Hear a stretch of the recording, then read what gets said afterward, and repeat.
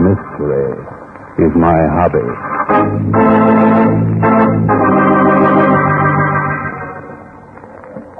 Ladies and gentlemen, Barton Drake speaking.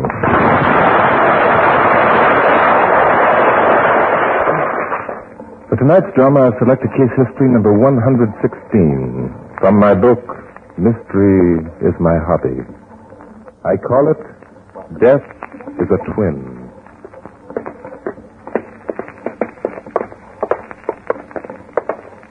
This is the place, Riley. You wait out here. I'm going in. Okay, Chief. I'd better try again. Come in. Come in. The door's unlocked. I'll call you if I need you, Riley. In here, in the living room. Be right there. You're the police? I phoned for the police. Inspector Noah Danton. You're Susan Waterstone? Yes. Yes, Okay. Inspector. Okay, Miss Susan. What's this all about? It's my sister, Claire. Something's happened to her. I know it. Oh? What? She went into the library about 10 o'clock this morning with George Gale, our attorney. Told me if I needed anything to call out. I'm a cripple, you see. Yes, I see the wheelchair. A spine injury. I'm unable to walk a step. Claire does everything for me. If anything's happened to her, what would become of her? No. Just calm yourself. Maybe nothing's happened to her. But it has. I've been calling for her for the past half hour. She won't answer. Why didn't you wheel yourself into the library and see what was the matter? But I did wheel myself to the door. The door is locked. From the inside? I'm afraid so. I can't see through the keyhole. Well, guess I better take a look. Oh, wheel me along, will you please? I want to see this. Yeah, sure. Which one?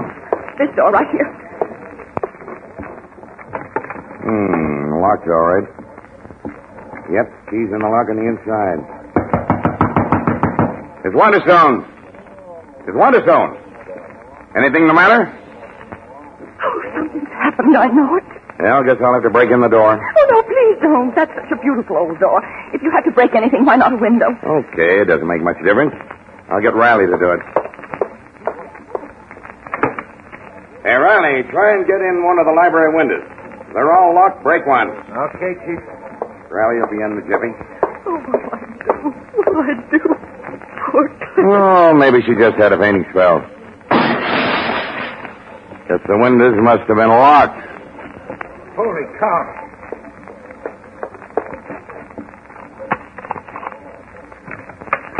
Chief, boss. She's dead. Claire dead. Oh, no. No!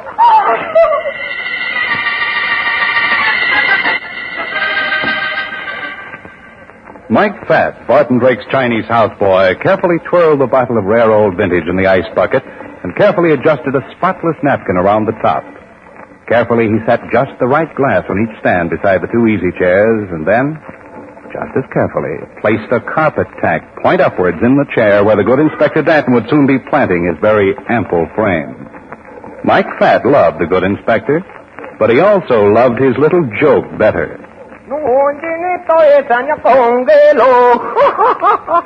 Mike, you up for something? Oh, no. Just putting out very cooling refreshment. Well, all right, but you sound rather suspicious. Hope you have dinner ready. Inspector's always hungry, you know. Oh, yes, Mr. Drake. Dinner ready? Good. Yeah. Oh, Inspector here now, I think. I go. I'll be out in a minute. Well, evening, Mike. Thousand welcome, Mr. Inspector, to the abode of Mr. Drake, also of humble Mike Fat. Please to enter. Yeah, thanks. Where's Bart? Dinner ready? Mr. Drake enjoying pleasure of admiring new hand-painted necktie in the mirror. Uh-huh. Please sit down. Yeah, sure. Oh, no. This the chair, please. Huh? What's the matter with this one? Oh, that Mr. Drake's chair, please. Oh, think I'll stand for a while. I'm tired of sitting. Oh, no. Better sit. Old Chinese proverbs say, quote, man who sits in friend's house is friend of long standing, unquote. All right, Oh, something the matter? Inspector, was that you yelling? I sat on something. Oh, yes, in one moment. Oh, only carpet tack. Mike, did Funny you... thing, carpet tack should be in carpet. Excuse me, please. I get the emergency blinding. That conniving, scheming, celestial heathen. I had to take him and... Now, Inspector, mustn't accuse without proper evidence, you know. Evidence? The carpet tack. I'll bet you Mike didn't leave a single clue. Well, Sit down, Inspector. I'll have Mike pour your drink. I'll take mine standing up, thank you. Have it your own way. Oh, here, lead flossy bandage. Yeah, well, you can take it right back where you got it. Pour the Inspector a drink, will you, Mike? Not on your life. I'll pour my own. All the Chinese proverbs say, he who drink from white bottle, get red nose. Well, you get them. Get out of here. Oh, yeah, all right. You can sit down safely now, Inspector, I'm sure. Well, okay. Pour yourself some wine. Okay. Pour mine, too. I'll trust you. Well, Inspector, have a hard day? No, nothing interesting. Few robberies, hit-and-run driver, wife beat up her husband, and a suicide. Oh, well, suicides are always interesting. Always some very tragic reason that makes a man take the matter of his life into his own hands. Nothing odd about this one. Just plain open and shut case. Yeah? Who was it? Gal by the name of Claire Waterstone. How did you do it? Poison. Glass of milk. Look, Bart, how about dinner? Fingerprint? Sure. Dead girls on the glass. Where did it happen? In the library. Sat there reading a book, drank her poison milk just as calm as you please, and dropped over dead. Reading a book, huh? Now, look, Bart. Don't start getting any ideas. This was suicide, plain and simple. Why, even all the doors and windows were locked on the inside. We had to bust a window in order to get in. And the only other person in the house was her crippled sister who couldn't walk 2 steps if the house was on fire. Now, come on, let's eat. Reading a book. What book was it, Inspector? If it's any satisfaction to you, it was one of yours. Huh? The first edition of Mystery is My Hobby. What do you know? Now, will you tell that Chinese boy to start serving the food? We'll have to wait, Inspector. Huh? If that girl was reading my book when she died, I feel duty-bound to look into this case. But it was suicide. I solved the case myself. Yeah, so it would seem. But anyway, get your hat and coat. We're calling on the remaining Miss Waterstone. Come along, Inspector. Oh, but I'm hungry.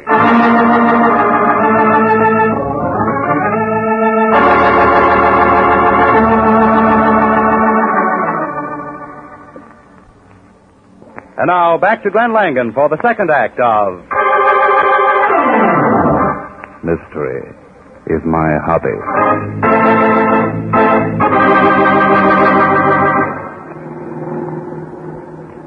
Waterstone. Now that name strikes a familiar note somewhere, Inspector. Sure, you remember old man Waterstone who made a killing during the First World War?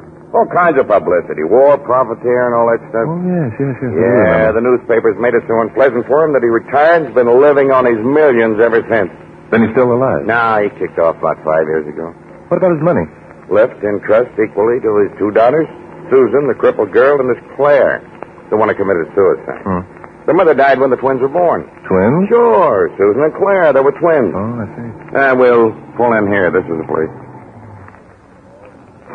It seems there's another visitor. Huh? That chap's just going in the door. You know who he is, Inspector? No, can't say I do. Well, we'll soon be finding out.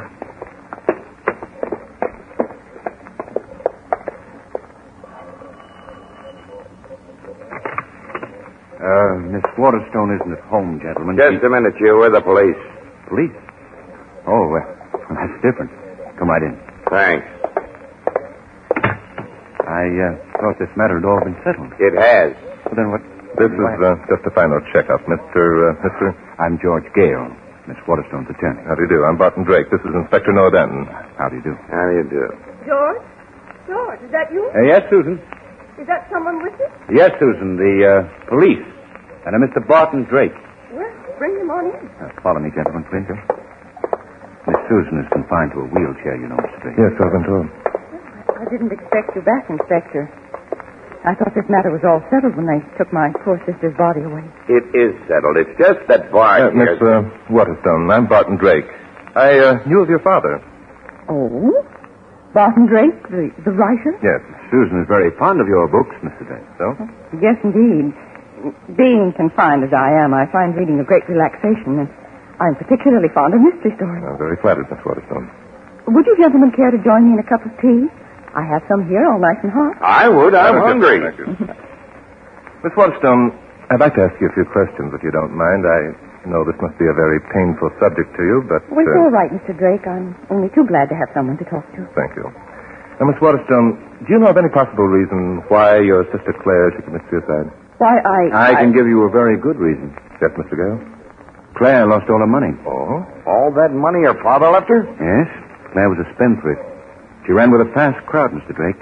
Why, I've seen her lose $10,000 over a gambling table in one night. But if you handled the trust fund, why did you let her? The terms of the will allowed me to make a cash settlement when she was 25. I advised her against it, of course, but... And she lost it all, eh? Yes, she did. She couldn't take it, I guess, so she took the easy way out. But you still have your share of the money, Miss Waterstone? Oh, yes. I'm able to live very well on the interest of my investments.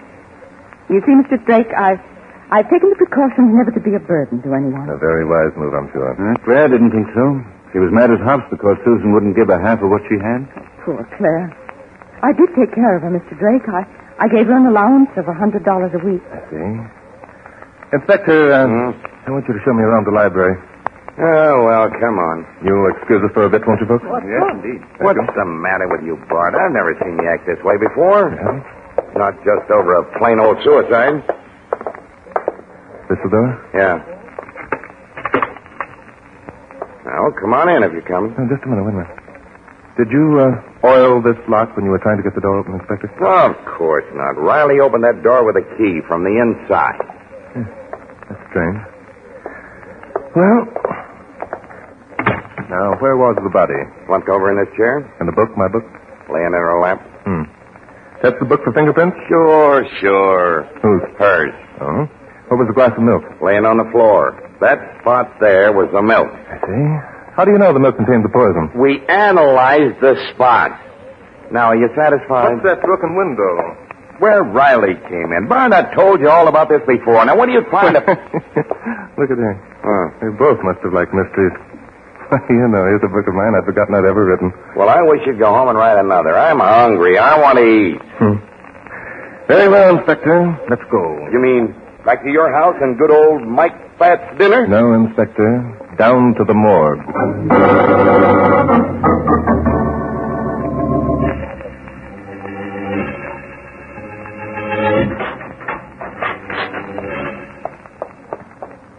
Good evening, Charlie. Oh, good evening, Mr. Drake. You come down to take a look at my customers. We came down to look at a stiff. Yes, of course. Come right in, gentlemen. How are you this evening, Inspector? I'm starving to death. Good. I had a cadaver that came in this morning with starved to death, rather thin. Now, what can I show you? I've got all types. Look, we aren't down here to pick out Miss Corpse of 1947. Oh, We'd like to look at Miss Claire Waterstone, Charlie. Claire Waterstone. Yes, if you please. Oh, yes. I'll see if she's in. Thank you. Yes, here she is. Someone to see you, my dear.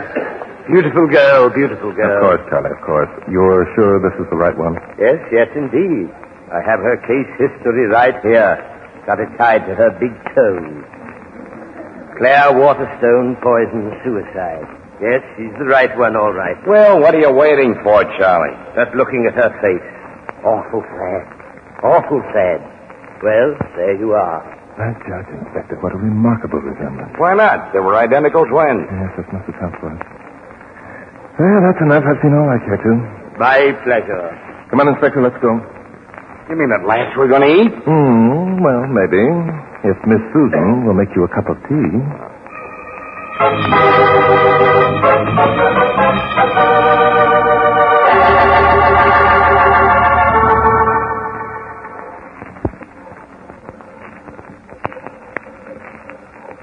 And now back to Glenn Langan for the third act of Mystery is My Hobby.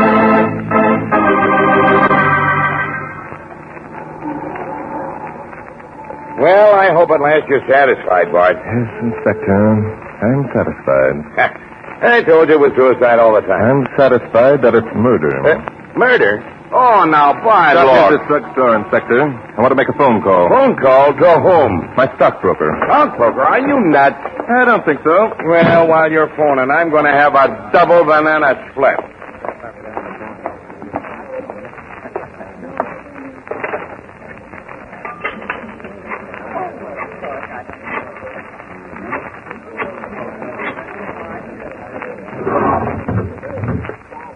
Hello, Al? Barton Drake. Listen, Al. You know a chap by the name of George Gale? Yes, that's the one, a lawyer. Yeah, down at the stock exchange, that's right. Yeah. Quite a heavy loser, huh?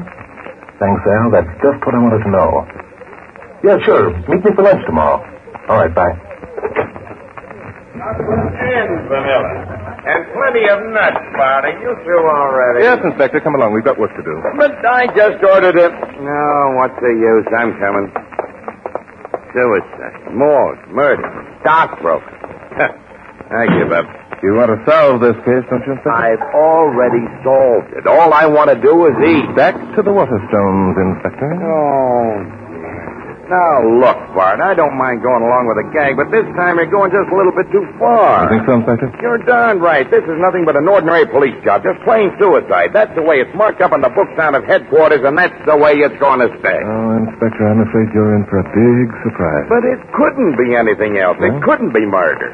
Look, be reasonable, will you? Why couldn't it be murder? Because nobody could walk into that library, give Miss Claire a glass of poisoned milk, and then walk out and leave all the windows and doors locked on the inside. That's why.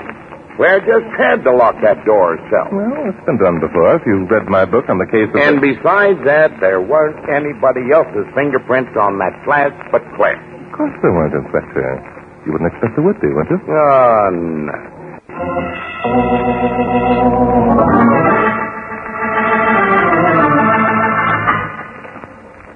And now, Miss Susan, just one more little thing, and then we'll go and leave you in peace. Of course, Mr. Drake. What is it? Susan, it seems to me they've been poking around quite enough. Oh, never mind, George. I'm sure Mr. Drake knows what he's doing. Thank you, Miss Susan. I'd like to look at your sister's room, if you don't mind. Oh, certainly. Right down the hall. The last door on the left. Thanks. Coming, Inspector? Yeah. If you don't mind, I won't go with you. My wheelchair. Of course. I think this is it. Yeah. And a dark and gloomy. Yeah, isn't it? Now, let's see. What are you looking for? Well, just things. Not much in here. She wasn't very fancy. No. A little bottle of perfume. Let's look in the closet. Not much of a wardrobe. Well, you got to remember, Claire lost all her money. Probably sold all her fur coats and stuff. Kind of heavy for dressing gowns and robes. And pretty nice slippers. Probably stuff she had left over from the good old days. Seen enough? Oh, yes, in here. While we're at it, we might as well take a look at Susan's room. Okay, anything to get you out of here so I can eat. Must have shared the bathroom. Yeah. Well, this girl Susan has the best room. She says she has. Very nice. Want to look in the closet, Bob? No, you look. What I'm trying to find will more likely be in a dresser drawer. Yeah, she's got plenty of clothes. Evening gowns, 4 dresses, 3 fur coats, and about 50 pair of shoes. Yes, so I suppose. She has all the money, remember? Isn't that what you said, Inspector? Yeah, I sure did. Inspector, here it is. Here, what is? The key to the whole crime. It's nothing but a knitting needle. Yes, that's right, Inspector. What do you suppose that string is doing tied to the end of it? Is that the way you knit? Is that... I don't know. I suppose she... What is it doing tied there? Just another fatal mistake our murderer made, Inspector. This knitting needle throws up the whole case. Now I'm able to tell you who our murderer is. And who was murdered. But we know who was committed suicide. It was Claire Waterstone. You're sure of it, are you, Inspector? Of course I'm sure. I'm as sure... Glad you had to figure it out, Mr. Drake. Hey, Bart, look. Susan Waterstone. She's wanted. Your mistake, Inspector. Not Susan, but Claire. Then where's Miss Susan? We just left We her... just left Miss Susan Waterstone with Charlie down at the morgue.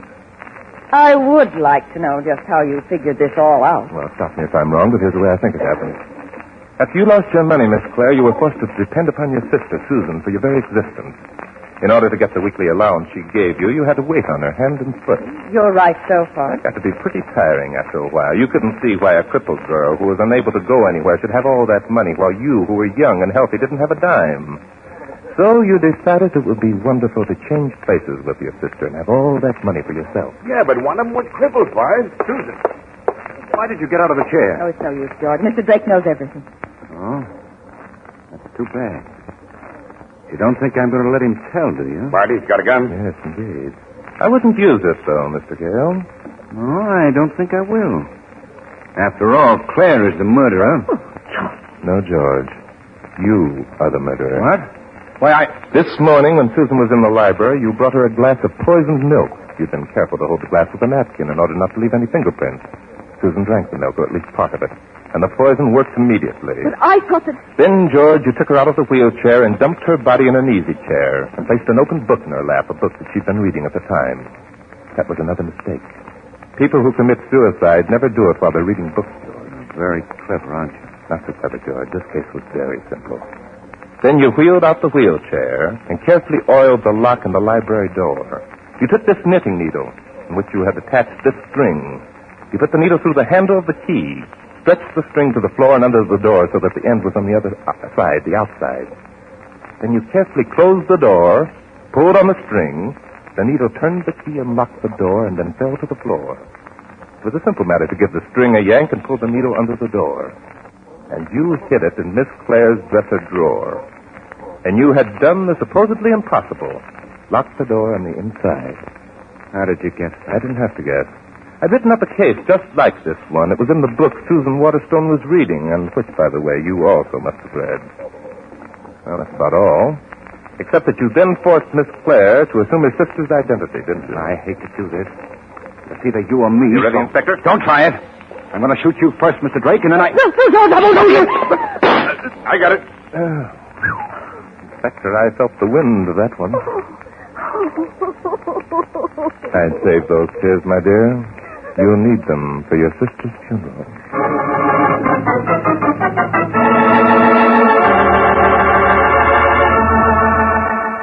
And now, back to Glenn Langan for the conclusion of...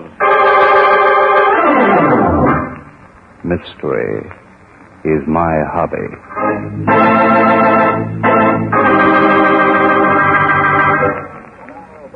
Oh, Mr. Inspector, you would like maybe some have a little wine? Okay, Mike. But no more tricks. Oh, no trick. No, sir. Dinner ready pretty soon, Mike? I'm starving. Yes, sir. Few minutes, sir. Good. You know, Bart, I can't get over the way that Claire grabbed that gun. I suppose that she was in with George Gale all the time. Yes, she was, Inspector. However, embezzlement and murder are two different things. Clara wouldn't go for murder. Yeah, but how about Susan's murder? Claire really thought that it was suicide, the same as you did. Yep. George sure had me fooled.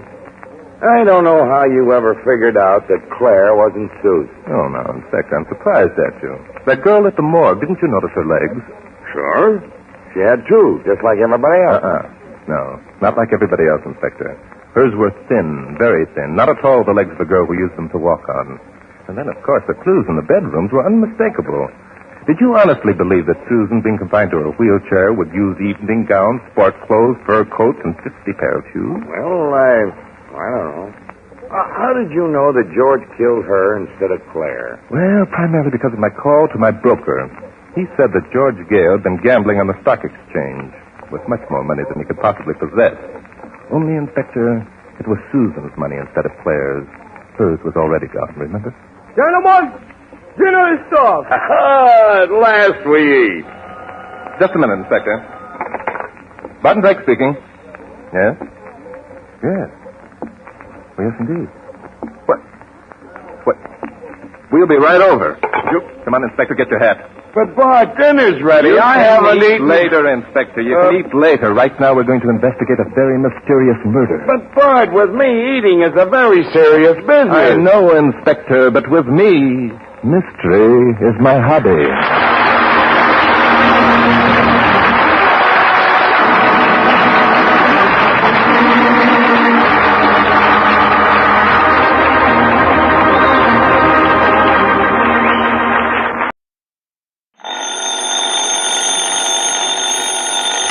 Johnny Dollar. George Reed, Johnny, at Floyd's of England. Well, hiya, George. What can I do for you? Well, Johnny, I'm afraid I've got myself into a rather embarrassing situation. Yeah, what have you done this time? One of the company's most important clients is a man named Orson Ogilvy Terwilliger. Retired. He's a collector.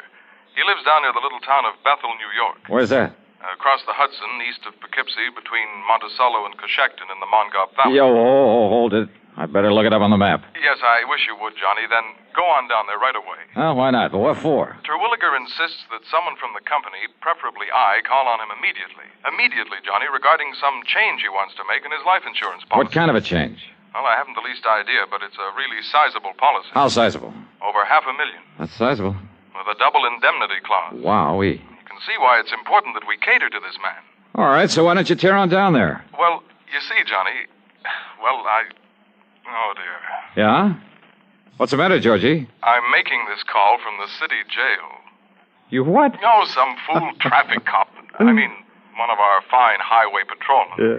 Well, I'm afraid in my anxiety to get down to see Mr. Terwilliger, well, I may have been speeding a little, and, well, I made the mistake of arguing with this officer quite vehemently, Johnny. No. And, well, my hearing isn't until tomorrow morning. Well, look, why don't you send somebody else from the office to see this man? And have my own employees find out what's happened? All right, then telephone him. And have him find out?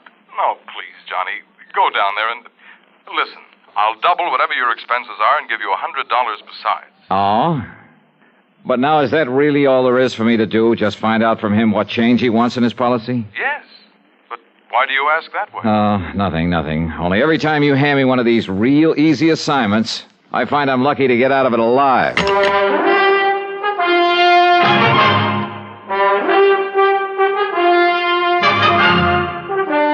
CBS Radio brings you Bob Bailey in the exciting adventures of the man with the action-packed expense account, America's fabulous freelance insurance investigator. Yours truly, Johnny Dollar.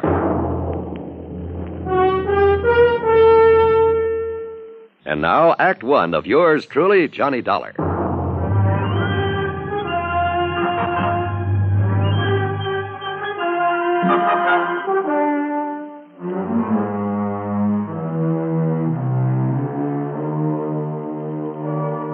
Expense account submitted by Special Investigator Johnny Dollar to Floyd's of England, North American Office, Hartford, Connecticut.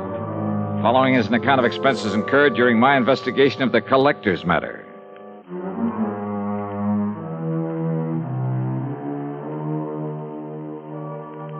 Expense account item 1, $9.85 for a cab to Bradley Field and a plane to New York. Item 2, $50 deposit on a rental car, and I drove north and west on 6 and 17 and finally Route 17B in my search for the little town of Bethel.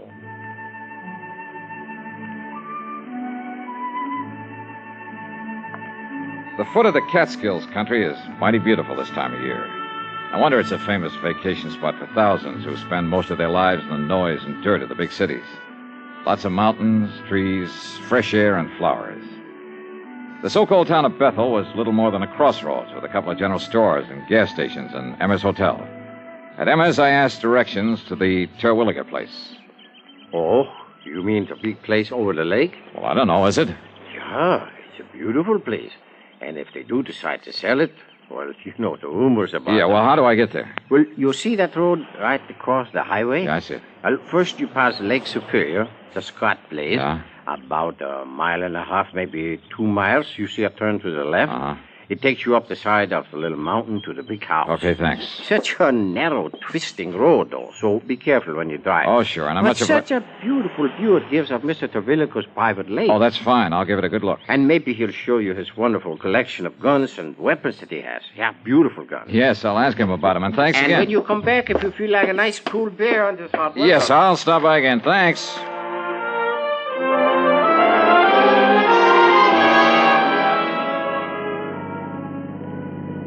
I passed the Lake Superior he'd mentioned.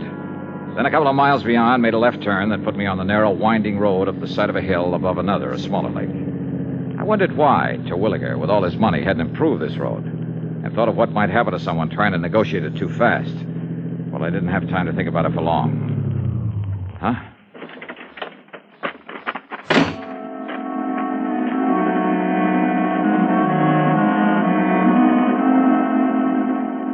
The other car must have been coming down the hill, but apparently had taken the narrow little turn much too quickly, then skidded and rolled over to land against a huge boulder that stuck out on the side of the hill just below the road. After a struggle with it, I managed to get one of the doors open to see if the man inside was still alive. He wasn't, though his body was still warm. I reached into his pocket, pulled out a billfold, looked at the driver's license in it. Yeah. Orson O. Terwilliger. In the history of America, the inventor has had a place of importance equal to that of statesmen and other national leaders. Indeed, our inventors, many of them mechanics, craftsmen, or even thoughtful tinkerers, have strongly influenced our destiny. They have contributed greatly to our amazing development from a barren outpost of civilization to the foremost industrial nation in the world. Incidentally, when we think of great inventions, it's natural to think of involved mechanisms like the McCormick Reaper, the sewing machine, or the phonograph. However, some inventions are so simple, one wonders why they weren't thought of centuries before. An invention in this category is, of all things, the universal, all-important safety pin. This was the invention of Walter Hunt, who lived in New York in the first half of the past century. Between 1832 and 1859, he created and patented more original and worthwhile inventions than any man in the country. A revolver, a repeating rifle, and a bullet with a metal cartridge containing its own explosive charge.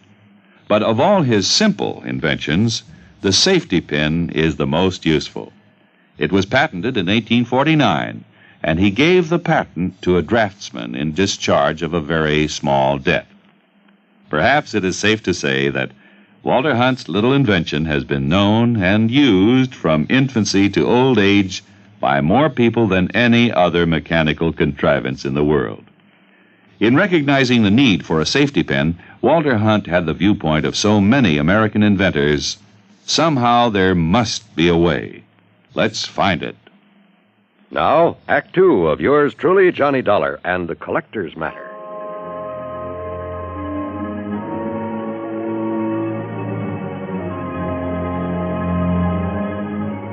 Yeah. The man lying there in the car that had skidded off the road was the man I'd come to see. Orson O. Terwilliger. And he was very dead. Not knowing what sort of police or medical facilities the town of Bethel had to offer, I decided to poke around a bit. But before I could lift the body out of this car, another one came down the narrow road from the direction of the big house on top of the hill.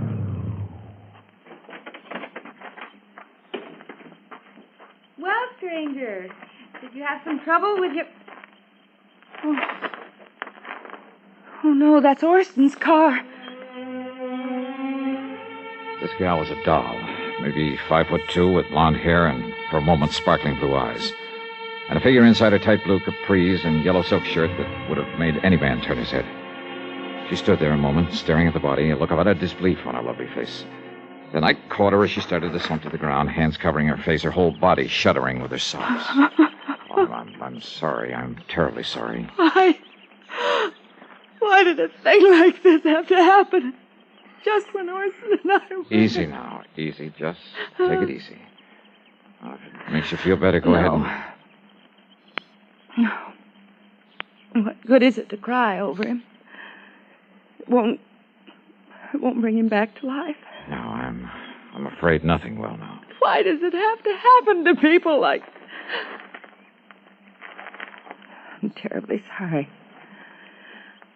I didn't mean to throw myself into your arms. That's perfectly all right. The shock of suddenly... I'm Blanche Terwilliger, his wife. Who are you? My name is Johnny Dollar. Johnny Dollar? The insurance investigator? Yes, that's right, Mrs. Terwilliger. Your husband had asked that someone for the office. Sounds like a terrible thing to say, Johnny. Yeah? But I'm glad it was you who found him there. Oh? After all the awful things that people... Only they aren't true at all. They never were.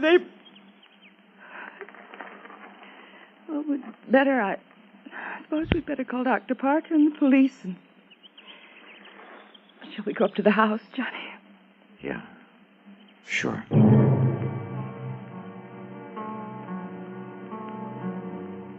At the house, I made the call to Dr. Parker.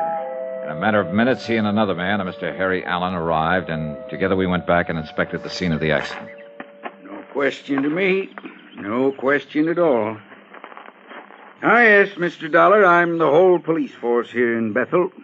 Somebody's got to do it. I see, Mr. Allen. Chief. Don't you agree, Doctor? Plain as day, isn't it? Yeah, Chief. Mr. Dollar, it's just an unfortunate accident.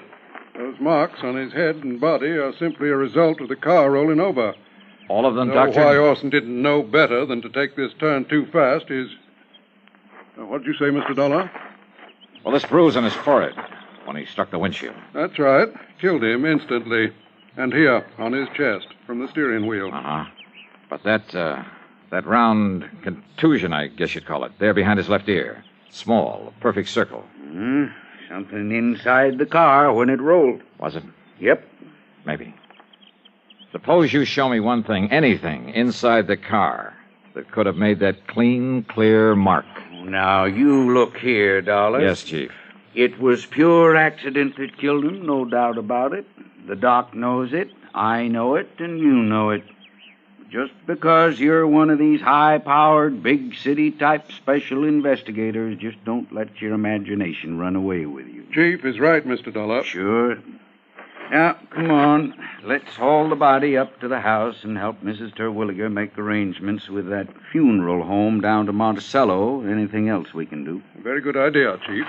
And, say, Dollar, you're a healthy young buck with a sharp eye. Now, what's that supposed to mean? Well, now you tell me the truth.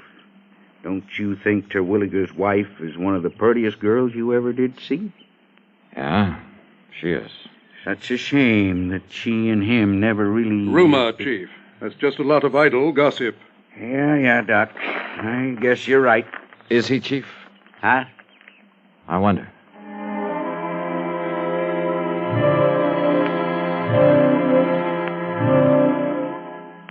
Up at the big home on the hill, Mrs. Terwilliger, only I called her Blanche now, at her insistence, she called to make arrangements for her husband's funeral. Considering her obvious shock over the whole affair, she was doing very well. She'd also called one of the local garages to remove the wreck of the car. It would be so horrible to have to see it there day after day. That car, the thing that killed him. Yes, I know what you mean. You're very understanding, Johnny, and I like you for it. Yeah, well, Yeah, I guess there's nothing further that we can do now. I've made out the death certificate and, Blanche, my dear. Yes, Doctor. You sure you wouldn't like to come down the hill, stay with Mrs. Parker and me until this is all over? Oh, no, Doctor, but thank you very much. You've all been wonderful to me, and I appreciate it. That means you too, Chief Allen. Oh, now, it's a real pleasure, Miss Blanche. Well... Yeah, I suppose we... Oh, but Johnny... Yes?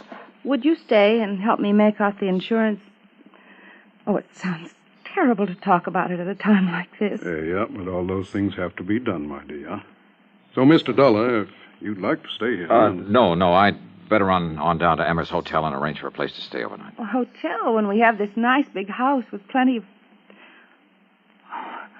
I'm sorry. I forgot that I'm alone now. You really shouldn't be, my dear. Johnny, maybe you'd come back to tell me what I must do about the insurance. And maybe have dinner with me? Well, that would be a good idea. Yeah, maybe it is.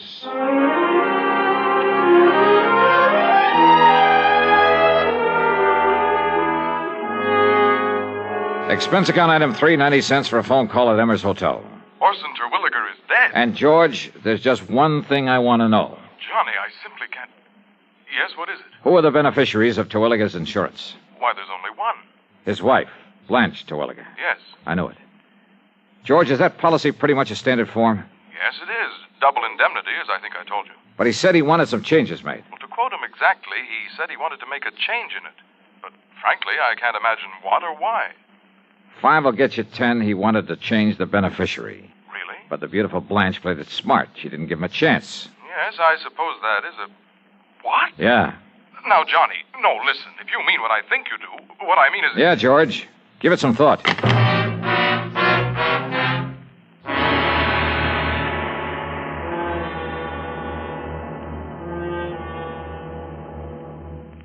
Who administers the oath of office to the President of the United States? And for that matter, what is the oath of office? You may not know the answer to the first question. You should know the answer to the second.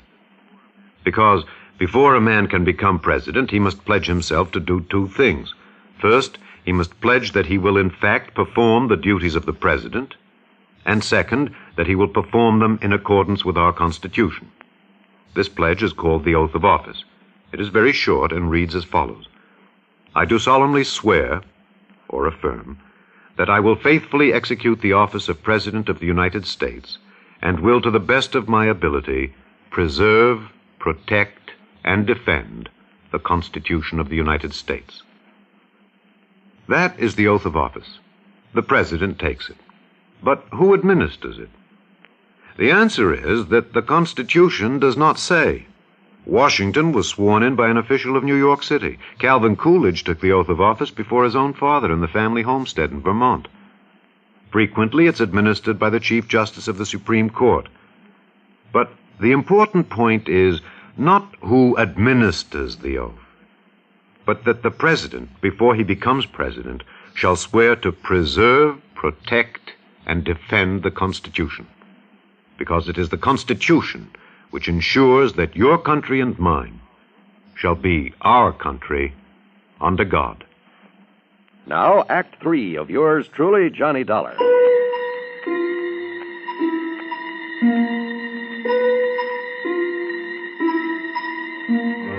Dr. Parker and Chief Allen were convinced that Terwilliger's death was accidental.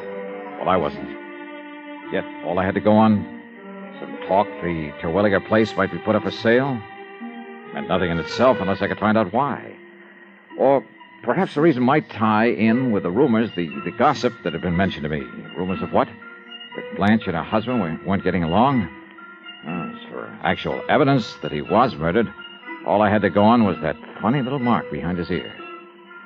I borrowed a flashlight there at the hotel and drove back to the scene of the so-called accident. I went over the ground with a fine-tooth comb. Nothing. Then I went up to the place where the car must have started its skid.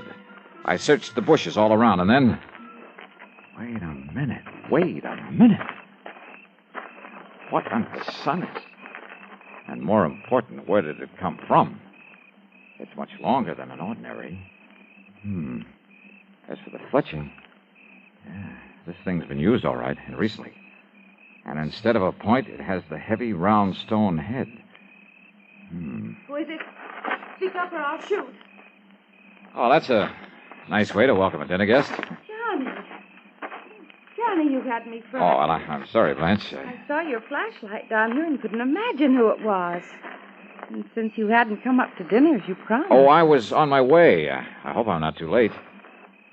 Hey, do you always wander around carrying a gun? Oh, I'm sorry.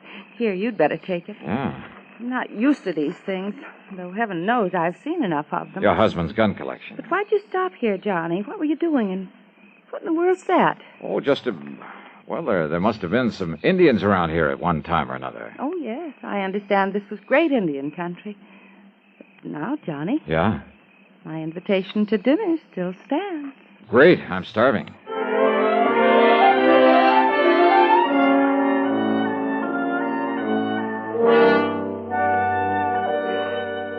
Oh, mighty fine dinner, Blanche. More coffee? I'm almost embarrassed, though. Now, why do you say that? But a chance to be close to someone is, well... More coffee? Oh, no, that's not another thing. Well, then, let's go in by the fire in the library and talk. Johnny. Yeah? It's a great comfort to have you here, and Thanks. You don't mind if I hold your hand? Kid stuff, huh? No, it isn't. Now, this collection of weapons you were going to show me. No, you have to look at it. Well, I'd kind of like to. All right. It's in the library, too. Okay. You know, Blanche, with your figure... What I meant was you must have been quite the athlete when you were in college. Now, what brought that on? Swimming? Tennis? That sort of thing? Sure, everything. Blanche Ransom, girl athlete. Pistol team? The way you handled this gun a while ago. Only a person who knows guns has the proper respect for them. Well, I still don't like them. Then all things considered, it's better that I keep this one. What? All things considered? Your husband had to drive very slowly around that curve, didn't he? Yes, but I guess he didn't for once, or he wouldn't have... Slowly enough so that somebody couldn't have missed him with a pea shooter. much less a deadly weapon. Johnny, what in the world is... Archery was your best event, wasn't it? Archery? Yeah. I'm afraid that's why I took your hand. Johnny. Calluses like that come from only one thing, using a heavy bow, a hunting bow. This one here on the wall? Now, Johnny, listen, honestly. Honey, why did you do it? Why did you do it, Blanche? I don't know what With this bow and with the arrow I found out there, Johnny. with its flat, round, heavy stone head, just before he reached that curve in the road. Well? All right, Johnny. But listen, if you knew how long If you knew what I had to... Listen, please. Murder for a chance on a lousy $1,000,000. I guess I lost, didn't I? Oh, yeah. You lost.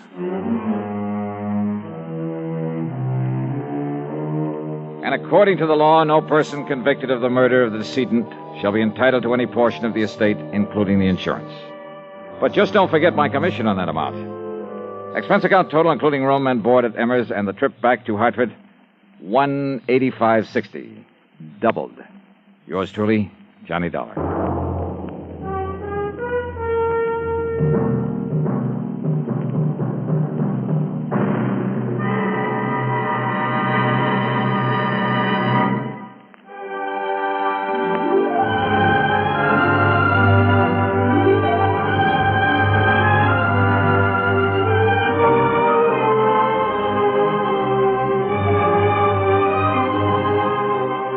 Yours truly, Johnny Dollar, starring Bob Bailey, originates in Hollywood and is written, produced, and directed by Jack Johnstone.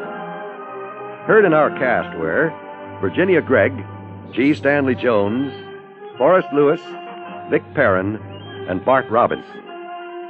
Be sure to join us next week, same time and station, for another exciting story of yours truly, Johnny Dollar.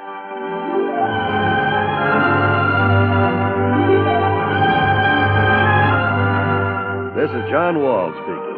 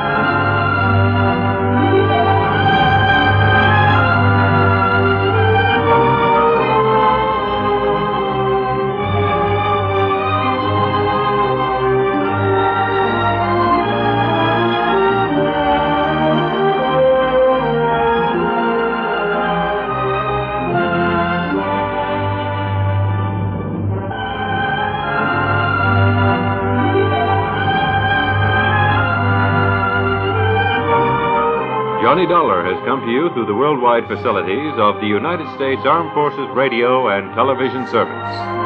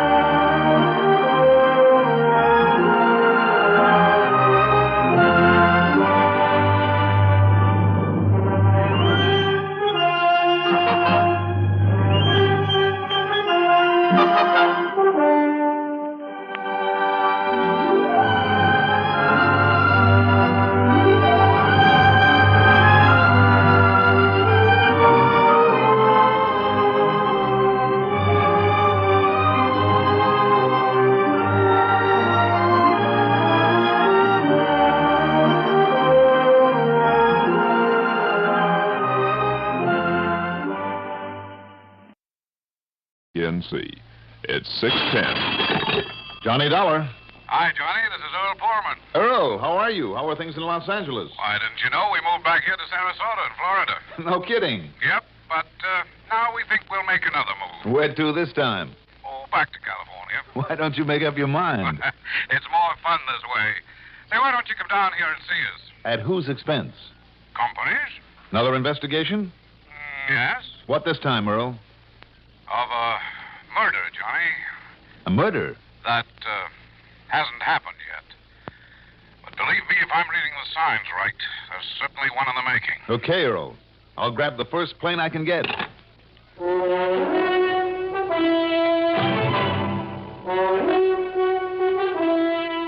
The CBS Radio Network brings you Mandel Cramer in the exciting adventures of the man with the action-packed expense account. America's fabulous freelance insurance investigator, yours truly, Johnny Dollar.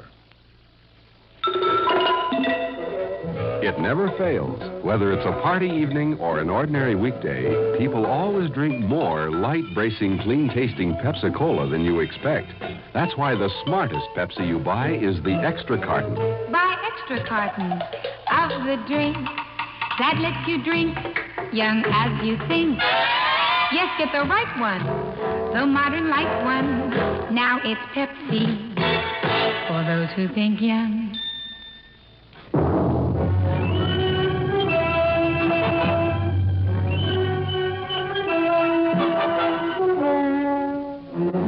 Expense account submitted by Special Investigator Johnny Dollar to Tri-State Life and Casualty Insurance Company office in Sarasota, Florida.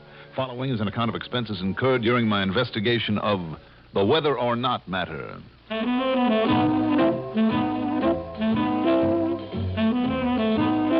Expense account item 1, $6 for a taxi out to the airport. Item 2, $97.96 plane fare. And modern jet transportation being what it is, I got to Sarasota just before noon.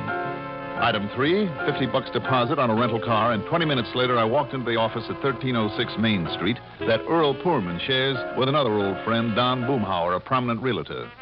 5 minutes after the usual howdy-doos, Earl and I were tearing into a plateful of shrimps cooked in beer at the famous Plaza restaurant. Those are delicious. Think you can manage another order of them, Johnny? Not a chance, Earl, but they are great. Specialty of the house, you know. Oh, they deserve to be. Well, while you're making a pig of yourself, let me tell you why I called you. Oh, go ahead. Our client's name is T. Rockway Mayfield, a wild old character who made his pile up in New England. Mm-hmm. He retired and moved down here last fall. He has a big home in St. Armand's Key. What's he do to keep busy? Fish? Golf? No, he spends most of his time with a jug beside him, sunning himself or feeding the seagulls and then shooting at them with an air pistol. Isn't that illegal? Well, it would be if he ever hit one of them, but he never does.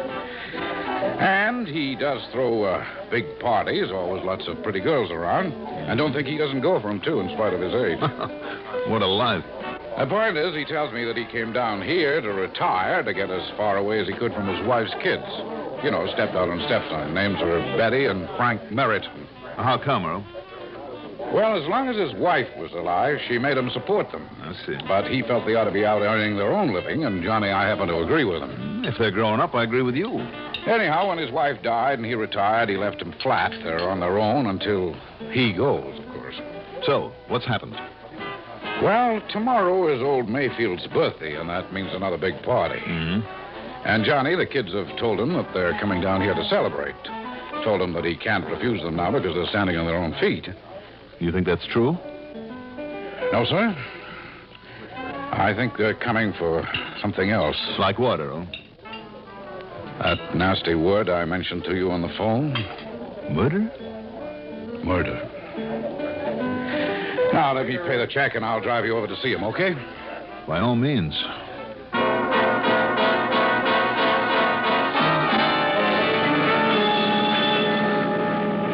Tell me, Earl, have Betty and Frank arrived here in Sarasota yet? I don't think so. I hope not. But you can understand why I was so anxious for you to get on down here. Well, Earl, if something should happen to him while they're here, wouldn't it be just a little too obvious? Would it? Those kids are no fools, not by a long shot. Well, even so. And with the drunken mobs that he has at his parties, where somebody could be knocked on the head and tossed into the swimming pool and nobody'd pay any attention till it was too late, no, okay. I could be all wrong. I think you must be. But is there any reason why you shouldn't stick around long enough to keep an eye on them while the kids are here? Well... On expense account. I suppose not. Yeah. And then maybe after they've left, I'll break down and take you out fishing. Now, there is a sensible inducement. Oh, no, look. There's this place just ahead now. That? Mm-hmm. The big one. Oh, brother. And you don't think money that can afford a place like that would be worth killing for? Oh, Earl. Mm-hmm. Maybe you have a point there.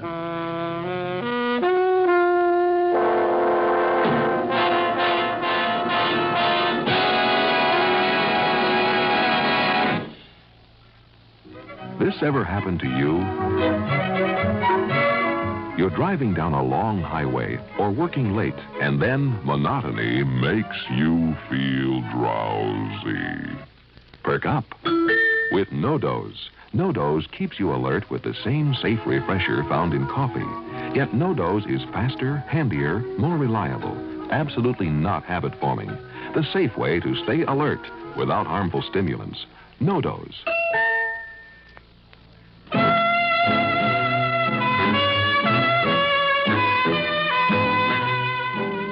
Old Mayfield's home there on the Gulf of Mexico side of fashionable St. Armand's Key was quite a place. To ensure privacy, all three of the landward sides were protected by a high wall. The big house of concrete, stucco, aluminum, and glass was surrounded by a broad patio full of plants, tables, chairs, and lounges, and, more important, with a large, fully equipped bar complete with bartender even at this time of day. Beyond the patio, a swimming pool, and then a clean, white stretch of beach. It was obvious Mayfield did plenty of entertaining. As for the man himself... Dollar, did you say? Dollar? That's right, Johnny Dollar. A man with lots of sense, then, eh, poor man? What? What do you mean, what? What's the matter with you? It's a joke. 100 cents to the dollar, aren't there? Oh. So if he's a dollar, he's got lots of sense, hasn't he? Get it? Yeah, sure. Sure. Besides, I know all about you, Dollar. Oh? Been listening to you on the radio for years. So I'm glad to know you, Johnny. Thank you. Now, let's celebrate by having ourselves a little drink. Well, it's a little early in the day, Mr. Mayfield. I don't think Nonsense. It's never too early for a drink. Samantha, where are you? Yes, Mr. Mayfield, right here, sir. Bring a scotch and soda for Mr. Dollar. And Mr. Poorman will have a gin and tonic. Yes, Mr. Mayfield. And how about you? Another one of what you've been having? No. This time I believe I'll have, how does cognac and root beer with a dash of mint sound to you? That sounds terrible, Mr. Mayfield. Good. I'll have it. Yes, Mr. Mayfield. So that's that. By the way, poor man, you're bringing Johnny to my party tomorrow night, aren't you? Well, now, I'll tell you, Good. And Johnny, my boy, you'll have the time of your life. There'll be more good-looking girls around here tomorrow night than you ever saw. I really know how to pick 'em, boy. Really know how to pick 'em. Wow, good for you. Yeah, but, oh, me. Do you know why they always come? The real reason? And why they always turn on their charm for me? Why, sir? Hate to admit it. Yeah, I really do. But all they want is to get their pretty little grasping fingers on my money, that's all. But they won't. Don't you worry about that. Nobody will, not until I'm dead and gone. Did poor man tell you about those lazy, shiftless, worthless stepchildren of mine? Well, he mentioned them. And you'll see them, too. They get in here tomorrow afternoon on the 4:30 plane. Oh, well, then perhaps I... that reminds me. I better arrange for Samantha or Charles or somebody to meet them. Why don't you let me pick them up for you? Oh, yes, Mr. Mayfield, that's a good idea. Eh? Well, of course. Fine. Pick them up at the airport, bring them here if you can't lose them, and then stay on for the party. All right. And now, Johnny, now let me show you my pride and joy. You see it there on the far side of the swimming pool? That sort of pool house with all the gadgets on the roof? Pool house? Yes, well, it's a bathhouse for the swimming pool, isn't it? Ridiculous, poor man. Utterly ridiculous. If that's all you think of it... Well, what is inside that little building, then? You'll see. You'll see. Now, come along.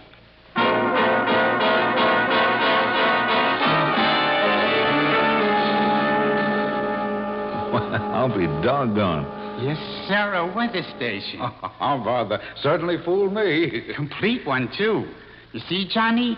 Rain gauges, electronic weather vanes, anemometers, barometers, barographs, charts with isobars, snow gauge. Snow gauge? Maps, everything. Everything a regular weather bureau would have. Everything. Even a correspondence school course in forecasting. Anything you want to know? Here's the answer. Well, it is interesting, to say the least. And why not, eh? How could I ever plan a party unless I know what the weather's going to be like, hey? Answer me that. About this party tomorrow night, Mr. Mayfield. Johnny, tell me something. Yeah? How good a shot are you with a pistol? What makes you ask that, Mr. Mayfield? Answer my question, boy. Oh, I'm fair to middling, I guess. But listen... Good. Then maybe you can hit some of them the way I never seem to be able to. Hit what, sir? You'll see.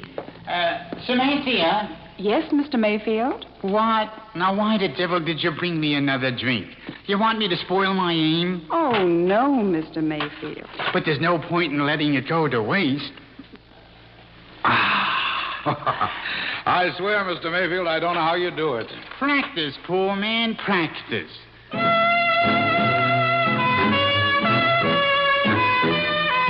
So, for the next hour, in spite of a very uneasy feeling I was beginning to have about this whole assignment, Mayfield and I tossed chunks of bread to the seagulls, then blasted away in a general direction with a couple of air pistols. Knowing the law about such things, I deliberately avoided making any hits. And old Mayfield, although he handled that little gun like a pro, didn't make any hits either. Then, just as abruptly as he dragged me into it... That's all, gentlemen. That is all. Have to get to work now in my weather lab and make out the latest report for myself. Can't be disturbed. So off you go. Oh, yeah, sure. Anything you say. Come on, Johnny. Right, Earl. I'll see you tomorrow night, poor man. And, Johnny, I'll see you when you bring my stepchildren, Betty and Frankie Meriton, here. And you ought to stay when they get here. I want you to get to know them. I want very much to. Now, go on with you. Go on. I got work to do.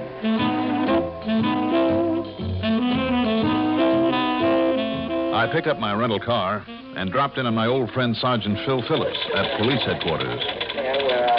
I know, Johnny, I know. It just doesn't seem to make sense. I mean, Earl Poorman's worry about the old coot. Lord knows he isn't worried. And yet, if what he says about those stepkids happens to be true... Have you ever met Frank or Betty Meriton? All I know about him is what he's told me. And if it's true, he really should have protection while they're here. But doggone it, he says no. If we so much as show ourselves, he'll not only throw us out, but stop the party and get everybody down on us. I'll tell you what you better do then, just in case. Yeah? If you were to sneak a prowl car up to the outside of the wall around this place, you'd have no trouble getting over the wall if need be. Good. In the meantime, you'd be looking after him inside. Right. Well, Johnny, he is just a crazy old coot, all at loose ends. Does a lot of crazy things. I know, Phil. I know what you mean. That's why I'm really concerned about this case. On the surface, it looks like a waste of time, my coming all the way down here just to attend a party. And yet... Yeah. Yeah.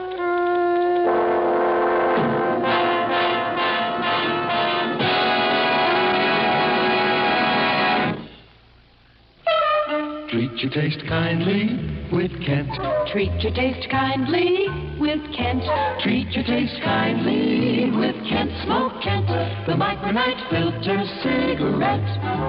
Yes, people who want to get away from harsh, rough-tasting cigarettes know that the one to switch to is Kent. And there's a very good reason why. Kent, with the Micronite filter, refines away harsh flavor, refines away rough taste for the mildest taste of all. Yes, that's your reward for smoking Kent, the cigarette that made the filter famous. So when you want to get away from harsh, rough-tasting cigarettes, remember, the finer the filter, the milder the taste. And you'll decide to treat your taste kindly with Kent. Treat your taste kindly with Kent. Smoke Kent, the Micronite filter cigarette.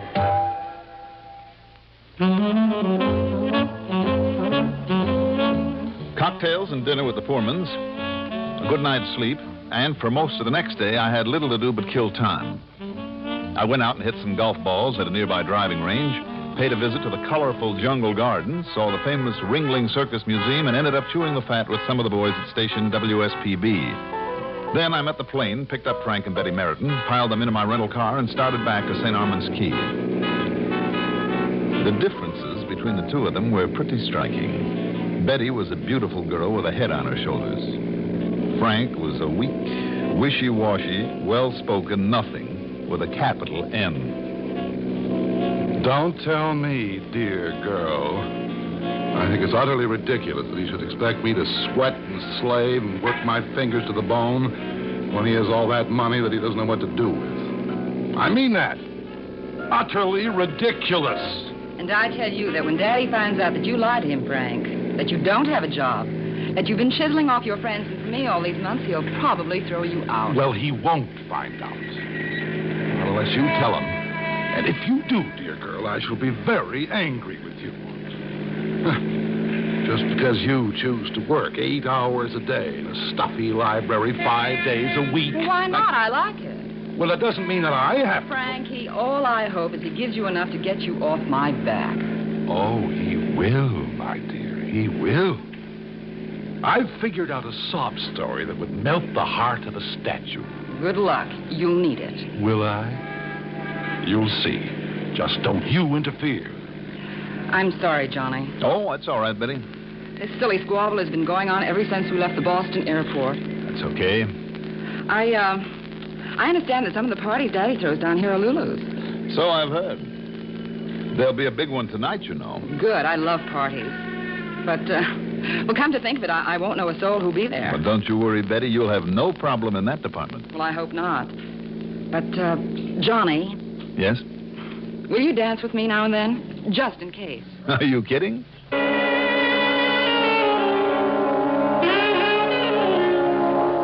Without giving them a chance to unpack their bags, Mayfield dragged them into a study and shut the door. So I took a swim, then dressed for dinner and the party. At dinner, incidentally, Mayfield and Betty yacked away at each other like a couple of happy kids. But not a solitary word passed between Mayfield and Frankie. Frankie sat there and pouted, hardly touching his food.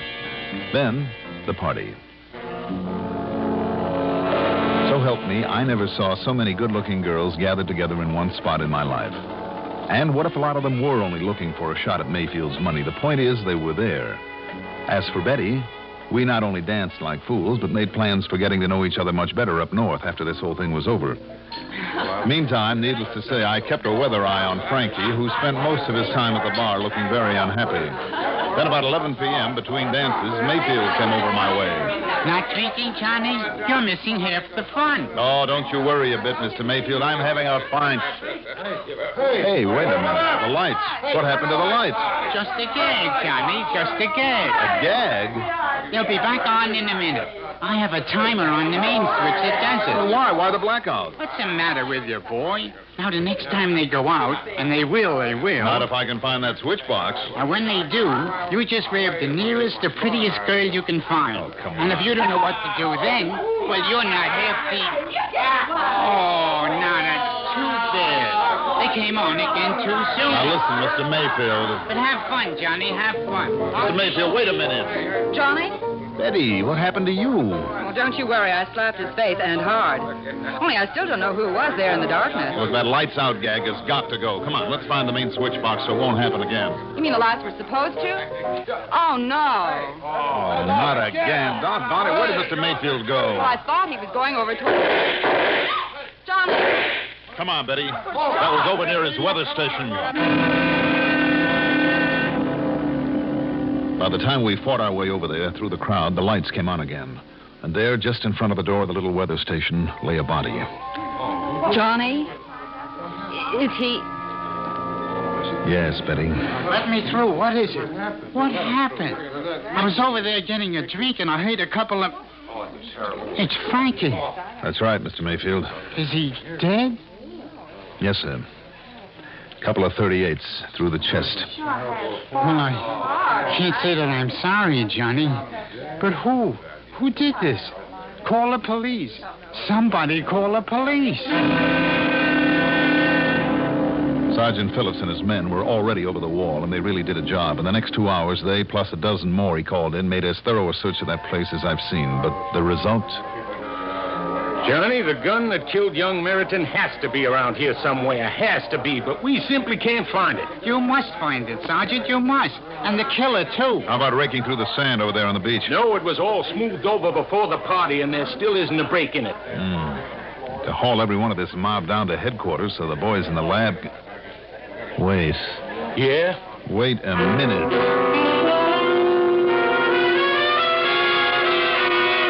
It hit me like a ton of bricks, and I kicked myself for not having wised up before. Well, if what Mayfield told me about them is true, Johnny. What Mayfield told him. Yeah, Johnny. If what he says about those stepkids is true. Mayfield, of course. And that crazy drink of his yesterday. But I'd watched Samantha mix it out of the corner of my eye. She hadn't really put a single drop of liquor in it. And tonight, the same thing, probably. So actually, Mayfield was just as sober as a judge. And the one important piece of evidence, the gun... Now go on with it. Go on. I've got work to do. Yes, in his weather station. And what had he said about that? Anything you want to know is the answer. The answer. It has everything a regular weather bureau would have. Everything. Everything? Like a weather balloon? A balloon big enough to carry a pistol far out over the Gulf, never to be seen again? Well, if so, if he pulled that trigger... All right, Mr. Mayfield. Let's go down to headquarters where the lab crew can make a paraffin test of your shooting hand. Well? No, it won't be necessary, Johnny. I did it. I killed him. I'll say this. That was a clever way to get rid of that gun. A weather balloon. Clever. Was it?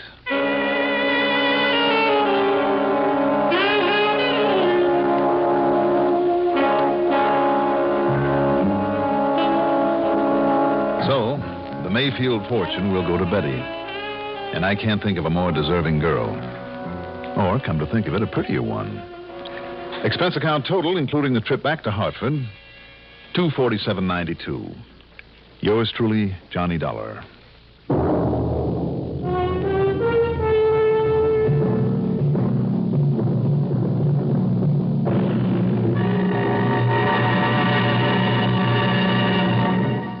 Now, here is our star to tell you about next week's story. Next week, a complex and unusual story with a twist that will surprise you, I think, as much as it surprised me. Tune in, won't you? Yours truly, Johnny Dollar.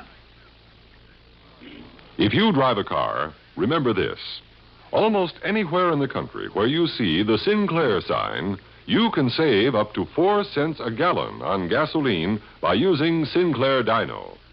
That's because in 3 out of 5 cars, regular-priced Sinclair Dyno matches the performance of expensive premium gasolines, costing up to 4 cents more a gallon.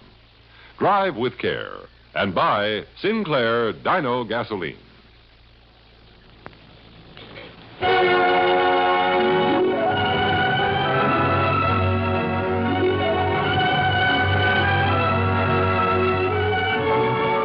Yours truly, Johnny Dollar, is written by Jack Johnstone, produced and directed by Fred Hendrickson, music supervision by Ethel Huber.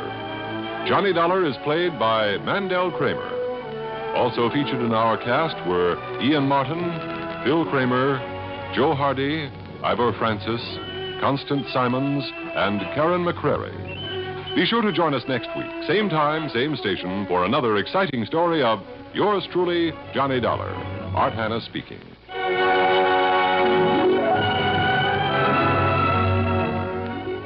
Worldwide Sports with Chris Schenkel is heard weeknights on the CBS. Dick, this panhandler syndicate must be headed up by someone far more intelligent than Big Louie Arkin. Obviously, Patsy. But who? I don't know yet. But whoever it is, he's made a mistake. What kind of mistake? Murder. Now I can track him down and find out who he is. Oh, but Nick, if he's as clever as you say he is, he won't be easy to find. Oh, I'm not going to find him.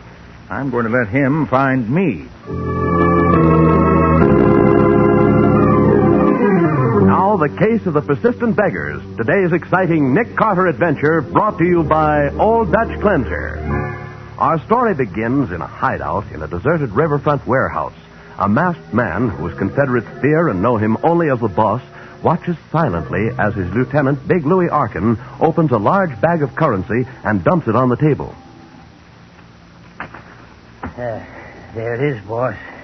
Today's haul. Did every one of our collectors pay off, Louie? Yeah. Every panhandler in the organization kicked in. $5 a man, like they've been doing every day.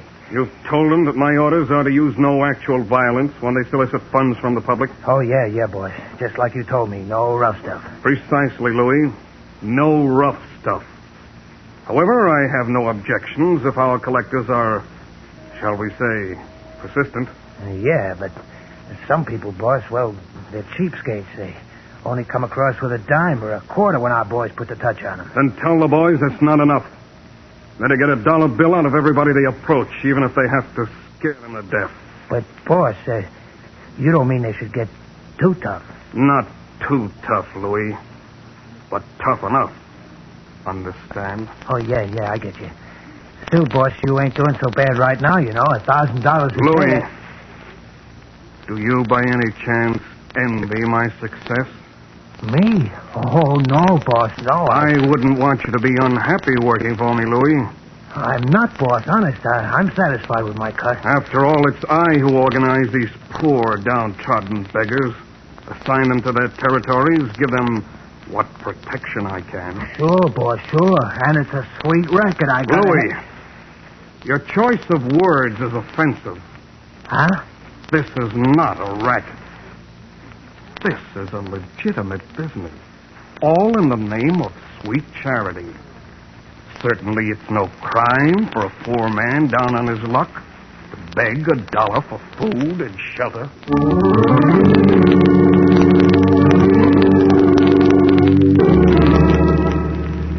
Lady, can you let a hungry man have a little something to get a bite to eat? Oh, well, here's a dime. A dime? Well, yes, Give me that dollar bill. I gotta have money. I'm desperate, see? Oh, well, here, take it. Hey, look, Jack, can you spare $1? My wife's sick, and I gotta buy her some medicine. Hey, what goes on here? You're the third panhandler who's approached me tonight. I'm not going to give away any more. Look, Jack, I'm a desperate guy. I need dough.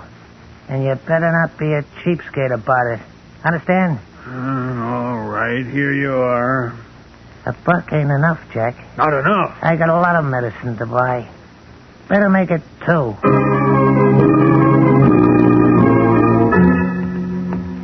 Lady. It's all right, lady. I ain't gonna hurt you. Well, it's so dark in this street, and I didn't see in that doorway. Look, lady, could you stake a hungry guy to $1? I'm down on my luck, see? I'm starving. No work. Oh, yes. Now, just a minute. I've got $1 here in my purse. I have you got a lot more than that in your pocketbook, lady. Look, I'm pretty hungry, lady. I could use all that dough. Oh, no, please. It's all the money I've got. Hand it over. Oh, no. I said hand it over. Oh, come on. Give it to me. Hey, call the cops, will you? I'll teach you. You wish you never met up with Foxy Sparrow when I get through with you.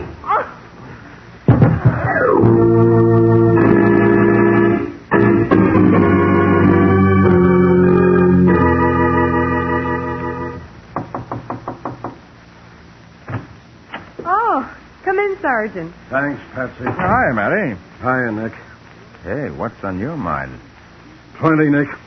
You know those panhandlers that have been mushrooming all over town lately? Yeah? I'll say we do. Well, you can't walk 2 blocks these days without one of them approaching you. Yeah. Well, the pressure's on down at headquarters. Newspapers are after us hot and heavy to clean up the city. So is the mayor. And every day of the week we get our ears beaten off by the Citizens Reform League. Oh, yes. That's headed up by John Prentice, the big real estate man. Yeah, Prentice. Sergeant, can't you pick up these beggars on a vagrancy charge? Sure we can. We do pinch a few of them, but we can't arrest them all. And if you could, Patsy, there isn't much you could do to him on a simple vagrancy charge. Yeah, that's just it, Nick. The judge can fine him or give him a jail sentence, but the jail sentence is only a couple of days. Soon as they're out, they go right back again begging on the street. Oh, but suppose they're fined. Big Louie Arkin is right there in night court to pay off the fine. What? Big Louie? Yeah. Well, that's very interesting, Matty. Why should a big operator like Big Louie take such an interest in down-and-out panhandlers? Oh, I wish I knew. Look, Nick, the commissioner asked me to stop in and see whether you would take a hand in this business, huh? I'll be glad to, Matty. This panhandler situation isn't just a nuisance, it seems. It's much more than that. What do you mean, Nick? I mean, everything points to it being an organized racket. An organized racket? Yes. First of all, there's Big Louie, always on hand to pay the fine for any beggar that gets arrested. Huh. Second, these beggars are sprung up all over the city, on every side street, like the plague. And third, they seem to use the same methods of terrorizing citizens. Hey, you got something there, Nick. If we could only get some kind of a break, maybe we... I'll get it, Nick. Nick Carter's office, Patsy Bowen speaking. Yes, he is. It's for you, Sergeant. Headquarters. Oh, thanks, Patsy. Sergeant Matheson speaking. Yes, O'Rourke. What? Where? What did she say? Okay, O'Rourke, I'll get right on it. What is it, Matty? It looks like the break I was just talking about. Oh, yeah? What? Yep. It's not just vagrancy anymore, Nick. This time it's cold-blooded murder. Murder? Yep. A woman was blackjacked and robbed by one of these panhandlers on a deserted street. She died on her way to the hospital. Oh. But before that, she was conscious for just a minute, and she talked. Yes? She identified her murderer as Foxy Farrell. Foxy Farrell? Right. Nick, wasn't he one of Big Louie Arkin's thugs in the old days? Yes. Wonder what he's doing panhandling. Well, I don't know, but I'm going to send out a pickup call for him right away. Oh, and while you're about it, Matty. Yeah? Pick up Big Louie. I'd like to ask him a few questions.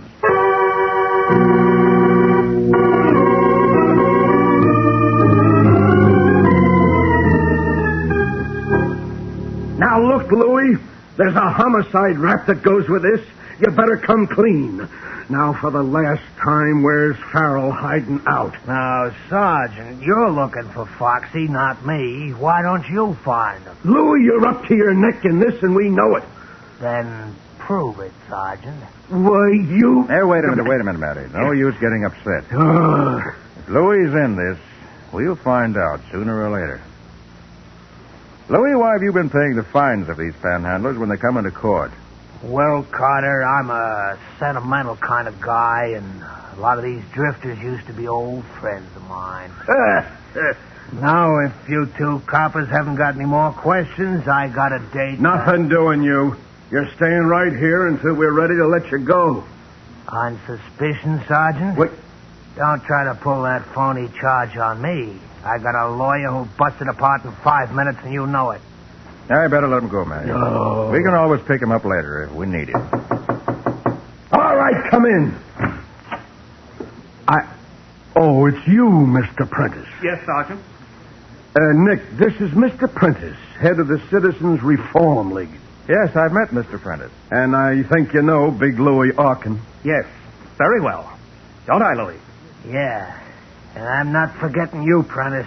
You sent me up the river for 2 years, and one of these days... One of these days, we're going to clean such scum as you out of this town. You reformers give me a pain. I remember this, Prentice. This town ain't big enough to hold you and me both. Huh. What's Big Louie doing here, Sergeant? We've been trying to nail him down on this panhandler killing. I see. Oh, and speaking of that, Sergeant, when are we going to get some action? It's getting so a decent citizen can't walk the streets anymore. And now it's come to murder. I'm sure we'll find the killer, Mr. Prentice. Well, I hope so, Mr. Carter. I'm glad to see that you've taken an interest in this case. And as for the police, Sergeant Matheson, we demand that every resource of the department be thrown into solving this case. Yeah, sure. We're doing everything we can. Well, see that you do. Our league has considerable influence at City Hall, and if necessary, we'll shake up the whole police department. Good day. Oh. Nick, he's out for blood, no mistake. Yeah. Look, Matty. What? There's only one thing to do. Yeah? Get on the inside of this panhandling setup. Try to find out who runs it. I'm convinced that Big Louie runs it. I'm not. Take a bigger brain than Louie's to organize and run a racket like this. Yeah, maybe. Have you got any idea how you're going to get on the inside? What do you think?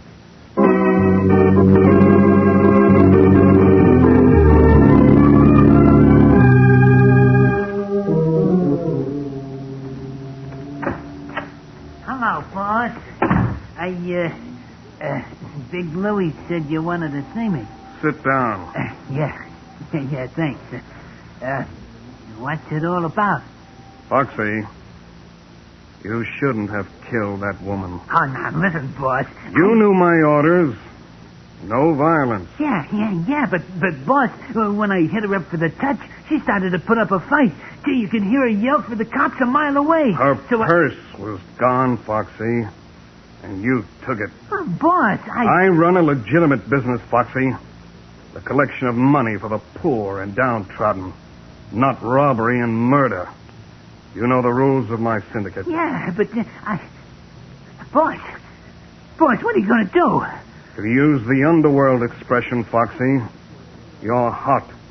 The police are after you, and worse than that, Nick Carter has been brought into the case. Yeah, but boss... Foxy, I have no use for bunglers in my syndicate. I'm going to have to dispense with your services. No, but boss, let me get out of town. I don't know who you are. You're always wearing that mask. Let me get out. It's a pity, Foxy. You let your greed overcome your good judgment.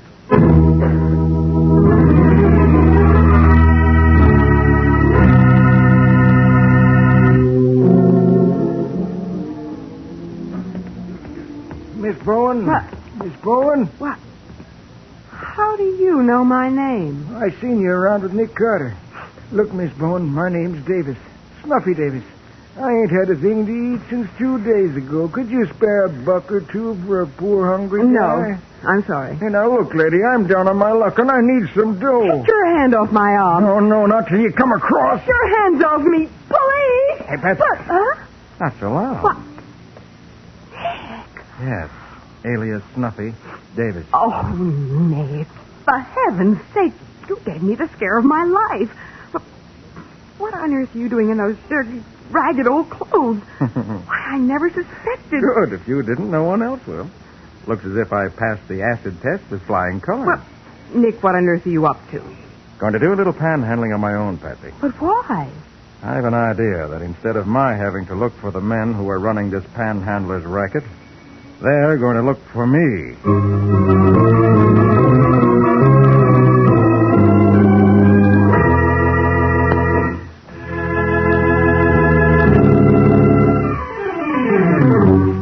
And now back to the case of the persistent beggars. Today's Nick Carter adventure brought to you by All Dutch Cleanser. It is afternoon now, and as we rejoin Nick, now Snuffy Davis, he is panhandling his way up the busy city street. Suddenly, he finds a hand on his shoulder. He turns around to see a tough-looking vagrant with hard blue eyes. You're mooching out of your territory, ain't you, Jack? What you talking about? It's a free country, ain't it? I can work any place I wanna. Not in this town, you can't. What's your name, Jack? Hey, look, you just work your side of the street and I'll work mine. Oh, wise guy, huh? Come on, spill it before I wipe up the sidewalk with you. Hey, What's your name? Okay, don't get sore. My name's Snuffy Davis. Snuffy Davis, huh?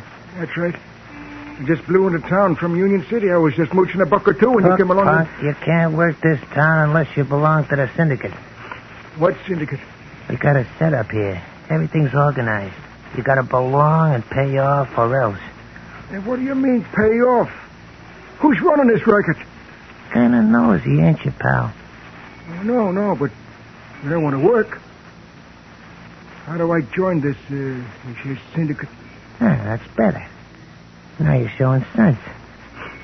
You know what a Boulevard Tavern is? Yeah. Go in there and ask to see Big Louie Arkin. Big Louie Arkin? Yeah. Just tell him Eddie sent you.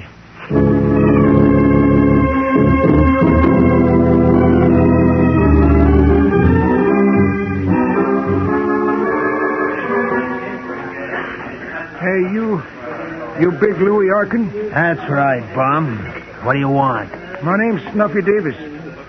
Eddie sent me. I see. What do you want? I want to work the street. But Eddie says I gotta belong to the syndicate. That's right. Cost you $5 a day, every day. $5 a day? Hey, that's a lot of dough. Look, Bum, you can take it or leave it. Ain't much choice, is there? All right. I'll take it. Okay. First, you'll have to talk to the boss. The boss? But I thought that you run this racket. You ask too many questions, Snuffy. Keep your trap shut and come with me.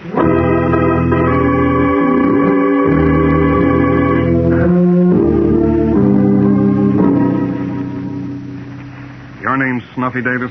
Yeah, sure. That's right. I thought you'd like to look 'em over first, boss. Quite right, Louis. Snuffy, you say you're from Union City. Yeah, sure, that's right. Where's the Lyceum Theater in Union City? The Lyceum Theater? Yes, where is it? Why, it's on Grand Avenue. And the public library? On State Street. Then you have been there. Oh, sure, I told you. Never mind.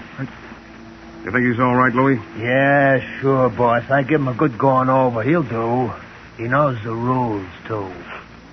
Snuffy, the important thing is no violence. I conduct a legitimate business, and I don't want any trouble with the police. You understand? Oh, yeah, sure. I get you. Louis here will collect my commission every night. And one more thing, Snuffy. Yeah? If you ever breathe a word about coming to this warehouse or about this syndicate, your life won't be worth a panhandler's dime. You understand? Oh, sure. I get you. I get you. All right, Louis, give him a territory and put him to work. Ben? Oh, Mr. Prentice. Yes, Miss Bowen. I just dropped by to see whether Mr. Carter has made any progress in breaking up this vicious gang of panhandlers. Well, he's working on it now, Mr. Prentice. And knowing Mr. Carter as I do... Well, Excuse me. Certainly. Nick Carter's office, Patsy Bowen speaking. Patsy, this is Nick. Oh. I'm calling from a drugstore phone booth at River and Fourth. River and Fourth. Yes, now listen closely, Patsy. Mm-hmm. I met the big shot who runs this whole panhandler syndicate a half hour ago at a deserted warehouse on the riverfront. At a deserted warehouse? Nick, who is he? I don't know yet. He wore a mask. A mask? Yes, covers his whole face. I met him through Big Louis Arkin, who turns out to be his right-hand man. Uh-huh, so there is someone higher than Big Louis. There is. Now listen closely, Patsy. Right. I picked up a clue to the boss's identity, and I need your help. Uh-huh. He parked his car in a dirt driveway next to the warehouse. I didn't see the car, but I went back later and checked the tire tracks. Oh, what was the tire pattern? There was nothing in the tire pattern. 4 new tires of a common make. But the width of the car, the distance between the right and left wheel tracks, gave me a tip-off. The width of the car? Yes. The boss, whoever he is, isn't driving an American car because the distance between his wheels isn't standard. In short, Patsy, he's driving some foreign car. Now listen closely. Yes, Nick. I measure the distance between the wheels. It's 5 feet, 2 inches. Check the Automobile Association and find out what foreign make car measures that wheel distance. You got it? All right. Check Automobile Association and find out what foreign car measures 5 feet, 2 inches in width between wheels. That's right, 5 feet, 2 inches. And when you find the make of the car, call the Bureau of Motor Vehicles and check who owns a car of that make. Uh-huh. Can't be very common. After you find out, call me back right here. All right, Nick. I'll get to the Bureau of Motor Vehicles right away. Oh, what's the number where you are? Virginia 90568. 90568. Right, now wait for your call. All right, Nick, I'll hurry. Bye. Mr. Prentice, I'm sorry I kept you waiting. That's quite all right. I'll be running along now. I have a great deal to do in a short time. Good day.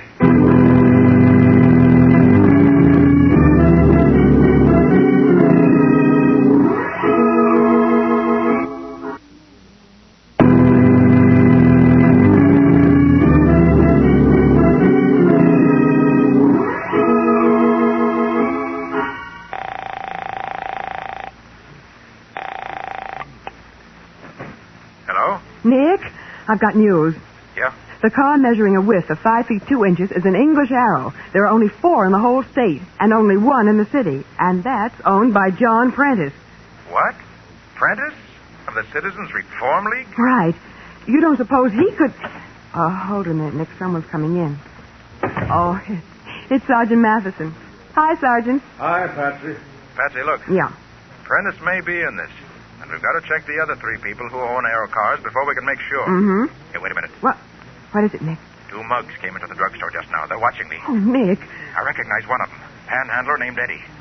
Yeah, they're after me, all right, Patsy. Nick, then Prentice is the boss. What? He was in the office when you called me and overheard our conversation. Right. And he went out and phoned his men to pick me up. Oh. Nick, what are the thugs doing now? They're moving this way toward the phone booth. And they've got guns. Oh. Quick, Patsy, put Manny on the phone.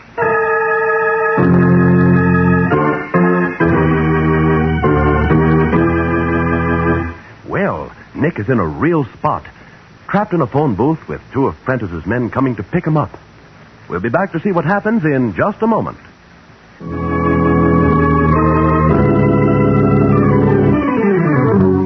And now for the conclusion of the case of the persistent beggars. Today's Nick Carter adventure brought to you by Old Dutch Cleanser.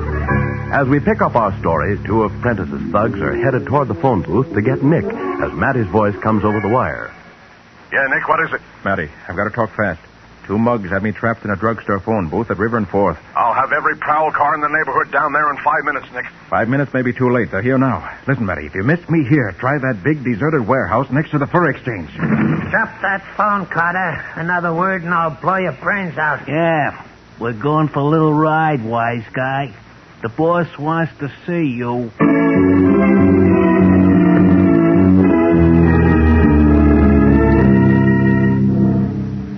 Well, Carter, it looks as though you've outsmarted yourself. On the contrary, Prentice, you've outsmarted yourself. Your racket is ended. My dear Carter, my work may be ended, but so is yours. Wait a minute, Carter. You say the boss here is Prentice? That's right, Louis. Prentice, head of the Citizens Reform League, the man who sent you up the river. Why, you double-crossing... Don't make a move, Louis. The same goes for you, Carter. As you see, I've got a gun. Take off that mask. Why not, Louis? There you are. So you are Prentice. That Citizens Reform stuff was just a blind. Exactly, Louis.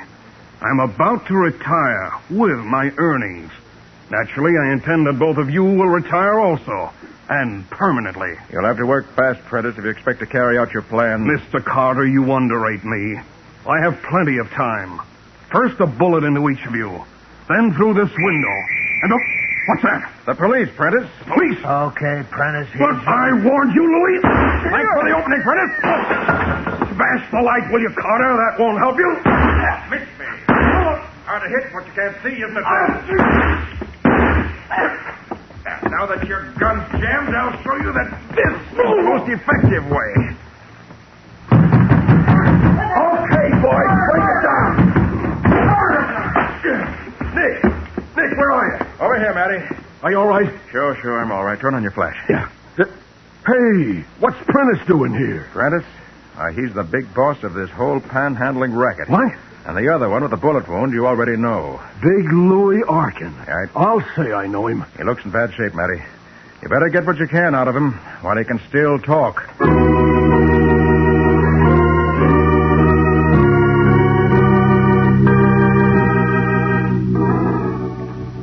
Nick, I just spoke to Sergeant Matheson over the phone. Oh, yeah? Big Louie gave him the whole story before he died. All about the killing of Foxy Farrell. Everything. You know, Patsy, it's funny how Prentice masqueraded as a respectable citizen for so long. Why, Big Louie, whom Prentice sent up the river, never knew who his boss in this racket was. Well, anyway, Nick, the sergeant tells me this panhandling racket is definitely finished. Oh. Speaking of panhandling, Patsy, I've got something on my conscience. On your conscience? Yes, $7.25. It's the money I mooched while I was Snuffy Davis, remember? Hey, what'll I do with it? Well, why not give it to your boys' club, Nick? Ah, Patsy, you would think of a nice thing like that. That way the money will really go to help those who need it. And that's what it was given to me for.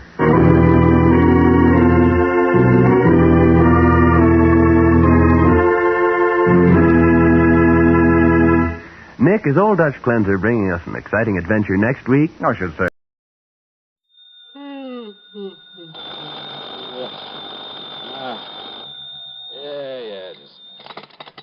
Johnny Dollar. We're all clear, Johnny, because I've assured them that you have more than adequate federal security clearance. After all, you were permitted to investigate that missing missile matter. No, wait a minute. So, in spite of the fact this sort of thing exactly covered by the insurance we've written for them, well, I wish you'd go over there right away. Oh, wait a minute, will you? Who are you? Oh, I'm sorry. This emergency and all. This is George Reed, Floyd's of England, here in Hartford. Now, Johnny, if you're Holy, George, don't tell me you're in your office at this ungodly hour. Johnny. It isn't even 9 a.m. yet. I know. I just got here a few minutes Well, ago. what's the big emergency? A phone call I just received from Dr. Paulus Rayburn. Do you know him, who he is? Rayburn? No. He's the head of Nuclear Processors Incorporated. Where's that? Out on Woodland, beyond the north end of town. You know, that large group of concrete buildings at the edge of Piney Woods? Nuclear processors, huh? Yes, that's right. Now, we handle all the insurance on the place and its equipment, though I understand there's no actual coverage in this specific instance. Nonetheless... What do you mean? Nonetheless, because they're a client, in view of our reputation for extraordinary service at all times, plus the sizable premiums we collect from them, well, I hardly think we should let this call... Yeah, well, what's bothering this Dr. Rayburn out there? Something very important has been stolen, he tells me. Like what? I don't know, he wouldn't say. But he did imply it's something vital to the outer space rocketry program. Okay, George. So, in view of the fact you have security clearance... Yeah, I said okay. And the fact it'll take some hours for an investigator to come up from Washington... Yes, George. Plus the fact he made it plain the time element is George. most important. And since you're right here within a few miles... George, stop yammering and hang up that phone so that I can... Okay, baby. Oh.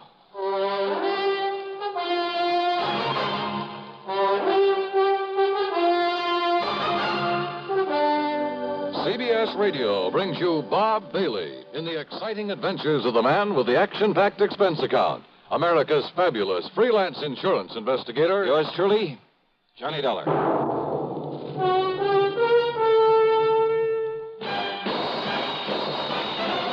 Are you smoking more now, but enjoying it less? Have a real cigarette, have a Camel. The best tobacco makes the very best smoke. Have a real cigarette, have a Camel. Are you looking for flavor and mildness? Have a real cigarette, have a Camel. The best tobacco makes the very best smoke. Have a real cigarette, a real cigarette, a real cigarette, have a Camel. Again, for the 11th straight year, Camel outsold every other cigarette, filter, king size, and regular. The best tobacco makes the best smoke. So if you're smoking more now but enjoying it less, change to Camels. Get more real satisfaction every time. Start to really enjoy smoking again. Have a real cigarette, a real cigarette, a real cigarette, have a Camel. And now, Act One of yours truly, Johnny Dollar.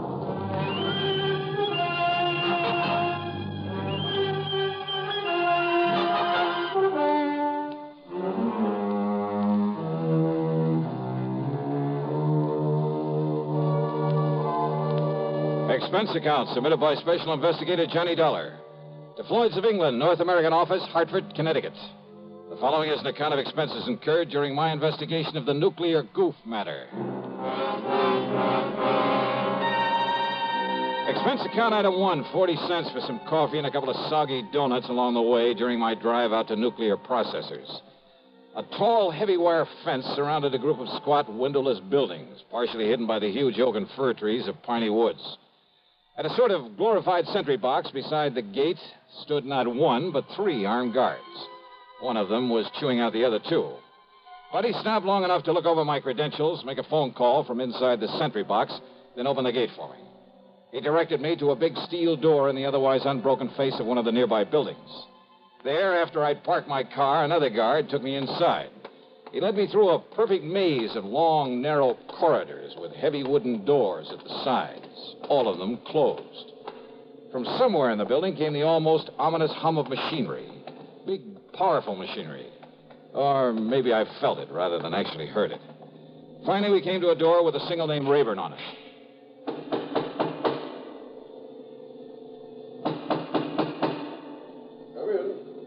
Come in, Mr. Dollar. Dr. Rayburn? Come in and sit down, Mr. Dollar. Thanks. Only how do you stand it in here, Doctor? I beg your pardon? Well, compared with this place, the city morgue is real cheerful. I'm afraid these buildings were put here not for decoration, but to carry on the very important scientific work we have undertaken. Yeah, something to do with rocketry, I understand. Partially. And does that mean space probes, lunar shots, atomic missiles, and so on? Yes, something of the sort. Now, the time is of the very essence, Mr. Dollar. I take it Mr. Reed of Floyd's of England was somewhat vague about why I asked for you? Oh, that's the understatement of the week. But he told me something's been stolen. Yes. A minutely small quantity of a highly radioactive substance that is vital to a new concept in cyclotrons. That is to say, atom smashing. Oh, something like radium or uranium or strontium or... Yes, something like one of those elements. The point is that outside of the protective paramagnetic field in which we keep it here, it can become dangerous. Terribly dangerous. Within a matter of hours. Oh, how dangerous? The tiny amount in the container that was stolen. That container, made of lead, is no larger than this book, by the way. Well, Dollar, although its chain reaction is limited, there's enough in that container to wipe out a small city.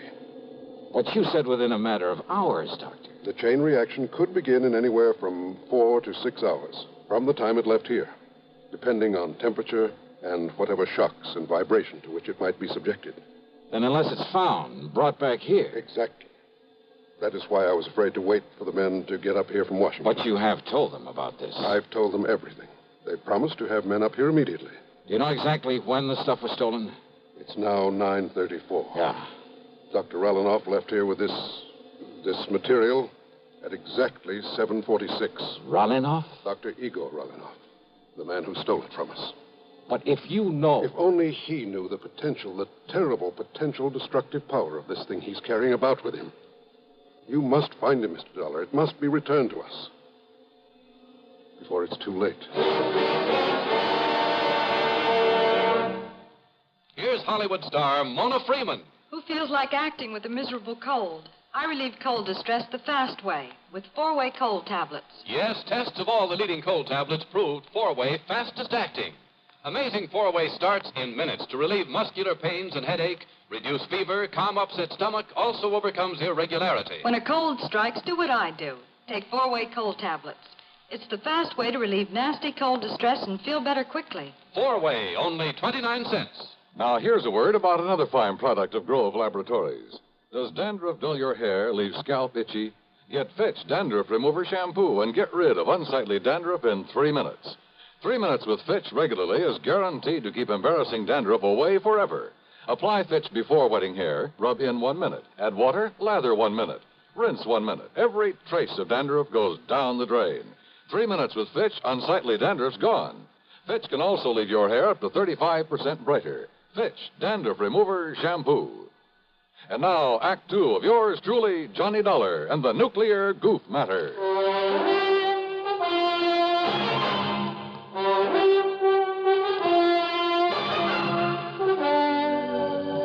Yes, Mr. Dollar. Dr. Igor Sergei Rallinoff, whom I myself called in to work with us on one of our important secret projects. But it was one that had nothing whatsoever to do with this dangerous radioactive material he has stolen from us. He does not realize the potential death and destruction he's carrying about with him. He doesn't know what it is? Then why did he steal it? Not knowing what it was, not knowing its destructive power, he nevertheless must have realized it would be of importance to, shall we say, to a foreign government. Rallinoff. You see, because of pressure from Washington on the project to which I had assigned him, well, I had employed him. I alone am responsible for bringing him here before obtaining a final security clearance on him. Oh, then I guess you're in real trouble. If you can find him, if you can return that leaden container with that deadly material in it... And you have no idea where he might have gone when he took off from here? We have only his address and a list of the names of some of his friends here in Hartford. Then let me have them. Yes, of course. I'll have my secretary get them for you right away. I don't know who your contacts in Washington are, but have you notified the FBI of this? Not yet. After all, Mr. Then do Dollar... it right away. Call the New York office. If nothing else, they'll at least be able to tell you if this Rallinoff is a spy. I'm afraid he can be nothing else. If only the guards had questioned his leaving so soon after he got here. If only you hadn't hired him in the first place without getting a proper clearance on him. But his recommendations were excellent. His references. I got no negative reports. Oh, let's face it, Doctor. You're in trouble, whether we find him or not. I know. To say nothing of what'll happen if heat or vibration or something triggers off that chain reaction you were talking about. Or even just the passage of time. I know. Give me those names and addresses. And more important, this, Mr. Dollar. Oh, what's this? A detector. A sort of adaptation of the Geiger counter, in very compact form. It reacts only to this material that was stolen. Then if I get near him and he has the stuff with him? It will make a clicking sound like a Geiger counter. This tiny needle will move and indicate the degree of radioactivity. All right, good. Provided, of course, this switch is on. I see. But be very gentle. Oh? It's extremely delicate, like a fine watch. So be very careful. Very gentle with it. Okay, Doctor, I'll take care of it. Now, give me that list of names and addresses.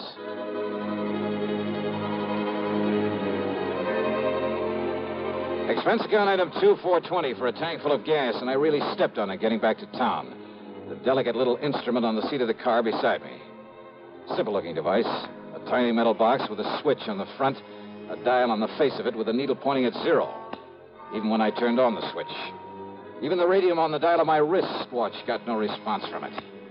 I decided to go first to Runlinoff's address, way the other side of town, south of Colt Park.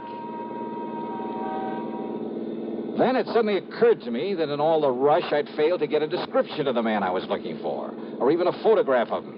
Oh, sure, with a name like Runlinoff and a scientist, it wouldn't be too hard to picture him mentally in a general sort of way. And if there was a landlord or landlady at the place he lived, even a neighbor, I could get all the description of him I'd need. Nonetheless, within a few blocks of the place, I decided to stop somewhere and telephone Dr. Rayburn. You know something? That decision got me nothing but trouble and delay. At the next corner was a drugstore. I knew there'd be a phone booth. I watched a bus pull away from the corner, then drove in to park, not seeing the young fellow who just stepped off the bus until it was too late. Good Lord, I've killed him.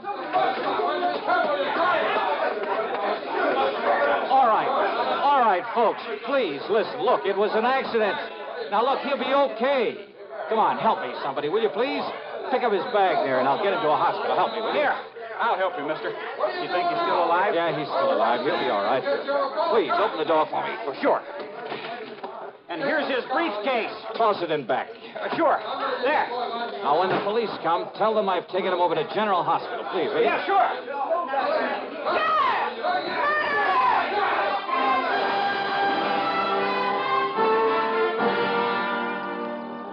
The nice-looking young blonde fellow I'd struck down was still unconscious when I got him to the hospital, but apparently had no broken bones or internal injuries.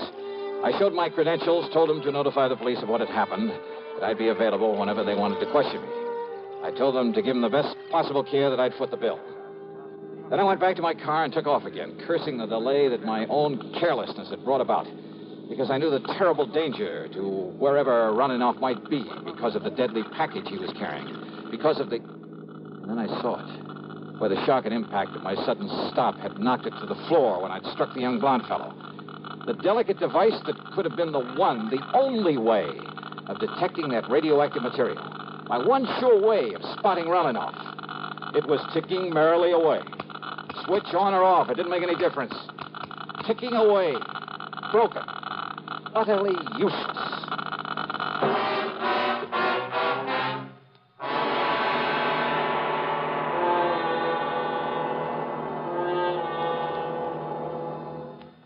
We'll continue with the third act of yours truly, Johnny Dollar, in exactly 1 minute. Constipation can be a problem for anyone, even doctors. And when constipation occurs, it's interesting to see just what doctors consider important about a laxative they might use or recommend. Well, a majority of the doctors we heard from had this to say. A laxative should be effective, gentle, as close to natural acting as possible, and a medicine that can be used with complete confidence. Now, X-Lax has been popular with many doctors and millions of people over the years because chocolated X-Lax is effective. Overnight, it helps you toward your normal regularity. X-Lax is gentle. Next morning, it gives you the closest thing to natural action. And that's why many doctors and millions of people use X-Lax with complete confidence. X-Lax, the laxative that helps you toward your normal regularity gently, overnight. Is X-Lax in your medicine cabinet? And now, Act 3 of yours truly, Johnny Dollar and the Nuclear Goof Matter.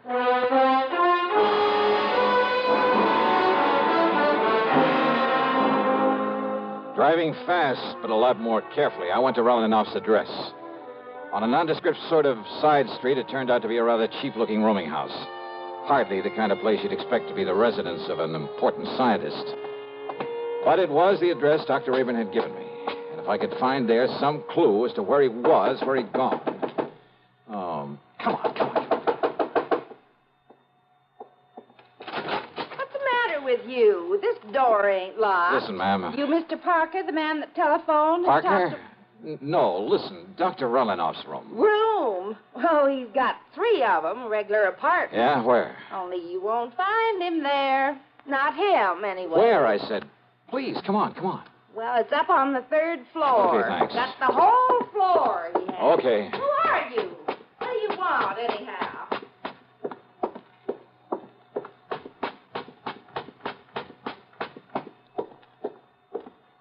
Oh, great. I didn't get the key from her. Well, there's no time for that now. Here we go. The shades and drapes were tightly drawn. The room was dark. I felt my way along the side of the wall looking for a light switch, then gave up and headed over toward one of the windows. I never got there. You're not Parker. Huh? I thought not. Yes, sir.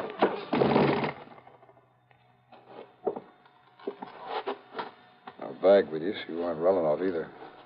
Okay, then, buddy, let's have some light in here and see who you are. If you're one of his pals, come here to... What? No, you can't. Oh. Brother, you certainly look like... Well, maybe you got some identification. This card case of it. Holy smoke, it is. Now, you just look at here, mister. When I let you in here, you Sir, didn't say will you anything listen to like me? this was going to I happen. haven't got time to explain. Just get me some water and a towel and a washcloth, please. Go ahead. You listen here. Will you mister. please do as I tell you? Now, go ahead. Yes, sir. Johnny. Come here, Johnny. Hi. Look, I'm sorry, old man. I had no idea it was you that you'd be coming up here. Johnny boy, can you hear me? Johnny. Here. Stace. That's right. Now, come on. Take it easy now. Stacy Ringler. That's right, Johnny. Look, I'm sorry. FBI. No, Johnny, I'm with Nucleonic Investigation Department now.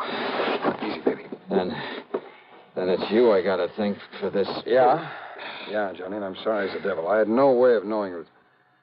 You all right? All right, now listen to me, Johnny. Yeah, Stacy. Listen. You're working on that stuff that was stolen from nuclear processing? Yeah, that's... Harry Parker and I came up from Washington on it. Yeah, We Parker came in by jet. Now listen. Rolinoff must have thought he had plenty of time, that they wouldn't miss that stuff until tomorrow when they planned to work on it. Uh-huh. Well, rather than arouse suspicion by galloping out of town, he was taking his time. But we got here in a big hurry. All right. I holed up here in his rooms, and Parker was checking on how he'd get over here from that plant in case he came back here. Are you listening to me? I'm listening. Go ahead. He was there in the drugstore at the bus stop. He was about to close in on Rolinoff when you ran him down. When I what? You ran him down, Johnny. Rolinoff, with your car. That young, good-looking blonde guy? Yes. That was Rolinoff? That was Rolinoff. And Stace. Parker couldn't get through to him with that crowd around him. He didn't have time. He just saw you pile him into your car and take off. And I, not knowing who he well, was... thanks to a couple of traffic cops where you tore through some red lights, he traced you to the hospital. You'd left, but he put the cuffs on Rolinoff. And you didn't know who he was. Oh, I was kicking myself for my goof and well, running baby, him that's down. the greatest goof you ever pulled. Well, now, wait, Stace. Yeah? The radioactive material. Well, that we haven't got yet, or any sign of it. Then somebody in that mob That's right, Johnny. But don't you see, unless we can find that stuff. I know, and there isn't much time. Come on, Stace. The only thing we can do is start the search for it there at the bus stop.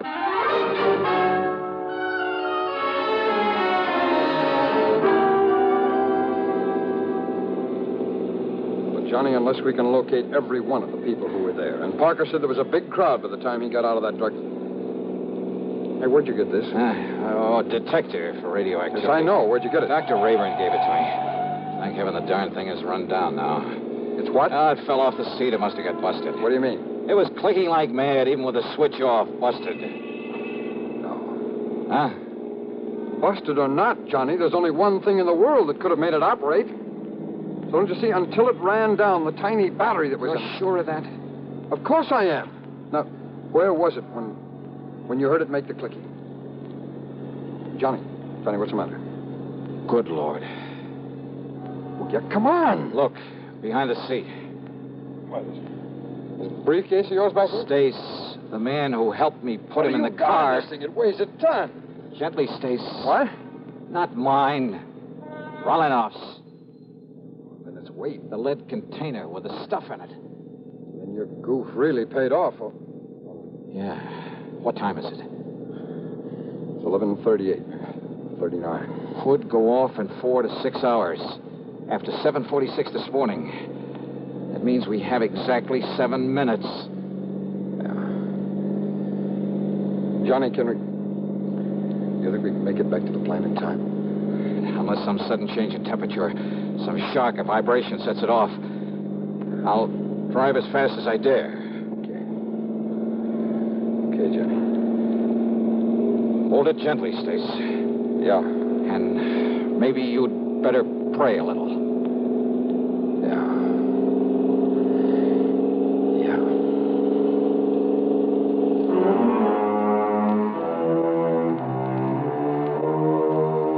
So, by some miracle, we made it. But only seconds before that tiny mass of nuclear destruction was due to become critical. Yeah, we made it by the skin of our teeth. But after all, what more could you ask? Expense account total. Oh, so what? I needed a tank full of gas anyway. Yours truly, Johnny Dollar.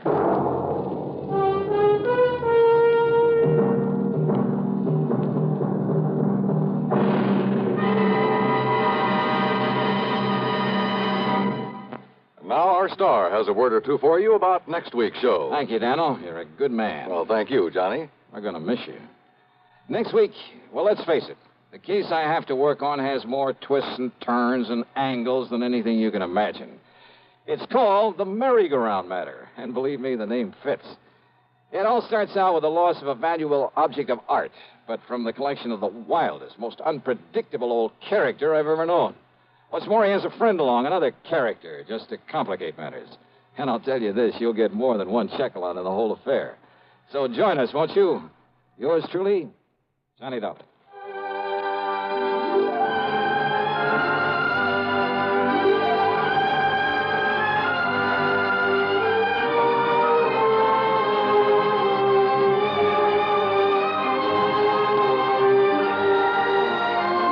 Yours truly, Johnny Dollar, starring Bob Bailey, originates in Hollywood and is written, produced, and directed by Jack Johnstone.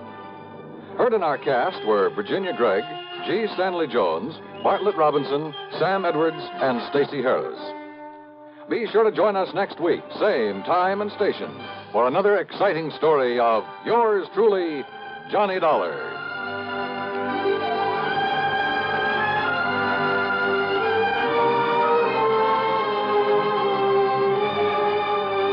This is Dan Cubberly speaking.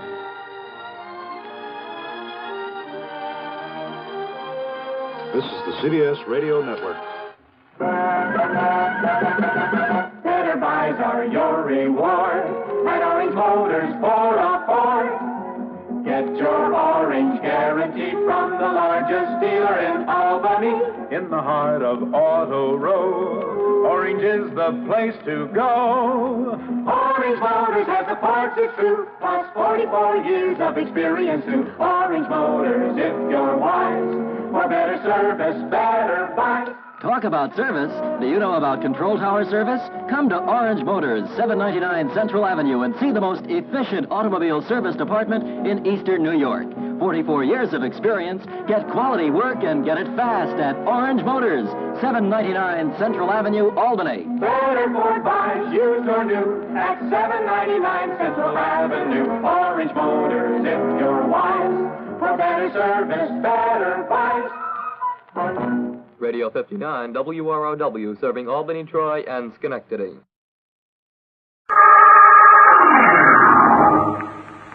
Mystery is my hobby.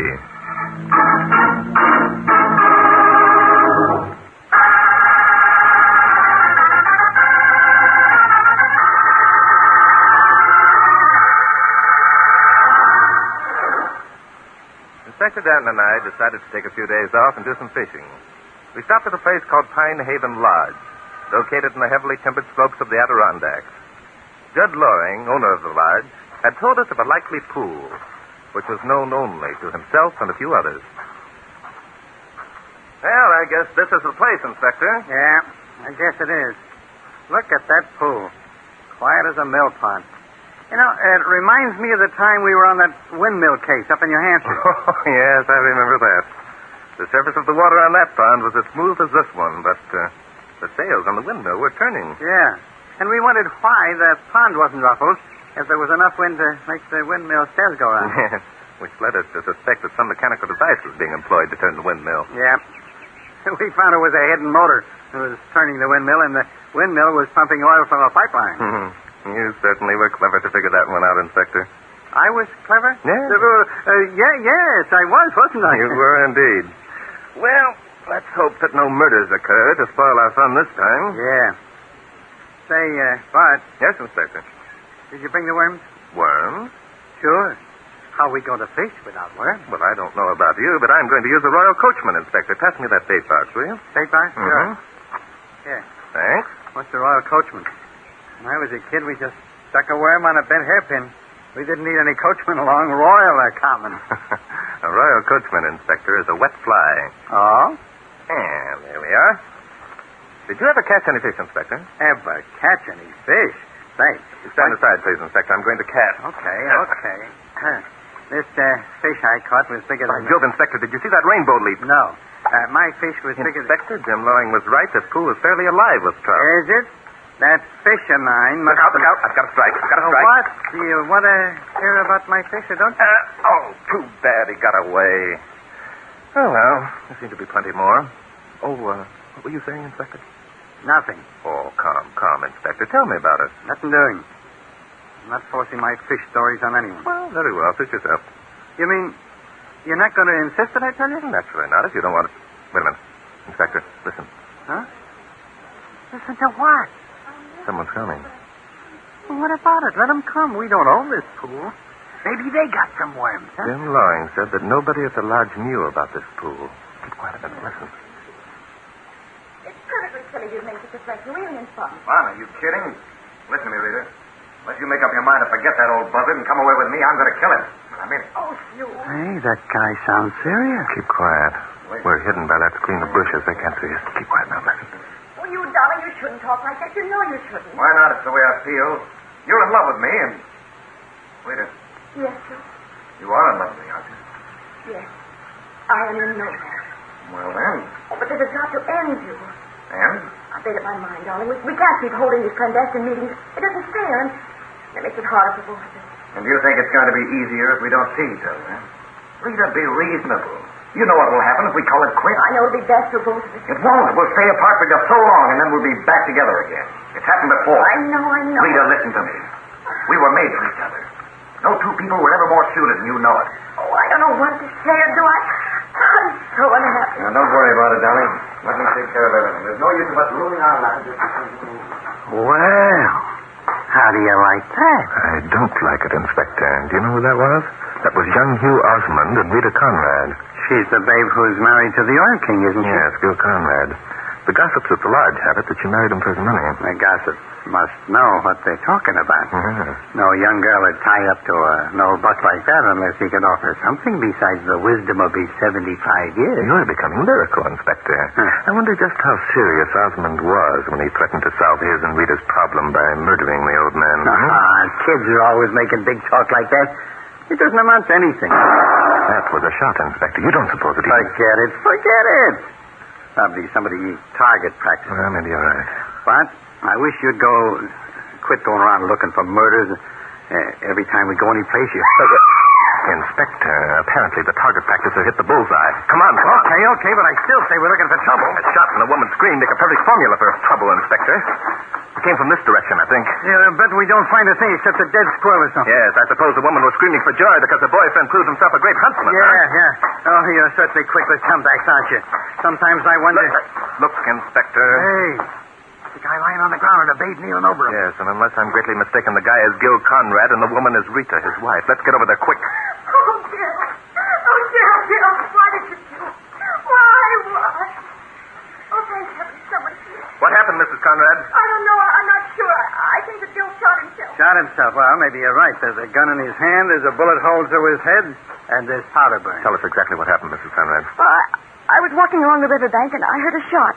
I came over to investigate, and I'm still lying here. See? Everything adds up. It was suicide, all right. Yes, maybe. What makes you think it was suicide, Mrs. Conrad? Because Gil told me.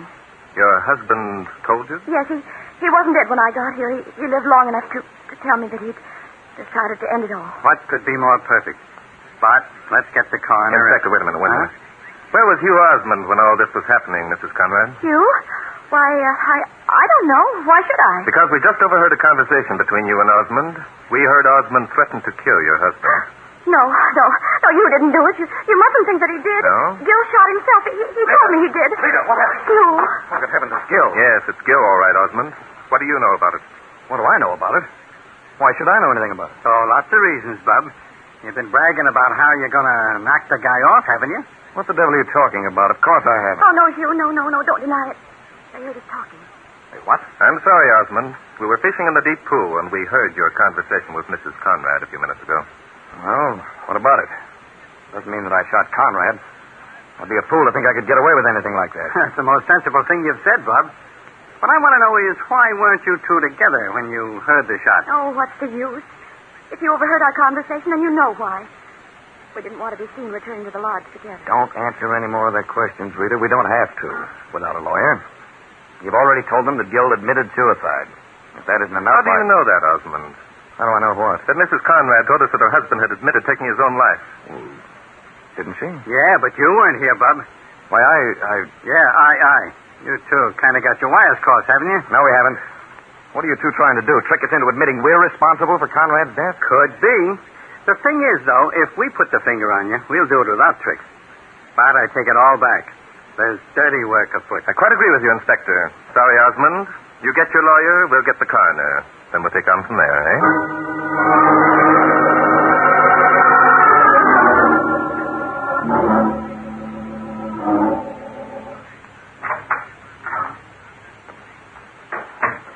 Hello, Bart. Come on in. Thanks. Has the coroner gone yet? Yeah. Nice guy. He left the whole deal in my lap. Where have you been? I've been having some further conversation with Hugh Osmond. I'm afraid he succeeded in selling me a bill of goods. What kind of goods? Osmond claims that when he heard the shot, he came running back. Just before he reached the clearing where Conrad lay, he heard Rita scream. So then, what did he do? He stopped behind some bushes and listened. He overheard Conrad tell his wife that he had shot himself. So that's how he knew Conrad had admitted suicide, eh? Apparently, yes. Do you believe him? I believe part of what he said. He showed me the spot where he'd been standing. It was close enough to the clearing so that his story could be true. Well, why did he keep hiding then after we arrived? Well, according to him, to see which way the wind blew. It was only when he believed that we were going to accuse Rita of murder that he decided to show himself. And that's the part of his story you don't believe, eh? No, Inspector, I'm not sure yet. By the way, Inspector, what have you been doing? Oh, I've been getting along. Come over here. Well, discovered something, huh? I modestly admit that I've discovered quite something. Well. Yeah. That's Conrad's body lying there on the couch, isn't it? It certainly is, Inspector. Note the bullet hole through his head. Yes. It's a clean hole all the way through. Yeah. Now, there are powder burns on the right side of his head, aren't there? That's correct, Inspector. Sure. And since we found Conrad holding the gun in his right hand, the setup would indicate that the guy is right-handed, wouldn't it? Quite true, Inspector. Well, the guy is left-handed. What? Now, why, when he decided to shoot himself, would he do it with his right hand? A good question, Inspector. How do you know that Conrad was left-handed? That's my discovery. Look, I've been fishing through his pockets. I found his keys and his loose change in his left-hand pants pocket. By Jove, Inspector. Yeah. A guy who carries his dough and his keys in his left-hand pants pocket only does so because he's left-handed. So the way I figure it is, Mr. Gil Conrad was murdered, and someone tried to make it look like suicide. Amazing. Do you mind if I look through his pockets, too, Inspector? Go ahead. Who cares? If you don't want to take my word for it. Come. You know your word is as good as gold, as far as I'm concerned. As far as you're concerned. So everyone else thinks I'm a liar. Well, now who's that? Why don't you open the door and see? Possibly the murderer has come to confess his crime. Very funny. Huh. It's a babe. You, looking for someone, miss? Yes. I'm looking for Inspector Danton. Are you Inspector Danton? Yep, I'm Danton. Come on in. I'm Laura Bailey. Mrs. Conrad's my sister. I just heard about the terrible thing that happened to Gil. Oh, you did? Know anything about it, do you? I think I might be able to tell you something that will help explain why Gil took his own life. Oh, I thought you were alone, Inspector Danton. No. That guy standing up over there is Barton Drake. The horizontal gent is your brother-in-law. Barton Drake? Oh, I'm so glad you happened to be here, Mr. Drake.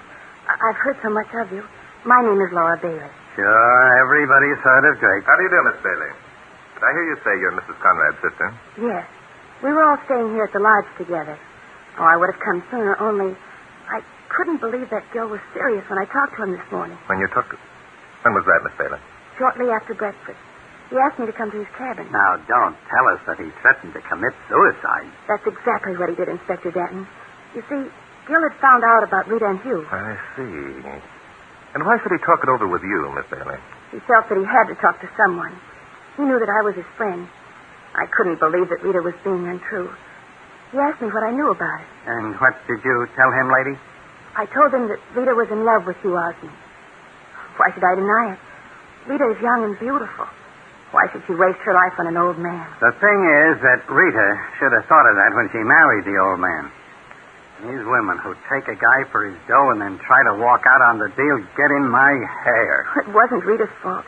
Gil begged her to marry him. But she hadn't met you then. Oh, nuts. So Conrad told you he was going out and commit suicide. Is that right, Miss Bailey? Yes. I didn't believe him, of course. He wanted me to talk to Rita, persuade her to forget Hugh. When I refused, he tried to work on my sympathy by threatening suicide. That is probably because he figured you were his best friend. Now, look, lady, we happen to know that... Inspector. Huh? Miss Bailey, was your brother-in-law right-handed or left-handed? What a strange question. Why, he was right-handed. Uh-huh. You're sure of that, Miss Bailey? Of course I'm sure. I've known Gil for years. I'd most certainly have noticed any strange traits of character that he had. Now, just a minute. Just 1 minute. Lady, I'm too polite to call a female a liar, but I just got through proving Careful, Inspector, careful now. Huh? There's no doubt in my mind that Miss Bailey's telling the truth. Oh, what was that, Bart? Of course I'm telling the truth. Gil was as right-handed as I am. Everybody knows that. That's just the point, Inspector. Everybody probably does know it. It's a fact that can be easily checked. Because of that, I hardly think Miss Bailey would run the risk of lying. But doggone it, Bart. That means the guy probably did commit suicide. And you said yourself he was murdered. Murdered? Yeah. Oh, that's ridiculous. Of course Gil took his own life. On the contrary, Miss Bailey, your brother-in-law was very definitely murdered. Furthermore, it was either you or your sister or Hugh Osmond who murdered him. The two of you who are innocent of the crime know which one is guilty and are trying to shield him or her. I hope you realize that that makes you all equally guilty in the eyes of the law.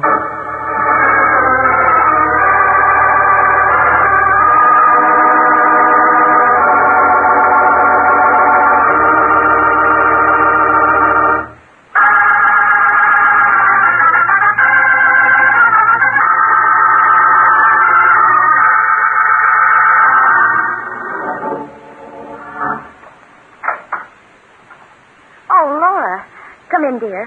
Did you see Inspector Danton? Yes, I saw him. Did you tell him that Gil had told you he was going to commit suicide? Yes.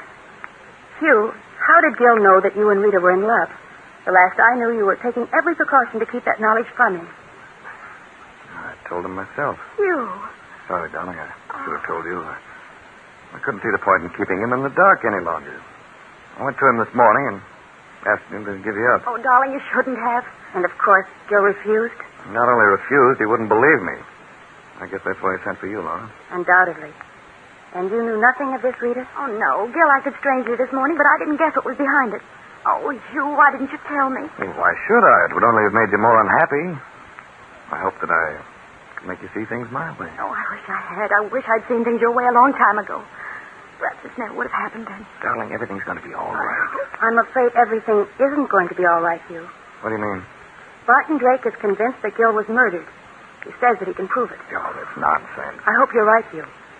Mr. Drake says that one of us murdered Gil. He says the two who are innocent are trying to shield the guilty one. He has the proof, Laura? Yes. I don't believe it. He knows that Gil was murdered and that one of us is guilty. Why hasn't he made an arrest? Because he isn't sure yet which one of us three committed the murder. Laura, you sound as though you believe one of us is guilty. I do. Laura. Don't look at me, Laura. I didn't do it. Oh, Laura, you don't think that I had... Say, where were you, Laura, when Gil was being murdered? You see? None of us actually trust the other, do we? Well, what are we going to do about it? Is the guilty party going to confess to save the other two? Laura, you don't know what you're saying. Of course we're not going to confess. I mean, you didn't. Of course I didn't. It certainly wasn't I. Laura. Control yourself, darling. I'm not going to confess either. I didn't murder Gil, but I know who did.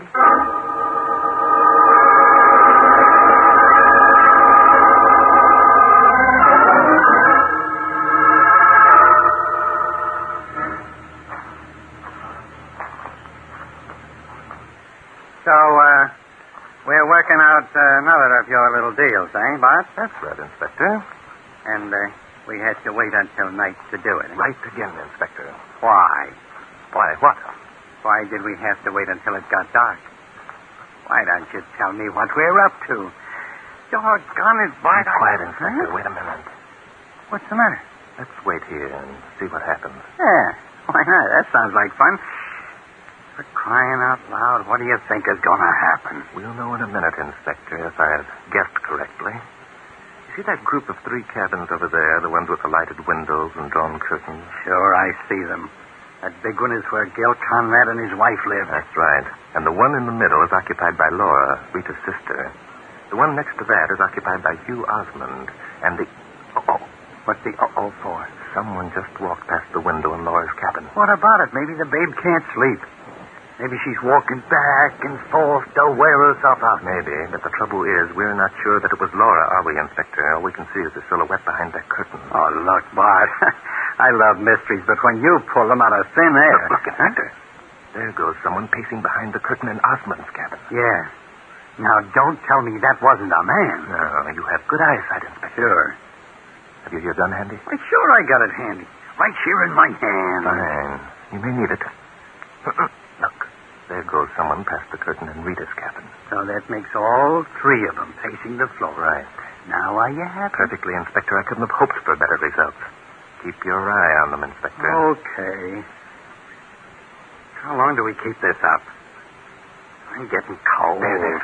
Osmond passed the window and didn't return. Neither did Rita. So what? Only Laura seems to be active. I wonder now how long we'll... That's it, Inspector. Come on. Someone shot at the girl in Laura's cabin. And hit her, too, I think. Over this way, Inspector. The shot came from behind that cabin. Yeah, there he goes. Let him have it, Inspector. Yeah. Stop! Stop or I'll shoot! Get down, Inspector. He's going to be stubborn. Who can play at that game? You missed him, Inspector. He's heading for the woods. I never miss. That guy's hit. By Jove, you're right. Look, he's stumbling. He's more than stumbling. He's flat on his face. Come on. Here he is. Yeah. Look out, look out. He's still holding his gun. Yeah, but he's in no condition to use it. I'll just roll him over. Something. Judas, it's Osmond. Of course it's Osmond, Inspector. Let's hope he'll live long enough to confess to the shooting of Gil Conrad. Otherwise, I think we're going to have a time proving him guilty.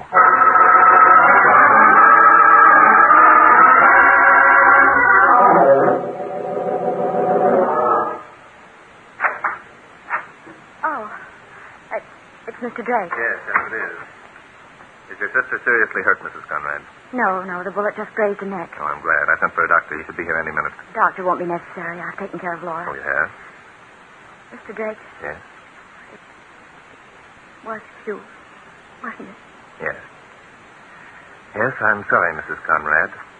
Hugh must have loved you very much. Is he dead? Well, Oh, Inspector. Is he dead? Yeah, he's dead. Lived long enough to tell us it was him who shot your husband, lady. You know, that's something I can't figure out. He didn't have to confess. Why did he? Well, the answer to that's pretty obvious, Inspector. Hugh knew he was going to die. He didn't want anyone else to be blamed for a crime he had committed. Yeah, I guess that must be it. Even when he passed out, he didn't know we had him pegged for the crime.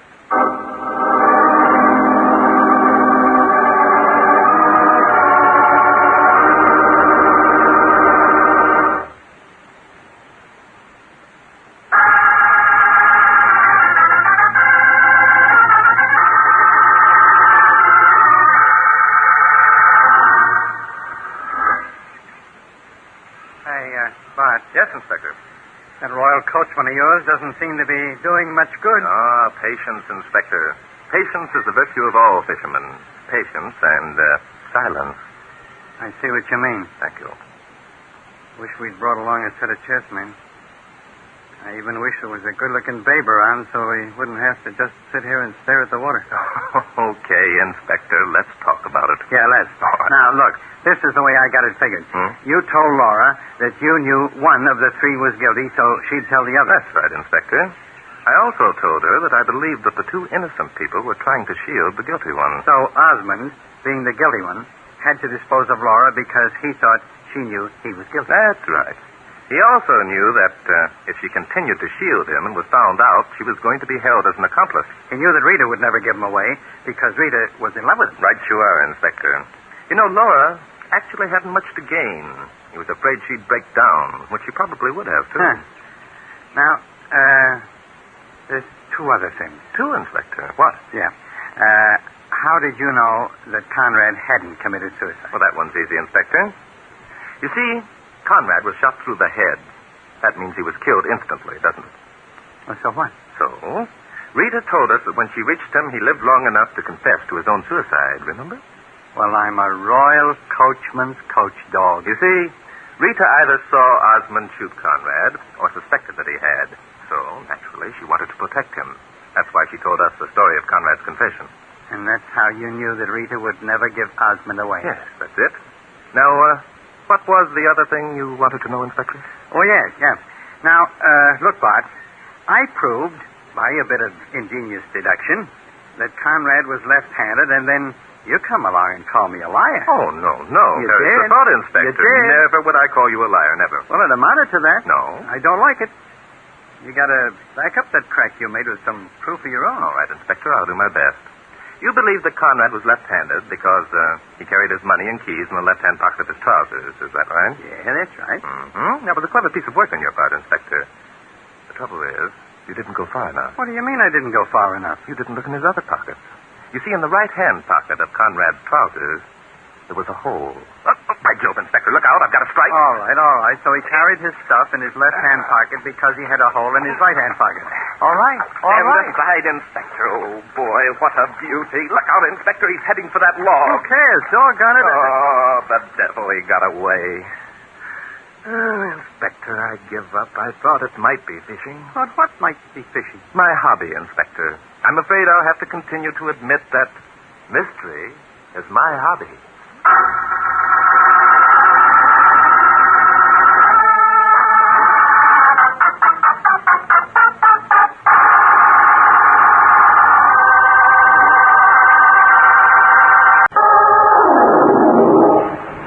Mystery is my hobby.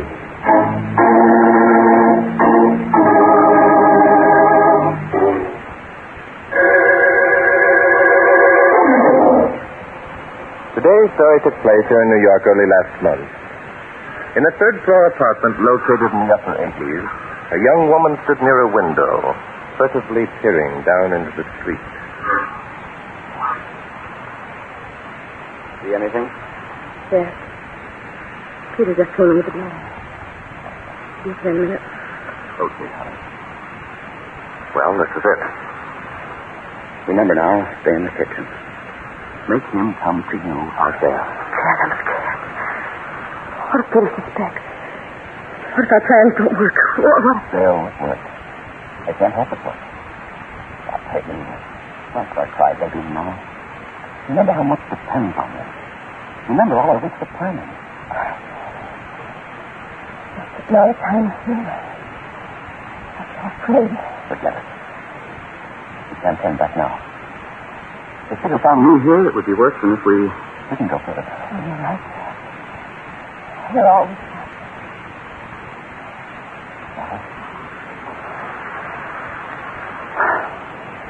There. Is that better? Dad, you always make things right. Everything's going to be all right from now on, honey. Everything's always going to be all right with us from now on. We'll be wanted, Dad. After this is over, it'll be all right. Tell me it will, Dad. Sure it will, Peggy. I've already told you. Now, go on. Get out to the kitchen. He should be here. Make him come to you in the kitchen. All right, Ted. I'll be behind the dining room door. You'll never know what hit him. Oh, don't worry about a thing. Just where you want me? Uh-huh, yes. Sit there. Oh, pretend to be reading. Call to him when he comes in. Make him come to you. All right. Here he is now. Smile at him, honey. Make your voice sound natural.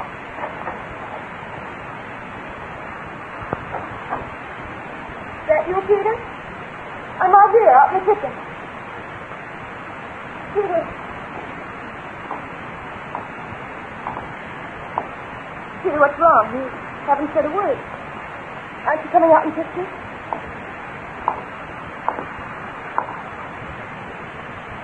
What are you staring at?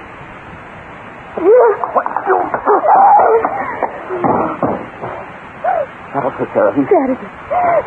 Get hold of yourself. Now, unplug that gas hose and the floor heater while I move this body. Go on.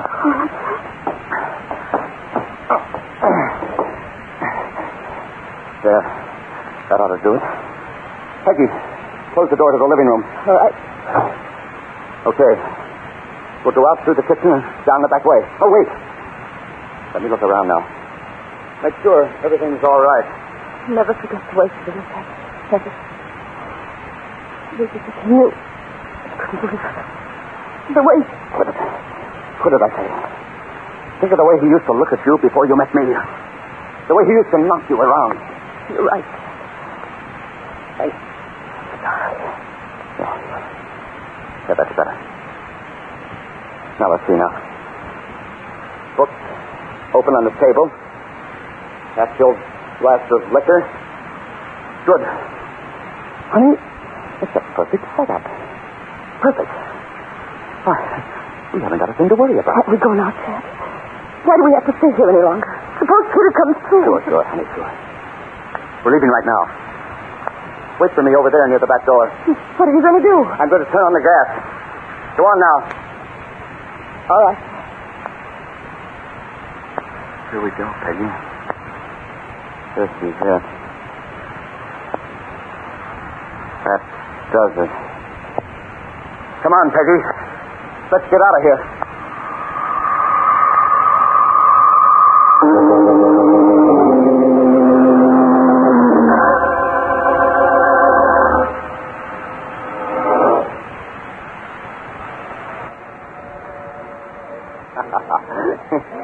What jive is this, Peggy? 11:15. Another 3/4 of an hour and we'll go back. Dance? Rather not. How about another drink? No, thank you. Oh, don't be a sap. Have a drink. You need it. I don't want another drink, Chad. I've had enough. Cut the ad, Peggy. Waiter. 2 more bourbon. Come on, hurry him up. Chad, 12 o'clock. Yeah, 12 o'clock, Peggy. Time to go. Old Pete ought to be dead with a herring by now. Don't talk about it. Why not? We got to talk about it sometime. Say, what's the matter with you, anyhow? Oh, I don't know. Chad, I wish we didn't have to go back. Yes. So do I. Chad, you're not really drunk. Of course I'm not drunk. I just wanted to attract attention. Now, listen. As soon as we find Peter, you scream. That'll bring some of your neighbors running. And then on, I'll take over. What are you going to do? Do? I'm going to show him how Peter was sitting at a kitchen table reading and having a drink when the telephone rang. He got up to answer it, tripped over the gas heater in the living room, hit his head when he fell, and pulled out the rubber tube that feeds gas into the heater. Oh, Chad. You think they'll believe us? Of course they'll believe it. What's to stop them? It's perfect, honey. Perfect. Let's put on the final act and finish it up.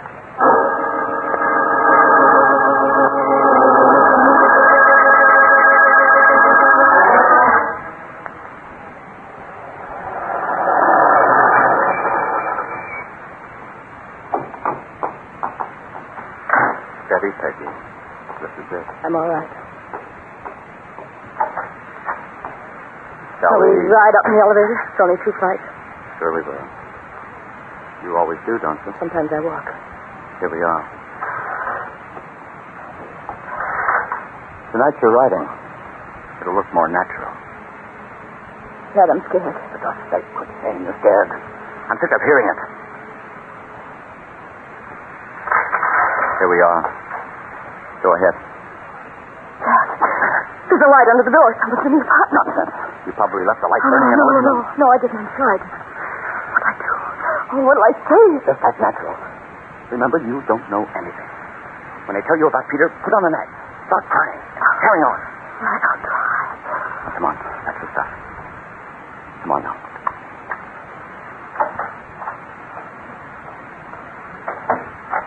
There's someone here. Good evening. Are you Mrs. Sanders? Yes, I am. Who are you? What are you doing in my apartment? Where's my husband? One question at a time, lady. I'm Inspector Noah Danton. This is Barton Drake. The police. Police? What?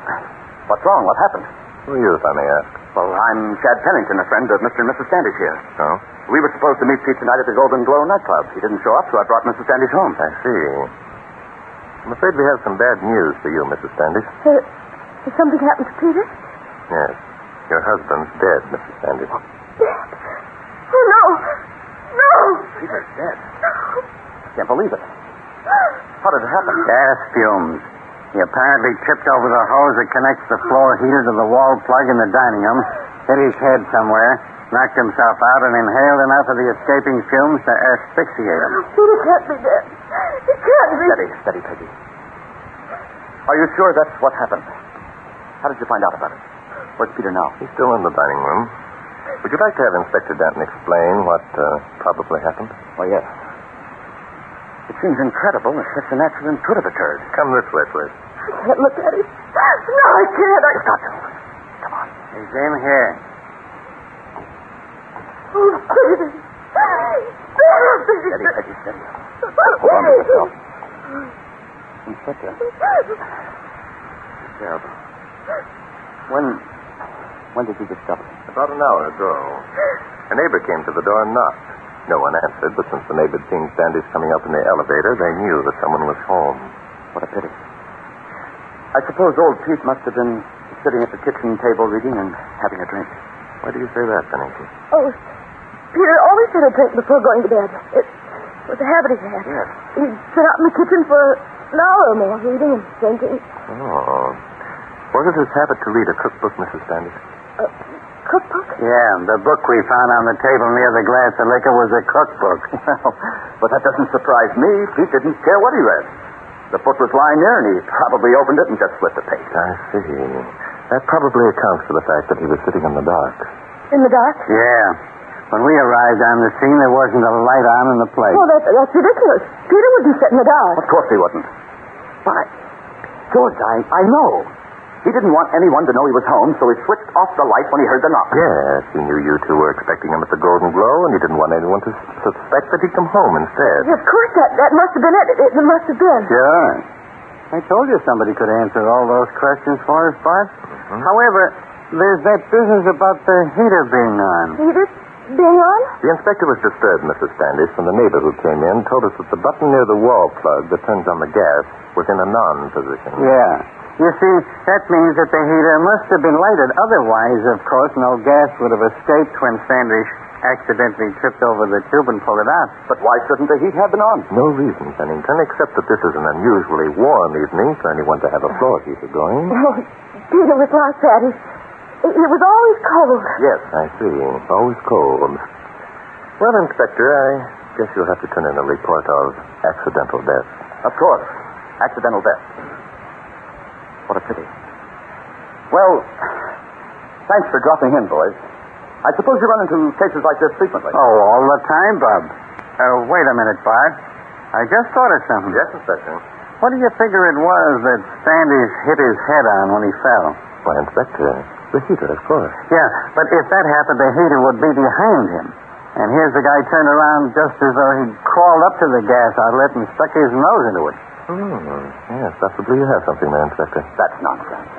He could have fallen sidewise. Yes, Inspector, I think what you say should be given some thought. For example, if Standish did strike his head against the heater, there'd be blood on it, wouldn't there? Yeah, no, that's the way I figure it. What is this? He could have hit his head against the floor. Well, if he'd hit his head on the floor, Pennington, the wound would be in the front of Standish's head and not on the back, wouldn't it? Not necessarily. Uh-huh. He probably fell backward. Oh, now he probably fell backward. That guy must have been a contortionist. Bart, I guess we better switch that accidental report. What do you mean? I think the inspector means, Mrs. Standish, that he fears your husband didn't die accidentally. He was murdered. Murdered? No. Peter wasn't murdered. He couldn't have been. You mustn't think that. You must. We not only think it, lady, we know it. I'm afraid the inspector's right, Mrs. Standish. But please don't alarm yourself. You're in no danger. Even though the murderer should return, Inspector Dutton and I will be here to protect you both.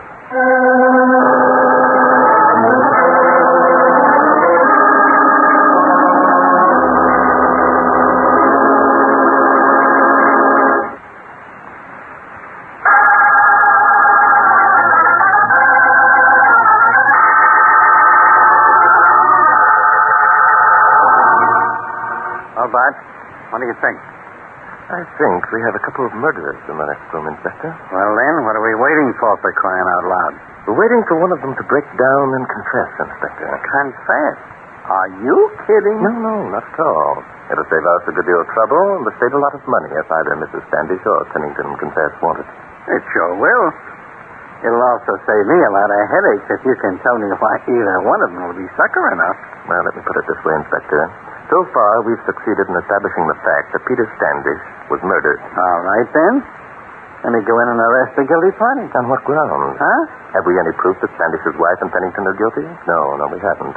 The best you could do is bring them down to headquarters and hold them on suspicion. My plan is much simpler. Plan? What plan? Sitting here and waiting. Huh? Letting them wonder what we're doing, how much we know, when we'll finally present them with the evidence that will prove them guilty.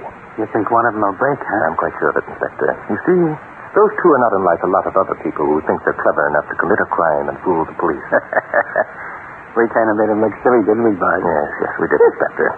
Pennington and Mrs. Standish, being novices of the art of crime, overlooked all the less obvious clues.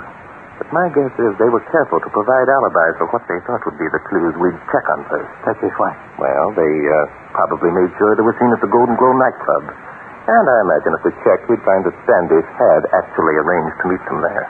So you figure we'd be wasting our time if we checked all those things, eh? Yes, definitely. Our two suspects are not hardened criminals, Inspector. They're just a couple of ordinary human beings. I don't think we'll have long to wait. Maybe not. But when medical examiner Ryan's report comes, and when we hear from the fingerprint boys, I figure we ought to do something. Oh, we will, Inspector. We will. But in a psychological manner. Psychological manner, then?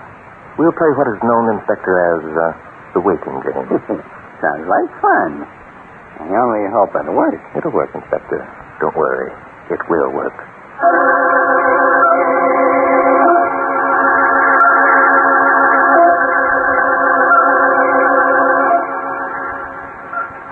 Yes? How long have they been in there? Oh, I don't know. A couple of hours, I guess. Why don't they come out? Why don't they question us some more? Waiting's got to increase. Forget it, Peggy. I've told you 100 times. We haven't anything to worry about. Now relax. What are they doing?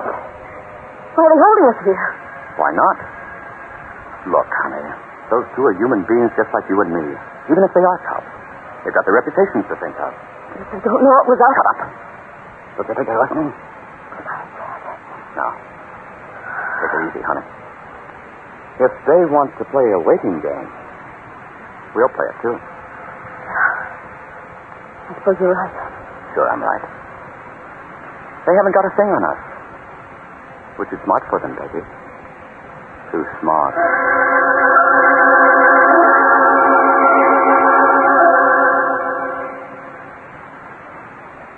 Look, Bart. It's 4 o'clock in the morning. I'm getting tired. Well, Inspector, go over on the couch. Take a nap. Oh, I'm not that tired. I want to know what's going on, you know. But there's nothing going on at the moment, Inspector. Yeah, that's just the point. What if this psychological manner deal of yours doesn't pay off? It will pay off. Yeah? What if you were the murderer, sitting there in the next room? Wonder what's going on in here. Yeah, but I'm not a murderer. Oh, Inspector. Huh? It'd be a big relief to me if you would take a nap. Yeah, but I just told you. You're going sleeping. Inspector, it weren't for you, I wouldn't get any fun out of this business at all. That's what I like about you, Bart. Sometimes you don't seem to know up from down. Wait a minute, Inspector. Huh? Listen. Hey, that sounds like maybe your plan is working, Bart. Yes, it does, Inspector. I don't think we'll have to wait much longer. As a matter of fact, I think you'd better put off that nap for another 15 minutes.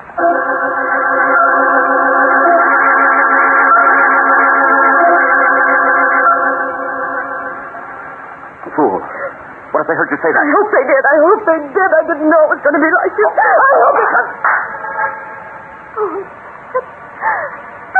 I had to. Get hold of yourself. That's what they're waiting for. For one of us to break. Not knowing what they're doing.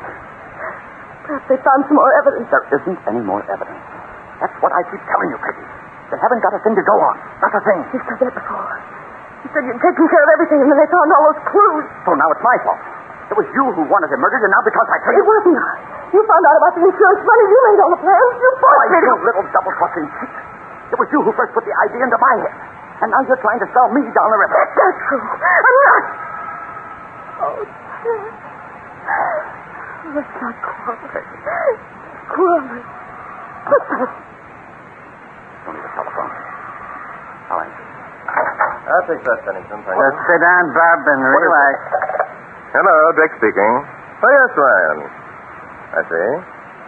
He was, eh? No traces? Well, that's odd. His wife? I see. What about his wife? Who is it? What's he saying about him? Now, lady, what are you getting jumpy about? Nothing. I'm not jumping. Why should I be jumping? Maybe plenty of reasons, maybe none. What's the story, Bart? This looks serious, Inspector. Yes? Mrs. Standish, are you quite sure you were at the Golden Globe tonight? Of course we're sure. We were both there. We can prove it. You hear me? We can prove it. How, Pennington? Because we were seen. I got drunk and made a lot of noise, and people looked at us. Well. So you got drunk and made a lot of noise and people looked at you. Well. What do you mean? Well. Oh, what is this? What are you trying to do? Nothing, Bob. Nothing. What are you getting excited about? You haven't a thing to worry about, remember? That must be our fingerprint expert, Inspector. I'll answer. Hello, Dick speaking. Oh, yes, Mac. What did you find? Is that so? On the swinging door between the kitchen and the living room, eh? By Jove. I can't believe it. Okay, thanks, Mac. Pennington, were you here earlier in the evening? Yes, why? I came up to get Peggy. Whoops, wait a minute, Bob. You told us that you met her at the Golden Globe. I didn't. I said we all arranged to meet here. You'd better check that with your notebook, Inspector. Yeah. Let me get up my little black book here. I don't care what your little black book says. I know what I said. Who got to the Golden Globe first, you or Mrs. Standish? She did. She was there when I got... But you just said you called to Mrs. Standish here. I did. I mean, we left here together. Nope, my little black book says otherwise. I don't care, I tell you. Those fingerprints couldn't have been mine. They couldn't. What fingerprints, Pennington? The ones in the swinging door. Why couldn't they have been yours? Did you wipe yours off? I mean, there weren't any to wipe off. You mean, Pennington, that you were here, but that you didn't go out into the kitchen? Yes, that's exactly what I mean. Then how could you leave by the back way? The back? Who said we left by the back way? Peggy, she just told us. I didn't say a thing. But you did leave by the back way, didn't you, Mrs. Standish? Yes, but what difference does it make? Dad did... Shut up, Peggy. Don't answer them. Don't say a word. Was the swinging door to the kitchen open or closed, Pennington? When? I don't know. I didn't go out there, I tell you. Sure you did. You wiped off your fingerprints. You said so. You tricked me into saying that. It doesn't prove a thing. Let me see your handkerchief, Pennington. Why? If you wiped off your fingerprints, there'll probably be a smudge on your handkerchief. Hand it over here. Something wrong, lady? What's the use? Shut up, Peggy. Well, Pennington. I haven't got a handkerchief. Oh, you haven't? What if there are smudges on it? They could have gotten there some other way. We can check that easy enough. Let's see your handkerchief. I haven't got one, I tell you. Sorry, Pennington. You also left your fingerprints on the button of the gas heater. No, he didn't. He couldn't have. It was I. It was you who what, Mrs. Standish? It was her who turned on the gas, of course. She didn't. Don't let him trick you, Peggy. Keep quiet. So that's how it was. Pennington slugged the guy and the babe turned on the gas. No. Who pulled the tube from the wall socket? And who swung Standish's body around after he was knocked out? What did you hit him with, Pennington? It was a lead pipe. I found a pipe. You're a liar. It wasn't a pipe. Oh, so it wasn't a pipe. Then what was it, Pennington? None of your business. It wasn't anything. You haven't got a thing on me. Did you know that Standish was dead before the gas reached his lungs? He wasn't. He was breathing. Who says so? I do. How do you know? Don't stop it. I can't stand it anymore. We did it. We killed him. Shut up, you fool. No, I'm going to tell him. I've got to. We murdered him. We thought we could get away with it. We wanted to be sure. Dad said we wouldn't find out. He said he'd take care of everything. Shut up. Grab him, Inspector. Grab him. Stop. I'll kill you too. Killing days are over. Put down that gun. I'll kill everybody. Look out, Bonnie.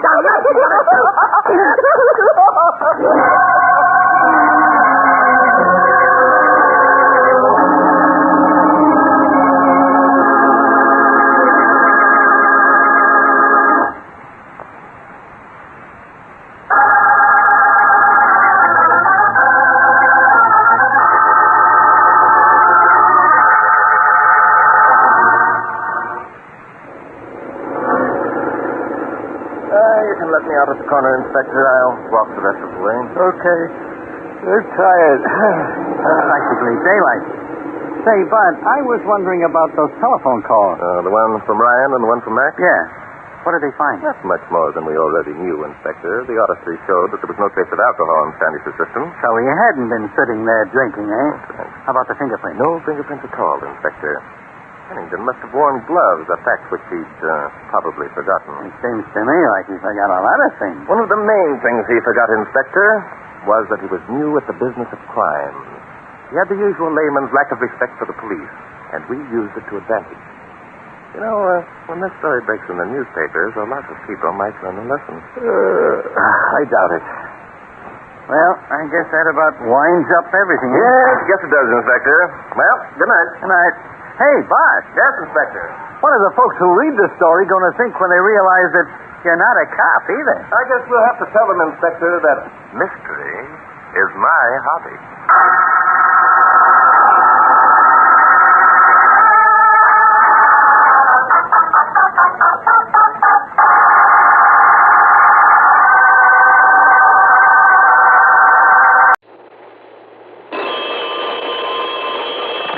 Johnny Dollar. Reed here at Floyd's of England. Georgie, how are you? I beg your pardon? George Reed, Floyd's of England? Oh, no, Mr. Dollar. No, this is Geoffrey Reed. I'm George's younger brother. Oh, I didn't know he had one. Oh, yes, indeed. What's more, I've taken over here, in George's place, so to speak. Well, what's happened to him? Well, he's been reassigned to the Home Office back in London. Oh, I see. Yes, well-deserved promotion for him. He'll be in charge of all foreign business out of the Home Office, yes. That big bum. Eh? I beg your pardon? I mean, for running off without telling me, without giving me a chance to throw him a farewell party or something. Oh, well, you see, it was quite sudden. Well, it must have been. George and I got to be pretty good friends, you know, over the years. We worked a lot of cases together. Yes, so he informed me. He also informed me, Mr. Some of them were pretty wild, though, I must say, like the insurance on a pair of singing mice, on stolen ambergris from a totally non-existent whale. Some pretty wild ones. I mean, you know, policies he never had any business issuing. So he's going back to Old England, yes, he also informed me... Yes, just a few days ago. As I started... Son of a gun, I'll miss the old boy. You know something, Geoffrey? Please, Mr. He was the only insurance man I ever knew... Oh, I'm sorry. I guess I have interrupted you, haven't I? He also... George, that is...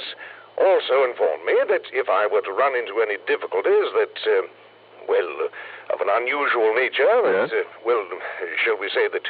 shouldn't be called to the attention of the police, that I need never hesitate to call upon you. Uh-oh. What kind of crazy coverage has that company of yours given this time? It's a policy George wrote himself. Oh, then I shudder. And I dare say you can hardly call this one crazy, Mr. Dollar. That is, when you consider it will require paying out some 100,000 of your American dollars. On what? On the life... or I should say the return of a little child. Return of a Oh, wait a minute. Are you talking about a kidnapping? Yes, I am. Well, have you called in the police, the FBI? No, definitely not. Why not? Because the most explicit terms of the policy... What are you talking about? What's an insurance policy got to do with whether or not you bring in the proper authorities? Everything, Mr. Dollar. Don't you understand, Reed, that kidnapping is a federal offense? Listen, give me the names involved. I'll notify the FBI myself. No. That is the one thing you must not do. Now, listen to me. Now, please, Mr. Dollar, come over here and read the policy. Let me give you the facts of the case. I shall try to have the father over here to see and talk with you. And I think you'll change your mind about calling in the FBI. Well, that I doubt very much. But okay, Mr. Reed. I'll be there in a few minutes. The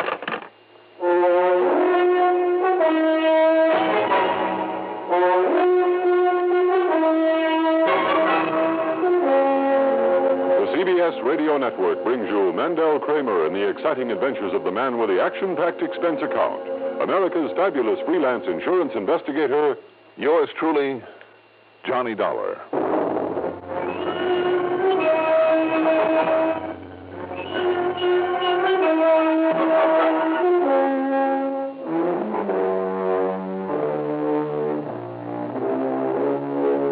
Expense account submitted by Special Investigator Johnny Dollar to Floyd's of England, North American Office, Hartford, Connecticut. Following is an account of expenses incurred during my investigation of the Shifty Looker matter.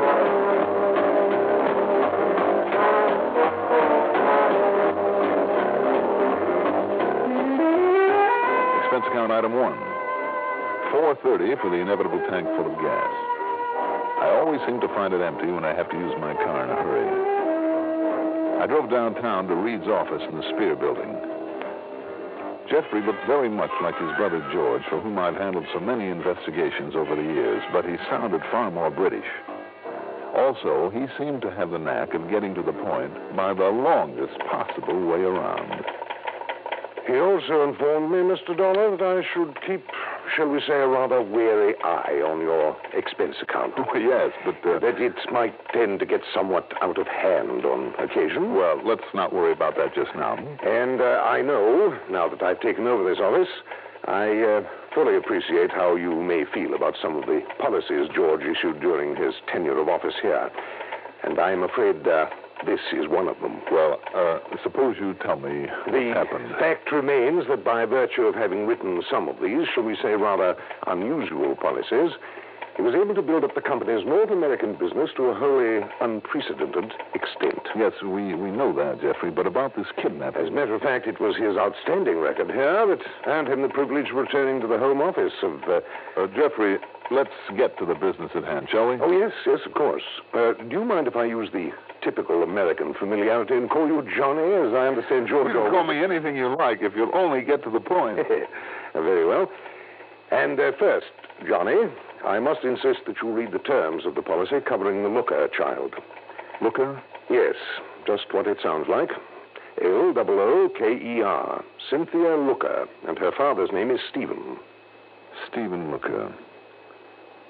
Steve Looker. Why do you say it that way? I'm not sure, really.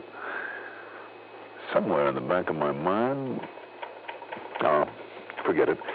Now, what happened? Well, Mr. Looker and his child have residence at the old Wakefield Towers. He's retired, I understand. At least according to the policy. Looker. I beg your pardon? No, nothing. Go on. Well, he called me just before I called you. That is, I called you after checking over this policy, as he insists I do. Yes, well? It seems that he spent last evening, up to the wee small hours, with some friends, leaving his daughter Cynthia alone in the apartment. How old is Cynthia? 7. Go on. When he returned early this morning, she was gone. Well, now, that doesn't necessarily mean that she was kidnapped. Oh, but I'm afraid it does, Johnny. Was there a ransom note? A ransom message, rather, on a tape recording device attached to his telephone, demanding $100,000. I see. By some coincidence, that is exactly the amount specified in the policy. Now, read it, please. He insured her specifically against kidnapping? It provides for immediate payment in cash, in unmarked bills of any amount up to and including $100,000 that may be demanded by the kidnappers. But look here, Jeff. It also states that under no circumstances are the press, the police, the FBI, or any other recognized law enforcement agency to be brought in until Mr. Looker has had ample opportunity to attempt payment of the ransom, and if possible, achieve return of the child. I told you it was unusual, Johnny. Unusual? It's highly illegal, too. Be that as it may, we are bound by its terms. Well, then why call me in?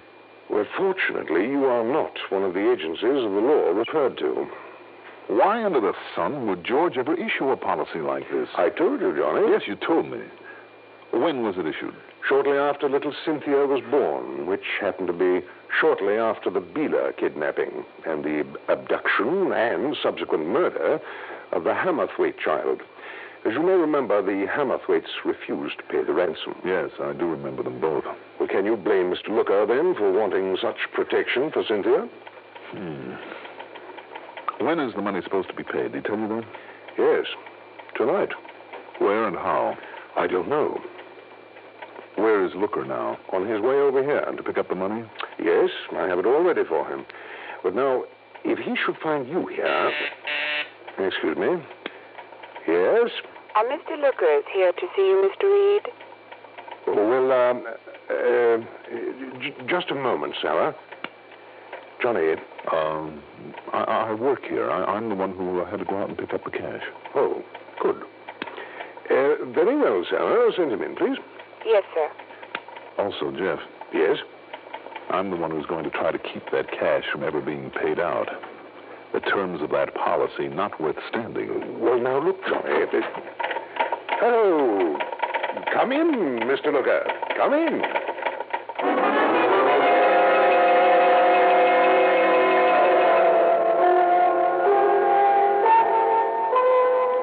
There was something familiar about Stephen Looker. The more I watched him and listened to him, the more I was sure of it. When Jeffrey Reed introduced me as an associate, he protested that it was a breach of the confidence stipulated in the insurance policy. But of course, it was too late to do anything about it. He simply warned me that if I, or Jeff either for that matter, if we made any attempt to contact the authorities, he'd have our heads, and I think he meant just exactly that. Because I know about those dirty, rotten kidnappings. I've read all about them, so have you. And you know what happens if you don't do exactly what they say. Well, don't believe everything you read, Mr. Looker. It's easy for you to say, Mr. Dollar, is it? Yes. Because it isn't your kid, but I don't follow out their orders exactly in every way. They'll kill her. I know they will. Now, wait a minute. Wait, nothing. Cynthia's all I got in my life. She's the most wonderful kid alive, the sweetest, the prettiest, the most lovingest little. She's all I got, don't you understand? And neither you or anybody else is going to let them take her away from me. Mr. Looker, if you pay off once, don't you know that they'll try it again? Not on me, they won't. Because I and Cynthia will be far away. You think I'd stay in a place like this, a country like this, after that? Mr. Looker... No. Don't try. Argue with me. It won't do any good. Just give me the money. Let me pay him off and get her back. Well, of course, we are faced with the matter of proof. Proof? What are you talking about? Proof that she was actually kidnapped. What more kind of proof you want than this? You said you got a tape machine here in your office, Mr. Reed? Yes, I have.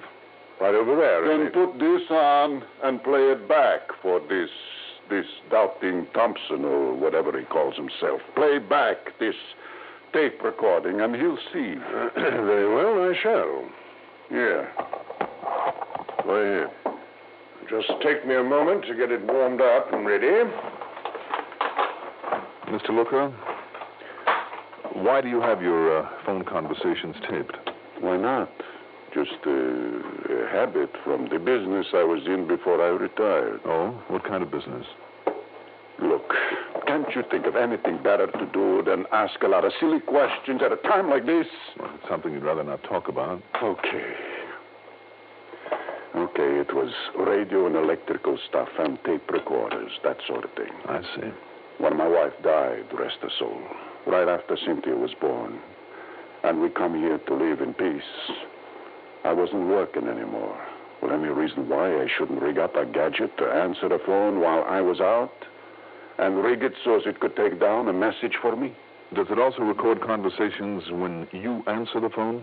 Sure, if I wanted to. Why not? I just wondered.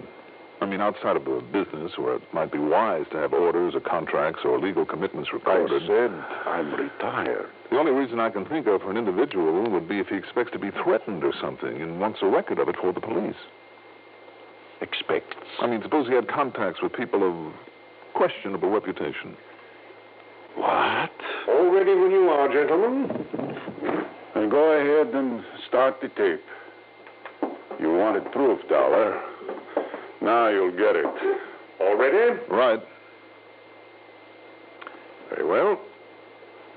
Hello, this is a recording. Hello. I'm not in right now, but any message you want to leave will be kept on tape for me when I get back. Go right ahead with your message. Well, that's real good. So listen, Mr. Looker. We got your baby, your little Cynthia. She's okay. She's alive and comfortable. The kidnapper, Johnny. Now, Wait, Jeff. you do exactly what we tell you to, you'll get her back again tonight. You don't, you'll never see her alive. Now, all you got to do is this. Get all of 100 G's unmarked. You get that? Unmarked. And when you turn it over to us, we turn over the kid to you. We'll even let you get a look at her a couple of seconds before you hand us the money so you'll know we're on the level and she's okay. Well, at least they... But I want to warn you.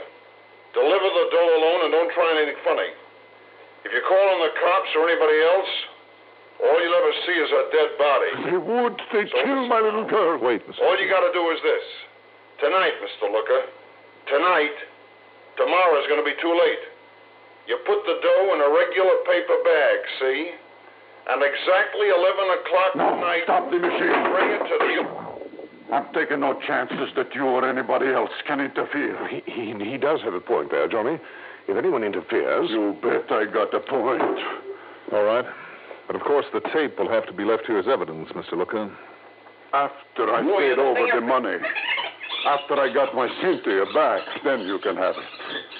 Then if you want somebody to try and chase down these dirty crooks, that's up to you. But not until I get my little girl back. Well, now, when you do get her back, since we're paying out all this money, you must let me know immediately. Don't you worry. The second I get her back to the apartment, I'll call you. I'll have her talk to you so you'll be sure. That's the Wakefield Tower. That's right. Good. They have a switchboard there. What's the difference? Well, as long as you make the call from there, from your own apartment, there'll be a record of it. Splendid. And that will suffice for the evidence we'll need before we call in the police. Okay. I'll do it just like you say. Now, give me the money, and the both of you better pray a little bit.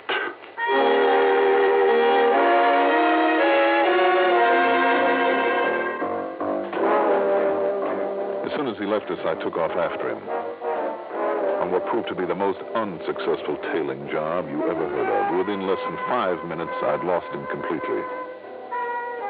And why? Because he must have known it.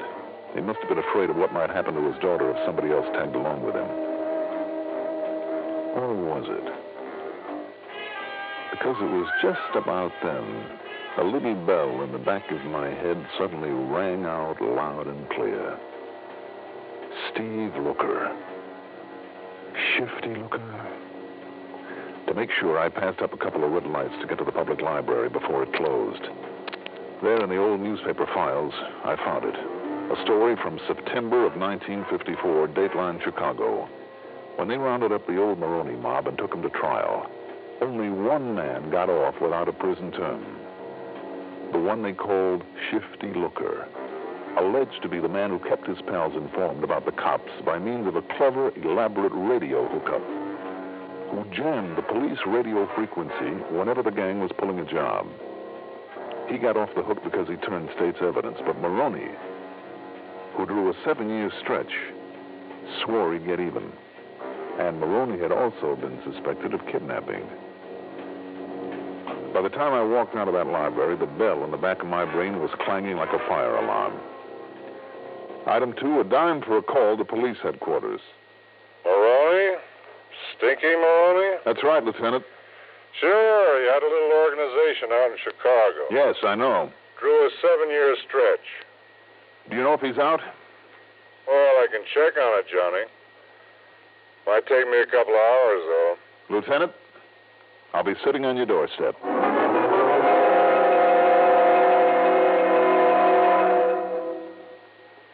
If you ever suffer a touch of arthritis or rheumatism and you've never tried Mentholatum Deep Heating Rub, you can't know how good its deep heating action can make you feel. As you massage it into painful areas, you feel its deep heating action. You know relief is on its way. Mentholatum Deep Heating Rub is an extra strong combination of active ingredients for safe, temporary relief of minor arthritic rheumatic pain. Use greaseless, stainless Mentholatum Deep Heating Rub often.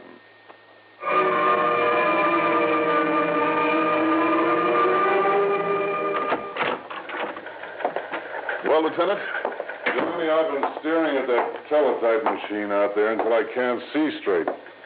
Still no word. Come on, boy. Sure you don't want to tell me what this is all about? Sorry, Lieutenant. Now, wait a minute. Are you thinking maybe Maroney might have some reason for coming here to Hartford? I didn't say that. Now, listen, Johnny, we've known each other too long. If you think that maybe Maroney has some reason for... Oh, now, hold the phone. What's that supposed to mean? Do you by any chance just happen to know that one of his ex-pals just happens to be living here now? No kidding. That didn't sound very convincing, Johnny. I don't know why not. But his name is Stephen Looker. You know him? Looker? Should I? The one member of the mob that got off scot-free. Been here for years now, behaving like an angel. He and his little girl. So we haven't bothered him. But... Yeah, but what? Maroney had a grudge against him. Swore he'd get him. So? You know the worst thing Maroney could possibly do to Steve Looker? Should I? Well, if you really don't know him, I guess not. But I'll tell you, Johnny, the worst thing would be for him to harm that little girl. Money? No, Looker hasn't got much. But if one hair of his little girl's head is touched, listen, he's been a mother and a father and everything else to that pretty little kid. And like I say, he's kept his nose clean here in Hartford. So if Maroney is out... Okay, I know what I'm going to do. What, Lieutenant? Put a 24-hour watch over Steve Looker and the kid, beginning right now. Now, wait a minute. Wait a minute. What for? Conroy, will you take it easy for a minute? Oh, you mean that's why you're so concerned about Maroney? I didn't say that. Then I'm saying it. Of course it is. But it's a police matter, Johnny. Listen, Lieutenant. So you just leave it up to me. Conroy! You call me, Lieutenant? Yeah? Come in here. Right, sir. Oh, and here's the telly you were waiting for. Good, let me see it. Oh. And, what do you want me for, Lieutenant? You, Conroy, not a thing. Not yet, that is. Not for a couple of weeks, so relax. Huh? The teletype, Lieutenant. Johnny, you can relax, too. What do you mean? Your friend Maroney doesn't get out of the pen until the 1st of next month. Oh. Yeah. Okay, Conroy, that's all. Yes, sir. Yes, Johnny, you can just relax for 2 solid weeks. I guess that teletype knocks a theory of mine. Oh, smoke. How blind can I be? Now, listen, Johnny. I'll see you later.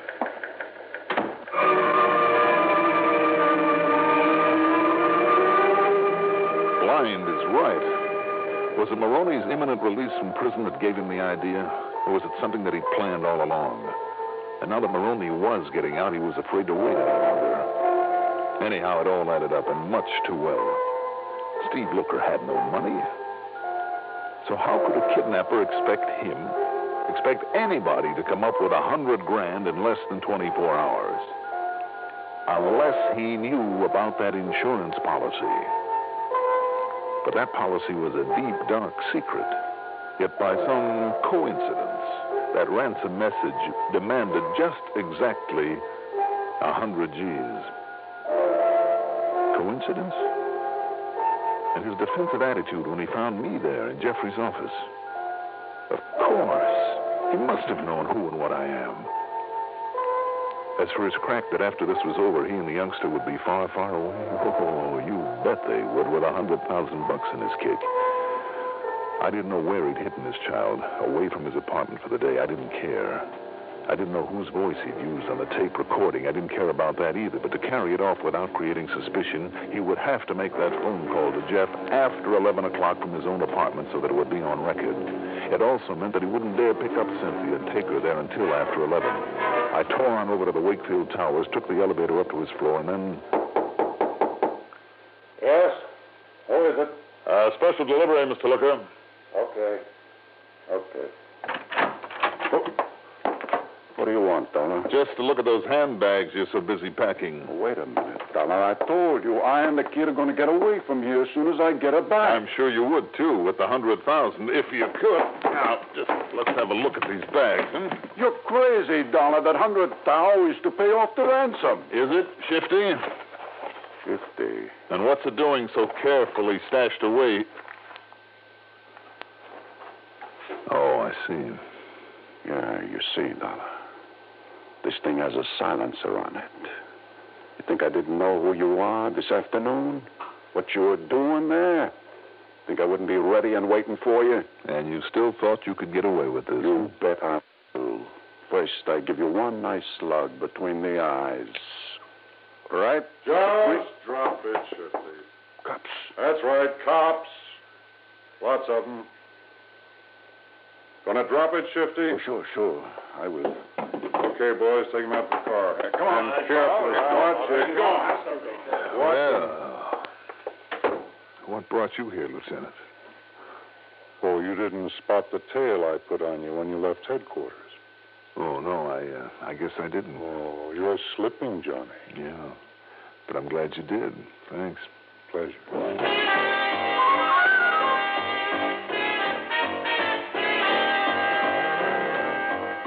Well, let's see now.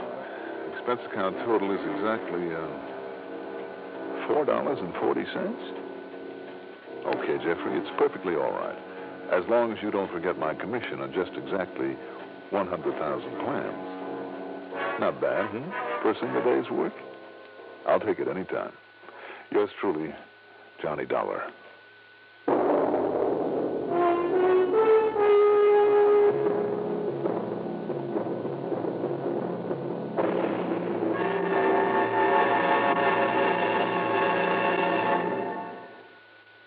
Now, here is our star to tell you about next week's story. Next week, one of the cleverest, most diabolical weapons for murder I've ever seen. Join us, won't you? Yours truly, Johnny Dollar.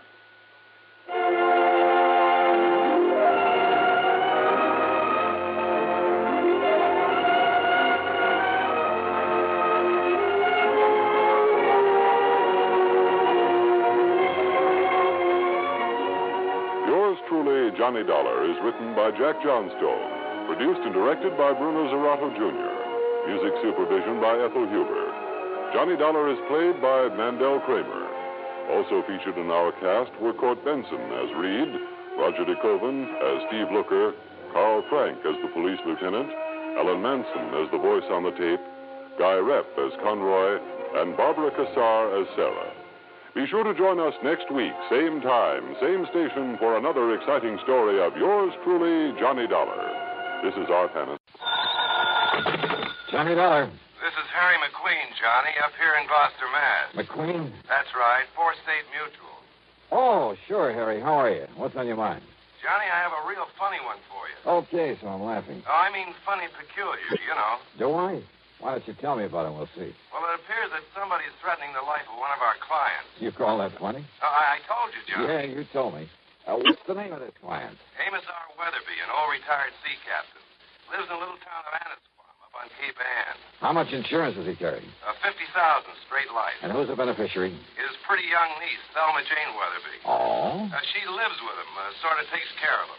But she just can't wait for him to die a natural death. No, wrong, Johnny. She's the one who called me about it a few minutes ago. Asked that you be sent up there. Well, now, Harry, you know as well as I do that if she's smart... And she is. And if she has got any intentions, the best way to keep suspicion from herself. Wrong again, Johnny. I'm sure of it. Yeah. Just wait till you see and talk to her. Well? Young, did you say? In her late 20s. And pretty? Very. The most gorgeous girl I think I've ever seen. Okay, then, Harry, give me the address and telephone her that I'm on my way.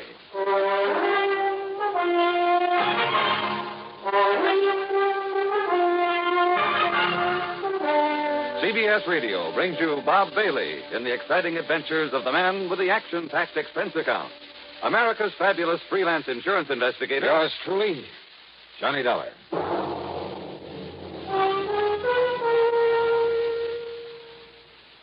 Now, Act One of yours truly, Johnny Dollar.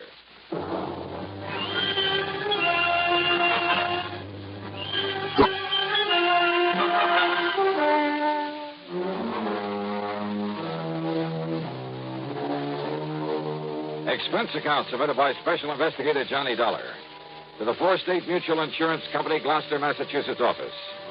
Following is an account of expenses incurred during my investigation of the boat out of the blue matter.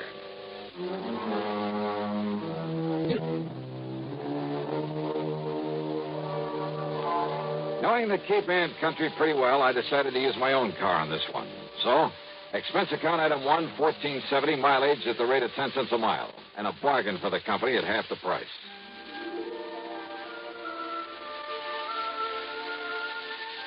Annisquam, on the northwestern end of the Cape, is a pleasant little settlement, unspoiled by the vacation crowds. A kind of quiet summer haven for writers, poets, and painters, with a few large and very old homes.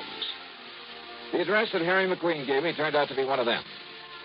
Set on a high, sandy knoll, it was a big frame house with hip roof, shingled turrets, and cupolas, half a dozen gables and dormer windows, all of it dripping with gingerbread and covered with Boston ivy. It looked out over the sparkling blue waters of Annisquam Bay. On one corner was a big tower with a platform on top surrounded by a heavy, well-polished brass railing.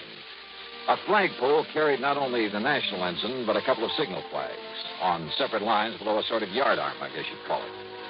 Another shorter pole supported a weather vane and one of those revolving things to measure wind velocity. The whole place, in spite of its weather-beaten age, was in good condition. It was what the owner, according to Harry's description of them, would probably call shipshape. All very interesting and colorful. What interested me most, though, was the vision that greeted me at the front door.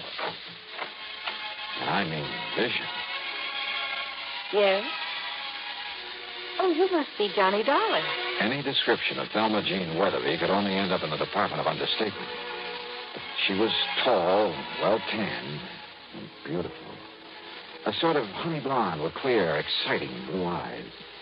The sort of figure that you dream about. She was wearing a well-cut pair of blue silk capris. Johnny? And a blouse of lighter blue chiffon. The freshening breeze caught a wisp of her hair and gently flicked it across that beautiful face in a sort of caress. I caught the faint scent of arpege. Johnny, what's the matter with you? Huh? You are Johnny Dollar, aren't you? What? Oh, yeah, sure. I'm sorry, Miss Weatherby.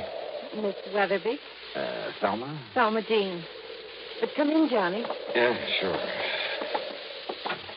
The captain has just gone up to the bridge to look for the weather so we can talk safely. The captain? My uncle, Captain Amos Weatherby. Oh, boy. And the bridge is on that tower on the corner of the house. I see. He spends most of his time up there. It was about Captain Amos that I called the insurance company. So McQueen told me. Sit down, Johnny. And would you like a nice cool drink or something after your long drive? Well, I take it you'd like to tell me what this is all about while the captain isn't here, so why don't we save the amenities for later, huh? All right. I can tell you all about it in 2 minutes. All right. I was engaged to a fellow. That I can believe. His name was Roger Burton. Until a couple of weeks ago when the captain, who didn't like Roger from the start, well, he found out some rather unsavory things about him. Like what, Thelma Jean? Roger never told me, Johnny, but he'd been married. Twice, as a matter of fact. And both of his wives died under very funny circumstances. I see. Also, they both had considerable money. Which I will if anything ever happens to Captain Amos. So I understand. His insurance. So I not only broke off with him, but Captain Amos literally threw him out of the house. And believe me, in spite of his age, he could do it. And now? Well, before he left, Roger told Captain Amos he'd get even with him. He said that he'd kill him. You mean just like that? Yes. He even boasted that he could do it and get away with it.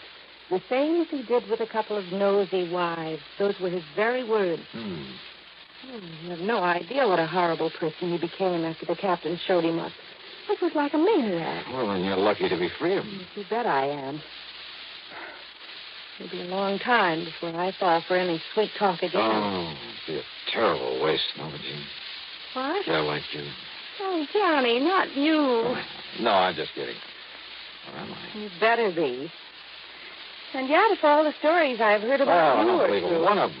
And to prove that I didn't come up here just because Harry McQueen said you're the most beautiful, the most gorgeous gal. McQueen told you that? You're sure right, 1,000%. But Then now... if I'd known that, and if you hadn't come, I'd never have forgiven you. Yeah, but now let's get down to what... Especially after what he said over the phone about you. Like what? Oh, that, you're an old, dull, stodgy, pedantic, Well, I'll bumbling... sue him. And I'll certainly try to prove otherwise. But right now... Now, Johnny. Now, let's get down to business. Well? Well, after the captain threw him out, we thought that was the last we'd see of Roger, in spite of what he'd said, in spite of his threats. But? Johnny, somebody has been prowling around outside this house at night.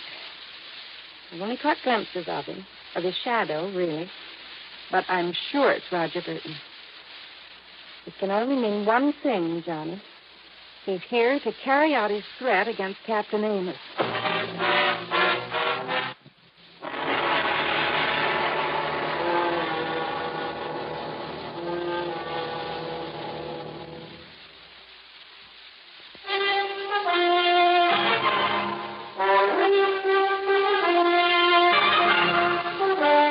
You're sure it's Roger Burton you've seen prowling around the place? Yes, Johnny, and only at night.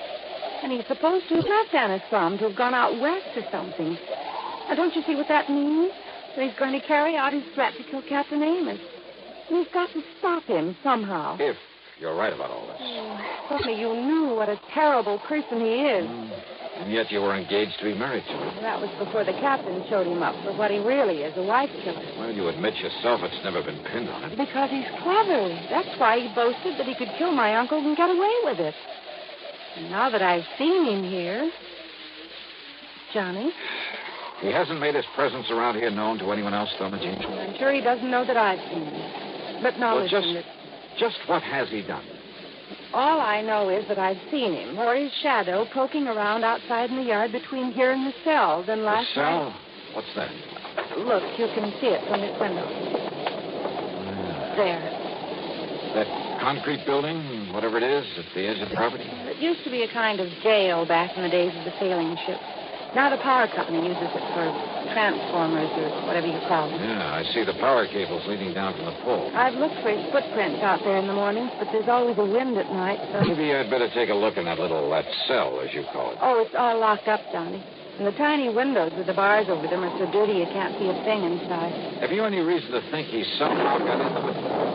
Hey, that storm's really coming this way. Yes, and Captain Amos will love it. But now, Well, Johnny... hadn't you better get him down off that tower before it hits? During the storm? Why, you couldn't drag him down with a turning mule team. Oh. Takes him back to the old days when he used to ride out a storm on the open bridge of a sailing ship. Donald Jean, does he know about Roger showing up again? No, Johnny, I haven't told him. But listen, I've been trying to tell you. Tell me what? That I not only heard him prowling around last night, but this morning I found some ladder marks in the ground. Where? Out beside the tower. As though he'd used a long ladder to get up to it from the outside. Ladder? I don't know what else they could be. This feller, and for the moment we'll assume that it is Roger Burton. Oh, I'm sure of it. He's made no attempt to enter the house? Oh, he's too smart for that. And don't forget, Johnny, he doesn't know that I've seen him around again. Well, before this storm really breaks, Thomas Jean, I'm going to take a look at that transformer building out there and see if... And you better hurry, Johnny, before... Oh, Jean. Thelma Jean. Yeah, Captain? Where are you? In here. Where in tarnation did you put my sou'wester? It's up in the cabin just below the bridge where it always is. I told you a storm was making up. It's going to be a big one. Now you got to get me back on the bridge. Well, now who's this, Thelma Jean? Captain, this is Johnny Dollar. Dollar, huh? Hiya, Captain Amos. Another crooked landlubber come here to trouble you? Oh, no, Captain. Johnny... Well, just an old friend who dropped in. Yeah? With the storm coming up, Big one, I tell you. Been in all the papers. But me, I told you it was on the way 5-6 days ago. The way the barometer on the bridge has been behaving. Yes, I know. So I've asked Johnny to stay for the night. Oh? Well, whatever me little girl wants, Selma Jean, you know that. But, Johnny? Yes, sir? You do anything to hurt me little girl, and by Jupiter, I'll kill you. Don't worry, Captain. All right. Southwesters in the cabin up there? Aye, sir. Then I'll see you below here when the storm's over. I'll bring your dinner up to you. Oh, will I ride another sword? Don't be silly, woman. Aye, sir. Johnny, if you're going out to look at that cell... First, I want you to show me where you found the letter marks, okay? Aye, sir.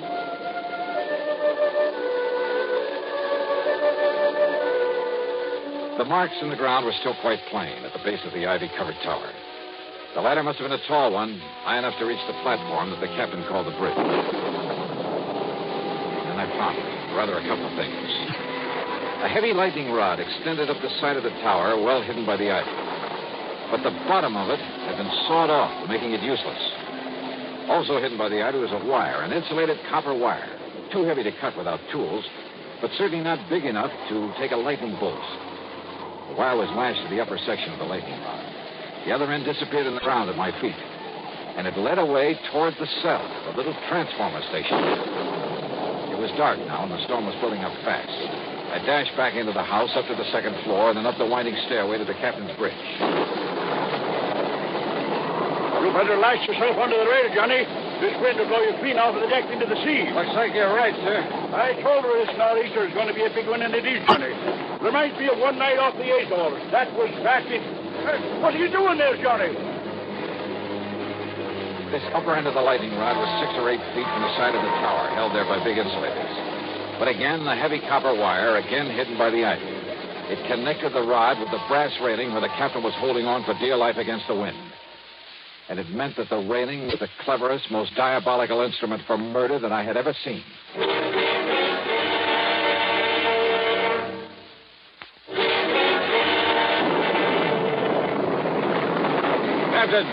Captain Amos. Listen to her blow, Johnny. Listen, we've got to go below. Below, and Mr. Storm like this? Come on, it'll thunder like hysteria. Listen to me. Keep away from that rail. Let go of this rail, it'll blow us into the sea. I tell you, get away from that rail. Keep your hands off me, you blubber and young. Sorry.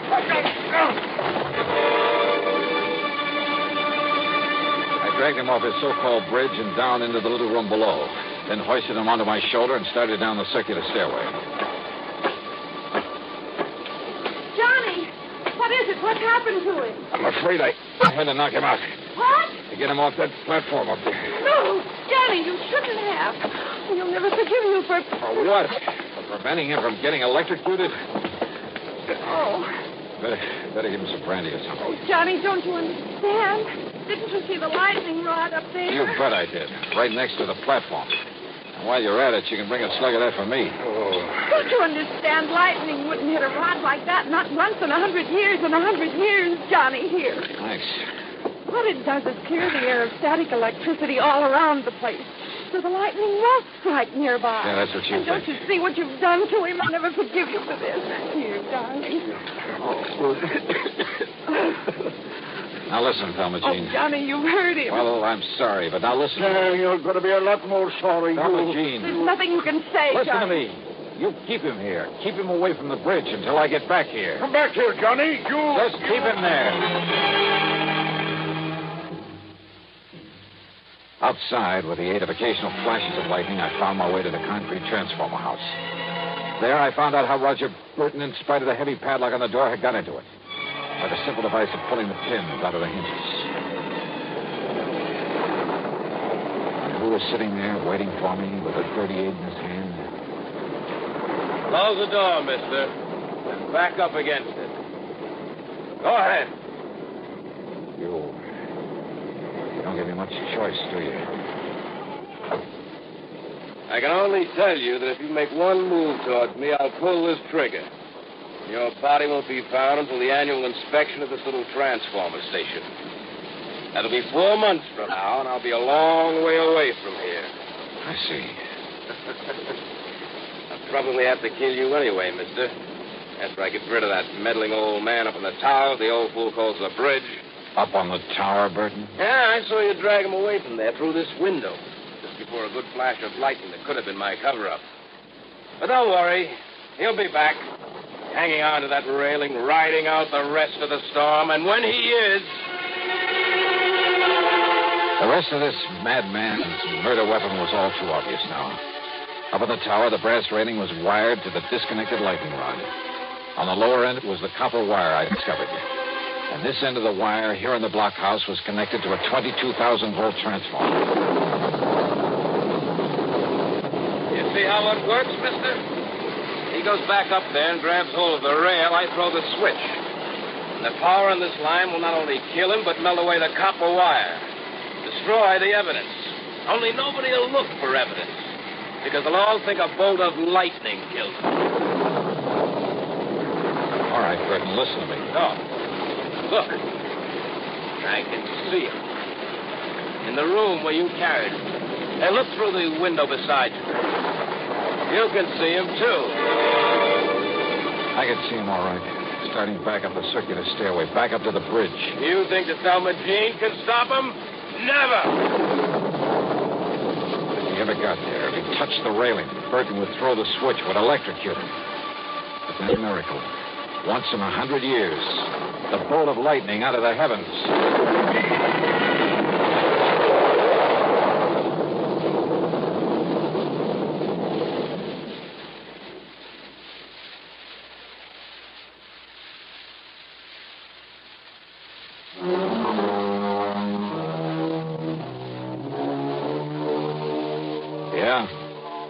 The bolt of lightning had struck the rod high up on the tower, had streaked down the wire into the blockhouse, had fairly exploded inside of it. The force had blown me out through the door, and it was a couple of hours later inside the house before I was able to move. Burton, holding the switch, had been killed instantly. I'm glad I hadn't tried to get any closer to him. It was a bolt out of the blue. It was justice in its own strange fashion. Expense account total, including a checkup by one of the local medicos, some new clothes, mine were in shreds, incidentals, and the trip back to Hartford, $171.50. Yours truly, Johnny Dollar.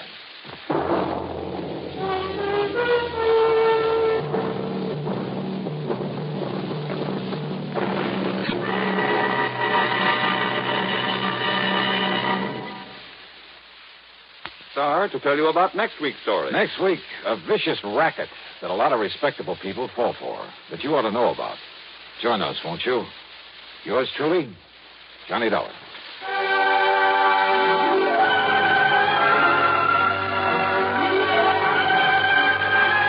Yours truly, Johnny Dollar, starring Bob Bailey, originates in Hollywood and is written, produced, and directed by Jack Johnstone. Heard in our cast were Virginia Gregg, Carlton G. Young, Ralph Moody, and James McCallion. Be sure to join us next week, same time and station, for another exciting story of Yours truly, Johnny Dollar. This is Jim Matthews speaking. From Hollywood, it's time now for Johnny Dollar. Randy Singer, Johnny. Oh, hi, Randy. How's the New York City Police Department these days? Well, the department's fine. Me, I'm not so sure. Well, then maybe I'd better run on down there and cheer you up a bit, huh? Yeah, you'd better come down here on account of Mary Grace Marshall. Hey, how do you know Mary Grace? The point is, you do. Well, matter of fact, I just got back from a weekend in that town of yours. Yeah, Mary Grace and I had a ball. We took in a couple of shows, did the nightclub routine. Yeah, I know. Even spent Sunday afternoon together out at the... What do you mean, you know? Johnny, your little girlfriend's been murdered. What? Yeah. Randy, have you got any leads, anything to go on? Yeah, Johnny, plenty. Then I'll grab the first plane. Yeah. You'd better.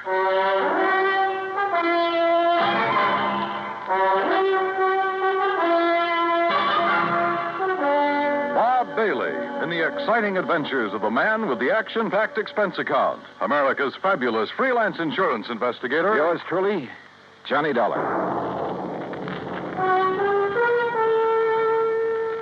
Act one of Yours truly, Johnny Dollar.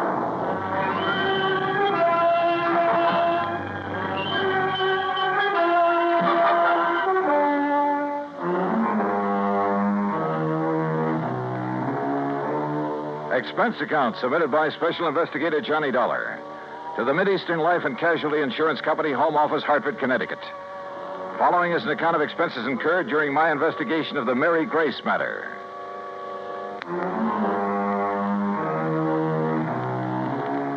Expense account item 1, 10 cents. Phone call to the airport to reserve a seat on the first plane to New York. Item 2, phone call to Ben Perrin at the Claims Department of Mideastern Life. Perrin here? Ben, this is Johnny Dollar. Oh, hello, John. Now, listen, I'm on my way down to New York at your company's expense, though the expense part is beside the point. What? No, just wait a minute. Mary Grace Marshall has just been murdered. Marshall? Your company holds a policy on her, and I'm going down there to investigate. Well, now, wait, John, until we issue proper authorization for you to conduct the investigation. Don't give me that, Ben. I'm going down there now. Well, then it's completely without sanction from this or any other office. Okay, forget it. I was trying to save time, and I thought I was doing you a favor. Well, I suppose you are, but until a request for your services can be routed I said forget it. Didn't you hear me? I gotta go. Gotta catch a plane. Well, for heaven's sake, man, what are you so up in arms about? Why you're so concerned about this particular... Because that girl was a personal friend of mine. A very dear friend. Oh. John, I'm sorry. I can see now why you're so upset. Yeah, I'm upset. By all means, go ahead, officially. And if there's anything I can do... Yeah, there is. You can stop all this yammering so I can hang up and get out of here. Goodbye. John. Yeah, what now? You really cared for that girl, didn't you? Yeah, Ben. I cared.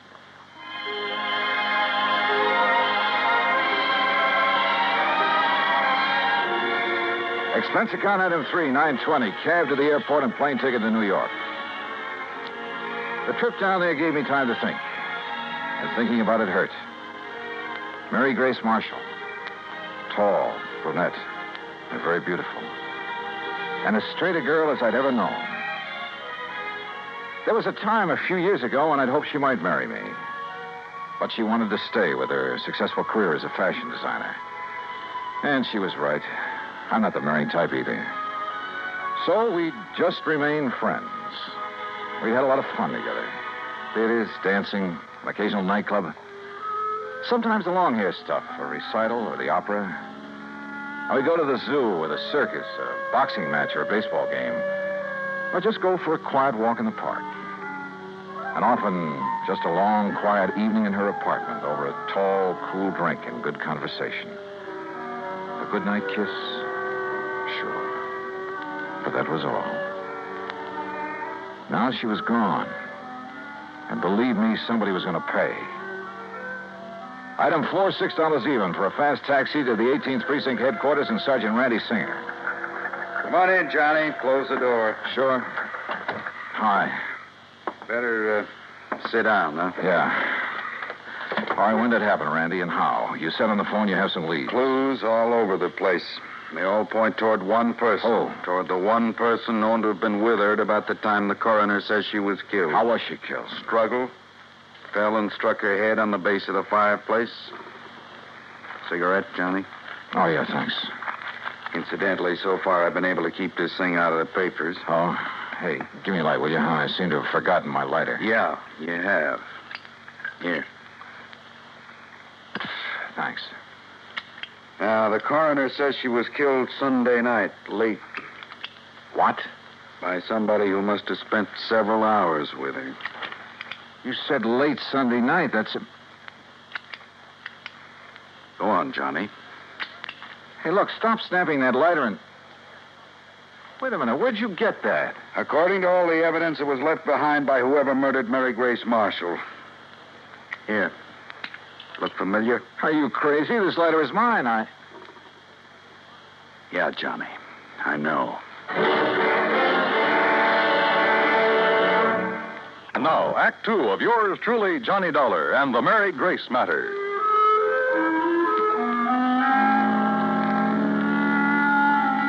Mary Grace Marshall, an old friend, a very dear one, murdered in her New York apartment on East 77th Street. Sergeant Randy Singer, my old friend at 18th Precinct Homicide, had called me immediately.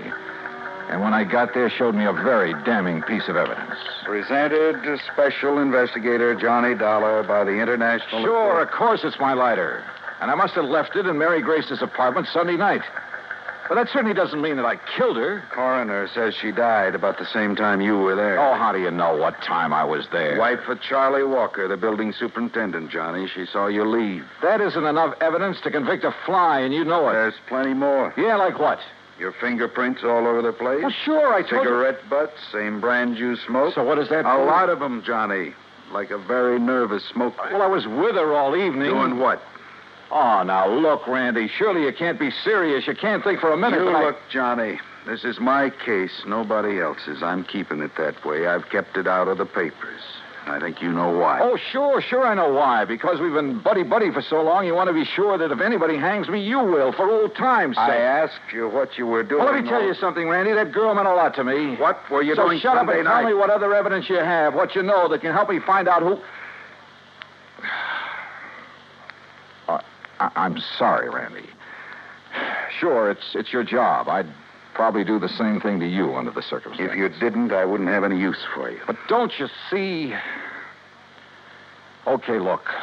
We spent Sunday afternoon at the zoo, the Bronx Zoo. Went up on the subway. We walked a lot, got pretty tired. I'd promised her a dinner at the Chambord over on 3rd Avenue. But she said she had some food at the apartment, so we went back there. Then we just sat around and talked, played some music, that's all. And had some drinks. Yeah, I picked up a bottle of scotch on the way. How many drinks? Oh, 1 or 2 light ones is all.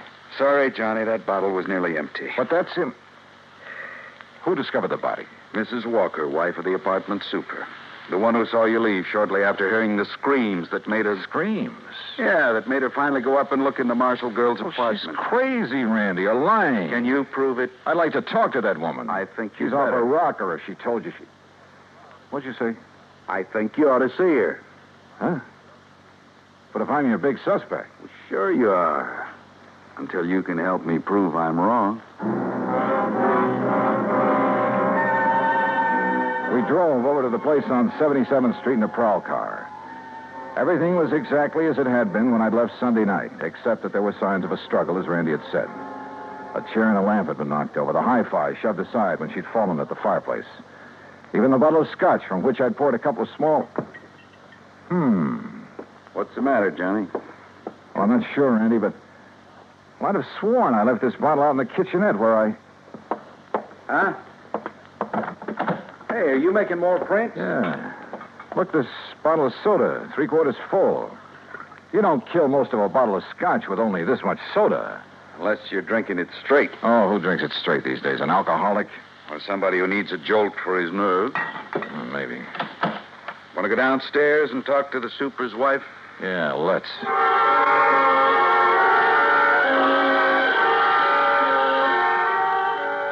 The superintendent's wife turned out to be a living doll. Young, pretty, with too much makeup. The sort who looked like she decided to get out of the chorus line for a quieter life as the wife of a building superintendent. I noticed a peculiar, spicy kind of odor when she first let us in, but thought nothing of it at the time. Now, you're sure this is the man you saw leaving Miss Marshall's apartment, Mrs. Walker? I was standing right here in this doorway. It was after I heard her screaming up there, around midnight. You're sure you heard her scream? Well, my husband heard it first. He woke me up, pounding on the wall between our bedrooms. Well, didn't he get up to investigate? Oh, no, the lazy... Well, he's been sick. He's still sick. But then I heard the screaming, so I run into his room and asked him what to do. Go back to bed and forget it, he says. It's probably just a party upstairs. Then you went up and found the body, huh? Well, first I tried to sleep, but I kept thinking I heard noises. From upstairs? Well, no. You're sure? It was like maybe my husband was getting up or something. Go on. Well, finally, about 2 a.m., I went up to her apartment. When she didn't answer my knock, I let myself in. And there she was, dead. Who called the police, you or your husband? Him? Huh. Besides, I told you he was sick. He still is.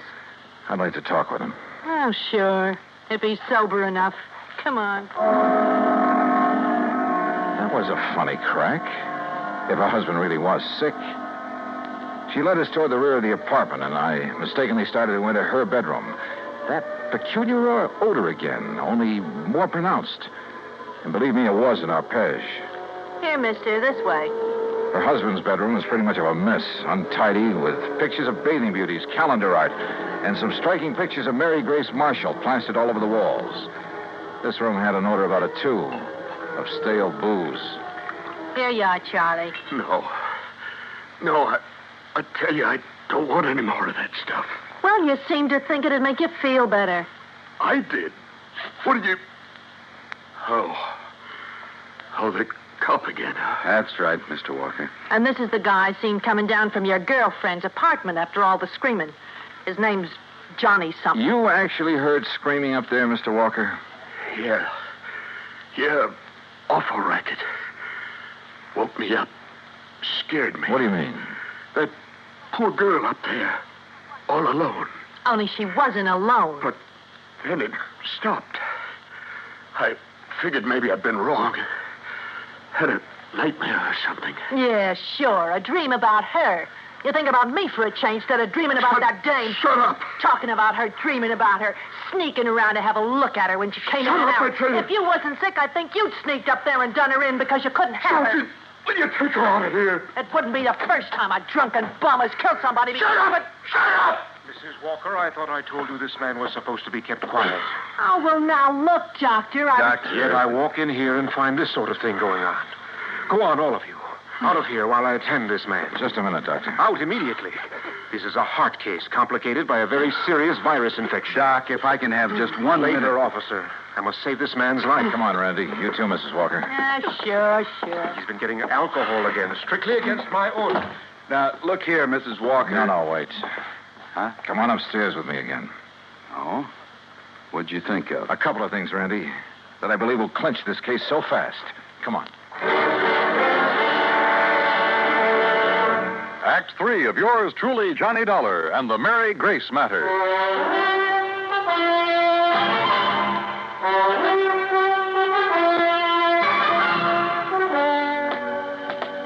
What do you mean, clinch the case, Johnny? Didn't you hear enough from Charlie Walker and his wife? Yeah, I heard plenty, Randy. Well, then what's the point of coming back here to the dead girl's apartment? Let me show you something here in the kitchenette.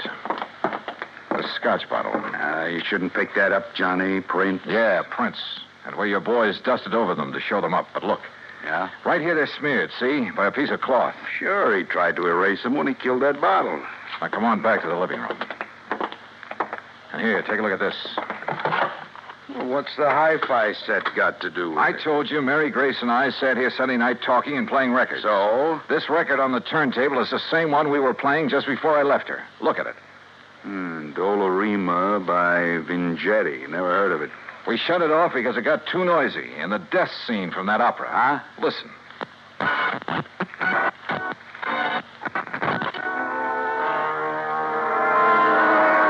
Yeah, here it is.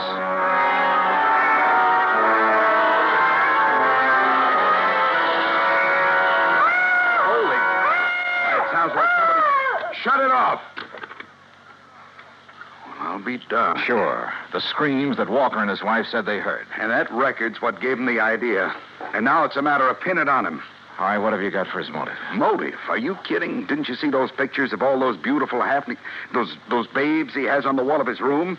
And the pictures of the Marshall girl? All right. He was gone for Mary Grace, talked about her, dreamed about her, had her pictures all over his room, but she wouldn't give him a tumble. All right. All right. So he hits the bottle heavier than ever on account of this frustration over the Marshall girl. Wouldn't be the first time that sort of thing has happened. Happens all the time. So if he can't have her, he's going to kill her. You see my point? Yeah, and it's well taken, Randy. All right.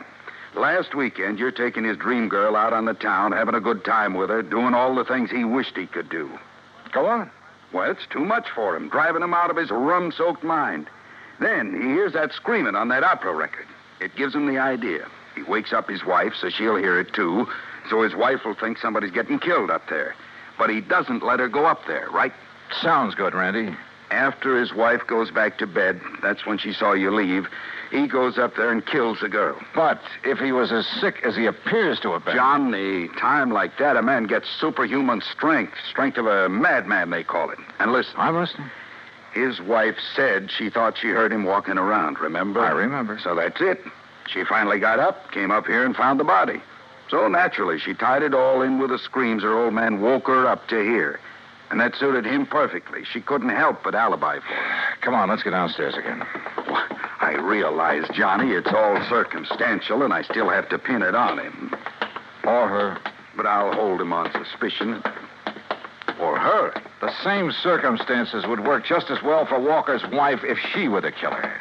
Yeah, but what about the motive? Jealous wife. Jealous of somebody taking that drunken bum out of her hair? That funny odor I noticed about her when I first stepped into this place. I finally remembered what it is. Hey, I noticed that, like a cooking spice. Well, it is sometimes. Cardamom seed. Cardamom? Yeah, they used to call it the drunkard's friend. A man could booze all night, chew a couple of cardamom seeds, kiss his wife goodnight, she'd never be the wiser. Well, I'll be. That odor was so strong in her bedroom that... Well, maybe she's the lush, huh? Hey. And tried to make the same thing out of her husband, on the excuse it would make him feel better.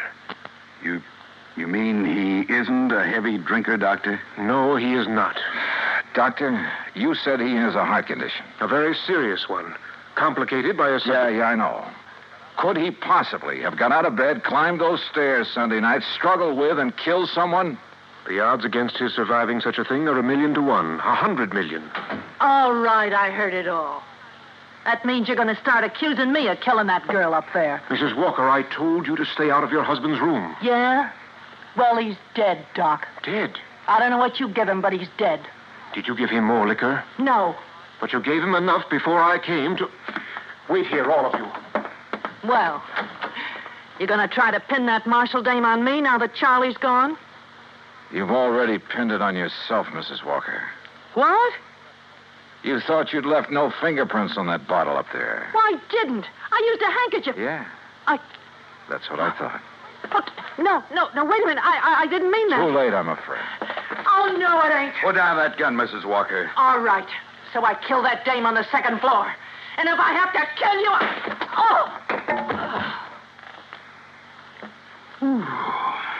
Yeah.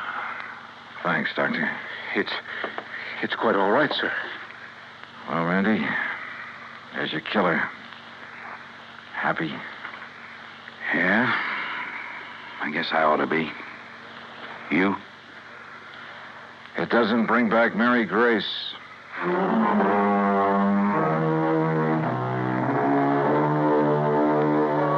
Expense account total, including transportation back to Hartford? No, wait. I took on this case myself because of Mary Grace and, well, whatever she may have meant to me is none of the company's business. Oh, sure, you'll have to pay the claim on her policy. But let it go at that, will you? The rest is on me. I want it that way. Understand? For old time's sake. Yours truly, Johnny Dollar.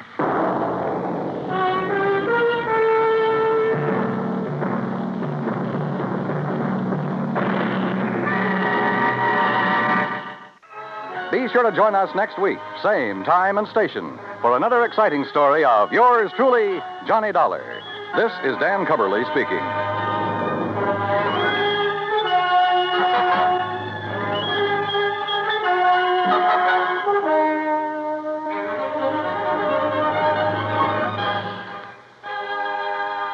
This is the United States Armed Forces Radio and Television Service.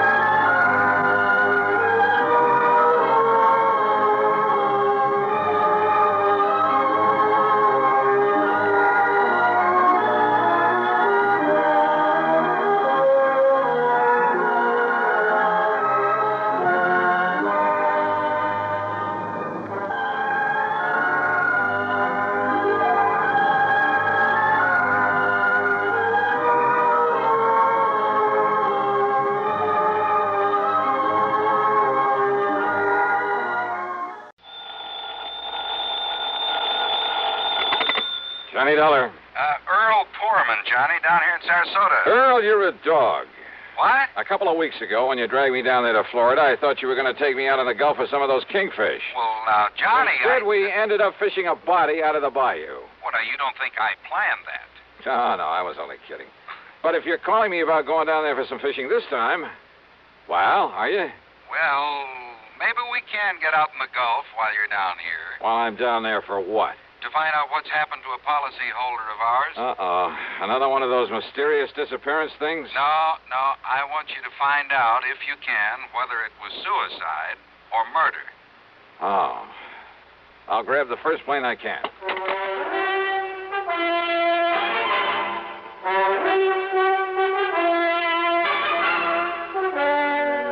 CBS Radio brings you Bob Bailey in the exciting adventures of the man with the action-packed expense account, America's fabulous freelance insurance investigator. Yours truly, Johnny Dollar.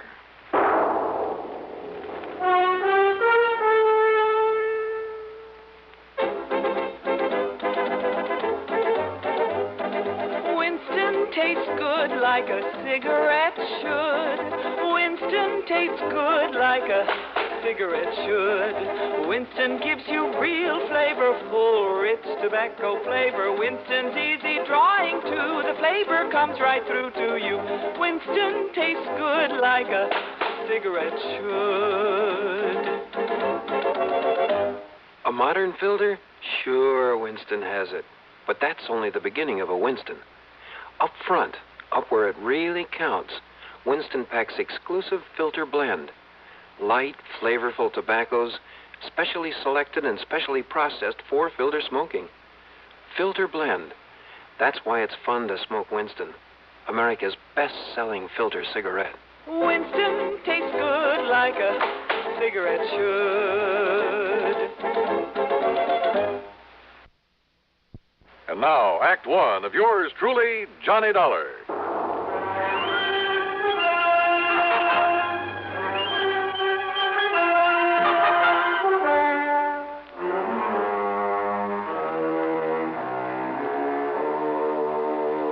Expense account submitted by Special Investigator Johnny Dollar to the Sarasota, Florida office of Tri-State Life and Casualty Insurance Company. Following is an account of expenses incurred during my investigation of the fancy Bridgework matter.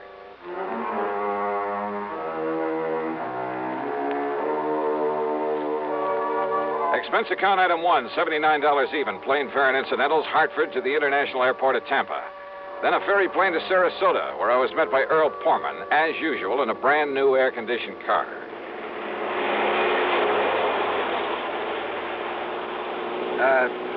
You know something, Johnny? If I'd had any sense, I'd have met you in Tampa. Oh? Why do you say that, Earl? Well, because this murder, if it really was a murder, occurred on the Sunshine Skyway Bridge, about 28 or 29 miles north of town. Yeah, I wondered why we were heading north on the Tamiami Trail. But you say if it was murder. Well, if it was suicide, Johnny, if you can prove it, well, it'll take the company off the hook for some $40,000. Uh-huh. Who was the victim, the insured? A worthless tin horn gambler by the name of Alfie Garber. Tin horn, huh? What? Well, he must have had something to pay the premium on $40,000 worth of insurance. He paid exactly one of those premiums, Johnny. Well, what happened? You remember the dog racing track south of town? Yeah, my pocketbook still carries a couple of scars from it. Well, Alfie's been losing his shirt out there night after night. He's not only borrowed everything he can get his hands on, moved into a third-rate motel, but well, he sold most of his wife's jewelry. Uh-huh. They've been practically living on handouts. Police think maybe he's responsible for a couple of robberies around town, but they haven't been able to prove anything. Really? In other words, Alfie's been in pretty bad shape, mentally as well as financially. His wife told a doctor she was afraid he might commit suicide. So you got the picture? Yeah, I got it. Go on, Earl. Well, last night, he and another punk by the name of Luke Thrasher got into a big fight there at the track. Luke is a pretty bad actor, by the way. And how do you mean that, Earl? Oh, there have been a couple of unexplained murders of people who tried to cross him up back in the past. By unexplained, you mean they couldn't pin them on him? Exactly. Oh, here now, we're on the Sunshine Skyway Bridge. Yeah, well, what'd they fight about? Seems Alfie had welched on a bet, a big one. And Luke told him if he didn't get out of town, he'd kill him. So? 3 or 4 o'clock this morning, Alfie's wife was at police headquarters asking him to please find her missing husband. He hadn't come home from the track. No message from him, nothing. Is she the beneficiary of this policy? Yeah, she is. And Johnny, she's just about as worthless a character as her husband. Uh-huh. Todd Swam down at the Chamber of Commerce has been trying to figure some legitimate way to get them both out of Sarasota. Well, is there any reason to think Alfie didn't take the hint and just leave town? He was pretty scared of Luke Thrasher, made no bones about it. And you ask me, he had reason to be. So when she reported him missing, the police hauled Luke off to the clink. Figured he'd carried out his threat, huh? Until this morning, just before I called you. Oh, what happened? Oh, now here we are, coming to the center span of this bridge. Yeah, I see. Yeah. Well, look, what made the police change their highest span of any bridge in the state, Johnny. So I've heard. But look, you didn't answer my question. Bridge is 15 miles long and over 100 feet high up there. Yeah, I see that. Several suicides off this thing, Well, Johnny. what has that got to do with Alfie Garber? You see the police car parked just ahead? Wow. Reason they're looking things over is because that car in front of theirs is Alfie Garber's, right where he left it. And they figure he took the jump. A fishing boat down below found his hat and his jacket floating around in the bay. Oh, well, that doesn't prove suicide, Earl. Doesn't prove murder, either. Keep moving there, mister. Keep moving. Hi, Lieutenant. What? Oh, you, Mr. Foreman. I kind of thought you'd be out here for a look at things. Lieutenant Dodge, this is Johnny Dollar. He's a special investigator. Sure, Mr. Dahl. I'm glad to see you again. Yeah, hiya, Lieutenant. Well, looks like now we got something to work on around here. You will work with us, won't you? Why not? Well, wait a minute. What did you mean, Lieutenant? Mr. Foreman, we haven't found the body yet, but the evidence, mostly a torn piece of shirt and some blood we found here on one of the girders. Blood? Yeah, and a lot of scuff marks and things. Oh, there's no question there was a struggle before Garber was tossed off into the bay. A big one. Murder, huh? No question about it, Mr. Dollar. Well, then, Earl, it looks like your company's going to have to pay off the beneficiary. And my expense account, of course. Oh, now, why bring that up? But as long as I'm here, do you mind if I look at that evidence you mentioned, Lieutenant? Help yourself, Dollar.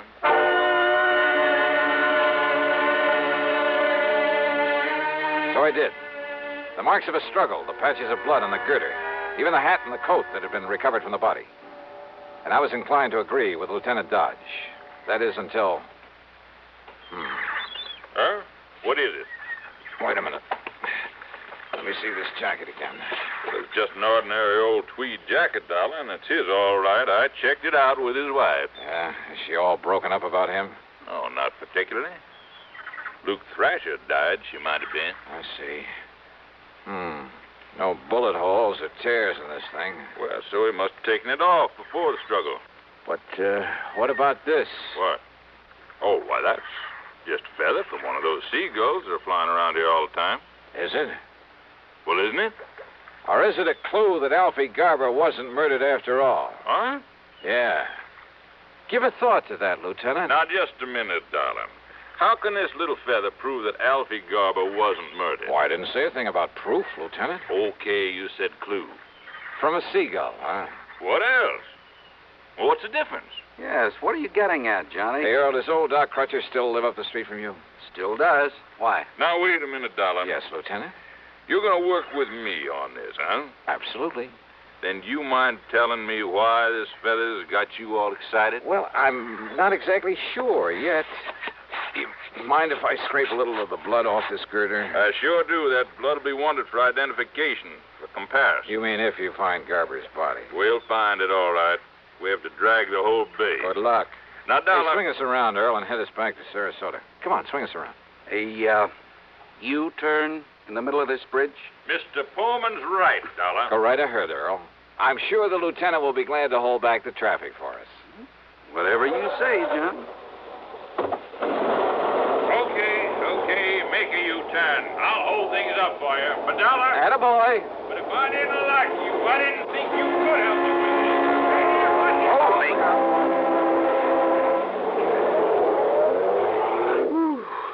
I thought he was going to hold up traffic for us. Yeah. Well, if he isn't any better at solving murders, he is going to need help on this case. Huh? Well, I thought you didn't think it was murder. Of course, it's only a hunch, Earl. Because of that silly little feather you found? But if that came from a seagull, I'll eat my shirt. Look, will you please tell me what you're up to? After Dr. Crutcher looks over this sample of blood the lieutenant so kindly provided. Drive on, Earl.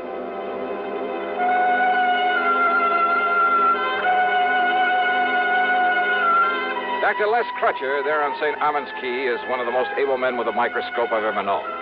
He poured us a couple of drinks, took the blood sample, and retired to the tiny laboratory there at the back of his house. Then, after about 15 minutes... Now, Johnny, listen to me. Relax, Earl, relax, and enjoy your drink. We may have to do some traveling around when the doc gets through with that specimen. Well, like where? If my hunch is right, that is. Well, Doc, what'd you find out?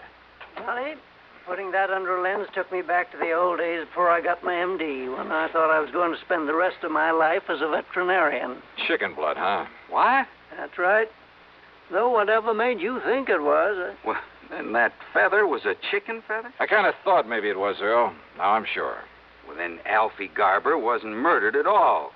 Those marks of a struggle, the blood up there on that bridge, his hat and his coat, they were just planted there. Alfie planted them there. Which means the police can forget their earlier suicide theory, too, doesn't it? Right. Alfie staged the whole thing to make it look like murder so his wife could collect his insurance. Kind of looks that way, doesn't it? So all his wife has to do is collect the insurance, then meet him somewhere, and they'll be $40,000 richer. At least that's what she thinks. Only she's wrong. They're both wrong. Right, Johnny? One sure way to prove it out, Earl. Yes? How? Sure. Find Alfie Garber.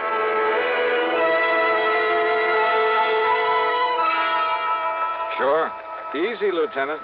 Just find Alfie Garber. So we're right back where we started from. Yep. Only trouble is that by now he could be 1,000 miles away.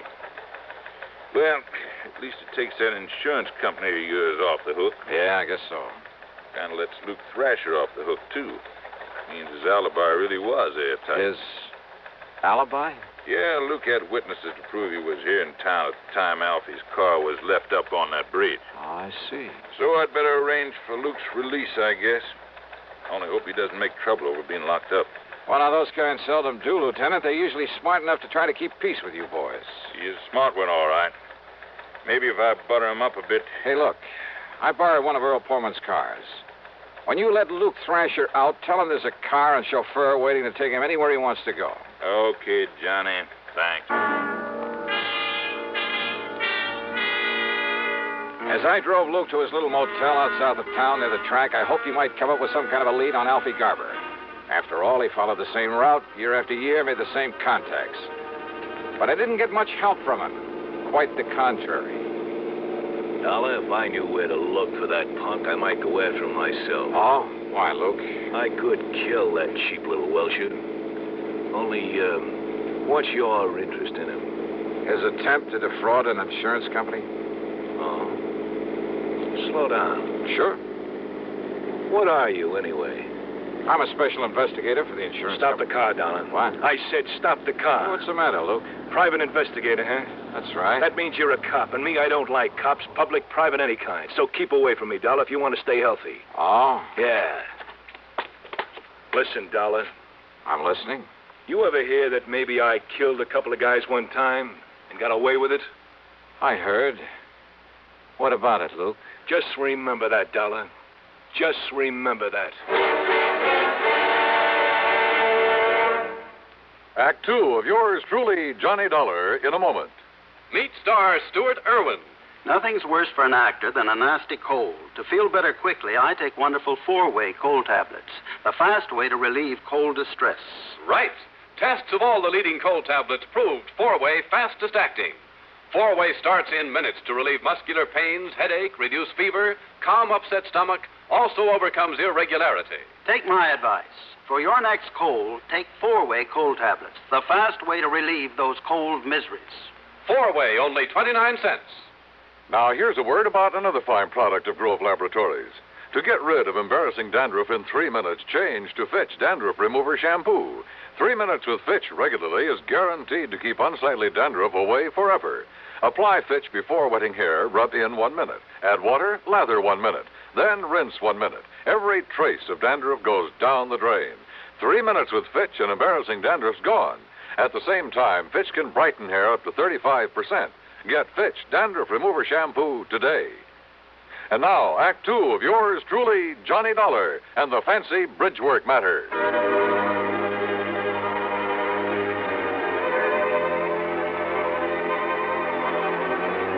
Hunches.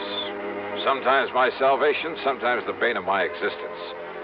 It was a hunch that led to the discovery that all the evidence Alfie Garber had been murdered and thrown off the bridge, that all that evidence was trumped up, phony, obviously to mislead anyone looking for Alfie. And now I had a couple of hunches about Luke Thrasher. One, that his warning to stay out of his way was due to more than a simple hatred of cops. Two, well, this was a real wild one. But in spite of what he'd said, I had the distinct feeling he could somehow put me on Alfie Garber's trail. It was late by the time I got to Earl Portman's house on St. Armand's Key. He and his wife had gone to bed. I poured myself a nightcap and sat down on the floor of the room to think things out. Huh?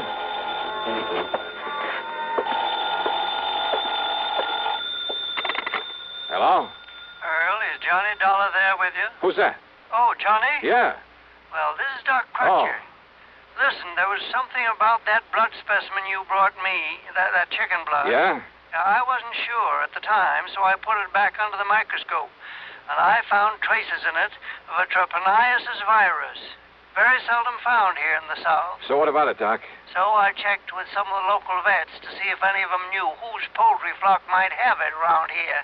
I thought such information might be of help to you. You were so right. And, Johnny, that chicken could only have come from the farmer Andrew Palucci out on Bee Ridge Road. Good for you, Doc. Mr. Palucci is about to have a late visitor.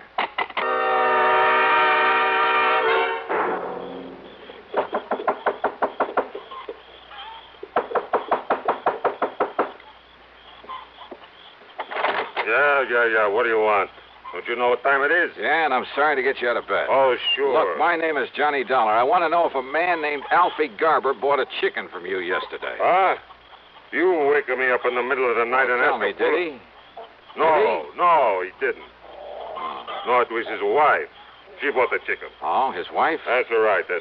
Her and that man, What man? That'll Luke. Luke? That's all right, Luke. So what's your business you come around this way? Just don't worry about that. Don't worry, huh?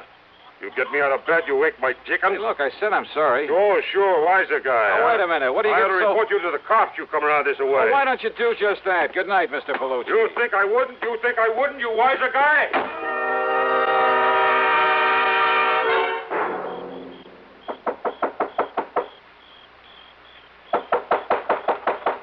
Yeah, I'm coming.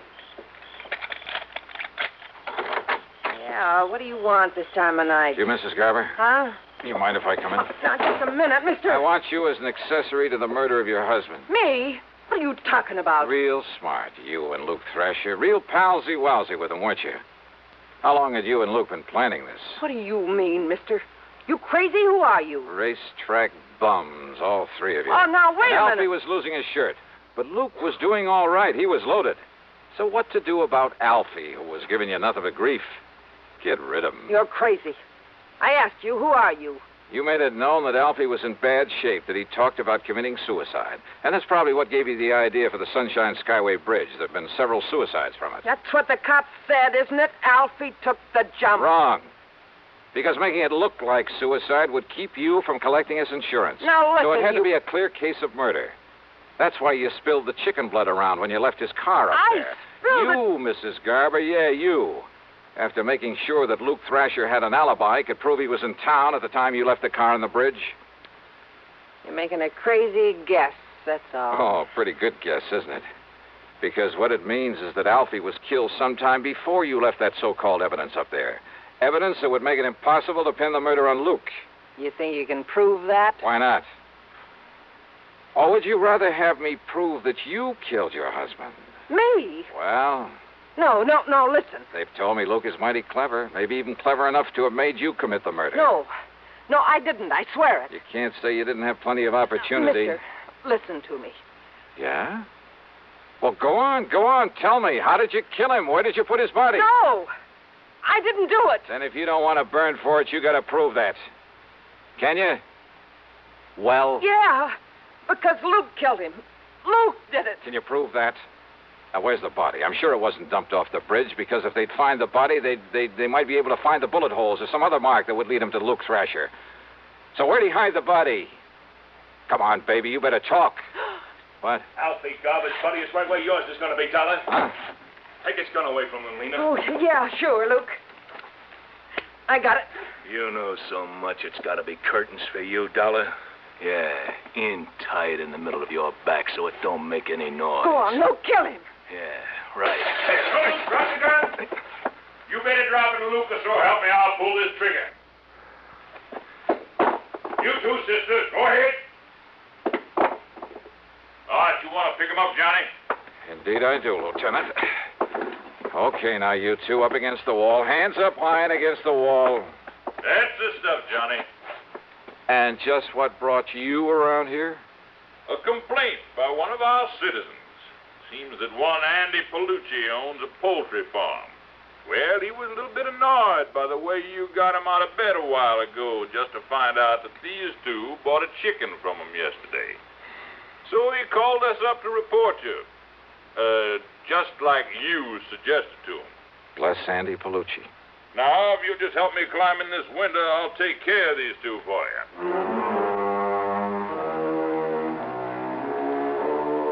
Luke Thrasher, in spite of all the pressure they put on him, still refused to talk. So it was Lena Garber who finally broke down and told the police where they could dig up Alfie's body. And yeah, the bullets in him came from the gun that Luke had held on me. So it's up to the courts. Expense account total, including the trip back to Hartford? Well, call it $200. And you know something? I finally managed to get in some of that real great fishing in the Gulf with Earl Poorman. Really great. Yours truly, Johnny Dollar.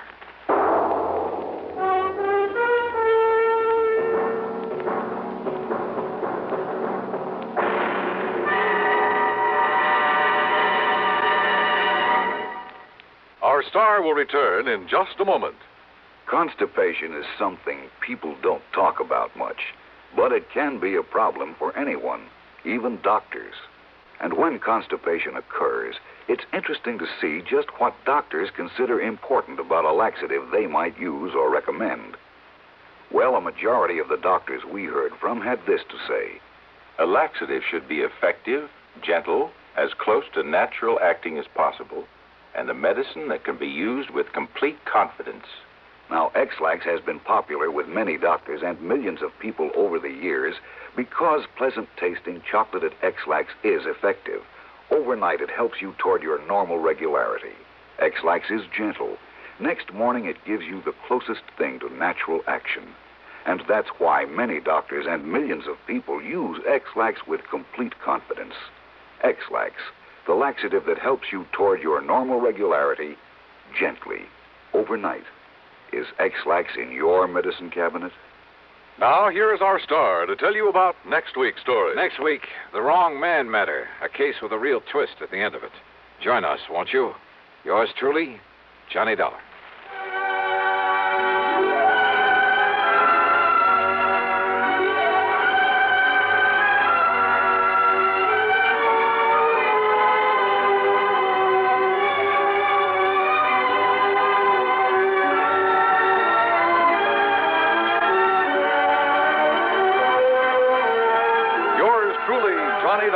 Starring Bob Bailey, originates in Hollywood and is written, produced, and directed by Jack Johnstone. Heard in our cast were Virginia Gregg, Vic Perrin, Barney Phillips, Edgar Staley, Peter Leeds, and Frank Gerstle.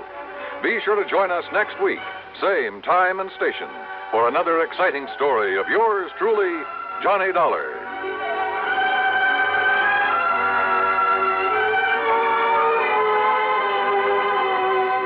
This is Dan Cumberly speaking.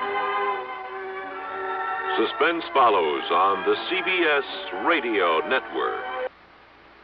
As you smoke a Duke, you get a sense of ease and comfort that grows with every puff. Because new king-size Duke is king-size in the filter, where it matters most. Radio 59, WROW. You know, we're all not experts on suits or stoves or automobiles, so before spending any money, we find out what makes one good. Aren't schools much more important? Shouldn't we know what a good school is really like? A free new booklet helps you to do this important job. It's called Yardsticks for Public Schools, published by the National Citizens Council for Better Schools. It suggests ways of sizing up a school and of ensuring a better education for your children. Send a card today for your free copy. Write Yardsticks and your name and address on a card. Mail it to Better Schools, 9 East 40th Street, New York, 16, New York. That's Better Schools, 9 East 40th Street, New York 16. New post-war Old Dutch cleanser, famous for chasing dirt, presents Nick Carter, famous for chasing crime.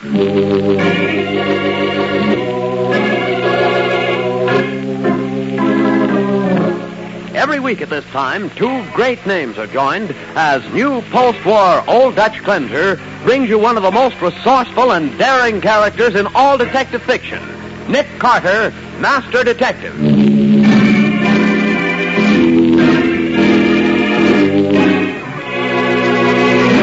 Careful crossing the street, Patsy. I'm watching, Nick. Hey, wait, look at that car come. Boy, is he traveling. Why, that crazy fool. Nick, he's driving on the wrong side of the street. What's the matter with the idiot? Nick, look out, he's headed right for us. Get back, Patsy. Get behind the car. Jump!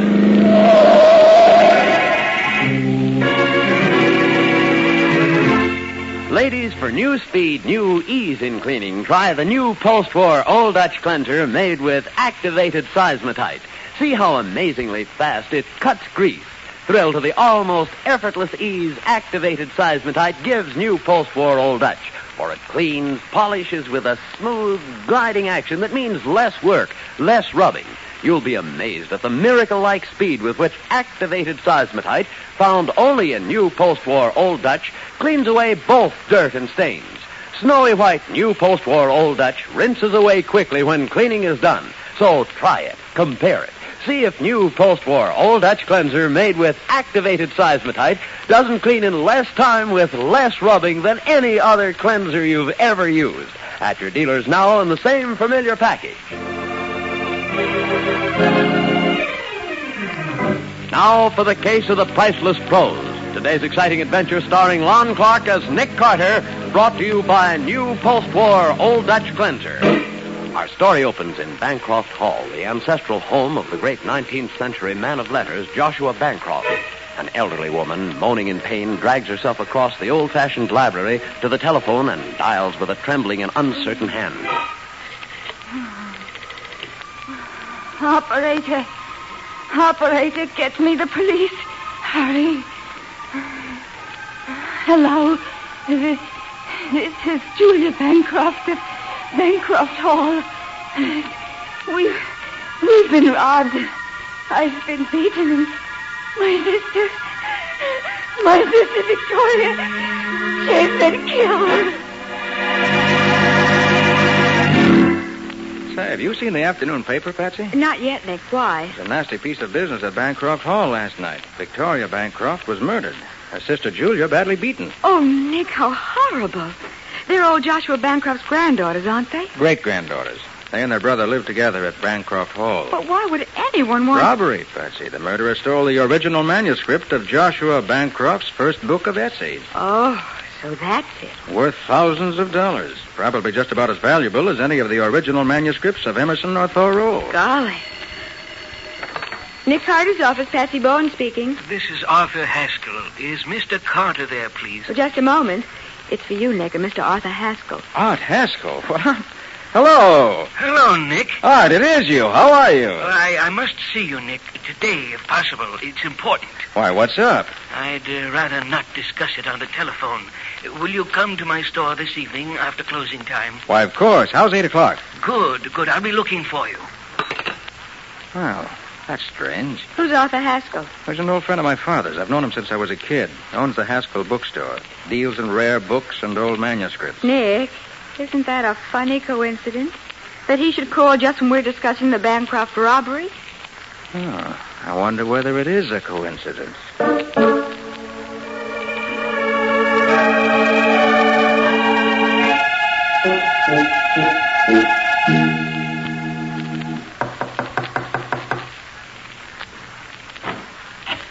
Nick. Hello, Art. It was good of you to come. Art, let me introduce you my secretary, Patsy Bowen. Oh, how do you do, Miss Bowen? I'm glad to know you, Mr. Haskell. Come in, both of you. Thanks. Yeah. Let's go back to my office. It's in the rear of the store. I haven't forgotten, Art. Be careful there.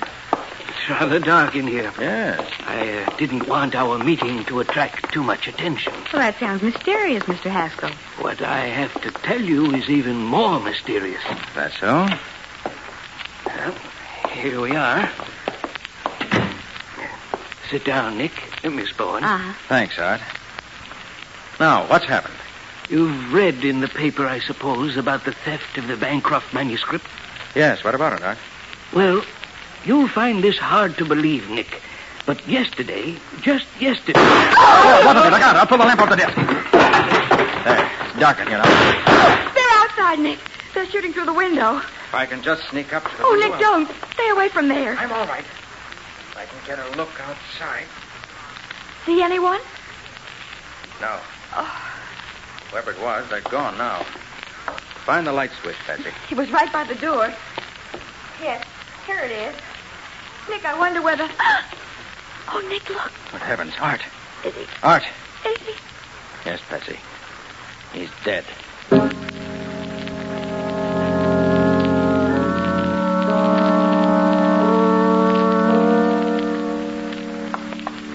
Oh, everything's so old and musty here, Nick. Boy, I'll bet no one's even opened a window in Bancroft Hall since Dr. Bancroft died. Here's the library. Butler said we'd find Julia in here. Hope she can tell us if there's a connection between Haskell and the Bancroft manuscript. Charles? Miss Bancroft? Yes? And you're Mr. Carter and Miss Bowen. Yes. Forgive me for not getting up, but my doctor says I can't move from this couch. Of course. We understand, Miss Bancroft. Sit down, won't you? Thank you. I'm so glad you called. I know if anyone can find the man who killed my sister and stole great-grandfather's manuscript, you can, Mr. Carter. You say the man who killed your sister. Are you certain it was a man? Oh, positive, Mr. Carter. Oh, I see. Now tell me, what time did the robbery take place, Miss Bancroft? It was about 10:30. I was in my room on the second floor when I heard Victoria scream. I started down the stairs, and then there was a shot. I see. And then? I rushed into the room, and just as I stepped through the arch, I was struck on the head 2 or 3 times. With what? Do you know, Miss Bancroft? Yes, the base of that desk lamp over there. That's all I remember until I came to. Then I saw the safe open. The manuscript was gone, and Victoria was dead. Well, let's see if... Now, just a minute. Nick, what? What are you doing at those draperies, Mr. Carter? Just this. Taylor! How do you do, Mr. Carter? I don't know who you are, but the next time you hide behind draperies, be sure your feet don't show. Mr. Carter, this is my brother, Taylor Bancroft. I was just coming in to get a book. Were you? What book? What book? Why, Never mind. I have one more question to ask you, Miss Bancroft. Yes? Have you any idea who could have done this? Why, anyone might have done it. So many people knew of great-grandfather's manuscript, and nearly everyone knew that it was kept here. True enough, but no ordinary thief would steal a rare old manuscript. It's stolen by a person who knew how to dispose of it. Well, there are several people here in the city who know a great deal about old books. Do you happen to know the names of any particular individuals? Why, I know who would know, Julia. Carl Van Leyden. Professor Van Leyden? Yes, he's the best-known authority in the field. I'm sure he'd be glad to help you. Thank you, Miss Bancroft. Think I'll pay him a visit right now.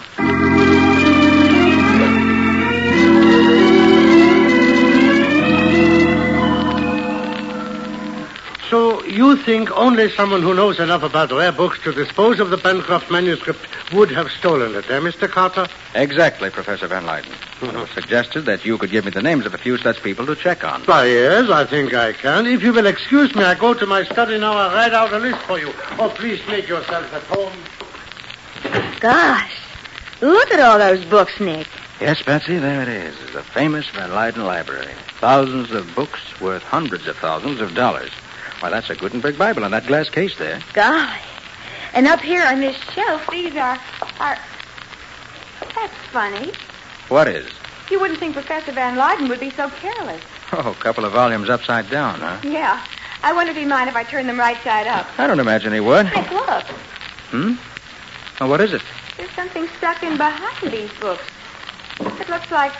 Oh, let's see it, Patsy. Here.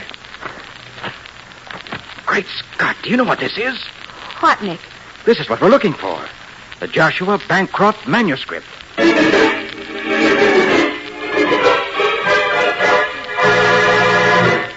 amazement and disbelief, Nick and Patsy stare at the bulky sheaf of yellowing pages. The precious manuscript has been found, but as Nick himself realizes, this serves only to deepen the mystery of Bancroft Hall. We'll see what happens in just a minute. Next time you get a household cleanser, remember this. The first major cleanser improvement since the introduction of Old Dutch's famous cleaning ingredient, seismatite, is activated seismatite. Yes, scientists, by an exclusive new process, have activated seismatite to give new post-war Old Dutch cleanser a new fast action, new almost effortless ease, a new snow-white appearance.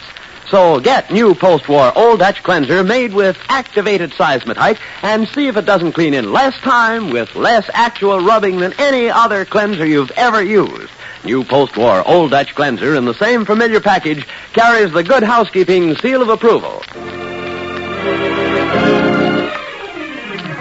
And now back to the case of the Priceless Prose. Today's adventure with Nick Carter, brought to you by new post-war Old Dutch cleanser.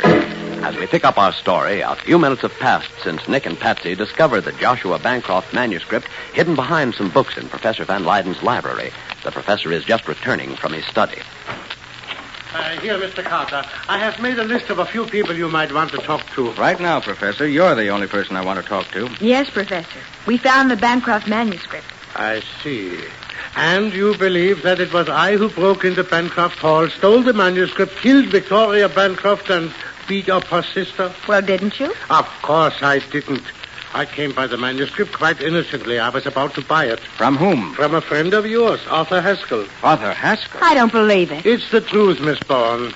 Haskell stopped by here only day before yesterday to let me examine it.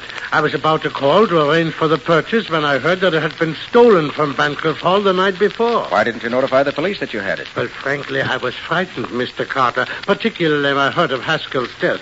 I realized that I had no proof of how the manuscript came into my possession. And Arthur didn't tell you how it had come into his possession? No. How much were you going to pay him for it? I was prepared to offer $73,000. 73,000. Ooh. Professor, why exactly 73,000? Well, I did considerable investigating in the matter about 6 weeks ago. And from the inquiries I made, I feel that 73,000 is about what a keen collector would pay for the manuscript today. Why were you so interested in the Bancroft manuscript 6 weeks ago? I wasn't. I appraised this as a favor to Mr. Arnold Gibson. Who's Arnold Gibson? A stockbroker here in the city, an old friend of the Bancroft family, or so he said. Did he say why he wanted it appraised? No, he did not, but he seemed to feel it was very urgent. Nick, something tells me it's urgent that we see this Arnold Gibson. Right, Patsy. Professor, with your permission, I'm taking this manuscript with me. It's evidence on one or perhaps two murder cases. I understand, Mr. Carter. Thank you. Now, Patsy, you go back to the office. I'm going to pay another visit to Bancroft Hall. But what am I going to do at the office, Nick? You're going to put the manuscript in our office safe and leave it there. We're not carrying $73,000 worth of prose around in our luggage compartment.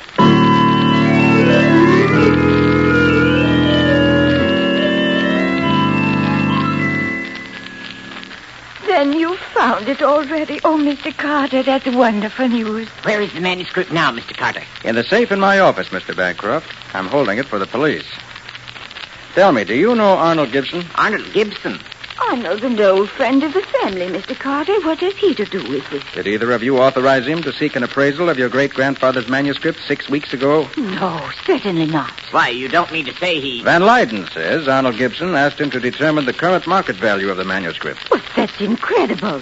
Why would he have done such a thing? I'm sure I don't know, Miss Bancroft. There's one more thing I'd like to ask of you. The safe from which the manuscript was stolen. Behind that picture over the mantel, isn't it? Yes, the pictures slide back. Show him, Taylor. Very well, Julia. You see, Mr. Carter? How many people knew the combination of the safe? Just two, Victoria and myself. You don't know it, Mr. Bancroft? No, Victoria never trusted me enough to give it to me. Being the elder sister, she looked upon great-grandfather's manuscript as her personal property. Yet she told you the combination, Miss Bancroft? Yes, but only because she felt someone else should know it in the event anything happened to her. I see. Thank you. Now, if you'll excuse me, I'm going to pick up Miss Bowen and pay a call on Arnold Gibson.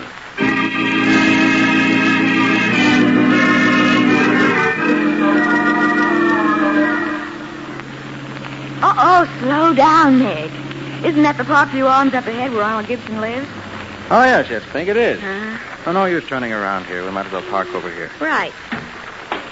Careful crossing the street, Patsy. I'm watching. Come on. Hey, wait, Patsy, wait. What?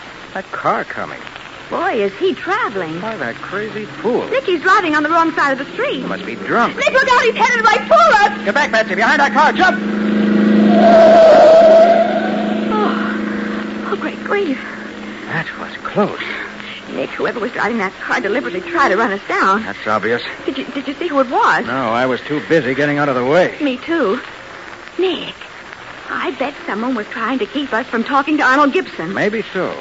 This makes me all the more interested in meeting the gentleman.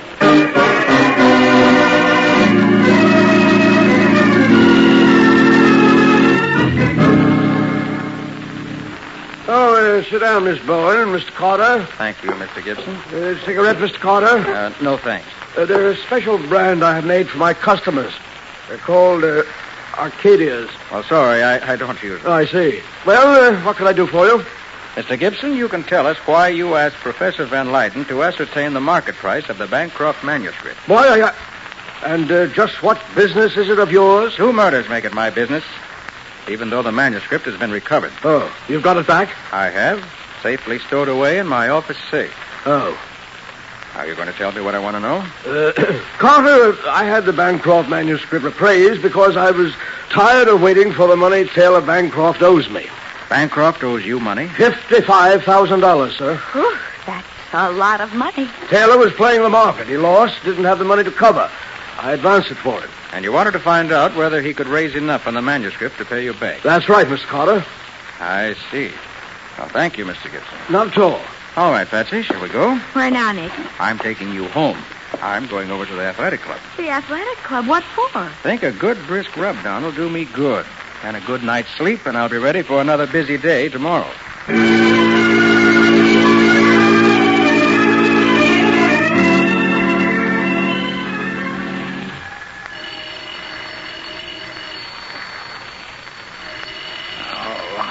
All right. Take it easy. Hello. Nick, it's Patsy. Oh, Patsy. Hey, what time is it? It's 9:15. I'm at the office. Something terrible has happened, Nick. Don't tell me. Let me guess. The Bancroft manuscript's been stolen. Yes, Nick. Someone broke in here last night. They blew the safe. Blew it, huh? You sure they blew it? Well, of course, Nick. But Good. What'd you say? I said good. Now I found out what I wanted to know. Hold everything, Patsy. I'll be right down.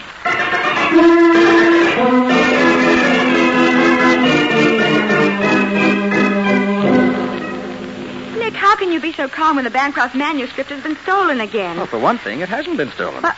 What? You look in the safe in my private office, that new burglar-proof one we put there last year, you'll see that it's still there. But, Nick, I put it in the old safe the way you told me to. Yes, I know. But after I left you last night, I came back here. I took the cover sheet of the manuscript and put it over a bundle of blank pages. What? Figured the thief would be in too big a rush to notice that he was stealing a dummy.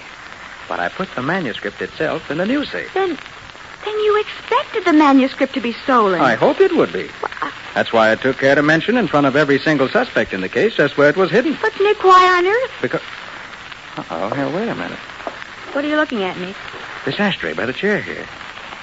Wasn't here when I left last night. It wasn't? And there's only been one person in the office since. The person who stole the dummy manuscript. Then this cigarette butt must have been left by that person. This butt says Arcadia on it. That's the brand Arnold Gibson offered me last night. Then it must have been... Wait, I'll get it.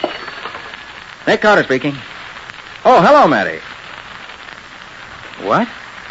What's that? Nick, what is it? I see. Yeah, it does, doesn't it? Well, okay, Matty. Thanks for calling. What'd he say, Nick? He says the case of the Bancroft manuscript is solved. Solved? Police just found Arnold Gibson dead. Oh. Where? Out on Riverside Road. Apparently his car skidded and went over an embankment. But how does that solve the case? They also found the dummy manuscript. It was in the car with him. So that settles that. Not quite, Patsy. What do you mean? Get your hat. Well, where are we going? To the morgue. I want to take a look at Arnold Gibson's body.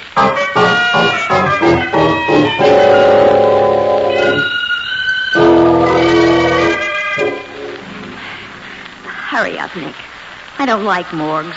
I thought so. Well, why are you so interested in Gibson's hands and teeth, Nick? Listen, Patsy, remember when Gibson offered me a cigarette last night and I refused? Yes. Well, Gibson didn't take one either. In fact, he didn't smoke the whole time we were with him. You mean... I mean that he didn't smoke at all. There's not a sign of a nicotine stain on his teeth or fingers. Nick, he said he had those cigarettes made for his customers. He didn't say for himself. Right, Patsy. The cigarette stub in the office was just a plant to throw suspicion on Gibson. Then Gibson must have been murdered. Correct.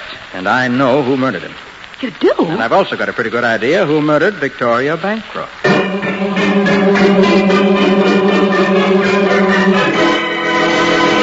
Confident that he has solved the mystery, Nick turns away from the body of Arnold Gibson.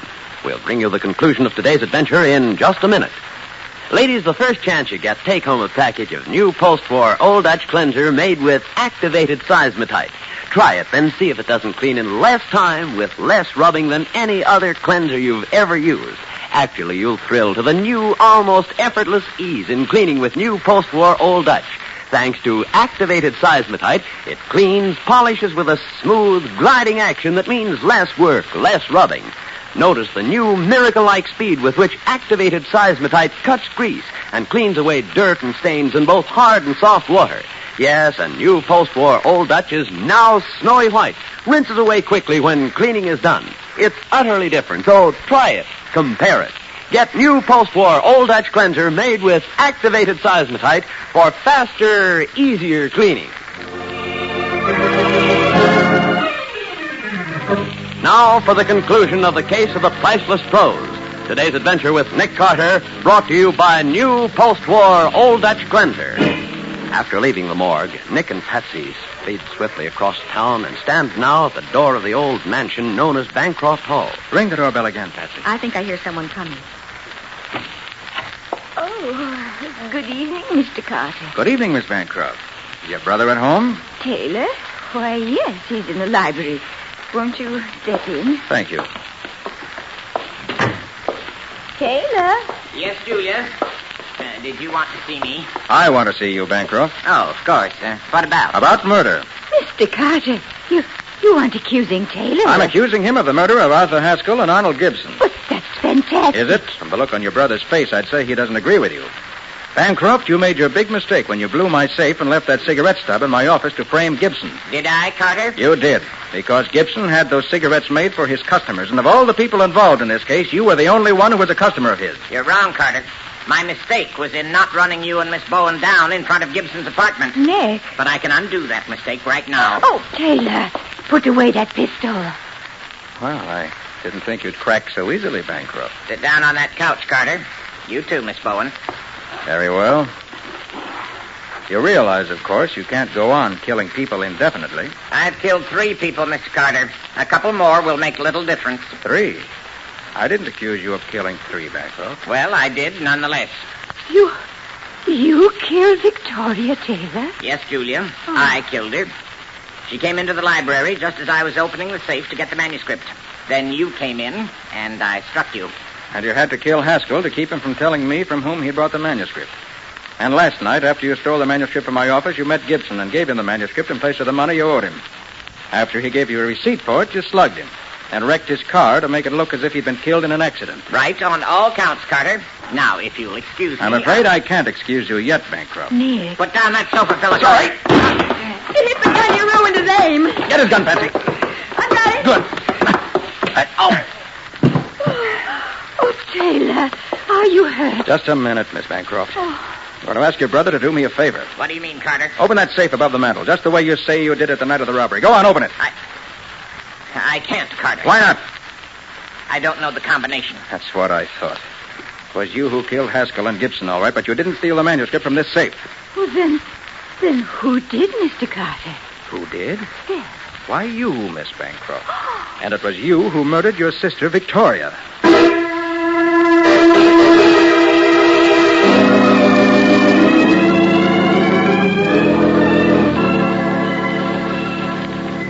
Okay, Matty. Thanks for calling. Well, Patsy, that's that. Julia Bancroft just dictated the statement. She confessed that she killed Victoria? Yep. Pretty much the way I figured it. Huh? She stole the manuscript, then took it down and sold it to Art Haskell. Uh-huh. The next day, when Victoria accidentally discovered that it was gone, she was furious, of course. She accused Julia of taking it. There was a fight. In a fit of temper, Victoria struck Julia with the lamp base. And Julia, in turn, shot and killed Victoria. And framed the whole story of the robbery? Right. But why did Julia take it, Nick? It was Taylor who was in debt to Gibson. True enough, Patsy. But what Gibson didn't know was that Julia was the one who'd prodded Taylor into playing the market. Oh, I see. In fact, I see everything except how you figured out it was Julia. Well, I got my first clue to that when the old safe here in our office was blown open. Well, what did that prove, Nick? It proved that the killer wasn't a safecracker, a professional thief. If he'd opened the safe in Bancroft Hall just by his sense of touch, he'd certainly have done the same thing here. Oh, but he didn't. He used an explosive. Precisely. And that told me that the person who took the manuscript out of the Bancroft safe must have known the combination. I get it. Then I got to thinking about Art Haskell's last words just before he died. Remember what they were, Patsy? Why, yes, he said, yesterday, Nick, just yesterday. Right. Well, it seemed logical that what he was going to say was, yesterday, Nick, just yesterday, I bought the Bancroft manuscript. In other words, the thing that was worrying him, that made him call you, was that he actually had the manuscript before the papers announced it was stolen. Exactly. When I realized that, I knew that either Julia or Taylor had sold it to him. And Julia was the only one, besides Victoria herself, who knew the combination. Yes, but I didn't rely on their words. That's why I ordered Taylor to open the safe. And when he couldn't do it, I knew he was covering for his sister. So Julia had to be guilty. I see it all now, Nick. Well, that's the end of Bancroft Hall. And of the Bancroft line, too. Of the line, maybe, Patsy. But Americans will still be reading old Joshua's essays long after the crimes of his great-grandchildren are forgotten.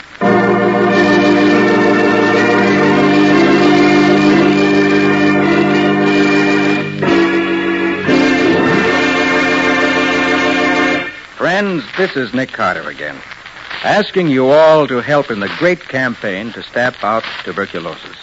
You can help rid our country of this dreaded killer by purchasing all the Christmas seals you can buy. Buy some more Christmas seals tomorrow. Will you? I'm sure the answer to that question, Nick, is a great big yes. But now, what can you tell us about the adventure that new post-war Old Dutch Cleanser is going to bring us next week? Next week's story, Bob, concerns a man who went driving with his fiancée. And drove right into murder. There was also some blackmail. Yes, and I might mention that room on the top floor with a sealed window. And that room in the cellar without a window. Gee, that really sounds intriguing. What do you call this story? I call it The Case of the Policymakers.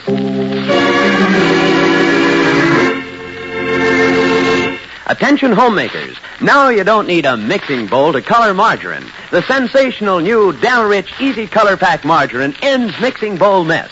With Del Rich, the margarine and color berry are both inside a sealed plastic bag.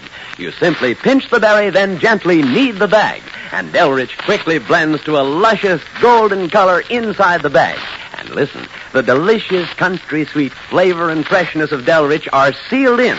It's truly America's finest margarine. Ask for the new Del Rich Easy Color Pack margarine tomorrow.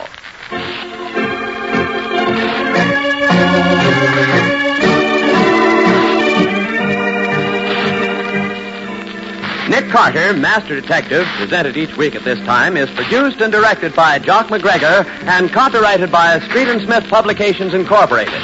Charlotte Manson is featured as Patsy. Today's script was written by Ken Pettis and Lou Schofield. Original music is played by Henry Silverne. This program is fictional, and any resemblance to actual persons living or dead is purely coincidental. This is Bob Martin saying, when minutes count, use new post-war Old Dutch Cleanser.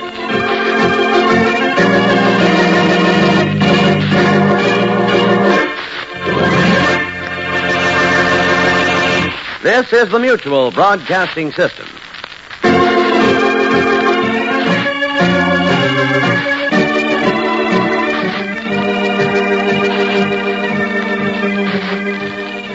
Our Old Dutch Cleanser, famous for chasing dirt, presents Nick Carter, famous for chasing crime.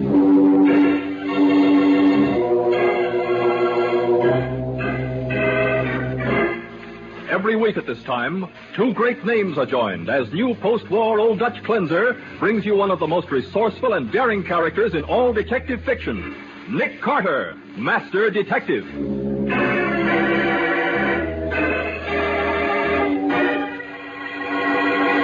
Nick, this green rug, it's completely out of place in this room. Everything else is blue. You're right, Patsy.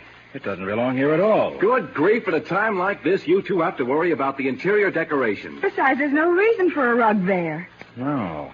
Not unless it was placed there to cover something. Well, lift it up. Maybe you'll find somebody hiding under... Suffering wildcat. Nick, that's blood.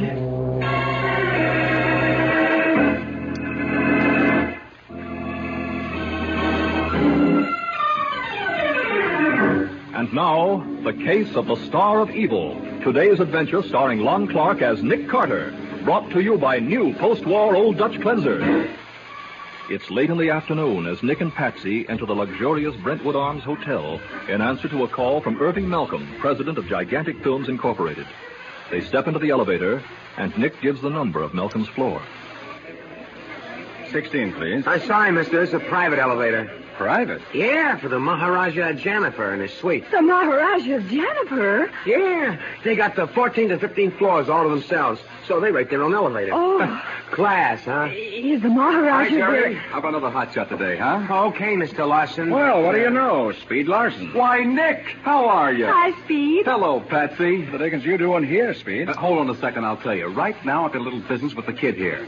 Okay, son, how about another hot shot today? Well, try Ladybird in the 5th of Jamaica. I got it straight from the jockey. Okay, business is over. Yeah, but you were going to tell us what you're doing here. You mean you haven't heard? Why, I'm doing public relations for the Maharaja of Janapur. What? I thought the paper said he didn't want any publicity. Look, Patsy, how can you keep a guy like that off the front pages? He's young, single, romantic, and he's got more money than the mint. Oh. Hey, did you see that 2-page spread in dispatch about his diamonds? Well, I did. What's that big diamond called, the one in his turban? A Star of Evil. And you know how much that stone weighs? How much? Over 100 carats. It's worth $250,000.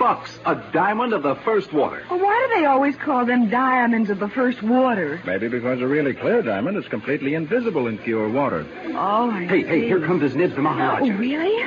And does he always go around with a couple of Russian wolfhounds and a half-dozen attendants in full costume? Sure, that's royalty for you. Oh. Hey, kids, snap to attention. Here comes His Majesty. Okay, Mr. Larson. Nick, look at that diamond in his turban. Oh, did you ever see anything like it in your life? Is that the famous Star of Evil, Speed? Yeah. Look, kids, would you mind moving back a little? His nibs doesn't like people crowding. Yeah. Okay, Speed. We have to leave anyway. Remember, Betsy? We came here to find out what Mr. Malcolm has on his mind.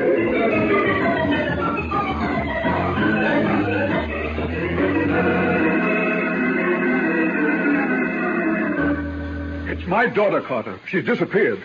She left the hotel at 10 o'clock this morning, and I haven't seen her since. Oh, but that's only 6 hours ago, Mr. Malcolm. There's nothing to be alarmed about yet, is there? You don't know Linda, Miss Bowen. She's only 17, and she's led a very sheltered life. Sheltered? It sounds a little odd for the daughter of a Hollywood producer. No daughter of mine is going to marry an actor. I know them too well. I see. But now about her disappearance. No, I can't tell you much. Linda and I were going to have lunch together, but when I went to her room for her, she was gone. The desk clerk said she left the hotel at 10 this morning. Frankly, Mr. Malcolm, I think you're excited over nothing. I tell you I'm not. Something's happened to her. What? You mean she's met with an accident? Either that or she's been kidnapped. Now, let's not jump to conclusions. Perhaps it'd be a good idea if I took a look at Linda's room. What for? To find out what clothes she's wearing today. After all, when we send out the police alarm, we'll want to describe how she's dressed.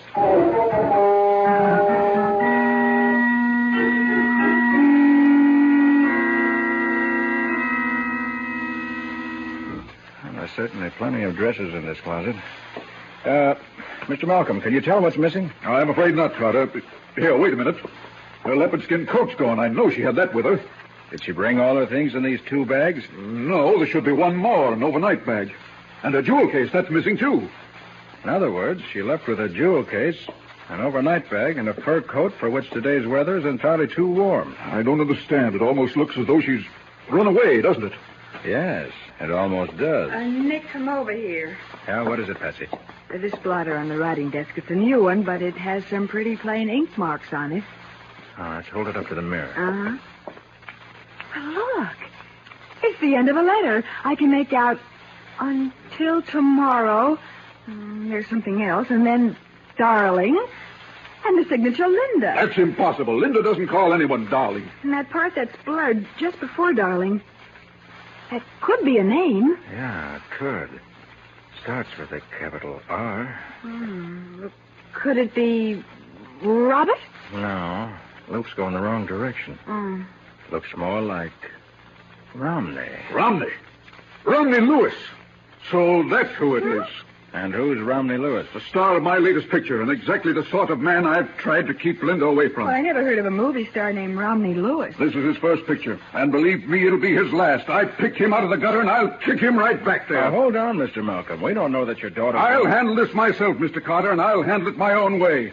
Romney Lewis included.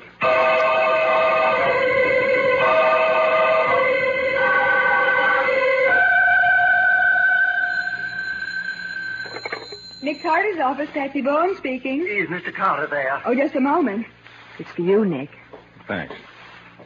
Nick Carter speaking.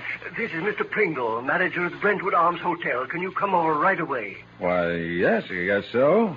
You calling for Mr. Malcolm? No, I don't know anything about Mr. Malcolm, but there's been a robbery here on the 15th floor. The 15th floor? Yes. Isn't that the one occupied by the Maharaja of Janapur? Yes, that's why I want the hotel to have its own investigator on the case. The Maharaja's so much in the public eye, the publicity will be ruinous if we don't get it back. Get what back, Mr. Pringle? What's been stolen? That diamond of his, the Star of Evil.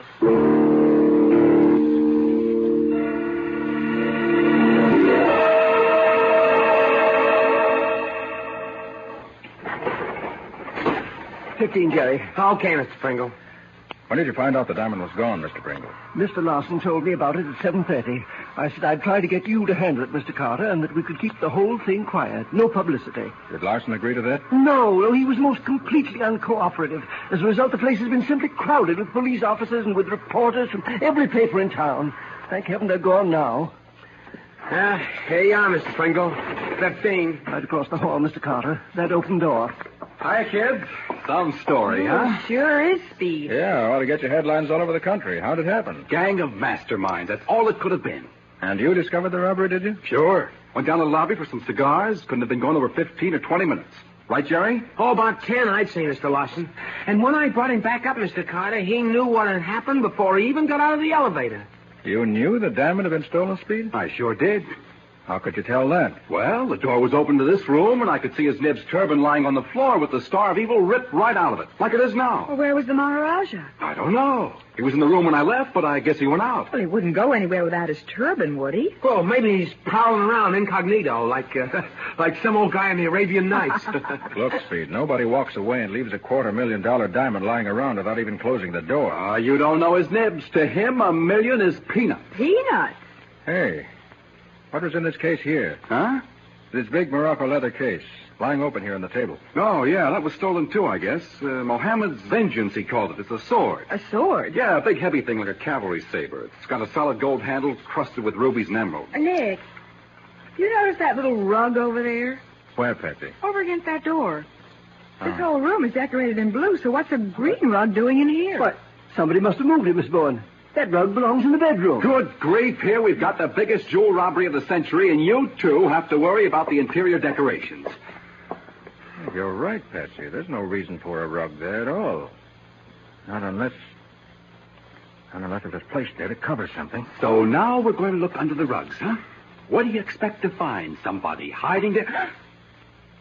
Suffering wildcats. Nick, that's blood on the floor, isn't it? Blood. Gee. Yes. And on the sill of this door, too.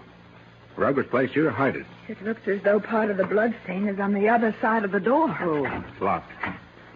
Where's this door lead to, Mr. Pringle? Why, it's just a closet. Have a key? No, but the housekeeper has one. I'll go get it, Mr. Pringle. All right, Jerry. And then hurry. Oh, you bet. Nick, are you thinking the same thing I am? Afraid I am, Patsy. I'm afraid that when we open that door, we'll find out why the Maharaja is no longer interested in the Star of Evil.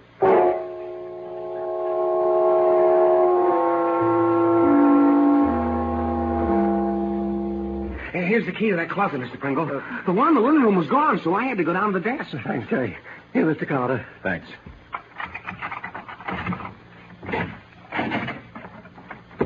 Oh, good heavens. A dead body. Hey, if that's... Nick, that can't be the Maharaja. Look at his hands. They're as white as mine. And the Maharaja had a dark complexion.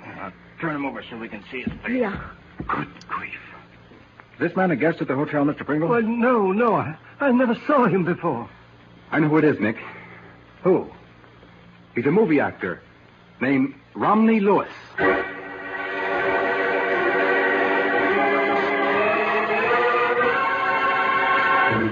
Romney Lewis, who's supposed to be in Hollywood, is found dead in the New York hotel rooms of the mysterious Maharaja Jaunipur.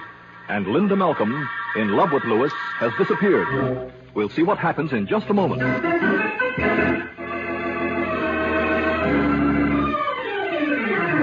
Now, back to the case of the Star of Evil. Today's adventure with Nick Carter, brought to you by new post-war Old Dutch Cleanser. It's been almost an hour since Nick found the body of Romney Lewis locked in a closet of the Maharaja of Jaunipur's hotel suite. Sergeant Matheson of the Homicide Squad has arrived to take over. And you say that when you opened the closet, Nick, this sword was in there as well as the body? That's right, Matty.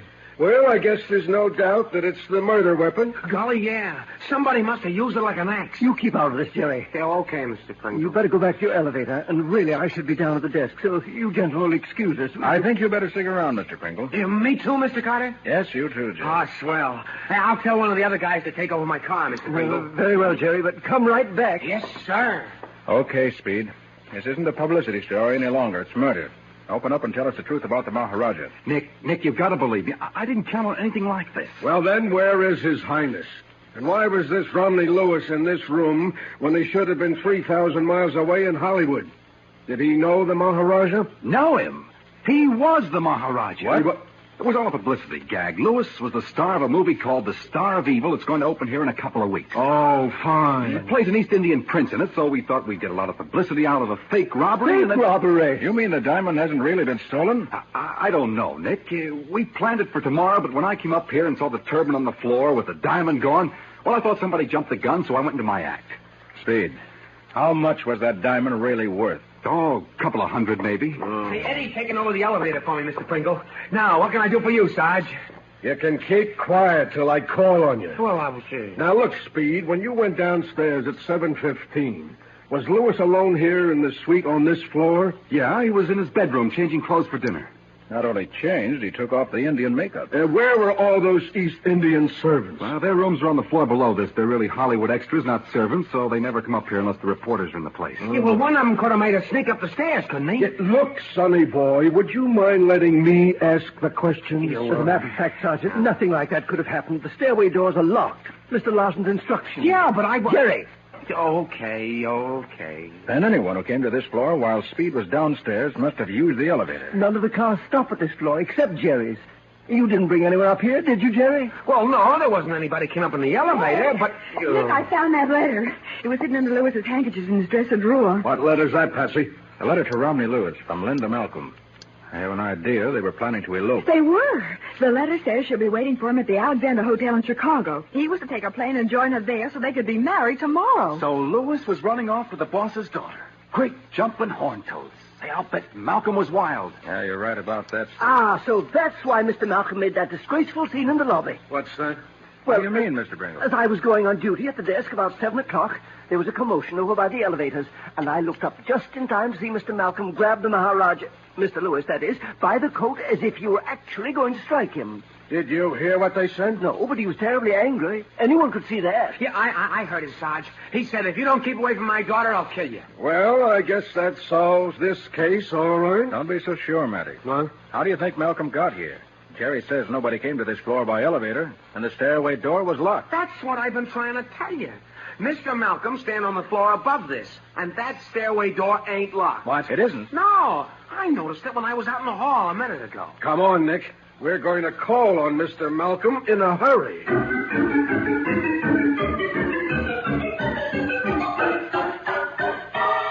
All right, suppose I did say I'd kill Lewis if he didn't stay away from my daughter. Naturally, I didn't mean it literally. Yeah, but 15 minutes after you said it, he was dead. Now, how do you explain that? I don't have to explain it. He promised not to see her again, so I didn't have any reason to murder him. Uh-huh. How do we know Lewis promised? Did anyone hear him? No, but I can prove that he did. He told me where Linda is, at the Alexander Hotel in Chicago. I put through a long-distance call to her. I'm waiting for it to come through now. Lewis undoubtedly made you that promise, Mr. Malcolm, but I'm afraid he didn't intend to keep it. What do you mean? Take a look at this. Huh? What is it, Nick? Copy of a telegram Lewis phoned down to the desk at 7:15. Hey, let me see that. Linda Malcolm, Alexander Hotel, Chicago. Disregard any messages from your father. Disregard? Take plane to St. Louis, meet you there tomorrow, and go through with plan as scheduled. Romney. Why, that dirty double-crossing... So that's why he got out of that Maharaja get-up. He was hopping a plane for St. Louis, eh? And when you found out about it, Malcolm, you knocked him off just like you said you would. That's a lie. I didn't even know he was dead until you told me. Matty, I want to ask a couple of questions. Go ahead, Nick. I want to look around this room anyway.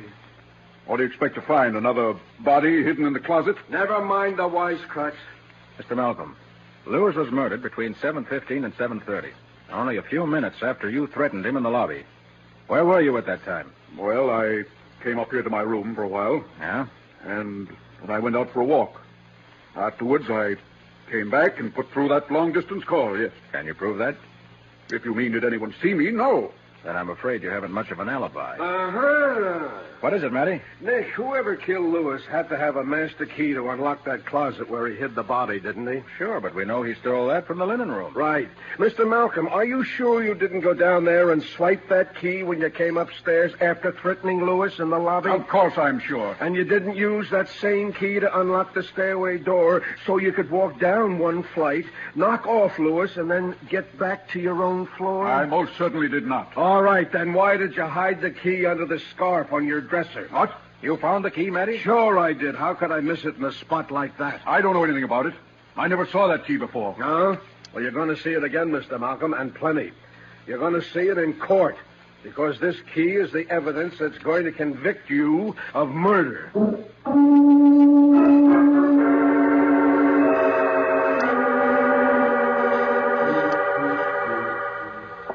Hey, Nick, why did Patsy stay up in Malcolm's suite after he was taken to headquarters, huh? Oh, he asked her to stay and take that long-distance call from his daughter when it comes through, Matty. Okay? Oh, yeah, I guess so. Oh, you want me to ring for the elevator? Yeah. I want to find Pringle and ask him a few more questions. What for? This case is wound up. Think so? Why, sure. Malcolm's guilty. Every bit of evidence points to him. That's the trouble, Matty. Why would a smart guy like Malcolm leave so many clues? Well, And why would he murder a man right after threatening him in front of witnesses? Because he was too mad to think about being smart. Why, when he found out that Lewis was double-crossing him, Nick, I bet he blew his top. No, I don't think so. Huh? And if I find what I'm looking for, Matty, I'm afraid you're going to look pretty silly. What are you talking about? I'm talking about one piece of evidence the killer would have to get rid of. What?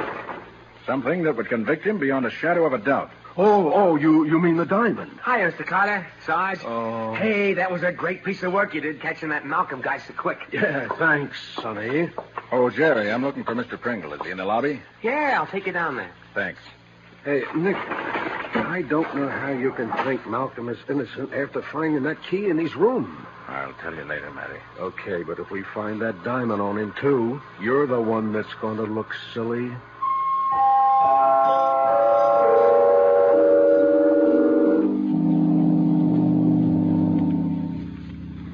Mr. Pringle, say you want to look in the incinerator. Well, this here is it. Thanks, Sam.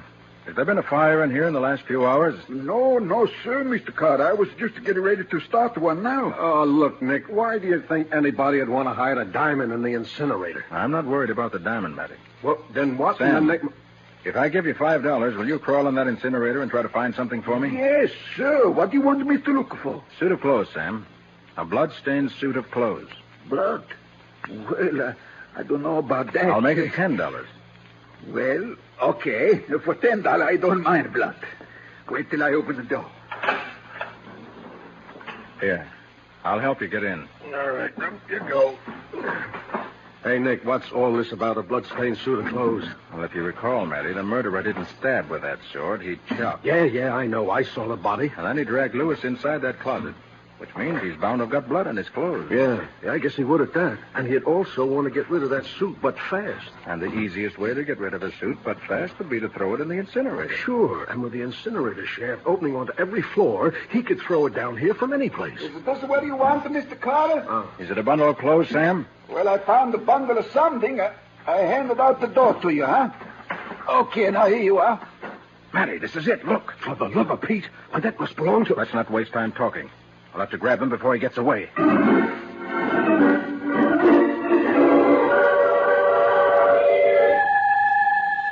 Hello, Operator, this is Miss Bowen and Mr. Malcolm's suite. No word on that call to Chicago yet? Oh, I see. Well, thank you. Yes, I'll wait here till it comes through. I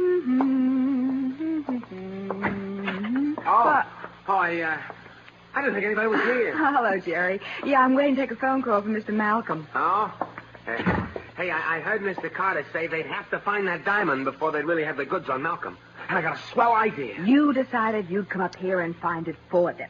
Is that it? Sure, and you can help me. We'll turn this place upside down. No, Jerry. The police will search the place.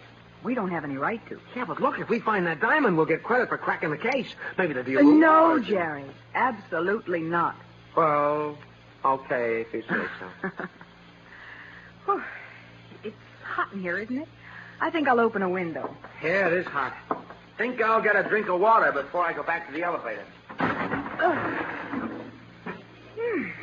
There's a beautiful view from this window.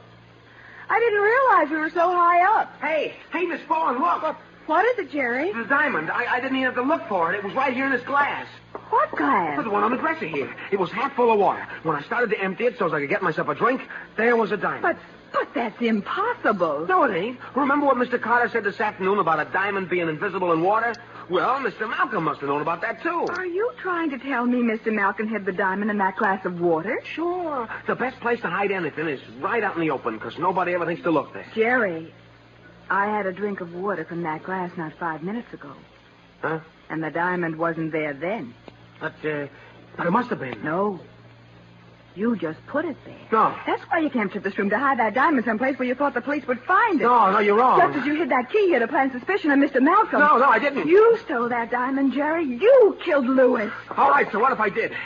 You're going to run and tell the cops, huh? Oh, Jerry, keep away from me. You like the view from that window, don't you? Don't come any closer. I'll 16 stories down, Miss Bowen, and you're going to make that trip a Jerry, no!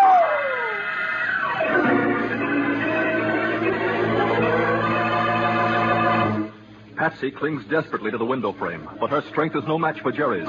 And slowly he forces her backward through the open window. We'll see what happens in just a moment.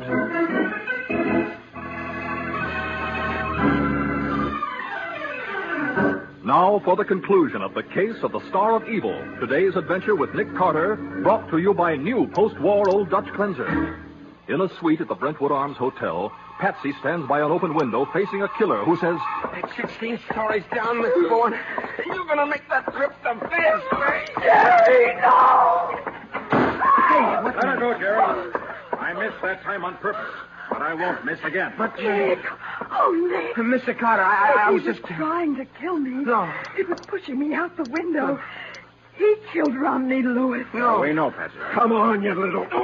From now, all the only windows you'll be looking out of are going to have bars on them.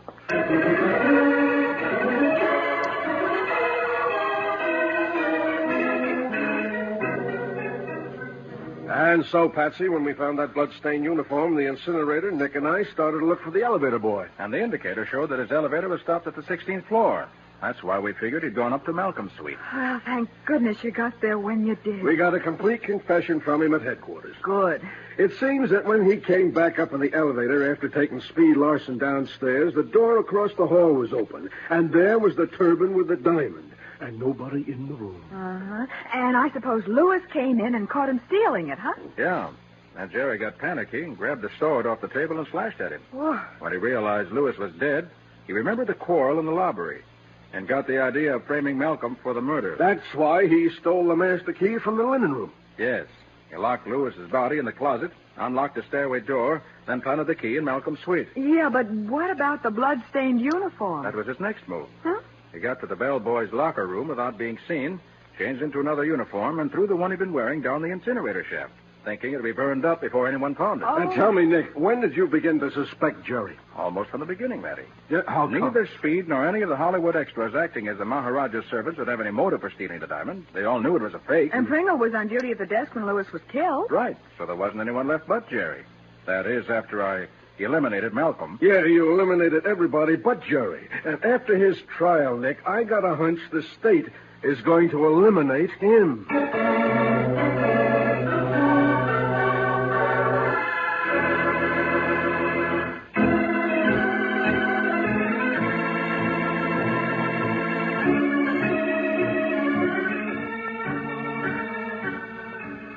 Carter, Master Detective, is presented each week at this time by the Cudahy Packing Company. It is produced and directed by Jock McGregor and is copyrighted by Street and Smith Publications, Incorporated. Charlotte Manson is featured as Patsy. Mattie is played by Ed Latimer. Today's script was written by Jim Parsons. Original music is played by Henry Silverne. This program is fictional, and any resemblance to actual persons, living or dead, is purely coincidental. This Tuesday, April 6th, is Army Day, and we wish to take this opportunity to say, hats off to our Army. Remember, a strong America is a peaceful America. This is Michael Fitzmaurice saying, when minutes count, use new post-war Old Dutch Cleanser.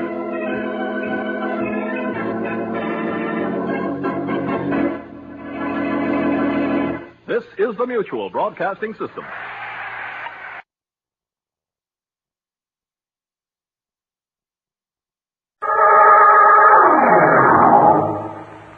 Mystery is my hobby.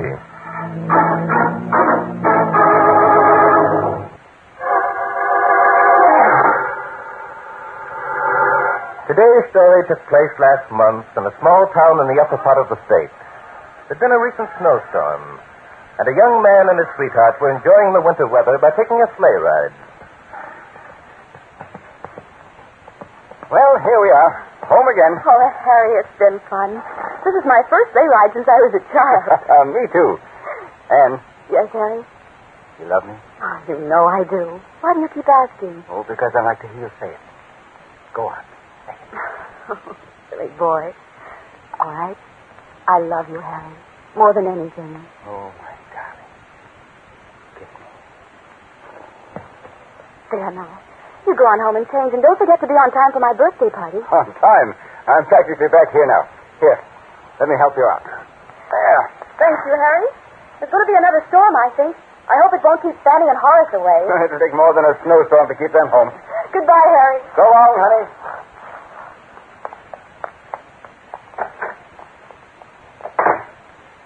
Hello, baby. Who are you? What are you doing here? Don't get excited, honey. Name is Chuck Anderson. Chuck Anderson? That name means nothing to me. You're a thief. I'm going to call the police. I wouldn't. Milt might not like it. Milt? Yeah, your brother Milt, honey. You're... Yeah, that's it. It was me made the break with Milt. Maybe you read about it in the papers. Where's Milt now? Not far from here. He couldn't come no farther, so he sent me on ahead to see you. Sent you on ahead? Is Milt hurt? Yeah, he's hurt bad. He can't be moved for a while, and said you'd help us. I don't believe you. I'm going to call the police. No, honey, be reasonable. That just don't make sense. If Milt got picked up, they'd just double his sentence. You know that. You're lying. You and Milt separated. The newspaper story said so. You don't know where he is. Okay, honey, okay. Suit yourself. Milt wouldn't send you here. He'd be a fool to do such a thing. Sure. All right, go ahead and call the cops. Go on. I'm going to. I'll show you. It's up to you, only I'm telling you. Milt's going to be awful mad. He never liked it in the pen. It'd kill him for sure if he had to go back and do double time. Hello? Operator? Milt said to tell you if they found me, they'd sure enough find him, too. What do you want me to do? Oh, that's better, baby. I figured you'd see it my way. What do you want me to do? Well, look, baby, it's like this. Milt and me got it figured out that the cops will eventually wind up here. Of course they will. That's why Milt would have had more sense than to come here. Or send you. Yeah, Milt's got sense, all right. He's a smart cookie. That's why he sent me instead of coming himself. What do you mean? It's this way, see? Milt figures I can stay here with you, and every day I'll bring him food and medicine and stuff till he gets well enough to travel, see? You stay here with me? You fool, don't you think people would wonder who you are, ask questions, become suspicious? Not when you tell them I'm your husband, honey. My husband? Oh, Milt says you wasn't no dumbbell. What on earth are you talking about? Jim. Yeah, that's it, baby. Jim. You remember Jim, don't you? And Milt told you... Yeah, Milt told me about Jim. Oh, sure. He said you were only married to the guy a couple of months, and then you threw him out because he was no good. Jim's dead. He died 3 years ago. Yeah, Jim's dead. I know he's dead, and Milt knows he's dead, and you know he's dead. Well? Oh, don't you get it, honey? It's the slickest idea I ever heard. Nobody but us three knows Jim's dead, see? So Jim ain't dead, so I'm Jim, so I'm back for a little visit, see? Well, that's absurd. It's ridiculous. Don't you think people would recognize you? No, baby, look. Milton and me got all the angles figured. When you were married to this Jim guy, you lived down in Terrenceville. Nobody here ever saw him. Folks around here knew you'd been married, but they never saw this Jim. Simple, see? No, I won't do it. I can't. Okay, then, so we let Jim go back to the pen and do double time if he don't die first. Well, it wouldn't work. I'll guess coming for dinner. There's Harry. Yes, for dinner, huh? See, that's perfect.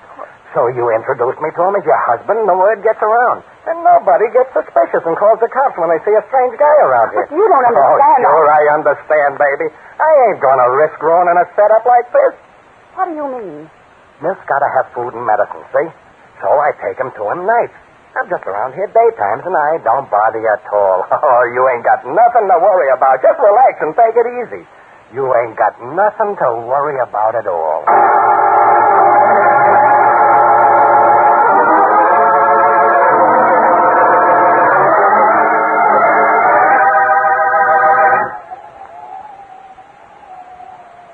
They're coming. Sure, so they're coming. That's I fine. can't go through with it. I can't. Oh, quit it. Don't be a fool. Look, the table's all set. There's a fire in the grate. Bright and warm and cozy. We're just a nice, happy family. I can't. Harry will... Hey, open up. We're bleeding. Open the door, baby. Let him in. Just keep thinking of Milton. You'll be all right. Happy birthday, darling. Why, didn't you hear us knock? All together, everybody. Let's go. Happy birthday to you. Happy birthday to you. Happy birthday. Oh. Well, there's someone else here. Oh, I didn't know you were asking anyone else, Anne. Gosh, no. We wouldn't have come bursting in. Oh, well, aren't you going to introduce us, Anne? Yes. Yes, I'm going to introduce you. Horace, Fanny, Harry. This is Jim, my husband. Your husband? Anne. Oh, Anne, quick, isn't it? Hiya, folks. I'm not kidding, Horace. I was married a long time ago. Jim, he's come back. I don't believe it. It isn't true. It's true, Harry. I'm sorry. Oh, it's some kind of a joke. It is a joke, isn't it? Anne, tell me. No, Harry, it isn't a joke. Oh, it must be. Wait a minute, chum. Anne, who is this punk who's raising all the rumpus? Oh, he's nobody, Jim. Nobody. Nobody? This is disgusting. Oh, wait a minute, everybody. Let's not go jumping to conclusions. Let's give Anne a chance to explain. Well, there's nothing to explain, Horace. It's true. It isn't true. It's a lie. Anne. Let go of me, Harry. You're hurting me. I'll do more than hurt you. You can't do this. Take it easy, punk. Take it easy. Let go of her. Keep away from me. Anne, let go of her, I say. Oh, stop. I'll kill you. I'll kill you both. You effort. Why, you cheap. Here, you better not shoot two of them. Right. Harry, Anne, turn on the lights. Somebody turn on the lights.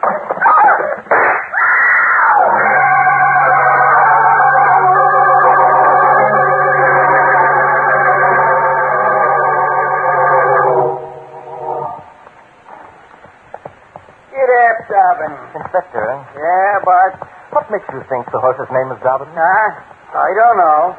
Aren't they all named Dobbin? At least the horse doesn't object. How much farther do you think it is? Who cares? I haven't had so much fun since I was a kid. Huh? Come on there, Dobbin.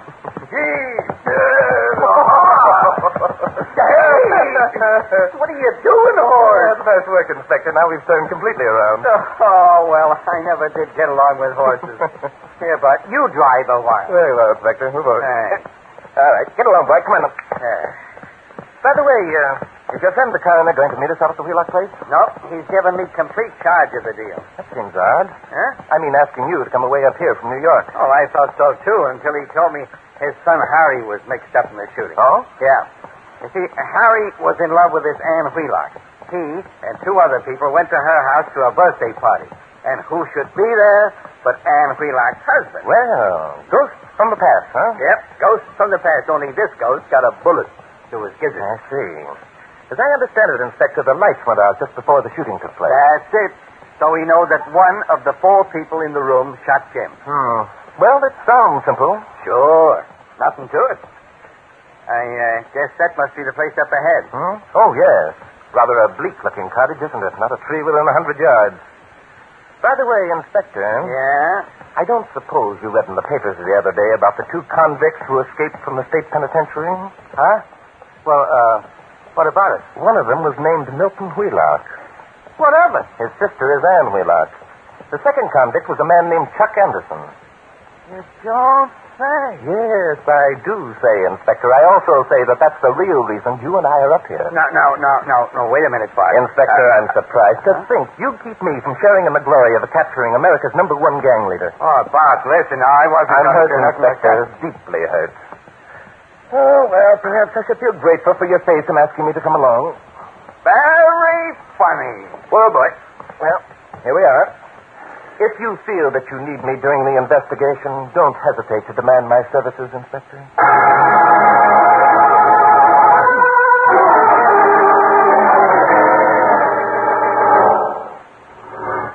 That's right, Inspector Denton. I'm Harry Parsons. My father has told me a lot about you. He has, eh? Well, I can tell you some things about your dad. All good, too. Oh, thank you, sir. And now, introduce me to these other people. Yes. This is Fanny Shepard, and this is Horace McCready. Pleased to meet you. Hello. Where's the girl? Anne? Oh, she's in her room. None of us have seen her since it happened. Look, Inspector, can't Fanny and I go home now? We didn't have anything to do with this. We didn't even know I'll let you know when you can go home, Bub. Hey, Bart. Did you want me, Inspector? Found anything? Oh, a good deal, Inspector. And what do you mean, a good deal? You only been here 5 minutes. Yes, I know. Well? Well, what?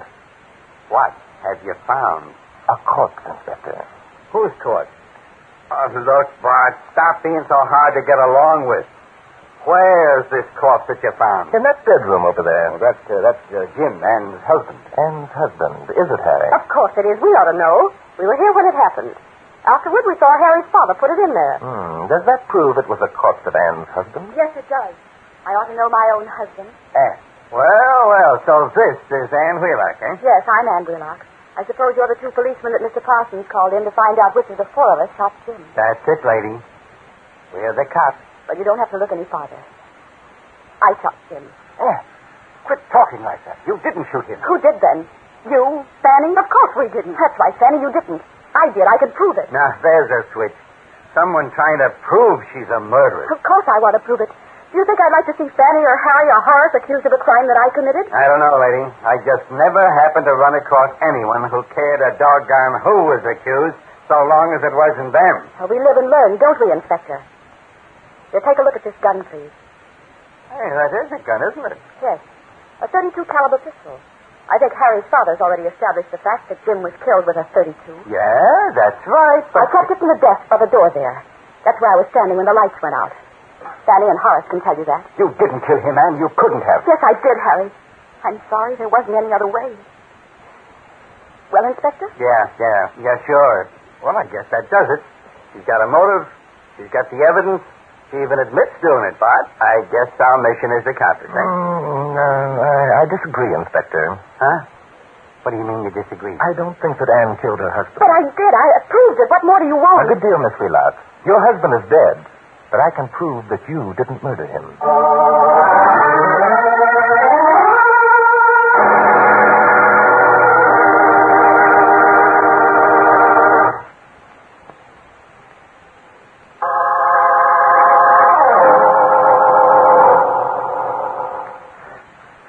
Look, Bart, I don't think that was very smart, telling Fanny and Horace they could go home. You don't? Why not, Inspector? Well, suppose one of them is guilty. Well, doggone it. If they're guilty, they aren't just going to sit around home until we come after them. Don't you worry, Inspector. They'll be back within a couple of hours, as I asked them to. They will, eh? That's right. Oh, that's what I call having faith in human nature. Well, Inspector, that does it. What does what? We've circled the house twice? Mm-hmm. Have we proved something? I'm not sure, Inspector. I expected to find that one of the electric wires extending from that outside pole to the house would be down. Didn't you? Did I? But of course. The people who were here last night all assured us that the lights were put out by the storm. Say. Yeah. There isn't a tree within 100 yards of the house, so the disrupted service couldn't have been caused by a fallen branch. That's right. On the other Which hand... might indicate that someone turned off the lights. And if someone turned off the lights, I'd say that the murder of Jim was planned and premeditated. Wouldn't you, Inspector? Yeah, but... Since no one knew that Jim was here except Anne Wheelock, it looks as though she's the guilty party. Very clever. Very clever indeed. Now, can I say something? Oh, please do, Inspector. Make it profound. Yeah. Now, Suppose a tree branch were blown down by the storm in some other part of town. Well? Couldn't it have cracked up the main power lines and put the lights out in this house? Very clever, Inspector. Very clever indeed. Now, can I say something? Yeah, only make it profound.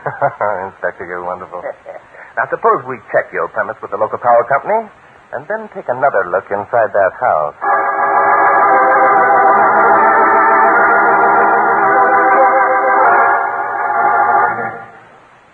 Naturally, I can't stop you if you want to search the house, Mr. Drake.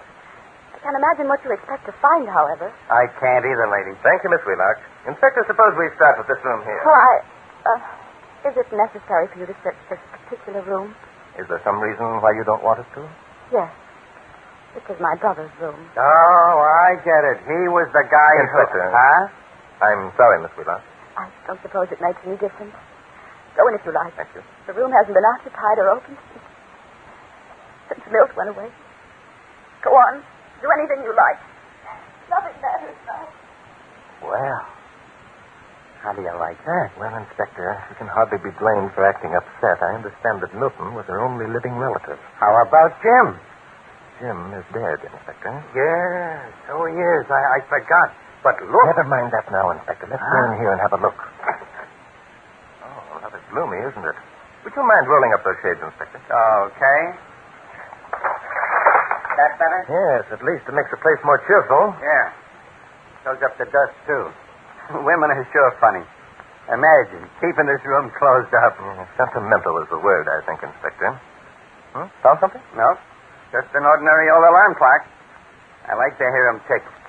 Reminds me of when I was a boy. Like riding in sleighs, eh, Inspector? Yeah, like riding in sleighs. Hey, what are you doing over there? Oh, I'm just looking around, Inspector. Just looking around. Uh-oh. What's the uh-oh for? By Jove, Inspector, I've got it. What, for crying out loud? That's it. It must be. There can't be any other answer. Doggone it, what are you talking about, boy? Inspector, why didn't we think of it before? I'll bite. Why? It was too simple, that's why. What time is it, Inspector? Time? Can't you read? There's a clock right under your nose. Yes. 4:30. Fine. Now, Horace and Fanny will be here at 5. That gives us 13 minutes to search the cellar and the kitchen. Come along, Inspector. Now we know who murdered Jim and why.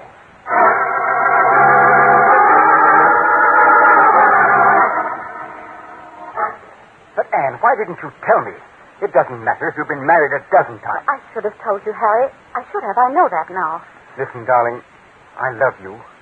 Doesn't that mean anything to you? Oh, it means everything, Harry. That is, it did mean everything. I don't know what I mean. I'm so confused. Oh, you poor kid. I know you didn't shoot him. Oh, I did, Harry. I did. You've got to believe. Anne, listen to me. You're trying to protect someone, aren't you? Protect someone? You think I did it. You think that I shot your husband. Oh, Harry, no, I don't. You heard me threaten to kill him. You all heard me. And believe me, please, I didn't do it. I know you didn't, Harry. I know that you didn't. I wanted to. Nothing would have given me greater pleasure. But I didn't do it, Anne. I believe you, Harry. I do. Then why do you keep saying that you killed him? Why? But don't ask me, Harry, please. Drop it. Drop it? Anne, do you realize what you're saying? Do you realize what will happen if they take you away? Well, that's what I want. I want them to take me away. I don't want to see this place ever again. Anne. I mean it. I've caused nothing but unhappiness. You ought to hate me, Harry. I love you. I'll never stop loving you. How can you? You're just being kind. How can you love the sister of a convict, a murderer? Anne, look. I know how you feel about Milt. It was all that you had. He made a mistake. All right. Sure. That could happen to anyone. I'm not blaming you. Milt was good, Harry. Down deep, he was good. Sure. I know. Anne, listen to me. That must be Fanny and Horace. Well, Anne, I'm surprised that you have the nerve to show your face. Quit it, Fanny. Leave her alone. I won't quit it. I think it's disgusting. I'm ashamed that I ever thought of her as my friend. I'm sorry, Fanny. Sorry indeed. I think it's a little late for apologies, Anne Wheelock. Listen, Fanny. If you think that it was Anne who shot her husband, you're crazy. Oh? Crazy, am I? And just why do you think Mr. Drake asked Horace and me to come back here? Let's wait till we find out before we go making statements we might regret later. Regret? I'll hardly regret giving evidence that'll help send a murderer to the electric chair. Hey. Evidence? What do you mean, Fanny? I'll tell you precisely what I mean, Anne Wheelock. I happened to see you take that gun out of the desk drawer. You couldn't have. Oh, no? I was standing nearest to her, wasn't I? I have eyes in my head, haven't I? Come along in, Inspector. Oh, you are back, are you? We certainly are, Mr. Drake. And I, for one, am ready to testify. Testify? Yes. I saw Anne take the gun from the drawer. I thought the lights were out. The lights didn't go out until after I had gotten the gun. Why didn't you tell us that before, lady? Because she didn't think of it before. That's why. Now she figures she can make a heroine out of herself by telling a lot of lies. That's not true, Harry Parsons. I'm only trying to do my duty as a citizen. It's pretty serious, Miss Shepard, when you accuse a person of murder. I'm quite aware of that, Mr. Drake. Oh, what's the use?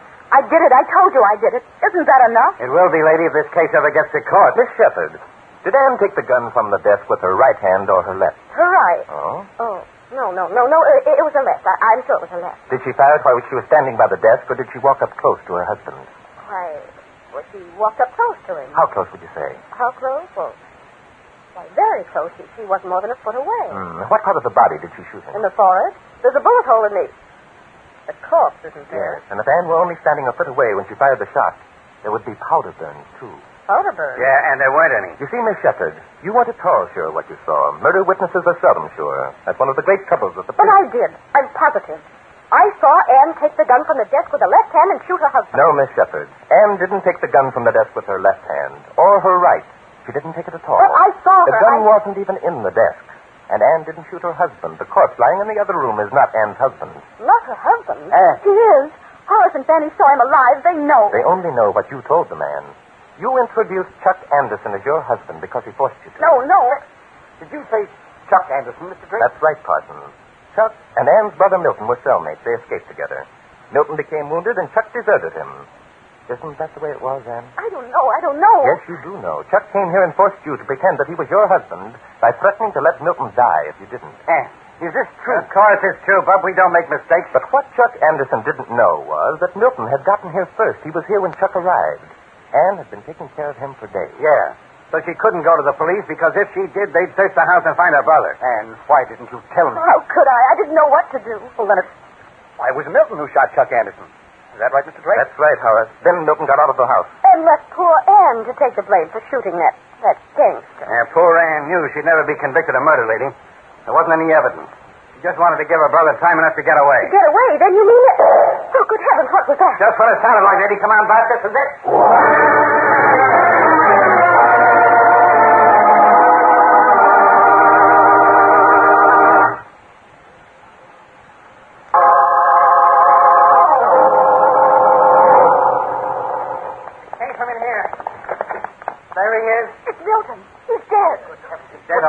Shot himself. Yes, and with the same .32 caliber pistol he used to shoot Chuck Anderson. Pick up that note lying beside him, Inspector. Yeah. I think you'll find it's a full confession.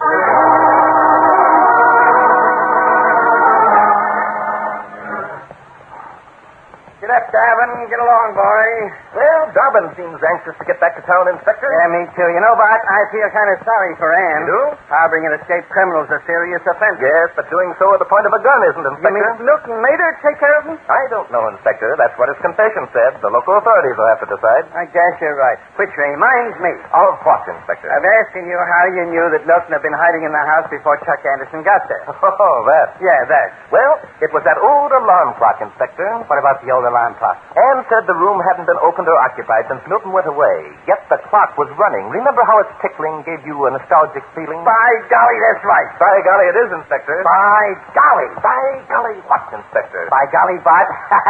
I'm going to stick my chin out. Tell me, how is it you can figure these things out so easily? I see what you mean, Inspector. The answer, of course, is that mystery is my hobby.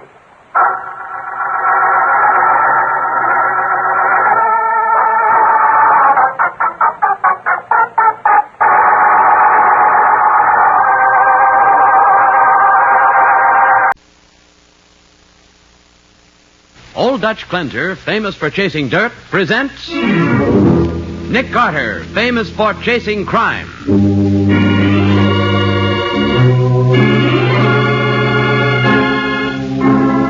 Every week at this time, two great names are joined as Old Dutch Cleanser brings you one of the most resourceful and daring characters in all detective fiction, Nick Carter, Master Detective.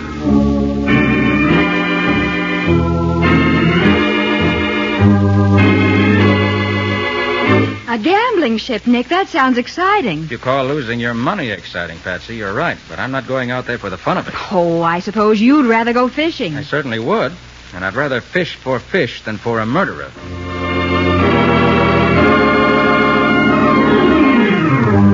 Now for the case of the missing piano player. Today's thrilling Nick Carter adventure, brought to you by Old Dutch Cleanser. Our story begins in the roulette room of a gambling ship, which is anchored off the Atlantic coast. Several customers are gathered about the large roulette table as the croupier prepares to spin the wheel. No more bets, ladies and gentlemen. That's all. No more bets. Hey, Bill, stop playing a minute. Yeah, Gus? No more music. The boss wants to see you in his office. Oh, okay, Gus. What's wrong? Come on. What's wrong, Gus? Can't you tell me? The boss will talk about that. Inside, Bill. Okay. Hello, Edwards. You wanted to see me, Mr. Zimmern? Yes. Why haven't you been following my orders? I was hired to play the piano, not the customers. You knew what you were supposed to do when you took the job. I took the job because I needed it, but I've been thinking it over, and I've decided that a crooked roulette wheel is not in my line. You knew the wheel was fixed when we hired you. That's why you was hired. Now you're welching on the deal. And I want to know why. Well, I got a sister to take care of. What's that to us? Just this, Mr. Dutch Zimmern. I've decided to quit. Don't you know nobody quits this racket once he's in it? I just want to get out of here. My sister's a swell gal, and I just can't afford to stay around here and end up behind the 8-ball. You're behind the 8-ball right now, Edwards. And it's mighty black, too. But I don't want to... Take care of things. Sure, boss. Sure. Well, what are you going to do? You're going for a little walk, Edwards. A little walk with Gus. Up to the bow of the ship.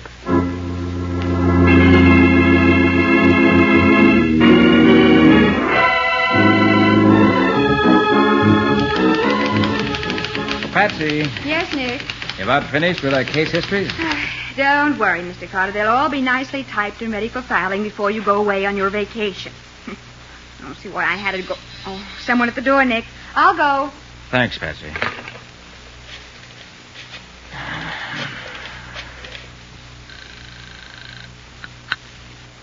Homicide, Sergeant Matheson. Oh, hello, Matty. Oh, hiya, Nick. What cooks? Me. I'm off for a vacation, fishing. Yeah? Just called to say that Patsy will know where I am if anything develops that requires my attention. It won't. Where you going? Sandy Point. I wish I was going along with you. So do I, Matty. Well, I'll be seeing you. Okay, Nick. Have fun. Nick, this is Mr. John Reardon. How do you do, Mr. Reardon? Sit down. Thank you, Mr. Carter. Mr. Reardon has a problem, Nick. I told him you were just about to go away, but he's very anxious to talk to you about one of your pet hates, gambling. Oh, is that so? Well, just what's your difficulty, Mr. Reardon? A gambling ship. I've lost a great deal of money on it. But why come to me about that? I'm convinced that the roulette wheel on the ship is crooked. If I can prove it, that is, if I can get you to prove it, I may be able to get back some of my losses. Sorry I can't help you, Mr. Reardon, but I'm off on a fishing trip. Mr. Reardon, if you're convinced that this gambling ship is crooked, why don't you go to the police? Well, in the first place, I can't afford the publicity, and in the second place, the police would merely raid the ship and shut it down, and I'd have no chance to get back my losses. Oh. Mr. Carter. Yes? I've heard about your big hobby, your downtown boys club. Well? If you'll look into this matter for me, I'm prepared to make a very substantial donation to your boys club. What? Oh, Nick, that would be wonderful. Yeah. Where is this gambling ship? Anchored off the coast, reached by launch from the town of Thompson's Cove. Thompson's Cove? Why, that's only a few miles from Sandy Point, where I'm going for my week of fishing. Well, then... Tell you what I'll do, Mr. Reardon. I'll take a look at this gambling ship. If I find anything, I'll take your case. I can't ask for any more than that. But, just why do you think this gambling ship isn't on the level? Mr. Carter, I'm convinced the roulette wheel is fixed. Trouble is, I don't know just how it's done. That kind of evidence isn't very satisfactory in a courtroom. Well, if we can just find out how it's done, I can confront the gambling syndicate with the facts and... Get back your money and close up the ship. That's it. Well, Mr. Reardon, I'll take a run out there and have a look. Suggest you meet me at the hotel at Thompson's Cove in a couple of days, and I'll give you my decision. I'll do that, Mr. Carter. And I'm grateful to you. Well, don't be grateful yet. Good day, Mr. Reardon. Good day, Mr. Carter. Miss Bowen? Goodbye, Mr. Reardon. Well, Patsy, you better hurry up and finish those case histories. Oh, Nick, why do I have... I'll need you with me when I go out to that gambling ship tomorrow night. Well, why didn't you say so? That's different.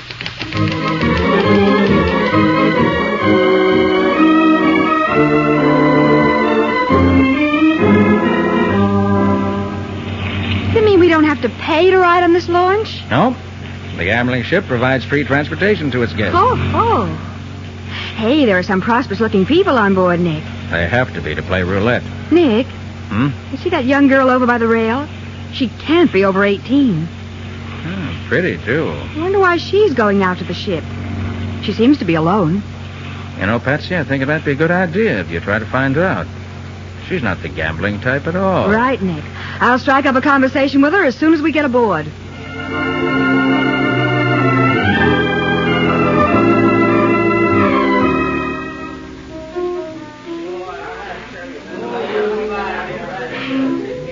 Nick, I want you to meet Miss Edwards, Mr. Carter. How do you do, Mr. Carter? Delighted to meet you, Miss Edwards. I noticed you coming out on the launch. Well, it's always flattering to be noticed by a pretty girl. Thank you. Miss Bowen and I were both wondering why a girl like you would be visiting a place like this, alone. See that piano over there in the roulette room? Yes. My brother Bill played that piano until last night. Oh, did he lose his job? I don't know. You don't know? No. All I know is he didn't come home last night. You see, we live together in Thompson's Cove. I have a job there. And you've come out here to find out what happened to your brother? If I can, Mr. Carter. I'm terribly worried. Well, possibly I can be of some assistance. Oh, if you only could. I think the first step in that direction is the present piano player. I'll go over and have a chat with him. No more bets. No more bets. You want to join the game?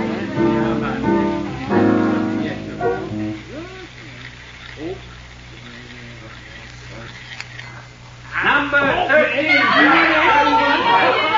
Why'd you stop playing the piano so abruptly, son? I don't like that number much. How about playing June's Bustin' Out All Over? I don't like that one either. You're new here, aren't you? Kinda. What happened to the former piano player? The one who played here last night? I got no idea. Any idea who could tell me about the other piano player? Say, why don't you mind your own business? Why, I'm just curious to find out. Why do you stop right in the middle of a tune? Listen, Nosy, you come out here to gamble or talk to me? I like to see what... Mr. Carter. Yes, who are you? Never mind. But you know my name. Sure, so does the boss. Matter of fact, the boss wants to see you in his office right away. I'll be delighted to meet the boss. As a matter of fact, I was just about to ask someone for a proper introduction. Okay, follow me. I'll introduce you good and proper.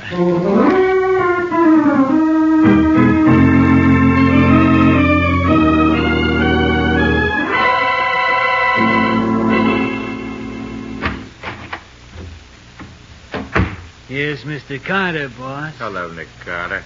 How do you do? Don't believe I've had the pleasure. Simmons the name. Dutch Simmons. Glad to know you. And your friend here? My name's Gus. Gus Jones. Well, gentlemen, now that we're acquainted... Carter, I want to know what you're doing on this ship. Isn't my money as good as any other sucker's? I don't like that crack, Carter. This is an honest ship. I never heard of a gambling ship that was honest. How would you know whether or not we're honest? You haven't been gambling. We spotted you the minute you got aboard. And we know you're a private eye giving us the once-over. Who are you working for? Why, you should know that it's unethical for me to divulge the name of a client. That's a laugh. A private dick talking about ethics. Some of us are on the level. And by the way, who are your two girlfriends? One is my assistant, Miss Bowen. And the other is a Miss Ethel Edwards, whose brother played the piano in your roulette room. Until last night. Oh, yeah. Bill Edwards. Nice kid. What happened to him? How should I know? He didn't go home last night. Strange, a youngster should just vanish. So you're working for the kid's sister? Could be. Well, you're entirely too inquisitive, Mr. Carter. And if I ever see you on the ship again, maybe you'll vanish, too. Tough, aren't you? Tough enough to handle you. Gus. Yeah, boss? Take Carter and his assistant and his new girlfriend to the next launch. Okay. And see that they get back to shore.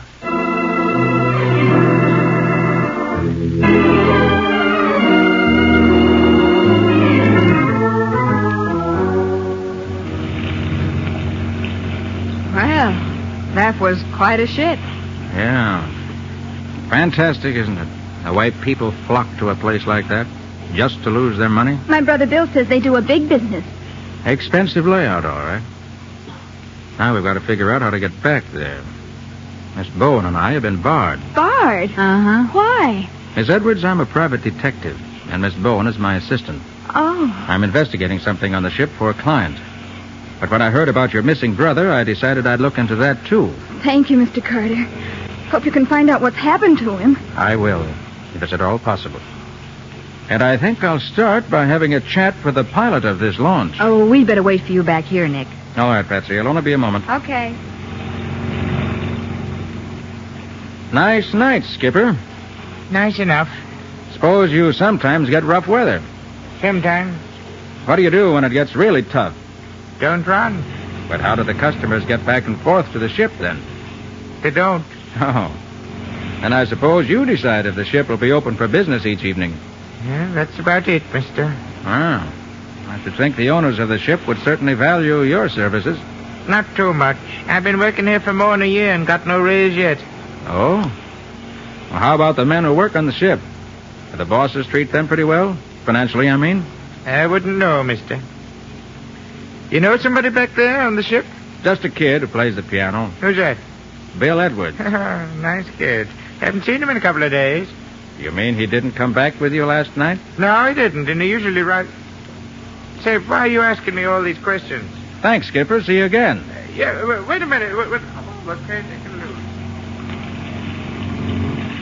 do? Well, Nick, learn anything? Miss Edwards, the pilot tells me your brother didn't return to shore last night. Unless he swam. But Bill isn't a very good swimmer, and he wouldn't try to swim ashore. It's too far. That's what I'm afraid of, Patsy. He's dead, Mr. Carter. I just know it. I had a feeling... don't cry, Ethel. We don't know what's happened to him yet. Mr. Carter, you said you'd help me. And I will.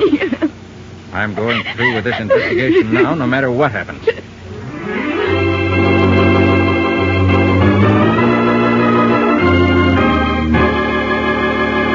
So, a casual look into a possible gambling swindle on Nick's part suddenly turns into a murder investigation. Or is it murder? We'll see in just a moment.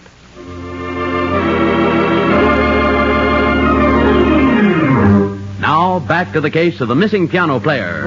Today's Nick Carter adventure brought to you by Old Dutch Cleanser.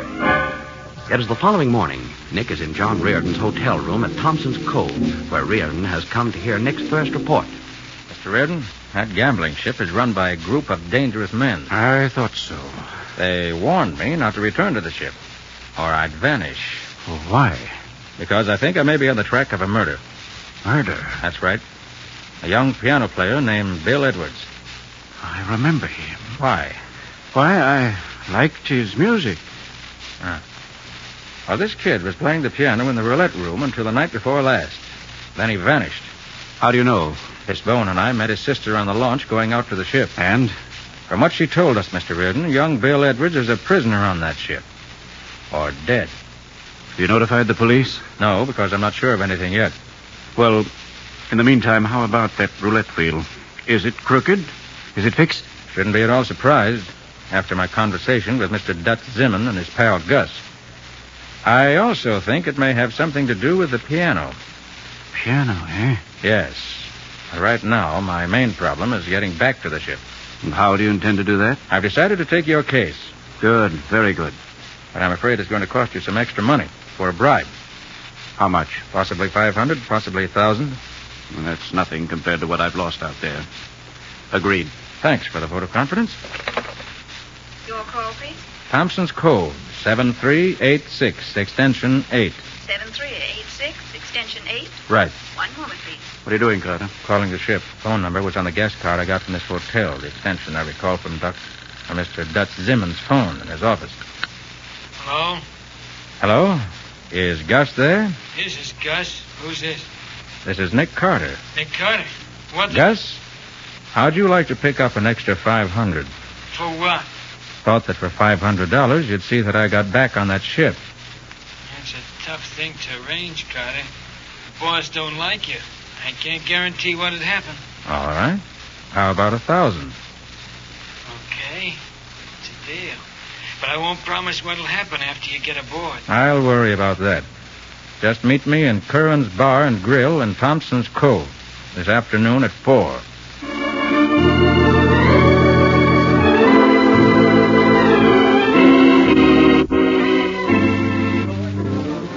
Have another drink, Gus?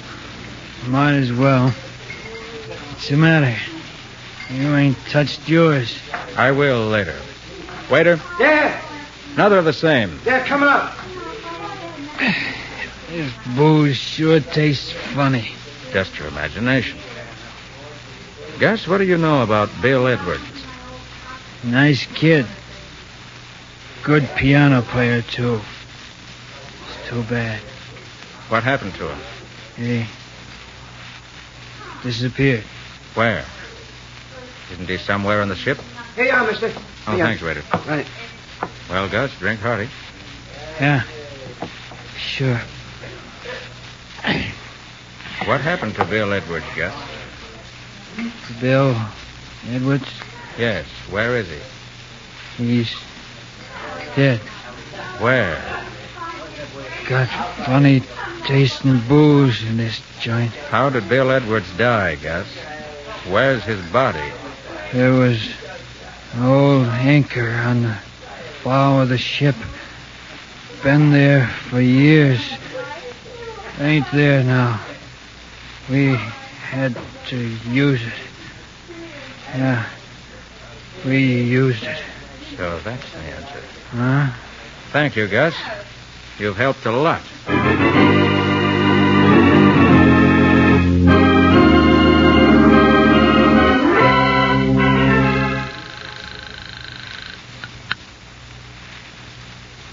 Homicide, Sergeant Matheson. Hello, Matty. Nick. Nick, where are you? Thompson's Cove Hotel. Matty, can you come out here right away? What's up? Thought you were on a vacation. Been interrupted by a murder, and I need a little police cooperation, and fast. Can do, Nick. So happens I know the police officers out there very well. Fine. Can you come right out? Sure. Things are quiet here in town. Thanks, Matty. And be sure to wear your old clothes. Why? I've arranged a fishing expedition for you.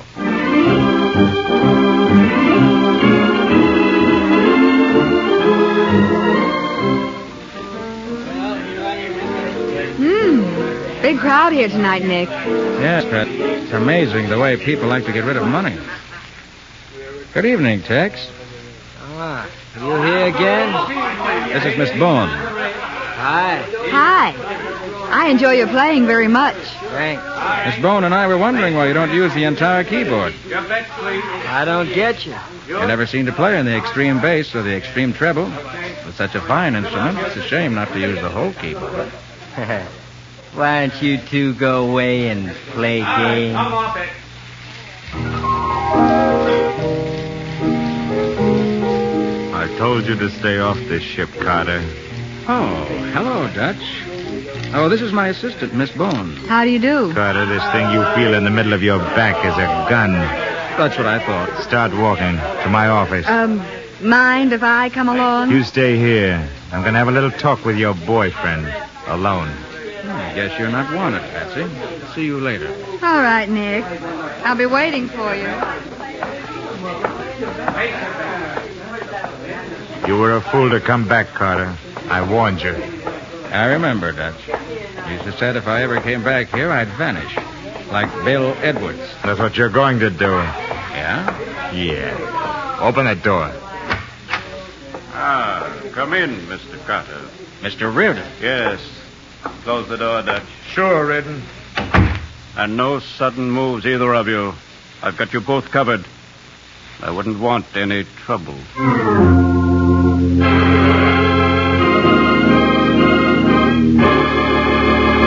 Well, that is certainly an unexpected turn of events. We'll see what happens next in just a moment.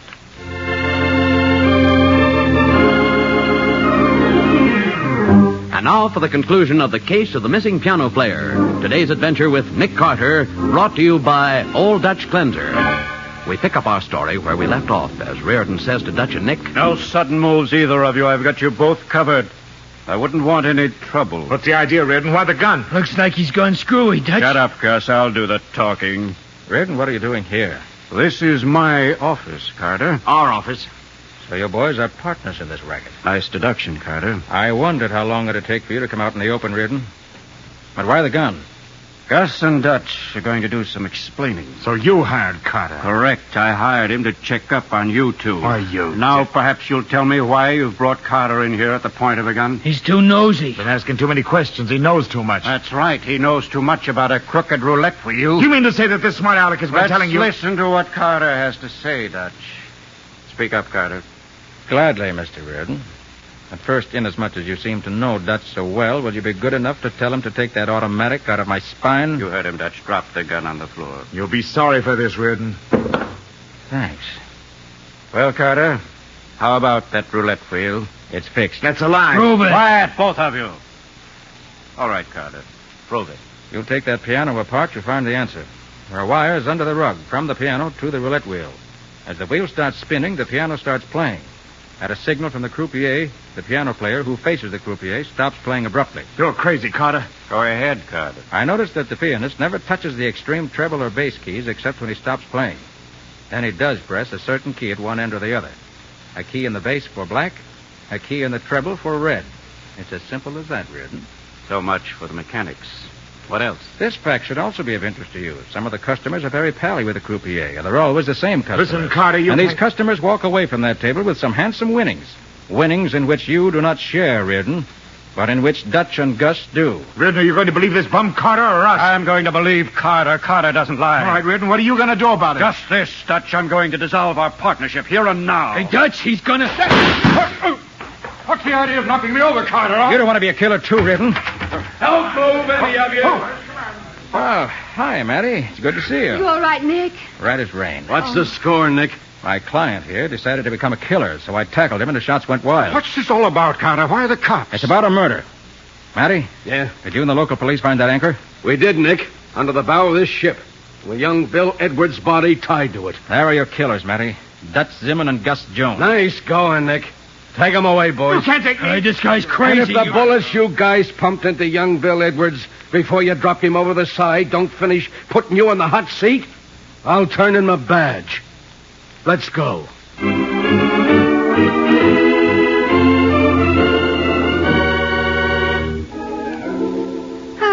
Well, Nick, another case history to type. Just as I had everything in the office cleaned up and ready for filing. I'll give you something to do while I catch some fish. Oh, you.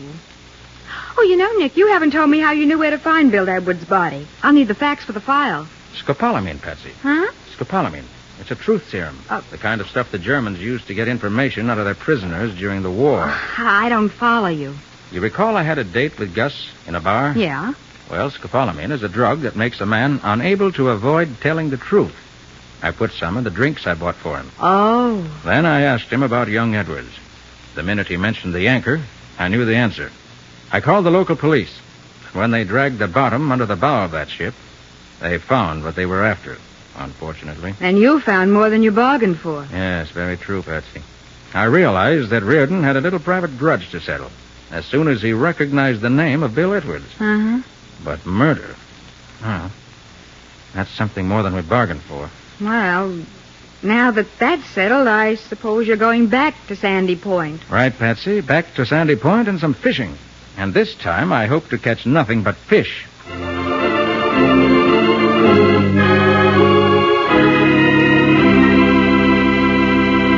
Well, Nick, can you give us a hint or two on the adventure that Old Dutch Cleanser's going to bring us next week? Certainly can, Bob.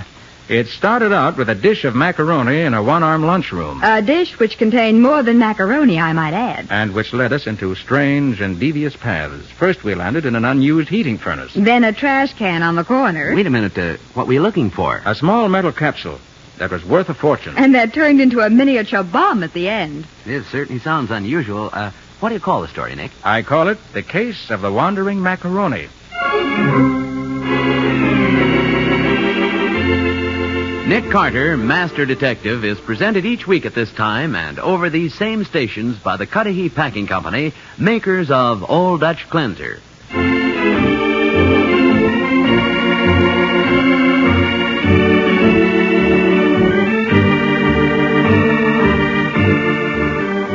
Nick Carter, Master Detective, produced and directed by Jock McGregor, is copyrighted by Street and Smith Publications, Incorporated. Lon Clark is starred as Nick, with Charlotte Manson featured as Patsy. Mattie is played by Ed Latimer. Today's script was written by Bryce Disk, Jr. Original music is played by George Wright. This program is fictional, and any resemblance to actual persons living or dead is purely coincidental. This is Bob Martin saying, when minutes count, use Old Dutch Cleanser.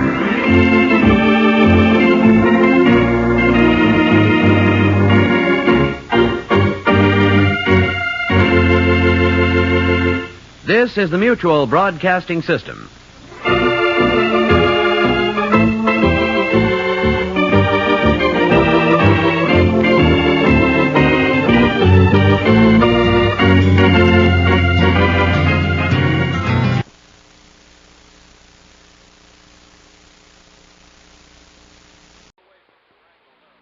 From Hollywood, it's time now for...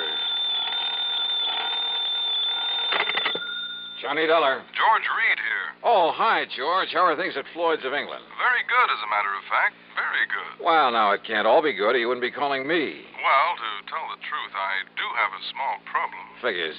No, figure's the word, singular. Huh? A small figure, a statuette belonging to Mrs. Dora Harkness Ballin down in New York. Ballin? Yes, terribly wealthy, but a real eccentric. So what's happened? The little statue I mentioned, it's gone, disappeared. Oh? What's it worth? Insured value is $26.50. Wow. $26.50. Huh? $26.50 wouldn't even cover my expense account. Well, it just happens that she carries hundreds of thousands of dollars worth of personal property insurance with us. But for some reason or other, she attaches particular value to this statuette. Oh, I get it. You're afraid that if we don't go through the motions of trying to find it, she might take her insurance elsewhere. Precisely. Real important to you, huh? Very. Then I take it I won't have to be chintzy with the old expense account. Well, now, Johnny... Okay, George, I'll be in touch.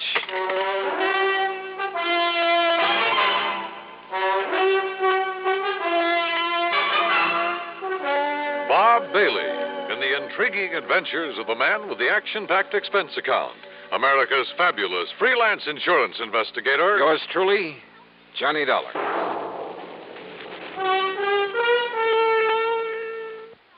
Now, Act One of yours truly, Johnny Dollar.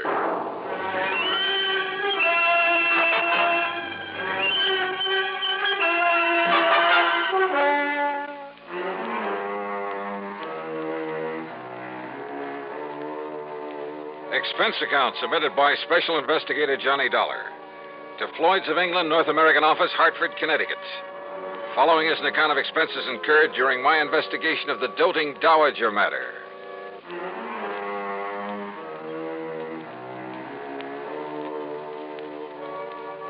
Expense account item 1, $7.90, taxi, train fare and incidentals, Hartford to New York. Item 2, $1 even for a cab from Grand Central Station to the address of Mrs. Dora Harkness Ballin over on East 73rd Street. It turned out to be one of New York's famous old brownstone houses, well preserved and reeking of an era long gone by. A uniformed butler ushered me into a large, high-ceilinged drawing room, and I could hardly believe my eyes. Ornate pre-Victorian furnishings, heavy red velvet draperies, huge lamps and crystal chandeliers, oil paintings all over the place, and gilded mirrors. Pretty fabulous. If you will be kind enough to wait here, Mr. Dollar, I shall tell Mrs. Ballin that you have arrived. Thank you. I know that she'll want to see you. Oh, excuse me, Master Harold. It's all right, Higgins. Has the mail come in? Would you like me to check, sir? Yes, good idea. You know how Aunt Dora likes to see it the minute it gets here. Yes, sir. Yes, the mail. The dear old common everyday page. You're here to see Mrs. Ballin? That's right. I'm Johnny Dollar. I'm Hal Winters, her nephew. Hi. Say, tell me something. Yes? About this little statue that's missing. You mean that little chunk of pot metal that's disappeared? Oh, is that what it is? Oh, yes, just a piece of junk. But a couple of months ago, Aunt Dora decided it looked like her grandfather when he was a general back in the Civil War. Oh? Why does she value it so highly? I expect the general was the only Ballin who had guts enough to do anything on his own. What do you mean? I mean, instead of just living off the family shipping fortune. So when she suddenly decided the statue looked like the general, Johnny Dollar, did you say? That's right. The insurance investigator? Yes. Well, now, why should she bother you with it? I don't know.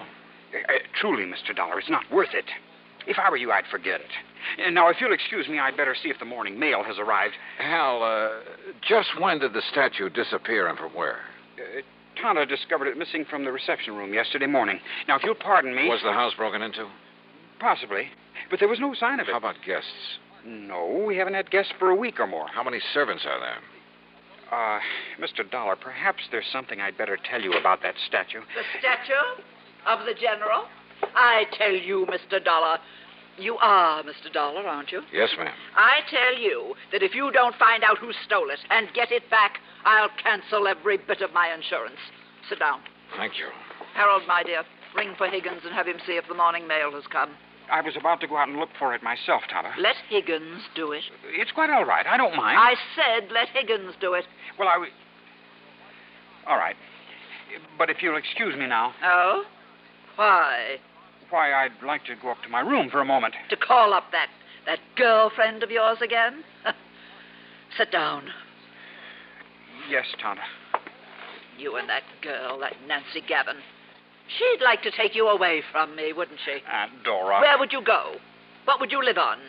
And what would I do? Darling, I hardly think this is the proper Much as I like Nancy Gavin, I see no reason why I should let her take you away from me. Do you? Mrs. Ballin, about the statue. Yes, of course.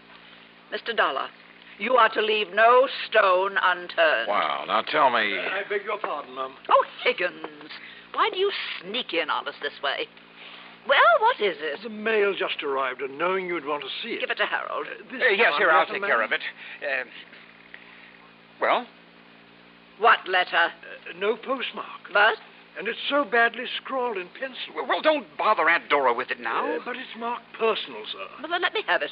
Yes, Mum. Tonto. You may go now, Higgins. Yes, Mum. Here, Tonto, suppose you let me see what it's all about. Be quiet, Harold. Now, Mr. Dollar. Well, first of all, I'd like you to tell me... Oh, what's the matter, Mrs. Ballin? Oh. Aunt Dora, what is it? This letter. Yes? It's a ransom note. Ransom? For the return of a statuette. The general. They want $75,000. What?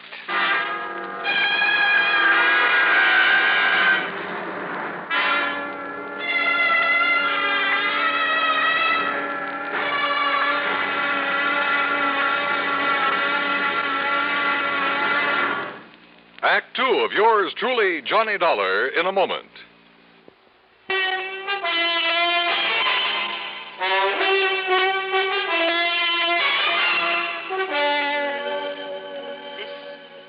This letter, Mr. Dollar. Maybe you'd better let me see it, Mrs. Ballin. It's a ransom note demanding $75,000 for the return of my statuette of the general. $75,000? Yes, Harold. Oh, they can't be serious. For that little piece of pot metal? Sure, they must be out of their minds. I beg your pardon. What? That statue means everything to me. It happens to be a memento of my grandfather, the famous General Horace Harkness Ballin. At least it looks like him. But good heavens, Aunt Dora, $75,000. Oh?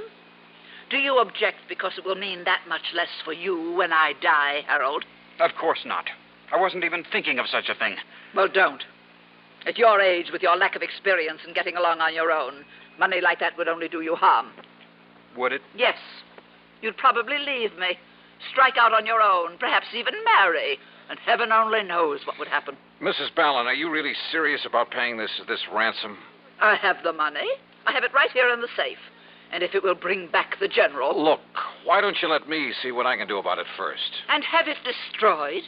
Destroyed? Well, here, read the letter. It was the usual sort of thing, poorly written on cheap paper and scribbled in pencil. And it simply said that the money in unmarked bills was to be turned over to her nephew, Harold. That instructions for its delivery would be given to him later, secretly. That if he then divulged the place and manner in which he was to make the payment, his life would be in danger. Don't you see, Mr. Dollar? If we don't do as they say, they might kill him. It further said that if the police were brought in, the statue would be destroyed. I have no choice, Mr. Dollar. I'll pay the ransom. Tonto. Harold, you will take it to them, whoever they are, when you receive their instructions. They've threatened me. Only if we don't obey instructions. All right, now look, Mrs. Ballon. Yes, Tonto. Listen to Mr. Dollar. I have told you I must have the general back at any cost. Very well. No one is to leave this house, except Harold, of course, when he is told to by the kidnapper. Mrs. Ballon, I won't let you do this. You what? It's utter nonsense for you to consider paying out that kind of money for a cheap little Cheap? piece of junk that can't possibly be worth anything to whoever took it, except perhaps for its effect on you. I told you, young man, it's the one priceless memento I have of the great General Ballon. Yeah, you told me. Very well. You are here on my orders, are you not? Well, yes. All right. Then you will remain subject to my orders. Very well now. Hi, everybody. Nancy. Well, what's everybody looking so glum about? Hi, sweetie. Nancy. Hello, Mrs. Ballon. Miss Gavin? Mr. Dollar, this is Nancy Gavin, a friend of Harold. Johnny Dollar? Hi. Hey, I know about you. Nancy, dear. You come to find that whatchamacallit that Mrs. Ballon lost? It was stolen. Okay, stolen. And the kidnappers are demanding $75,000 ransom. That's easy. Pay it. I shall. And Nancy, you are to stay right here in this house until this whole thing is over with. Auntie, I don't mind that a bit. Do we, Hal? Forward, wench. Seriously, Auntie, when are you going to let Hal marry me? Get out on his own. And leave me? Do you think for 1 minute that my precious Harold would do that? Why don't you answer that, Hal? Mr. Dollar, this is none of your business. It has nothing whatsoever to do with the reason for your being here. You know something, Mrs. Ballon? I'm beginning to think you're wrong. You came here to find the statue that was stolen from me. That's right. And maybe I'm on the track of it now. So how about it, Hal? Would you leave your aunt if you could? It was a wild guess, but the more I thought about it, the more I decided that Harold Winter's answer might solve this case for me. Yeah? And that Mrs. Ballon would be pretty shocked when I put my finger on the thief, the writer of that ransom note. But you know something? I was dead wrong.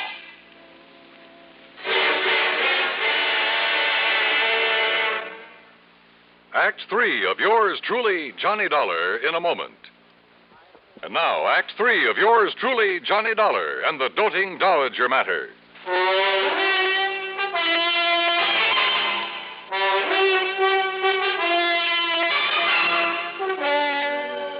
Mr. Dollar, this is none of your business.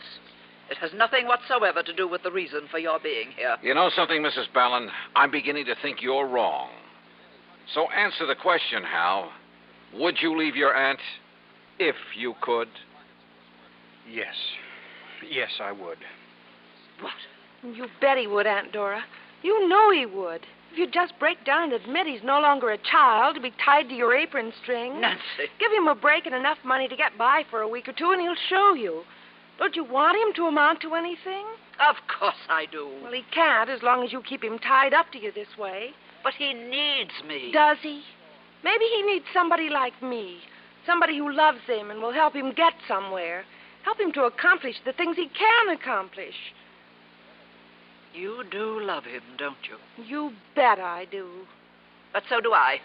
And he loves me. He'd love you a lot more if he weren't so tied down to you. Harold? It's true, Aunt Dora. I never knew you even thought about leaving me. About going out on your own, as you put it. Because you never gave me a chance. Because you never thought of anyone but yourself. I'm sorry, Mr. Dollar. What? I mean that you've had to become involved in a family fight. Well, I'm not. Because now I think I know where to look for that statuette. Oh? Well, I wish you luck. Come, Nancy, I want to talk to you. Sure, honey, I want to talk to you. Now, wait just a minute. No, Mr. Dollar, let them go. Yeah, because I want to talk to you. Now, look, isn't it pretty obvious? I knew that something was wrong when I first got here. Hal hadn't known you were going to call me in. I So that when he didn't. saw me here... You didn't? No. It was my kind, thoughtful butler Higgins who called your insurance company. And he shouldn't have. The fact remains that when Hal saw me here, he tried to stop that ransom note he'd planted in your mail. Oh, now wait, Now, please. about that ransom note. It was badly written, much too badly written, by someone who was trying to hide his identity. I'll wager that paper it was scribbled on came from right here in this house. Probably. And I'll bet that if I accuse him of it, Hal will break down and admit that he wrote it. Wait, Mr. Dollar. Yeah? I devoted many years to the care and upbringing of my nephew. I realize that. In the hope that he would someday go out on his own, accomplish something himself. Well, now listen. I know. Perhaps over the years I made him too dependent on I'd say me. yes to that. But that's because I am as I am and I can't change. But I kept hoping that he would change. That somehow, sometime, he would make just one desperate move to break away from me. But it would have to be of his own doing. So? For years, people have called me eccentric, and I've enjoyed the reputation. So I made a fuss over that cheap little statuette that I picked up in Coney Island one time as a child. Huh? Of course. That was the only sentimental value it had. But according to Harold... Oh, now, should I have picked one of the valuable artworks, paintings, or sculptures that I really care about, in my selfish way, for this little experiment? So you gave the worthless statuette the big build-up? Yes, and he fell for it. He believed that if it was stolen, I'd give almost anything to get it back. And then finally, he got up enough nerve to do something about it. Now, just a minute. What you're telling me is that you're tickled pink that you've made a thief out of him. I'm tickled pink that he's finally shown some guts and gumption. And you can't call him a thief over that piece of junk. But it has a price of $75,000 on it. That's what he'll be stealing if you give him that money and let him walk out of here with it. No, he won't. What else can you call it? I like to be eccentric, remember? Oh, Mrs. Ballard. So the note I'll enclose with it, you know, when he tells me he's received instructions about where and how it's to be delivered. What note? In it I'll say, Dear Harold, the best of luck to you and Nancy. I hope you'll be tremendously happy. And I hope that now and then you'll drop in on your loving and now somewhat lonesome Aunt Dora. I see.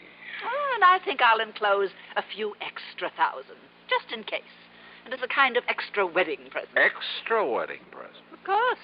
The statuette. I certainly don't want them to bring that atrocity back here. Oh, no, well, don't... Wait.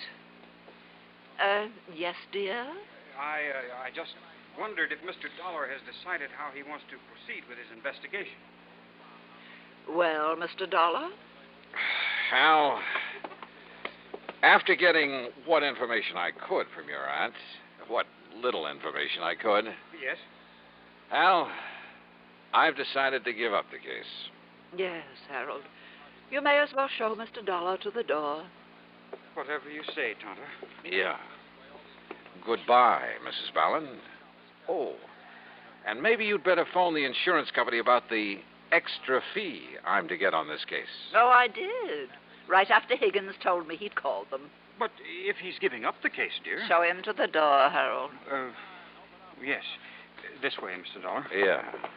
Thanks. Now, you listen, Hal. I can tell by your look that you've learned something, Mr. Dollar. I have. Perhaps even more than I know. So, look here. Huh? Do you think this will do for the sequel to the ransom note? What? You know, the instructions about where I'm to take the money. Oh, now, wait a minute. You mean to say...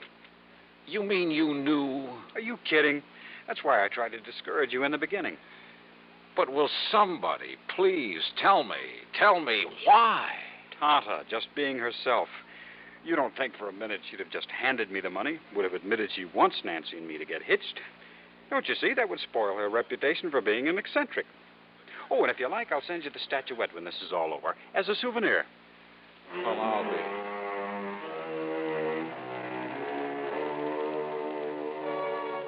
Believe me, I've handled some pretty wacky cases over the years. But this was by long odds the wackiest. And yet, why complain when it's a good living? Expense account total, including all the incidentals I could think of, and fare back to Hartford. What? $17.80. Tommy. Yours truly, Johnny Dollar.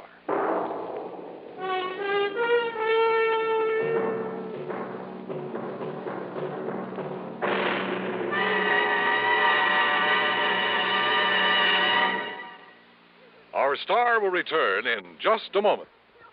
Our star to tell you about next week's story. Next week, well, if you've ever read the personal columns of your newspaper, you'll surely want to hear it. Join us, won't you? Yours truly, Johnny Dollar.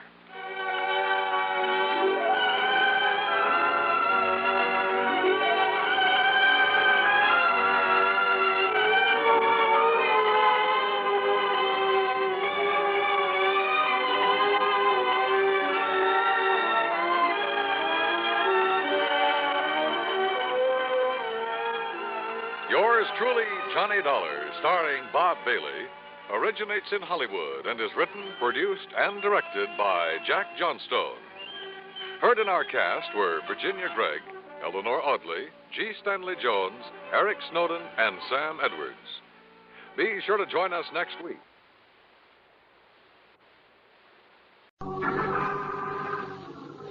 And now for today's thrilling Nick Carter adventure, the case of the Blue Mink, presented by Old Dutch Clinton. As our story opens, Nick and Patsy are entering a large department store very early in the morning. But, Nick, I didn't know you were retained by the Fur Protective Association, too. You've probably forgotten, Patsy. It's been years since they've had occasion to call on me. Oh. But this new series of fur thefts is really serious, they tell me. And you think this department store is the best place to catch up with them? I do. They've suffered the biggest losses of any store in town so far. Come on, here's the elevator. Mm-hmm. 04, please. And you think I'll be able to spot a thief if I see one? Well, I hope so. As a rule, women who steal furs have a large receptacle of some kind, a bag or bundle in which they can hide the furs while they make their getaway. Also, they have a sort of shifty look about them, if you watch closely. You've had a lot more experience with crooks than most sales girls have, Patsy. Gosh, I hope you're right. I'll try anyway. All right, come on. This is the fur department. Miss Cheryl, the detective on this floor, said she'd... Mr. Carter. That's right. You're Miss Cheryl? Yes. And this is Miss Bone, who's going to be our new sales girl. Oh, well, for a while anyway. I only hope I can make good. Oh, I'm sure. I hope so, too. Now, if you'll come with me, Miss Bone, I'll show you where you can leave your things. Oh, just a minute, Miss Cheryl. Nick, suppose I see a customer who looks suspicious. What do I do? Call Miss Cheryl if you can, and call me. Then keep your eyes open and don't leave the customer for a second if you can help it. All right, Nick. I hope this works. Wish me luck. Just use your common sense, Patsy. That's always better than luck. So long.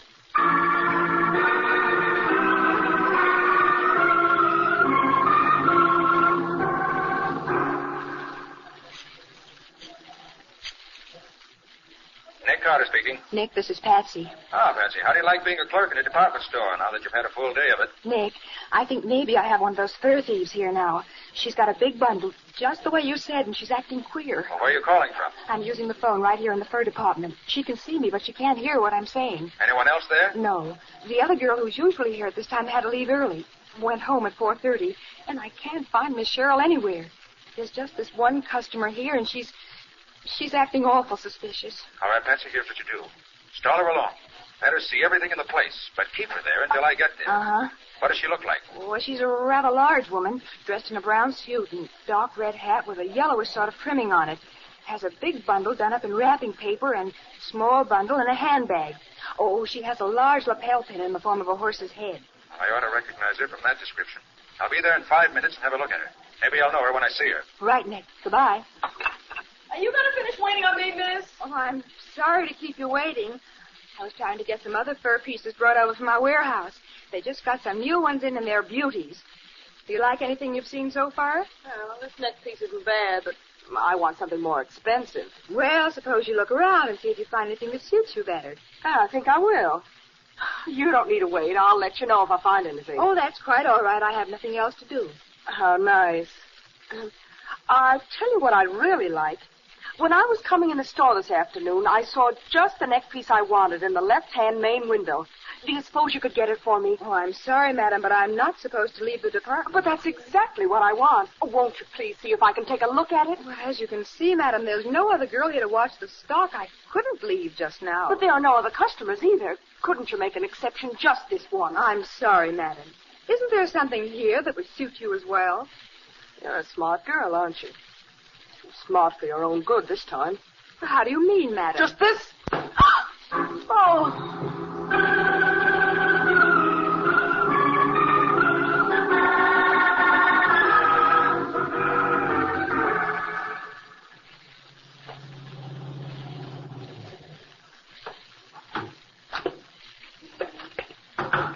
I wonder if Patsy's mistaken about this woman. It could be, you know. I doubt if she'd call me, Waldo, unless she was sure of the facts. Ah, sure, Nick. But you know women always Here, jump hold at it. Big bundle, brown suit, red hat, and horse head pin in her lapel, yes. What are you stopping for, Nick? That's the woman Patsy called about. You sure? I am. The description matches exactly. Come on.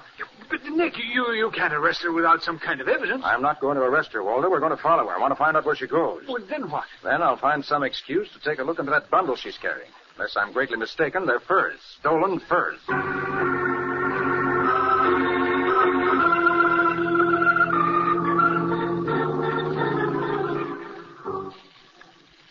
When you look at that line at the ticket window, I never knew so many people went to the opera. Just 8:15. Half an hour before the performance starts. Well, why in the world? You had to get us down here so early, I can't see. Well, I had to be here to see if that woman walks through this lobby. Miss Bowen, suppose we're wrong about this. Oh, listen, Miss Cheryl, how can we be wrong? It was right after that woman left that we found that wad of gum folded up in this envelope, didn't we? Right where she was standing when she knocked me out. And it wasn't there before. Yes, that's true. But we don't know it's a ticket broker's envelope. And calls for 4 seats for tonight's performance here at the opera, don't we? Yes, and if the tickets that were in this envelope belong to her, she'll be here tonight. And I'll recognize her. Oh, I wish Mr. Carter were here. Oh, so do I. But I've been calling him for the past 3 hours and no answer. What? Even Waldo's gone. So we've got to find out for ourselves who's sitting in R2, 4, 6, and 8. I guess you're right, Miss Bowen, but... Don't you worry. We'll work it out somehow. Oh, look at that gorgeous fur coat on that girl just going in. It's blue. It's blue mink. That's all blue mink. That was stolen from our store. Are you sure? Certainly I am. It's the only one in this city. There are only 3 of them in the world, and the other 2 are privately owned at the West Coast. Oh, that mousy little girl wearing it couldn't be a third thief. Well, she's got our coat on, that's all I know. We've got to get inside and get back. You got your ticket? Yes, but how about... I got nothing. I'm going in. Tickets, please. The label on the coat will prove it's ours. Oh, no, it won't. The first thing a thief does is to change the lining and the label. You've got to be sure before you accuse her. But I am sure. That's the... Oh, wait a minute. Look where she's sitting. In R4. One of the seats marked on the envelope. Proves she's a thief. But she's not the one who was in the store. We've got to wait here and see who sits in those other 3 seats. Then we can capture them all at once.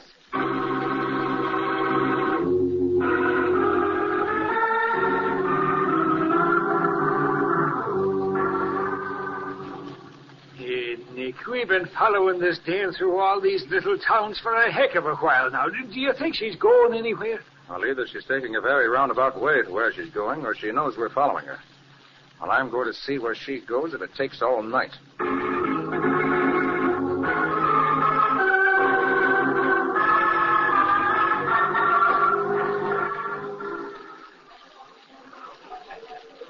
The whole first act is over, and nobody is in those other 3 seats. And I'm not going to wait any longer. I want that coat. Oh, wait. She's going into the lobby. And she's leaving the coat in the seat. Let's go down and casually take it. Take it? What about her? We want her, too. Come on, follow me. I have an idea. But easy now. No, don't hurry. Oh. Now, let's just sit down here in these end seats. I don't like this. I don't like it either, but I think it's the best way. Well, now what? We'll get up, and the coat goes with us. Like this. Nobody's watching. You've got more nerve than anybody I ever saw. Now walk up the aisle. Slowly. Well, don't hurry. Yeah, that's it. Do you see that girl who had the coat? Yes, she's over there, at the drink stand. If she should She won't. Come over here behind this pillar. Now, here's my idea. She must be one of the thieves, but she's not the one I want. You take the coat back to the store, and I'll wait here and follow her after the show. Maybe she'll take me to the rest of the gang. But she'll make a whale of a fuss when she finds out that her coat's gone. It's a stolen coat, isn't it? Oh, let me look at the label. Oh, this is a Paris label. There never was a blue mink coat made in Paris. That's what I told you. The thieves changed the label, so it must be the coat stolen from your store.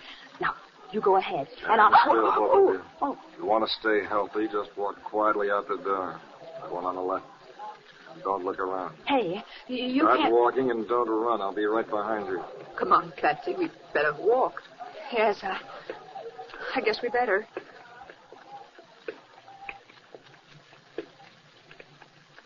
That's it. Now, you see that dark blue sedan up the street a little way? The tall girl gets in the front seat. The short one gets in back. And no argument. Where are you taking us? You'll find out by and by. When you do, you won't like it. Now get moving.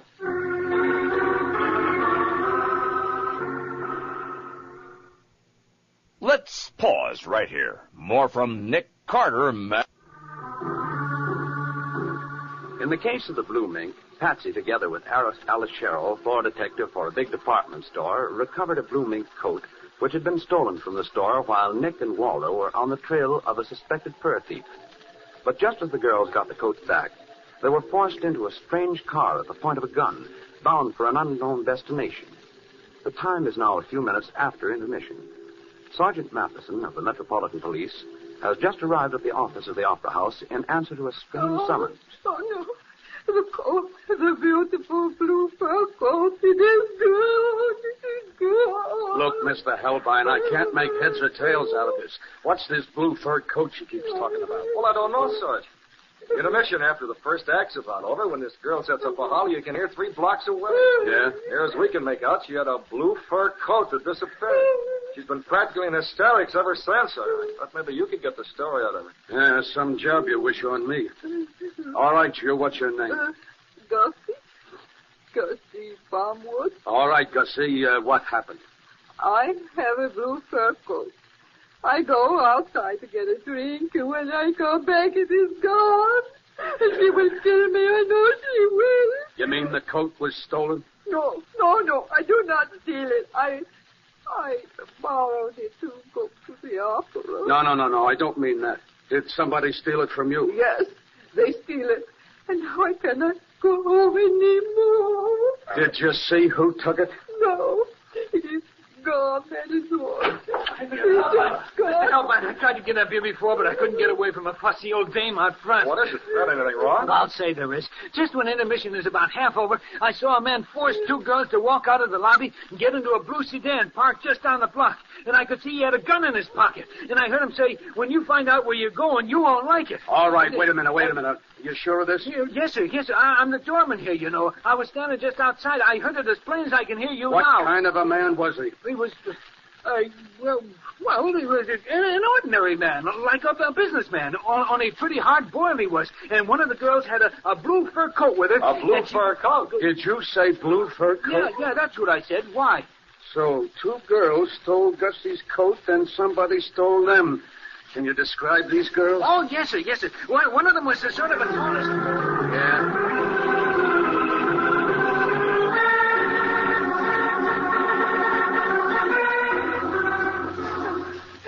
I want that description of the 2 girls sent out to all precincts at once. Yes, sir. Let me know as soon as anyone gets a lead on them. Yes, sir. I want my coat.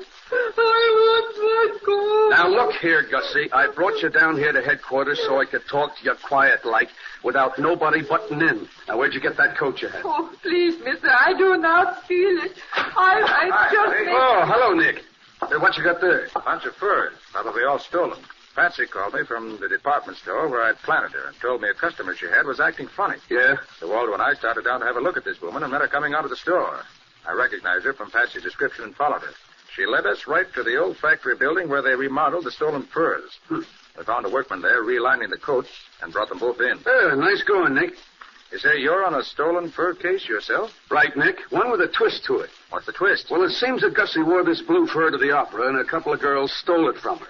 And some fella the doorman says was hanging around before pulls the gun on the two dames and forces them into his car. Looked as if he was waiting for them. Any descriptions of the man? Sure. Yeah, the doorman at the opera saw the whole thing. One of the girls was about 45, short, kind of blonde-gray hair, blue eyes, wore a dark blue suit with a... Cheryl. But, you know her, Nick?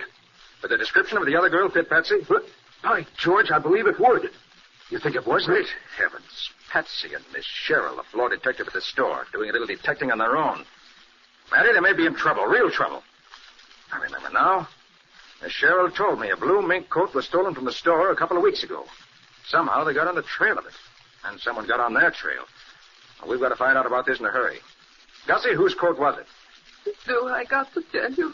She killed me, sure. You certainly do got to tell me, and quick. It was the lady I worked for. She always gets new fur coats all the time. So I just took this one to go to the opera with. Anybody at home when you left? There was a little girl, Virginia. Maybe she could see me.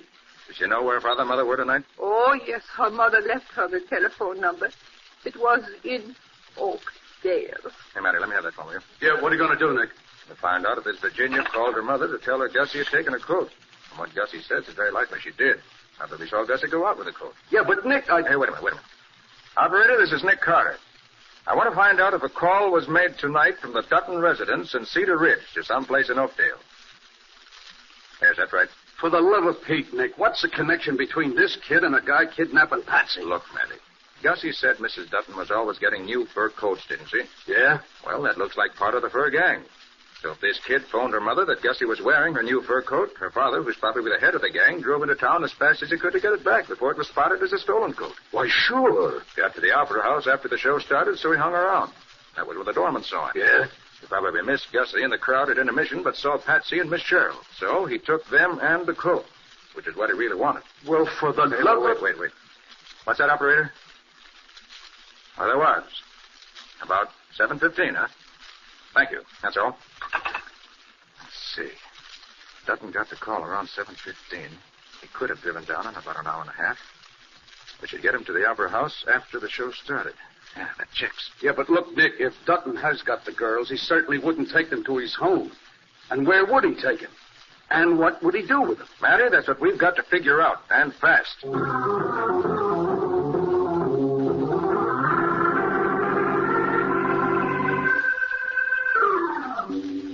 Oh, what a dirty old place this is. If he was going to lock us up somewhere, he might have picked a pleasanter place than this. If we only knew where we were, maybe we could figure out some scheme to let somebody know. If we could only... Oh, there he comes back. Oh, I hope it's not... You weren't alone in this, huh? How do you mean? Told somebody else about the coat, did you? Well, no. Oh, yes. Yes, we did. Right after we found it. And who'd you tell? Speak up. I called Nick Carter and gave him all the details. Yeah, I thought so. Somebody's been here and taken all the furs and worked in the storage vault in the basement. Took my tailor away, too. Just called his home and they haven't seen him. Don't know what's happened to him. Why did you tell this, Carter? And no funny business. Oh, well, you see, we told him... Listen, you, stop stalling. If you want to live a while longer, give us the details and make it snappy. Well, the girl who had the coat at the opera gave us your names. And when I called him, I told him your names and where you live. Wait till I get my hands on that Gussie. I'll wring her neck like I was a chicken, stealing my coat and blabbing everything she knows. Well, what do we do now, Eddie? Let me think. Yeah, I have it. Young lady, you're going to call your Nick Carter on the phone. There's an old abandoned hunting shack out in the woods about 2 miles off Route 47. You're going to tell him you've caught the fur thieves and that you're stuck out there without any cash.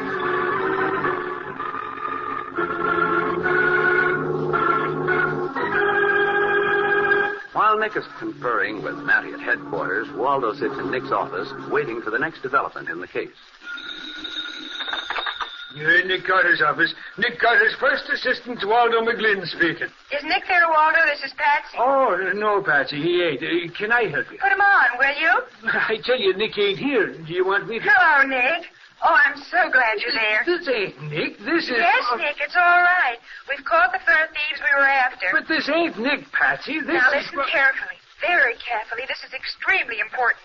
You must be crazy, but I'm listening. We chased the thieves way out of town in Miss Cheryl's car, and just as we finally caught up with them, we ran out of gas. Nick, I want you to come out and bring us all back to town. I don't dare leave the thieves to look for any gas because they might get away. But we caught them thieves ourselves. Now, get these directions straight, Nick. Better write them down. Write them down. Now, we're near an old hunting shack on a small side road that turns off Route 47 about 3 miles north of Woodmere. 3 miles north of Woodmere. You got that? Yeah. The shack is about 2 miles in off the main road. We'll be waiting for you inside the shack. Hurry up, will you, Nick? It's awful lonely out here. You better hurry. He's awful worried about you, Pat. Yes, about 2 miles. But we caught them, Nick. Hallelujah. We caught the crooks. Bye. Well, if that ain't the crazy... I gotta get this to Nick immediate here. Hallelujah. We caught the crooks. That ain't the silliest thing I ever... Sergeant Matheson. Oh, this is Waldo. Is Nick there? Yeah, sure. Hold on. You, Nick, it's Waldo. Yes, Waldo? Nick, I just got the doggonedest message from Patsy. From Patsy? Where is she? Now, keep your shirt on while I tell you this. She kept calling me Nick. I told her it was Waldo, but Yes, Waldo. What did she say? She said she'd got the thieves and ran out of gas at an old hunting shack about 2 miles out on a small road that turned off Route 47 about 3 miles above Woodmere. And she's waiting there for you. Did she say anything else? No, that's all. And do you know how she ended up? Well, naturally not. What was it? She says, hallelujah, we caught the crooks. Hallelujah. You sure? Well, sure, I'm sure. I ain't deaf, you know. Thanks, Waldo. Goodbye. Grab your hat and your gun, Matty. We're going places.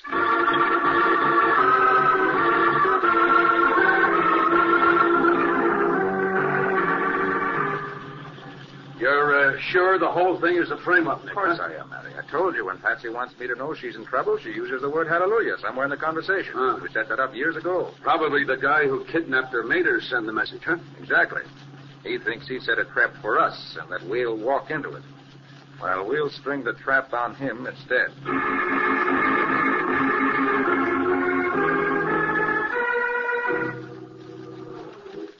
Just about time for our friend Carter to arrive. All the lights out, Emma? Yeah. You changed your plan? No. We'll let the car stop outside the shack. And when they start walking in, I'll pick them off. They won't have a chance, not with this moon. Oh, won't you They please? can't see me, and I can see them. Oh, crying as they- Is that you? Yes, Patsy. Are you all right? Oh, yes, Nick. He was going to kill us after he shot you. Hey, you shut up. Shut up, will you? How about the guy, Nick? Looks pretty bad, Matty. But he'll live to pay the penalty, I'm happy to say.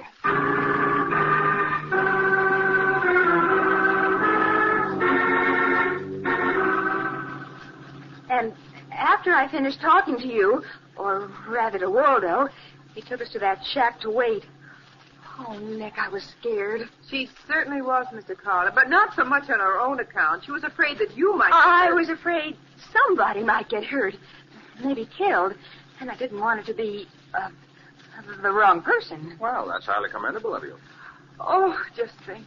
If Gussie hadn't borrowed the blue mink, Patsy and I might not be here. Oh, please, that's not exactly a cheerful thought. Patsy, there's one thing I still don't understand. When you two found that ticket broker's envelope with the seats marked on it, why didn't you go to the police instead of trying to handle it yourselves? Well, to tell the truth, Nick, I just didn't think of it. I suppose it's because, well, as a rule, we don't go to the police for help. They usually come to us.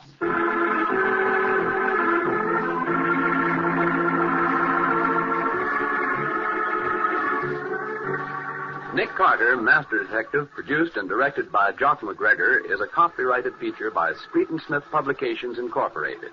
Lon Clark is starred as Nick, with Charlotte Manson featured as Patsy. Matty is played by Ed Latimer, Waldo by Humphrey Davis. Script written by Jock McGregor, storyline by Peggy Mayer. This is Bob Martin saying, when minutes count, use Old Dutch Clay. From Hollywood, it's time now for...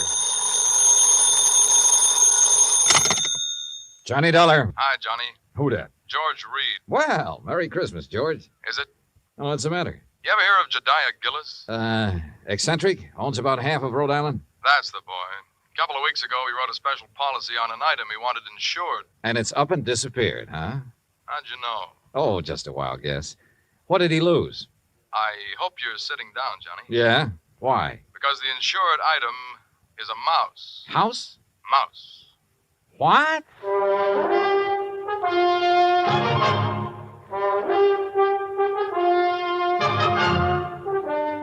Bob Bailey in the exciting adventures of the man with the action-packed expense account.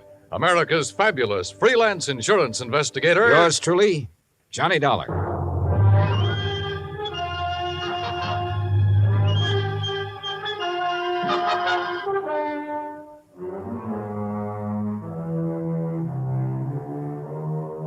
Expense account submitted by Special Investigator Johnny Dollar to Floyd's of England, American Branch Office, 443 North 15th Street, Hartford, Connecticut. The following is an account of expenses incurred during my investigation of the missing mouse matter.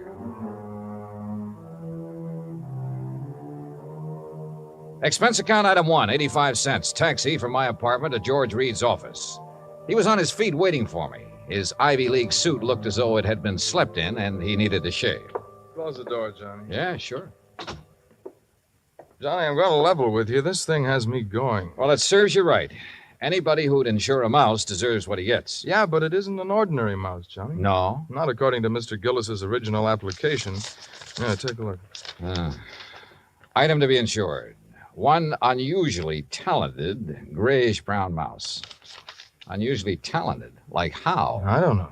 What? I tried to find out, but Gillis wouldn't tell me. And still you issued the policy? Well, you know our company, Johnny. We have a reputation for insuring almost anything, but we have to draw the line occasionally, and we would have here, except for one thing. What's that? And believe me, it better be good. It is. Gillis carries all of his insurance with us. Yeah, but even so. Just one of his several policies is a straight life for $350,000. Wow, king-size premiums, huh? Exactly.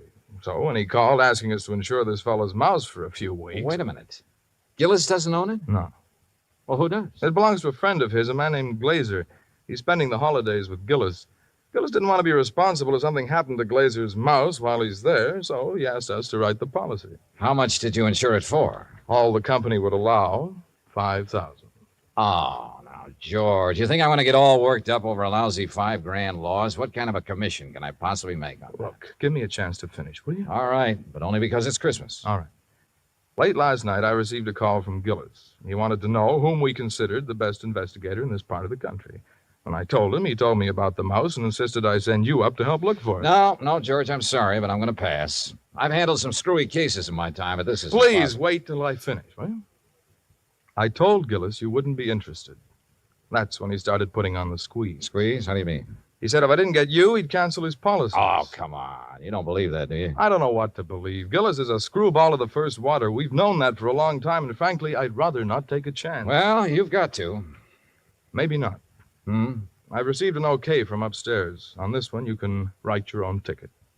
Well, why didn't you say so in the first place? You didn't give me a chance. Look, there's a train for Providence at 3:30. Here's Gillis's address. He wants you to stay with him. That'll cost more, Georgie. It figures. Merry Christmas, Johnny. Same to you, Santa Claus.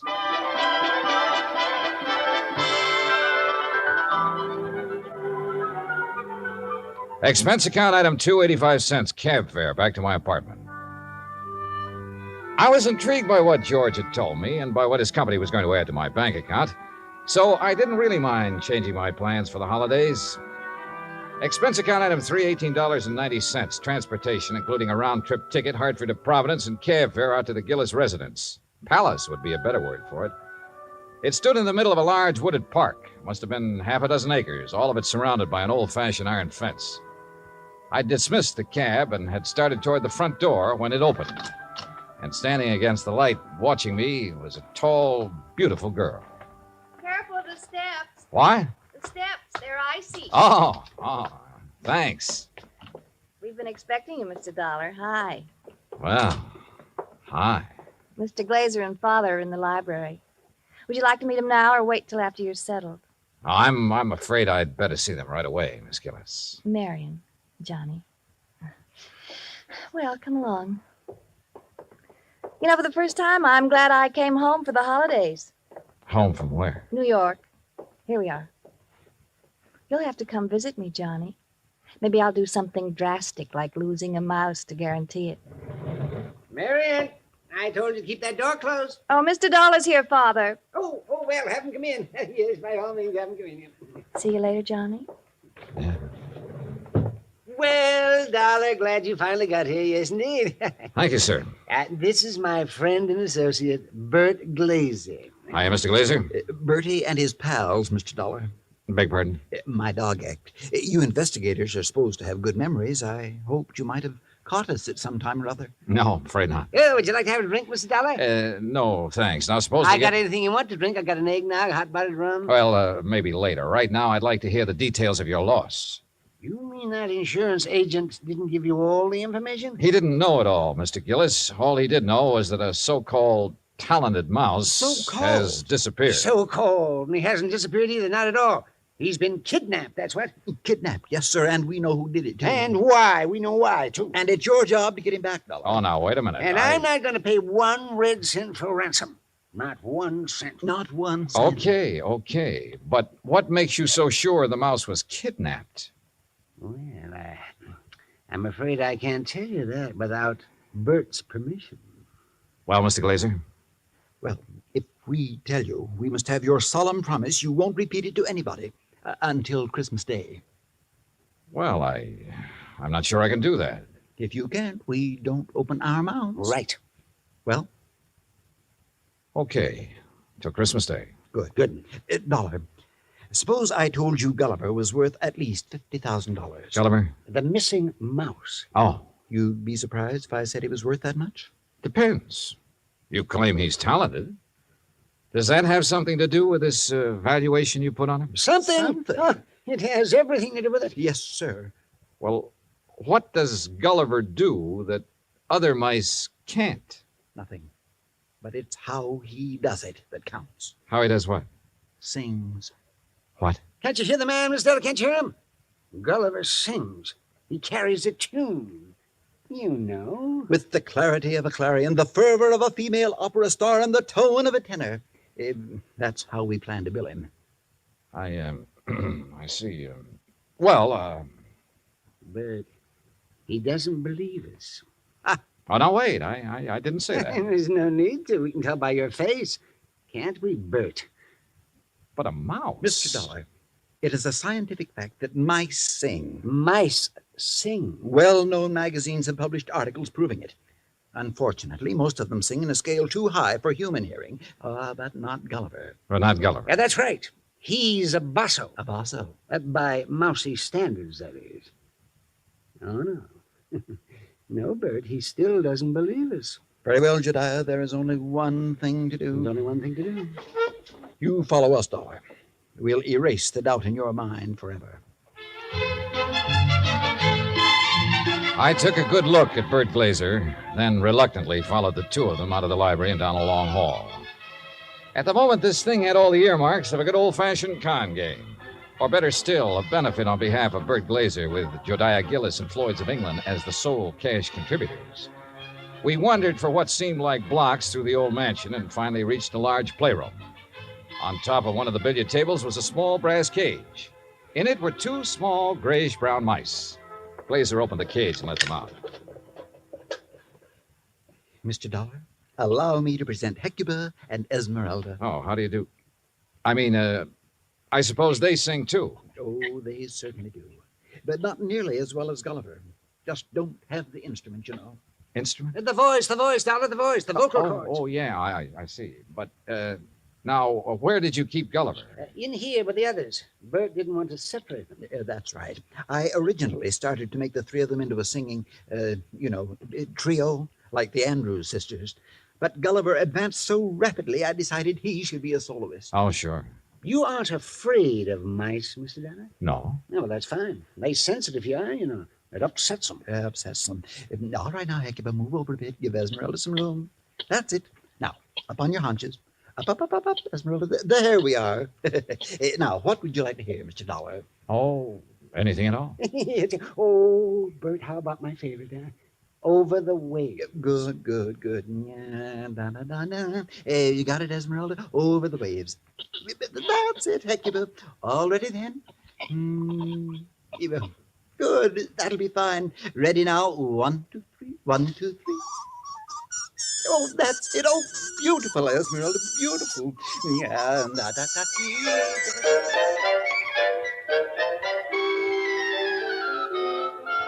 Well, I won't say I was convinced, but I won't say I wasn't. But I will say those mice were singing something, or giving a mighty good imitation of it. We returned to the library, and this time I sampled the eggnog liberally. Is that all right, Dollar? Oh, fine, thanks. Well, Dollar, you know now why we believe Gulliver was kidnapped? Well, I'm not sure. To exploit him. What else? Exactly. You have any idea who did it? Harry McQueen, that's who. McQueen. Who's McQueen? Used to be my agent. Theatrical agent? Uh-huh. He's been snooping around here lately, Johnny. We figure he's gotten wind of our mice. Well, what do you mean by snooping around, Mr. Gillis? No, you know, he's been out here twice this week wanting to see me. Had to kick him out of here yesterday morning. How'd he get in? Well, my daughter answered the door. Yes. She didn't know McQueen from Adam. So when he asked for me, she figured he belonged in here, rehearsing the show with the rest of us. Rehearsing what show, Mr. Gillis?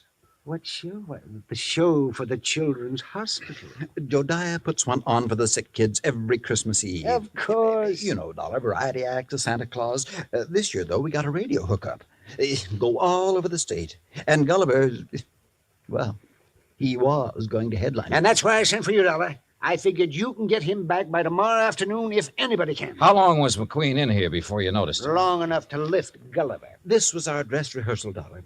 We'd asked some of the kids from around the neighborhood in to watch, so it was pretty crowded. Where were the mice during the rehearsal? Well, that's where I made my mistake. What do you mean?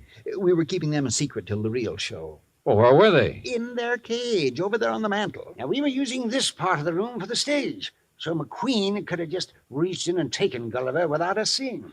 Now, what makes you so sure McQueen did it? We told you. Besides, who else would want him? Who else? And it was right after I kicked him out of here that I discovered Gulliver was missing. What'd you do then? I called off the rehearsal and started searching for him. McQueen? Big Gulliver. And I put in a telephone call to the Providence house where McQueen was staying. Did you talk to him? Nope. They said he checked out.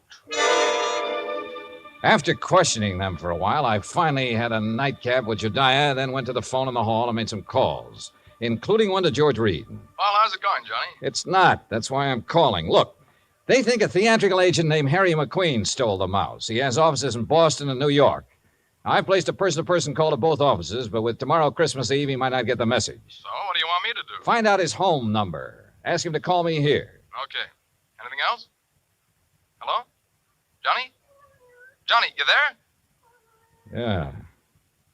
And so is a cat. What? A big yellow cat. What's so unusual about that? Oh, nothing. Except he's got a grayish-brown mouse between his two front paws.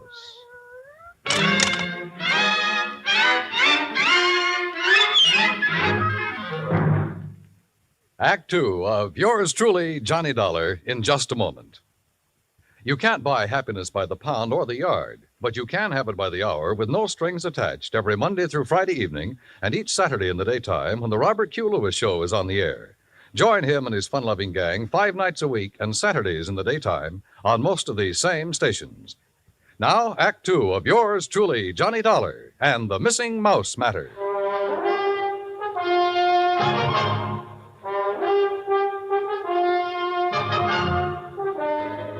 I was standing in the hall of Jediah Gillis's home looking at a big yellow cat that had a mouse between its two front paws. As far as I was concerned, a mouse is a mouse, and this one could be Gulliver. I cut short my phone conversation with George Reed, then started toward the cat. Here, kitty. Here, kitty, kitty. Nice, kitty. Pretty kitty. Here, kitty. Mama, where are you? Here, kitty, kitty. That's a good kitty.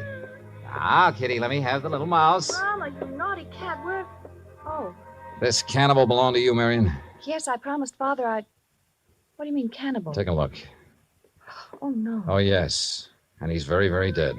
Oh, you don't think it's Gulliver, do you? Well, Mr. Glazer will have to identify him. And if he is, well, that's that. Oh, no, Johnny. What do you mean? Oh, Johnny, please, you don't have to tell him, do you? Well, sure. If it's Gulliver, this thing's cleared up. If it's not, your Rama gets a reward for being a good mouser. Oh, Johnny, please. Dad almost had a fit when I arrived here with Rama. He made me promise to keep him in my room. This the only time he's been out? Well, no. Oh. He was out for a little while yesterday while they were rehearsing. I didn't notice he was gone till after lunch. Then the corpse could be Gulliver's. Oh, Johnny, if it is, there's nothing we can do about it now. And if you tell my father, besides making him angry, it'll break his heart. All right. I won't say anything until tomorrow night. Oh, thanks, Johnny. Night. Good night.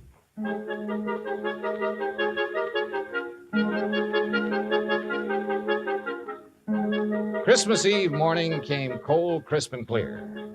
The Gillis grounds were covered with new-fallen snow, and the trees were heavy with icicles, giving the whole place the look of a winter wonderland. I dressed and went down to join Gillis and Bert Glazer at breakfast. I was on my third strawberry when the phone started to ring. Yeah. You expecting a call, Dollar? Yeah, matter of fact, I am. Yeah, then you'd better answer it. If it's somebody at the broadcast station for me, tell them I'll be at the Children's Hospital at noon. They can call me there. Right. Hello? Johnny Dollar? Speaking. Look, I don't know what's going on down there or why you're going to pester me about it. Who is this? Harry McQueen. Who did you think? Well, I wasn't sure. Well, your friend Reed got me out of bed this morning, Dollar. He told me you wanted to ask me some questions about a mouse that's missing from Jediah Gillis's place. Hey, that's right. What do you know about it? Well, I've done a lot of pilfering in my time. I've taken towels from hotels from Maine to Miami and Seattle to Bridgeport. But I never had to stoop so low as to steal a mouse from any hotel, garbage dump, trap, or field. Do I make myself clear? Perfectly. Except for one thing. Yeah? This particular mouse was a performer. Was a what? He was trained, did tricks. Still doesn't interest me. Well, then why were you trying to see Mr. Gillis? To get some of my people on his Christmas show. Anything wrong with that? No. There'll be a lot of publicity about it. Would have done him a lot of good. And you're sure you weren't interested in the mouse? Look, Dollar, when I went into this business 18 years ago, I swore then I'd never handled kids, belly dances, or animal acts. But you handled Bert Glazer's dog act. Is what? Dog act, Bertie and his Oh, pals. somebody's feeding you a line, Dollar. That act was Bill Bertie and his pal, and the pal is a dummy. Glazer's a top-notch ventriloquist. He's a master. You hear me, Dollar? Yeah, Harry. I hear you fine. I had to do some thinking, so I put on my coat and went outside for a walk around that wooded park. What I had just learned about Glazer confirmed what my instinct, my common sense, had been telling me all along. Except for one thing. The performance given by Hecuba and Esmeralda the night before. If Glazer had been doing the singing for those two mice, he was a master ventriloquist. Which was exactly what Harry McQueen said he was. I'd started back toward the house, wondering if I should get Jediah aside now and tell him or wait until after the show when something soft and cold hit me on the back of the head. Hey! Sorry, Johnny, I couldn't resist such a serious target. Anything new? Well, if you mean have I found Gulliver, the singing mouse, no. Dad told me to tell you if Gulliver does turn up before 1:15, rush him over to the hospital. Yeah, sure. But I think that's extremely unlikely. You think Rama got him, don't you? If he did, he got a very ordinary mouse. He didn't get one that sings. I'm afraid I lost you. Doesn't matter. Oh, now I wonder what he wants. Who? That boy on the porch. Oh, well, if this was Hartford, I'd say he was the paper boy coming around to collect. Well, it's not Hartford, and he's not a paper boy because Dad doesn't subscribe to anything but Fortune. Oh, well, then he's selling something. Well, if he is, he's not going to give us a chance to buy any. Johnny, looks like we scared him off. That's funny. Hey! Hey, come back! He sure tore out of here when he saw us. Wonder what he wanted. Do you suppose he was one of the kids they invited in to see the dress rehearsal? Well, if he was, what would he be doing back here today? I don't know. Let's take a look around. We found it in the playroom, near where Gulliver's cage had been. It was a roundish metal clamp, the kind of boy wraps around his trouser leg when he's riding a bike. I was about to call the hospital and ask Jediah for a list of all the kids they'd invited to the rehearsal when the front doorbell rang. Johnny, it's that boy again. Better let me get in.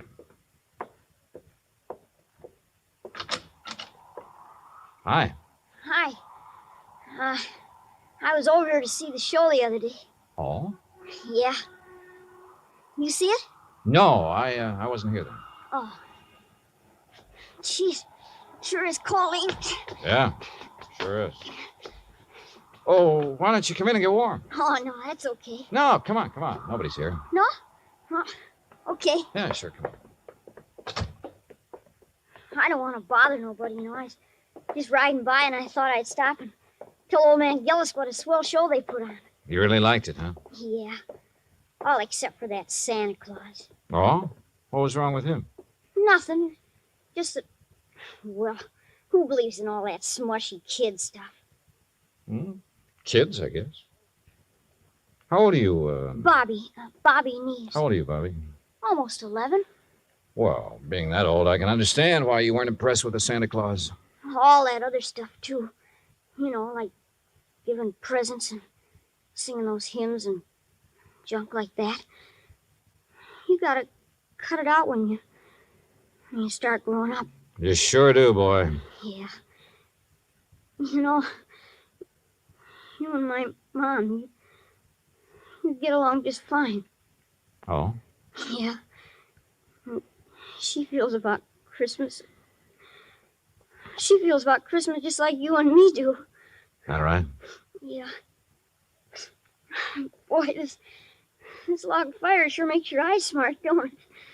Yeah, it sure does. Where do you live, Bobby? Crosstown, Scully Avenue. Well, how'd you happen to be over here the other day?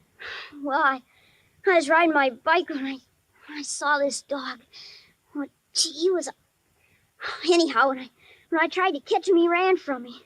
I followed the silly mutt clear over here. Uh-huh. Did you ever catch him? No. I was about to when this man hollered and asked me if I wanted to see a free show. So I came in. I see. Well, you must like dogs a lot, huh? Sure. You got one? Used to have when my pop was with us, but we can't have no pets where we're living now. Oh, that's rough. Yeah. You know that poem? Which one? About all through the house not a creature was stirring, not even a mouse. Yeah? Well, that fits our place. Especially now. How do you mean? Well, I didn't think he'd miss it, man with a house as big as this one and all. So when I saw this cute little fella up in that cage, well, I didn't really mean to take him on hold with me, but when he got under my sweater and was real quiet, like he liked me, well, you know what I mean. Yeah, Bobby. I know. But I got to thinking and decided to bring him back. So would you give me the old man to Mr. Gillis for me, please? No. I think you'd better do that yourself. Oh, no, please. He might be awful mad at me by now. No, Bobby. In fact, you're going to get a reward. Yeah? Word of honor. Now, what do you say we go down where Mr. Gillis is putting on that Christmas show and see it? Okay? Oh, sure. Bobby. Yeah? Did you notice anything unusual about this mouse? Yeah, I sure did. What was it? He got some white on his right hind foot.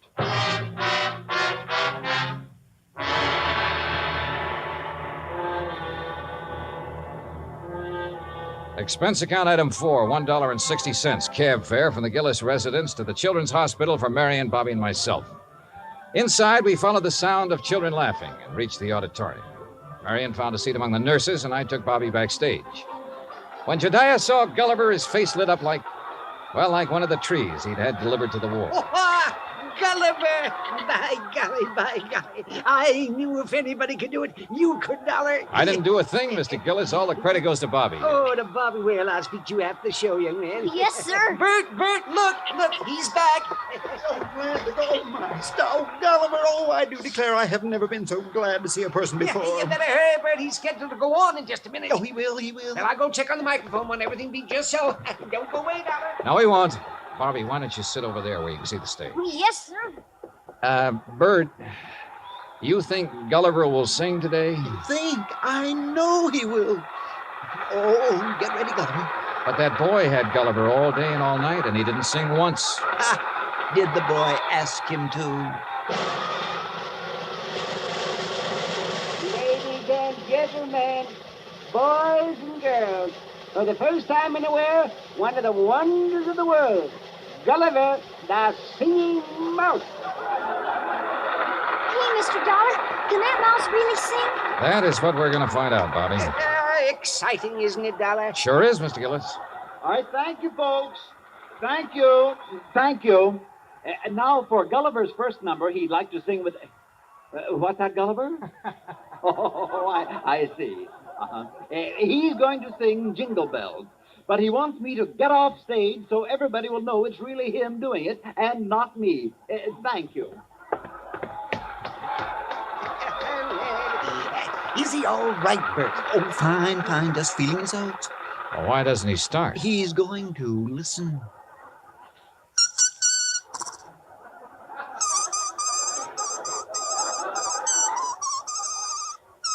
Well, Dollar? Now I have seen everything. Me too. Gee.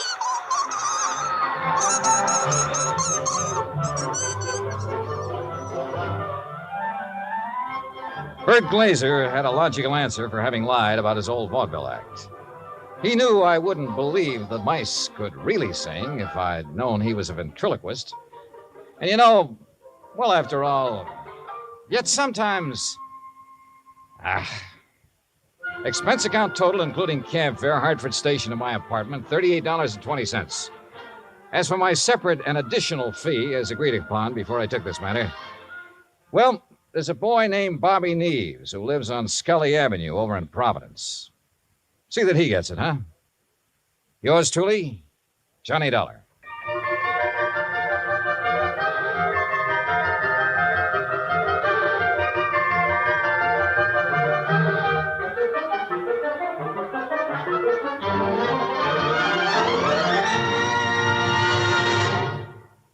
Our star will tell you about next week's story in just a moment.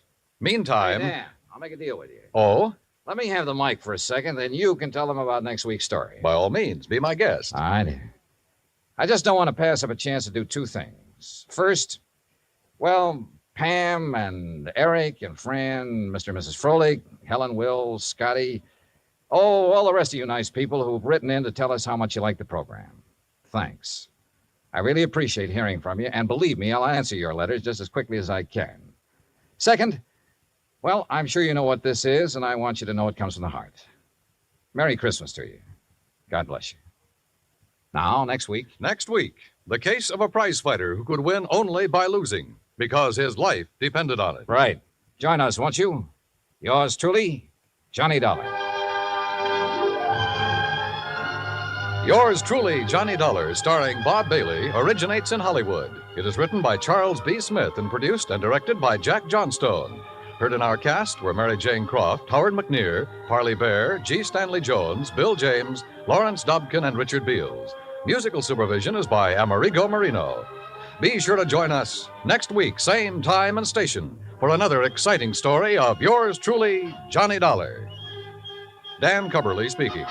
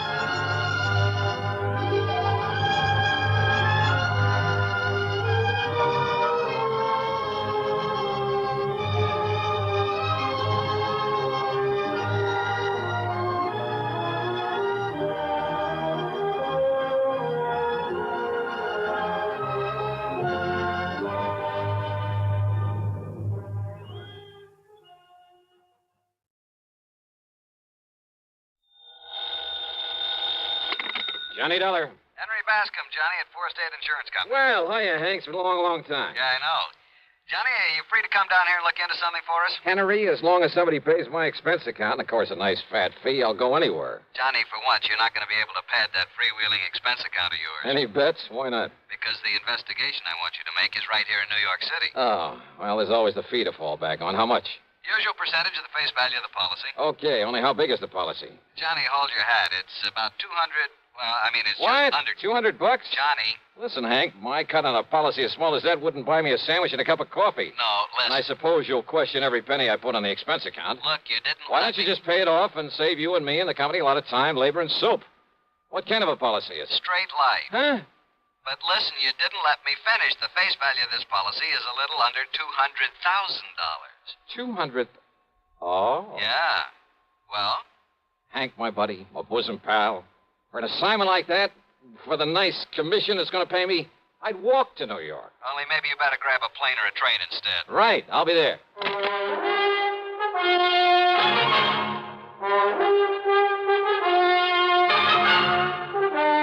CBS Radio brings you Bob Bailey in the exciting adventures of the man with the action-packed expense account, America's fabulous freelance insurance investigator. Yours truly, Johnny Dollar.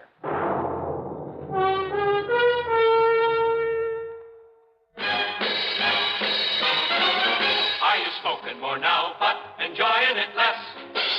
Have a real cigarette, have a Camel. The best tobacco makes the very best smoke. Have a real cigarette, have a Camel. Are you looking for flavor and mildness? Have a real cigarette, have a Camel. The best tobacco makes the very best smoke. Have a real cigarette, a real cigarette, a real cigarette, have a Camel. If you're smoking more today, but enjoying it less, try Camels. The Camel blend of costly Turkish and domestic tobaccos has never been equaled for rich flavor, easygoing mildness, real smoking satisfaction every time you light up. The best tobacco makes the best smoke.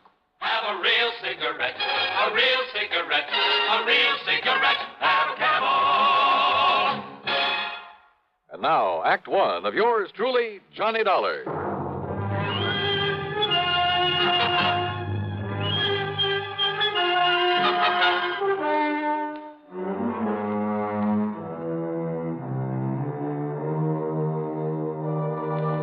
Expense account submitted by Special Investigator Johnny Dollar to the Four-State Insurance Company, New York City office.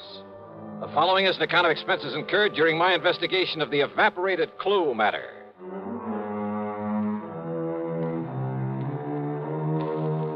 Expense account item 1, $5.25 for a taxi out to Bradley Field. Item 2, $13 even for a plane to New York and a limousine to Grand Central Station. Then I walked over to Henry's office at 500 Fifth Avenue at the corner of 42nd Street. Johnny, you really made time. Sit down. Yeah, thanks. That's because of the tempting offer you made to me over the phone. A policy worth $200,000. $189,000 to be exact. Straight line. Mm-hmm. On whom? Mr. Jonathan R. Kenworthy. Kenworthy? Very, very wealthy. Retired some years ago after selling off the Kenworthy copper mills. Oh, yeah, sure. Been living here in New York for the past 20 years. Big fancy apartment overlooking the East River. 714 East 52nd Street. Expensive neighborhood. Oh, I told you he was loaded. So what happened to him? He was murdered, Johnny. Oh? Yeah. And who's the beneficiary of this nice, juicy hunk of insurance? His grandson, Carlton M. Kenworthy. And that's the answer to your next question, too. Now, what do you mean by that? I was going to ask you if you or the police have any idea who might have killed him. Yeah, that's right. And I told you, this young Carlton Kenworthy, his grandson, who is also the sole heir to all the rest of his estate. Oh, no, wait a minute. That's a pretty strong accusation, Hank. You have any proof? None whatsoever. Nor have the police. But I take it you figure that Carlton had the motive and the opportunity. And a perfect alibi. Oh? Yeah. Then what makes you think he did it? And the police, too? And the police, too. Well? Motive, Johnny. It's as simple as that. All right, keep talking. It's simply that nobody else in the world could possibly benefit by old Mr. Kenworthy's death. Well, now, Hank... Plus the fact that he had no enemies. None whatsoever, Johnny. You sound pretty sure of that. I am. I not only knew him, but I knew a great deal about him. Oh, but after all, a man who's been head of a company as big as Kenworthy Copper Mills, you know, some disgruntled employee with some imaginary grievances. Over 20 years ago? Well... But even if he'd only retired from that business last month, I'd still say no. Kenworthy was one of the best-loved men I've ever heard of. As for his employees, why, they're the ones he left the business to.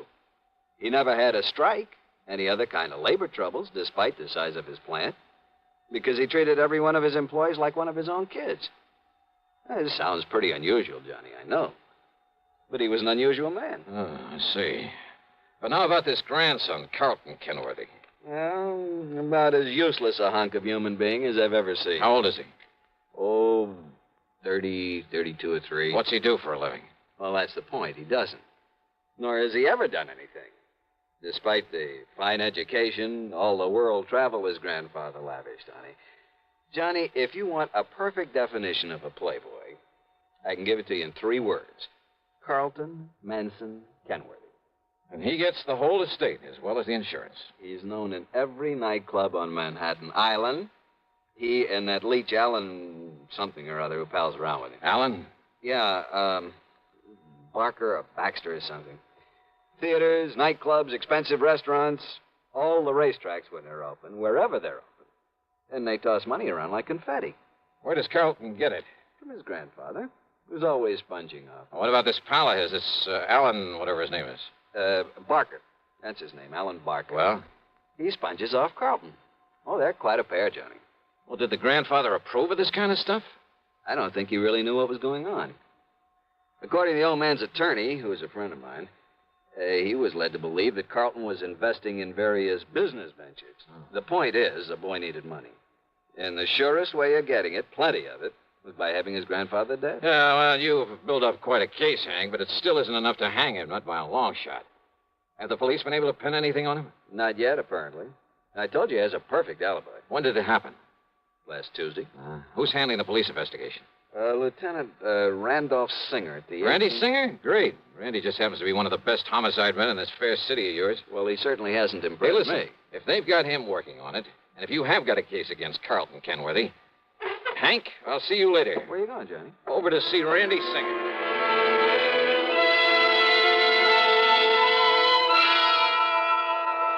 Sure, Johnny, I'm just as sure as your friend Hank at the insurance company. Why, Randy? Well, the way that boy played around. Cost him a fortune.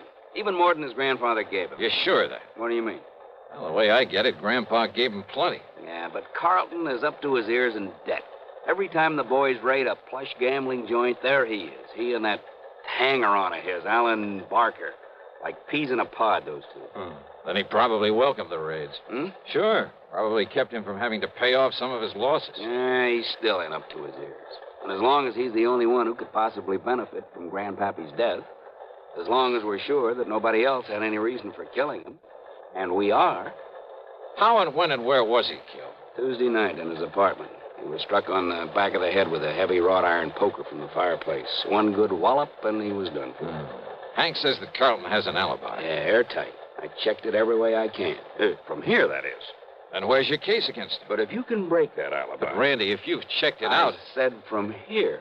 But if that company of yours will pay your expenses to Alaska... Alaska? That's right. Oh, look, with such flimsy evidence... Will you do it, Johnny? But now listen, Just Randy... to, let's say, to get me off the hook. But I'm still not convinced that... Johnny... Okay, Randy, sure.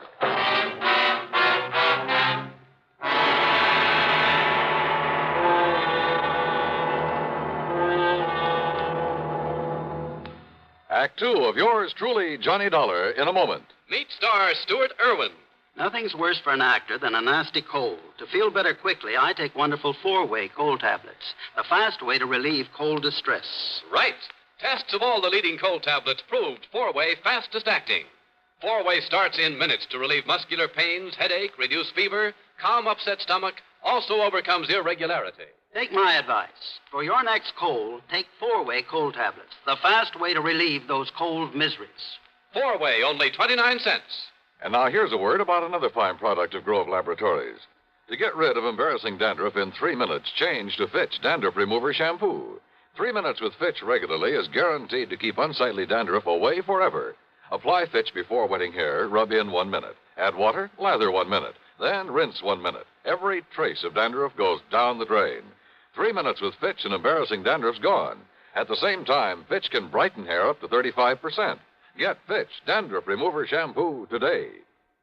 And now, Act Two of yours truly, Johnny Dollar, and the Evaporated Clue Matter.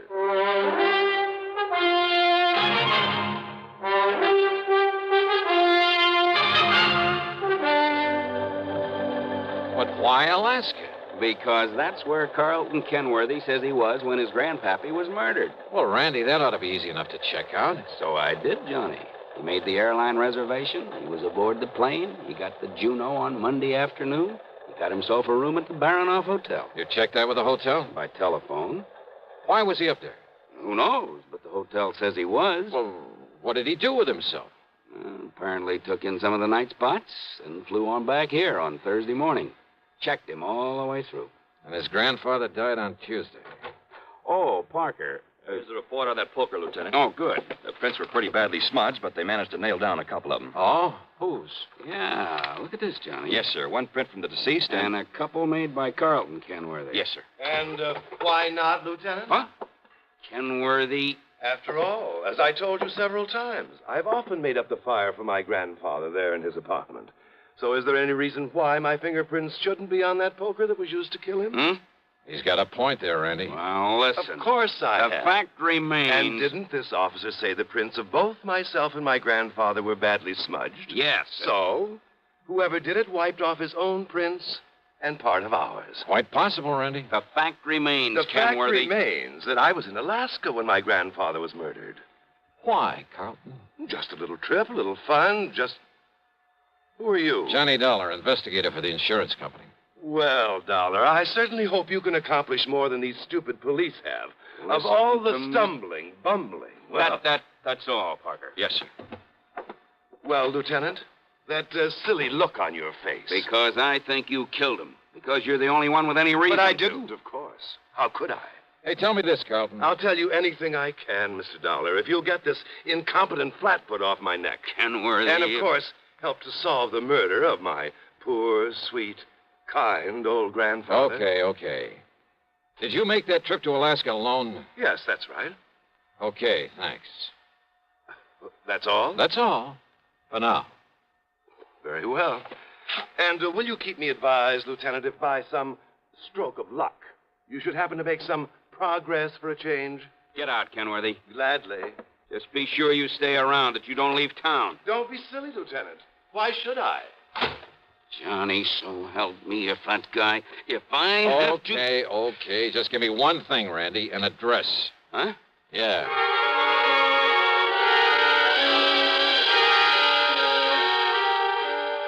I could see why Randy'd harbor no love for Carlton Kenworthy. His attitude there at headquarters got under my skin, too. Expense account item 3, $1 even for a cab to Alan Barker's apartment. And I saw immediately why Randy had said they were like two peas in a pod, despite the fact Carlton was a good deal huskier. They were so much alike, I wondered if there was some blood relationship. Hardly, Mr. Dollar. We're simply good friends, that's all. Our tastes are alike in liquor and women. We like to do the same things, and... well, that's why we get along so well together, why we're known as the Inseparables. Alan, did you know that Carlton was going to Alaska? I certainly did. I drove him to his plane on Monday, and on Thursday I met his return flight and drove him back to his flat. Missed him like the very devil, incidentally. You keep a car here in the city? In the garage down in the basement. What did you do while he was away? Felt terribly at loose ends, but then I had my car washed and greased and took a long trip. Oh, when? I left Monday evening. Where'd you go? Oh, I drove several hundred miles. Took little side roads and byways that probably aren't even on the map. Think perhaps you could retrace your route? Good heavens, no. Oh, I did end up somewhere near Albany before starting back Wednesday morning. Uh-huh. Did you stay in Albany? My memory's a bit vague, Mr. Dollar, but I'm quite sure I didn't. Well, where did you stay over? Well, this may sound fantastic to you. Where? But I haven't the least idea. I took a couple of bottles with me. And they, coupled with the fact I was in completely unfamiliar country and that at night one little roadside motel looked as good as any other, well, I just don't know. You know, you make things sound pretty bad for yourself, Alan. I beg your pardon? Considering the way you've been sponging off Carlton Kenworthy, well, offhand, I'd say you had as much reason to want his grandfather out of the way as he did. I beg your And without pardon. a very good explanation of your whereabouts at the time of the murder. Now, look here, Dollar. But you know something? I don't think you have enough guts to have made those lily white hands of yours wield that poker. Horrid thought. And yet, On the other hand... Well? Yes, Dollar? As an accessory. Accessory? That's right. I'll see you later, Alan. Now, look here. Just don't leave town.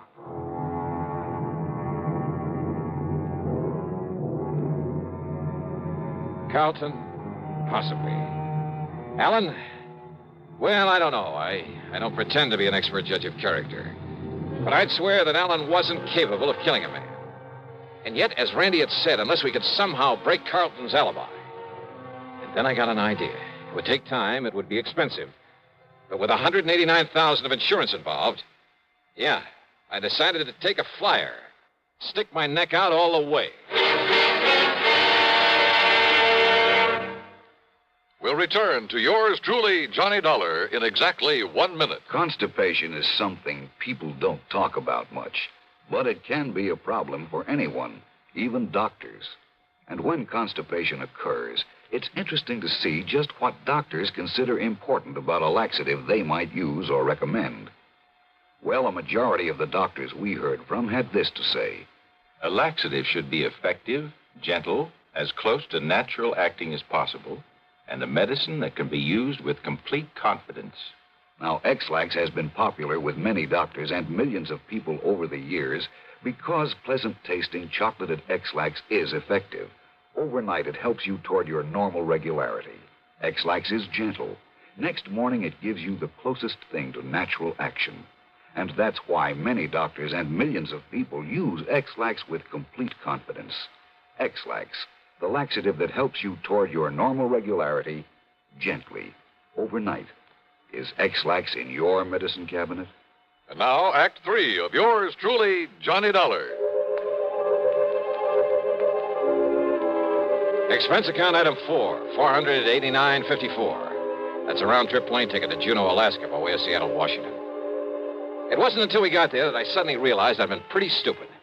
In spite of the fact that Alan looked very much like him, I should have taken along a picture of Carlton Kenworthy. And certainly I should have taken along a set of his fingerprints for comparison with any I might be able to pick up.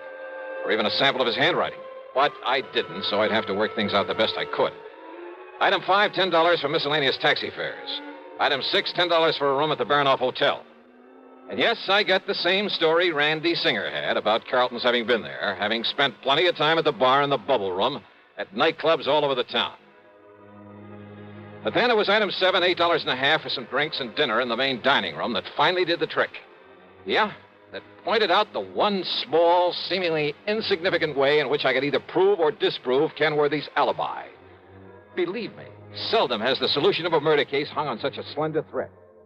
Anyhow, less than 36 hours after I'd left New York, I was back at Idlewild Airport. Item 8, 10 cents for a phone call to Randy Singer. Item 9, $7.50 for a fast taxi into 18th Precinct headquarters. Johnny, where you been anyway? Did you get in touch with Carlton? He's right here in my office. Good boy, Randy. Well, hello, Carlton. Ungodly hour to drag a man out of bed and over here. Yeah, have a bad night of it? Alan and I did do the town a bit. Have you found some lead, I believe you call it, on the killer of my grandfather? Yeah, maybe. Do you mind if I sit down? Maybe you'd better. Where were you when your grandfather was murdered? Why, I've told you, Juneau, Alaska. You know Alaska pretty well? I know nothing about it. This is my first trip and a very brief one. You stayed at the Burnoff Hotel? That's right. Check with them, and you'll find I was there on Monday, Tuesday, and Wednesday. Did you eat there at the hotel? My dinners, yes. But I fail to see what that could Just answer my questions, would you, please? Why not? Okay, now. Monday night. Cocktails in the bubble room? That's right. But what difference could that possibly... And what did you have for dinner? Now, that's a stupid question. Yeah? But if I can prove you weren't where you say you were when your grandfather was killed... If you can, Dollar, and I know that you can't, but if you could, I would gladly confess to this murder, regale you with gruesome details, tell you anything you like. Wise guy. I asked you what you had for dinner Monday night there at the Baranoff. Oh, I see. You think if I say I had something that wasn't on the menu that Just night... answer my question. Or perhaps you'll check to see if the dinner was put on my bill, so I'd have to sign for it, leave a sample of my handwriting. But I paid cash for everything. I asked about your dinner. Well? Dollar, of all the asinine, idiotic... Shrimp cocktail, a salad, a steak, and some coffee. Get that stuff anywhere. But now, Dollar... Black?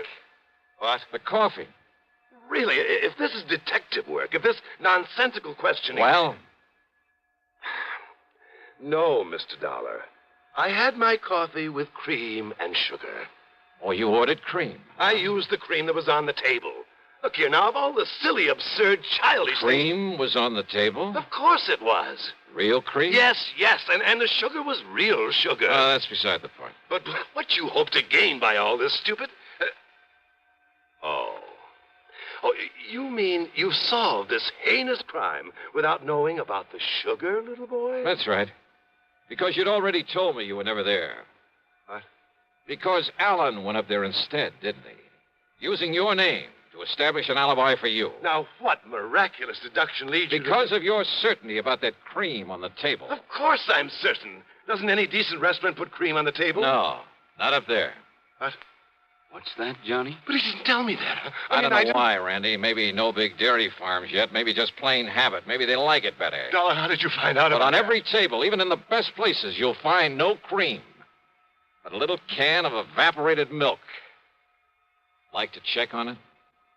Well, I'll be doggone. It was Alan. Did Alan tell you that?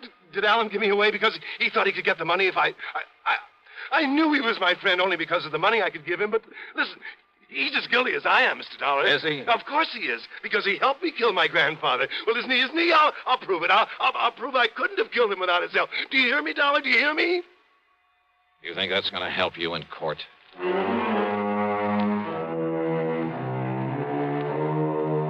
Believe me, if I were to put down all I think about the Allen Barkers and Carlton Kenworthys and all the rest of that rotten... why bother? What's the use? Expense account total, including incidentals, the trip back to Hartford, $574 even. Yours truly, Johnny Dollar.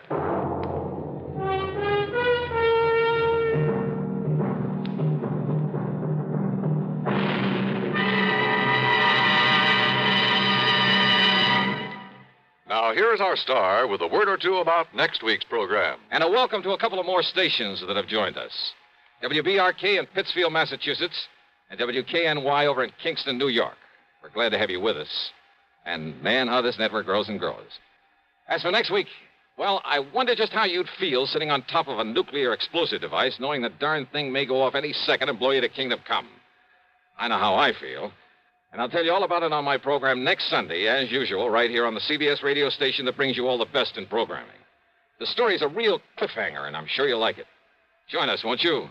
Yours truly, Johnny Dollar.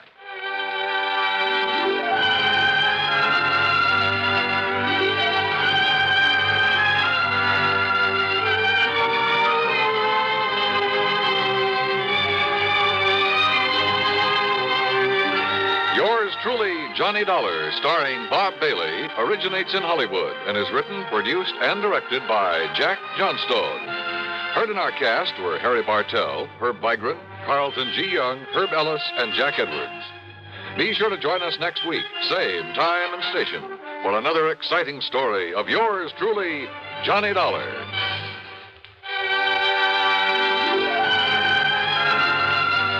This is Dan Cumberly speaking. Suspense follows on the CBS Radio Network. Better buys are your reward at Orange Motors for a Ford.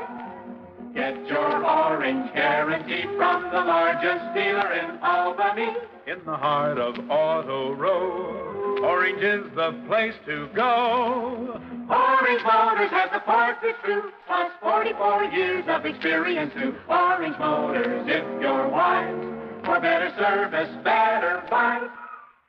It's easy to have a new Ford Falcon in your garage. Orange Motors has an excellent choice of Falcons in all colors, automatic or standard shift, 2-doors or 4-door. For a nominal down payment, you can own a Ford Falcon for as low as $50 a month. Think of it, a new Ford Falcon for only $50 a month. Want one? Come to Orange Motors in Albany. Better Ford buys, used or new, at $7.99 Central Avenue. Orange Motors, if you're wise, for better service, better buy. Radio 59 WROW, first on the dial in Albany, Troy, and Schenectady. From Hollywood, it's time now for... Johnny Dollar.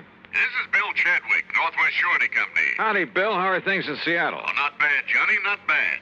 You tell me, have you ever fallen for the spell of the Yukon? What are you trying to do? Sell me some mining stock? No, but there's a mine I'd like to have you take a look at. Up in the Yukon? Well, actually, it's across the border in Alaska. It's a gold mine, a big one, sitting on top of a rich vein. And why don't you fly on out here and let me tell you about it? Why not? Shall I bring my own pick and shovel? No, Johnny. Huh? Just be sure you bring your gun.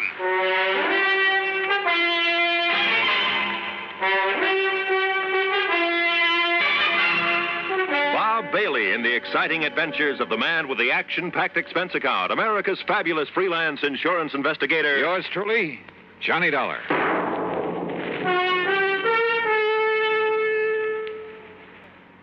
And now, Act One of yours truly, Johnny Dollar.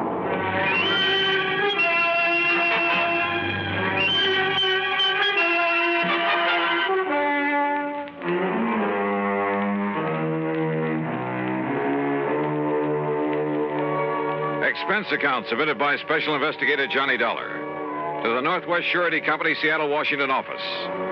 Following is an account of expenses incurred during my investigation of the Midnite Sun matter.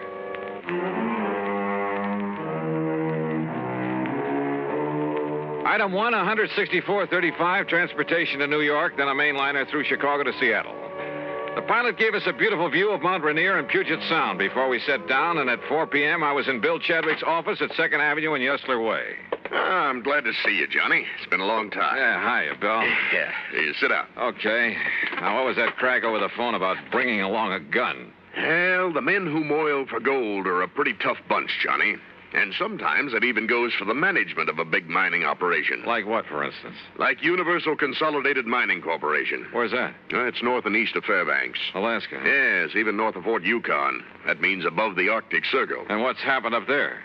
The whole thing sits at the foot of a big glacier. Oh? No problem until recently. Now, through some freak of nature, that glacier is changing its course. No kidding. And from the look of things, maybe a couple of months, maybe a couple of years, or even 10 years. Anyhow, they seem to think that glacier is going to sweep down over the mines, the town, everything. I see. In which case, our company would have to pay for the whole loss. An all-coverage policy, huh? Yeah. And it's occurred to me, Johnny, suppose they've suddenly run out of that rich vein they found up there.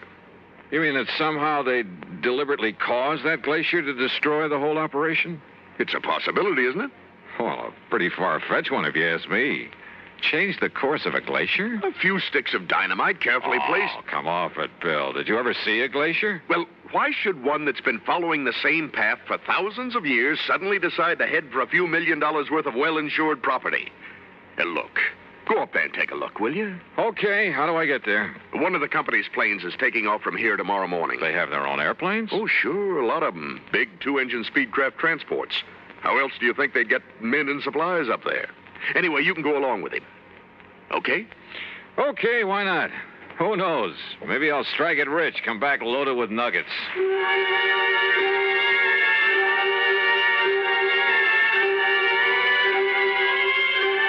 Item 2, $31 even for my room at the Benjamin Franklin and a night on the town.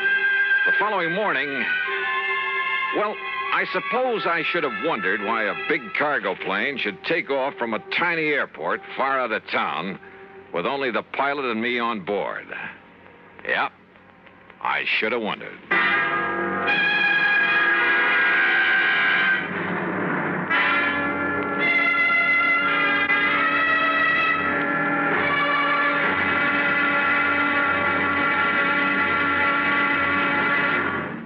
Act Two of yours truly, Johnny Dollar, in a moment.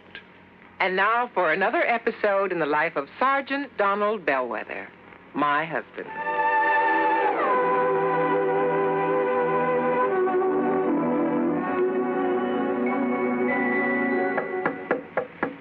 Good morning, Mrs. Bellwether. Would my lady prefer to have her breakfast in bed this morning? Oh, what a perfect husband. Thank you, darling. Here's the tray with the coffee, the toast, and the orange. Oh, fine. I forgot the orange juice. Hold the tray, honey. I'll be right back. Ooh, Oh, darling, what happened? Oh, I stubbed my toe in the corner of the dresser. Oh, the National Safety Council was right. The what? Last night I read something in a National Safety Council pamphlet. Oh, Reba, how can you sit there talking about a pamphlet when I'm dying a slow, tortuous death? Oh, come over here, darling. I'm sorry. All right. Now, what's this about the National Safety Council? Did they predict I would stub my toe this morning? No, silly. It's just a coincidence. Only last night I read the statistics that prove that more home accidents occur in the bedroom of all places. Yeah? Not the bathroom or the kitchen or the home workshop. The bedroom. Okay, from now on, when I walk around the bedroom, I'm going to wear my combat boots instead of these open-toed Huaraches. Well, that might help, dear. But what everyone should be most careful of is taking medicine in the dark. Okay, my living safety encyclopedia. I will now fetch your orange. Oh, you're sweet. And it's just too bad that you nice men are so prone to accidents in the home. And the reason is because you brave men usually tackle the hazardous jobs around the house. Hey, I'll remember those kind words as I slowly limp back to the kitchen. One thing in your favor, though, Sarge.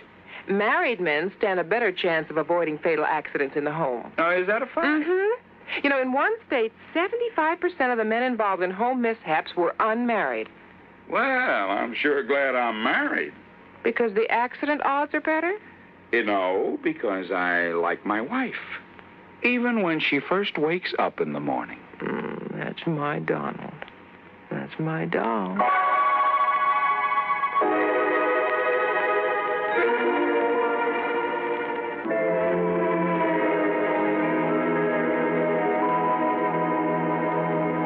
And now, Act Two of yours truly, Johnny Dollar, and the Midnight Sun Matter.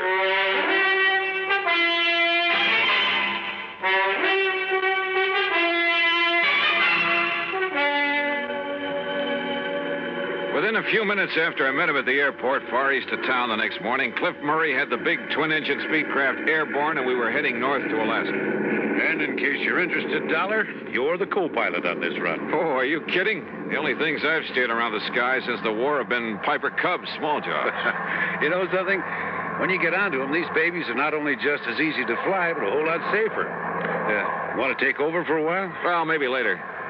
Hey, how come you didn't take this big ship off at the Seattle-Tacoma International Airport? Because of the cargo we have on board. Also, it was quicker and easier to get clearance.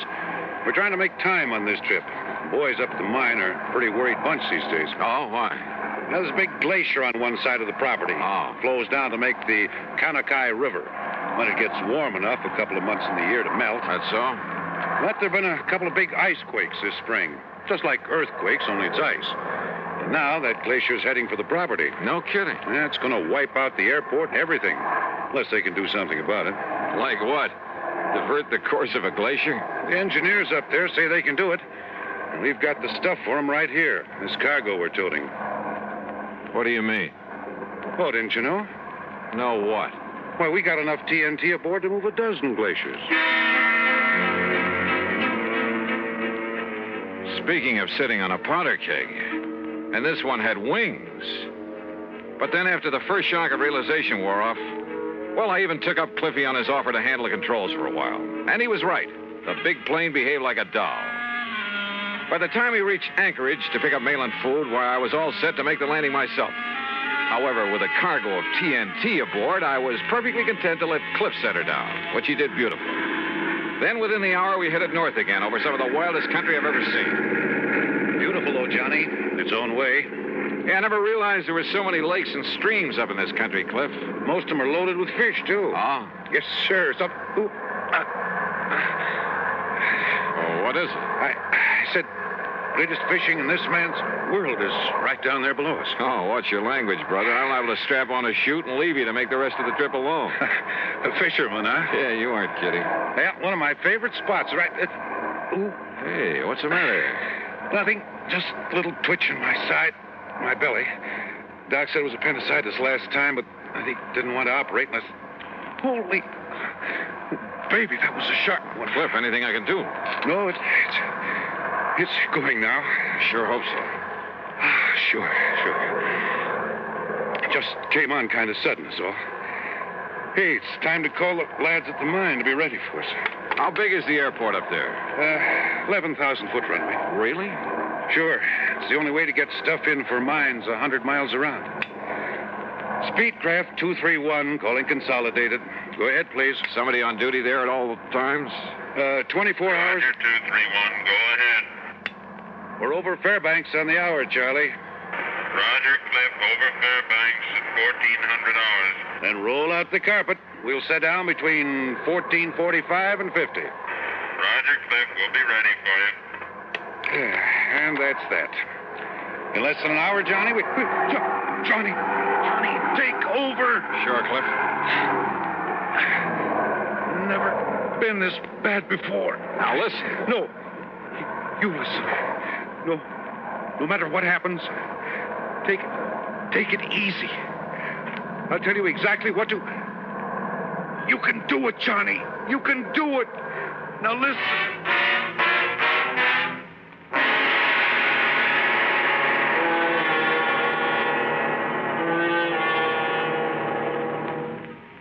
Act 3 of yours truly, Johnny Dollar, in a moment. With your permission, there's something I'd like to talk about for a minute. You know, too many times people try to escape from their responsibilities by having someone else take them over. There was Miles Standish, for example. He was much too busy to ask Priscilla to marry him, so he sent John Alden to pop the question for him. You know what happened. John ended up marrying the girl himself. Of course, if John had had a face like a flat tire instead of being the handsome guy he was, maybe Miles Standish would have married Priscilla instead. Well, actually, I don't know what got me started on this subject, and unless it was my thinking about people who represent somebody else. Take our State Department, for example. Being a representative is one of its biggest jobs. Through the Foreign Service, it helps the Justice and Treasury Departments handle immigration, narcotic, and quarantine problems. And the Secretaries of Agriculture and Commerce look to the Secretary of State to help keep their fingers on the pulse of foreign markets so they can keep the business firms and farmers of America informed on matters of import and exports. I guess the only connection between these facts and the courtship of Miles Standish is that, like John Alden, our State Department speaks for itself. And now, Act 3 of yours truly, Johnny Dollar, and the Midnight Sun Matter.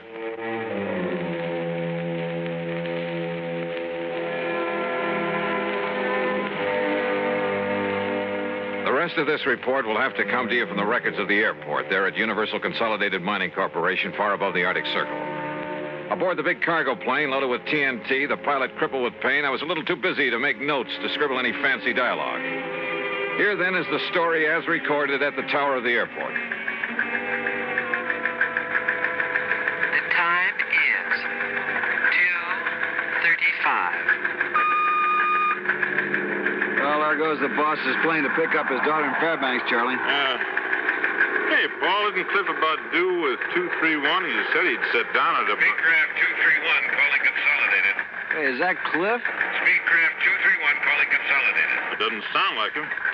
Hello, Cliff? No, this is Johnny Dollar. Dollar? Yeah, it's his passenger. Go ahead, Johnny. Cliff is... Well, look, I've had to take over for him. He's sick. Cliff will give me whatever instructions I need. You sure you can make it, Johnny? Johnny, this is Cliff. Go ahead, Cliff. Johnny can make it. Well, what about that cargo, that TNT? Can you dump it? I can't move to dump it, and Johnny can't leave the controls.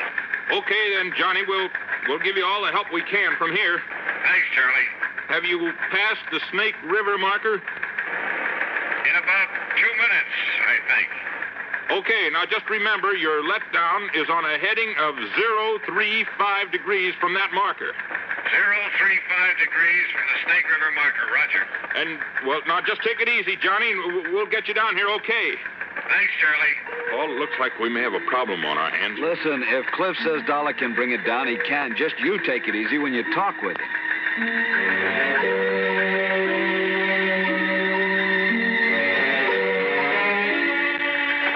have you got an engineer down there? Yeah, sure, Johnny. Stand by. Take it, Paul. Johnny, this is Paul Foster. Go ahead. Paul, we're having some trouble getting our landing gear down. So I'm going to make some steep banks and try to get it down by centrifugal force. Yeah, good. You might get the ground crew to stand by, though, because if we can't get the gear down that way, I guess we'll have to make a belly landing gear up. Okay, Johnny, I got that. How much fuel have you got on board? About 2,000 pounds. Johnny, this is Charlie again. Now listen. Easy. Oh, yeah. Johnny, I saw you make your pass. It appears the landing gear door is partially open, which may indicate it's jammed. Any suggestions? Paul again, Johnny. The only thing I can think of is try to snap the gear out by a sharp pull-up to give it centrifugal force. I've tried that, Paul. Results are negative. All right. Then before we consider you coming in for a belly landing with all that TNT aboard, I'd like to use up some of that fuel. Maybe some of our brains down here can think of something that'll help you out. Okay, we'll go ahead with the regular procedures and whatever else we can think of, and then we'll give you another call. Okay, Johnny. The time is 2:41. Johnny? Johnny, this is Paul again. Have you tried to shear the lock pin on that landing gear? Go ahead. Negative. No, we haven't tried that yet. We want to make sure the doors were not jammed partially closed and perhaps make it impossible to get all the gear up again. You know, if we do have to make a belly landing. Yeah. Okay. Johnny, have you got full hydraulic pressure? Yes, that's affirmative. Okay. Now, the crew chief isn't up here at the moment, but I'll ask him to come up and he can discuss it with you. Right. Johnny, if it does become necessary to make a belly landing because of the setup they have for handling accidents, you might be better off to do it at Fairbanks. Have you thought about that? I talked to Cliff here. He doesn't think they'd want us to try it with this TNT we've got aboard. Well, we'll radio to him and see. Meanwhile, if anybody comes up with any idea at all, we'll pass it on to you right away. Okay. I'll give you a gas check in a few minutes. Okay. The time is 2:50. Johnny, Don Wilkins, our chief engineer, would like to talk to you. I'll put him on the horn. Johnny, this is Don Wilkins. Have you tried the landing gear handle up and down quite a few times to see if it extends any further at any time? Yeah, we've tried it several times. Well, I think I'd try it as many times as possible, Johnny. There could be something binding that may break loose. Now, there's something on it. Well, it comes off the gear door latches, all right, so it isn't a latch. I'll try it a few more times. The time is 3 o'clock. Exactly.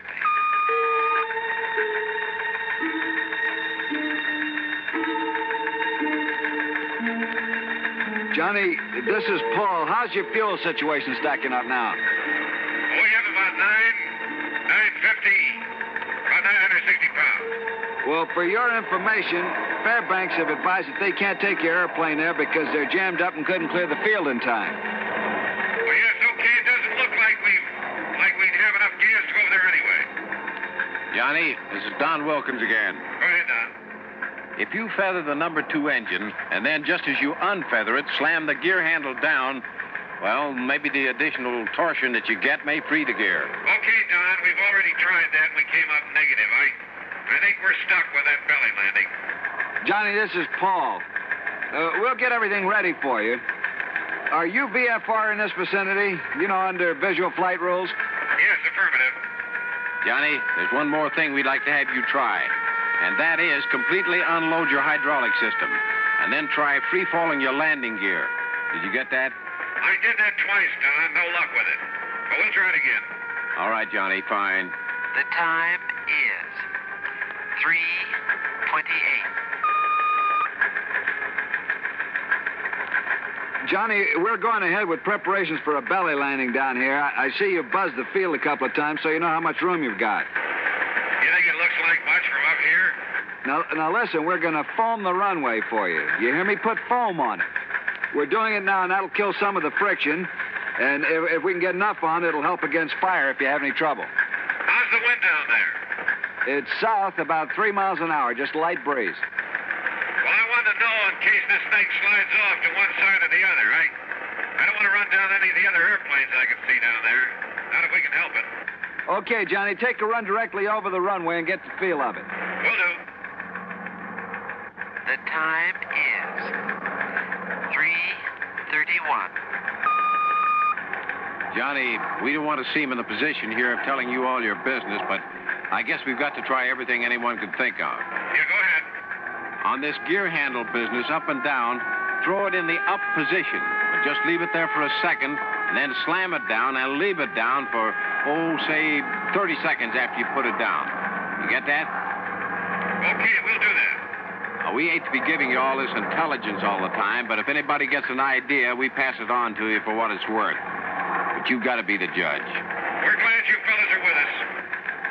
The time is 3:46. Johnny, how's your fuel now? I wouldn't bank on it much longer.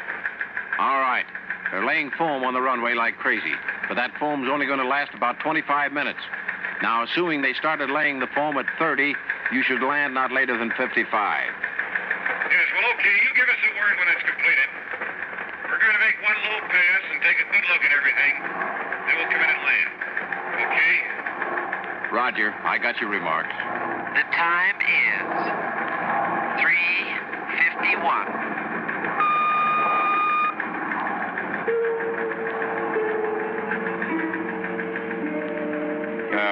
Hi, Johnny. I just wondered how you are and how things look to you. Okay.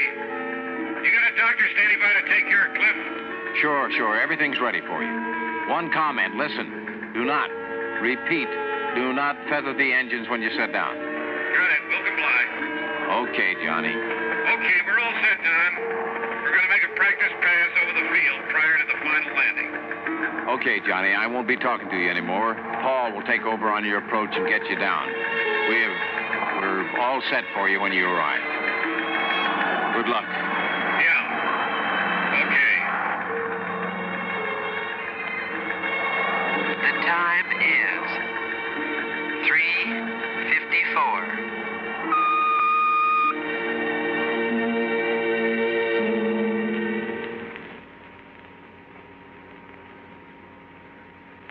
One minute, 48 seconds later, we made a wheels-up landing. Cliff, the company doctor tells me his appendectomy was a complete success. A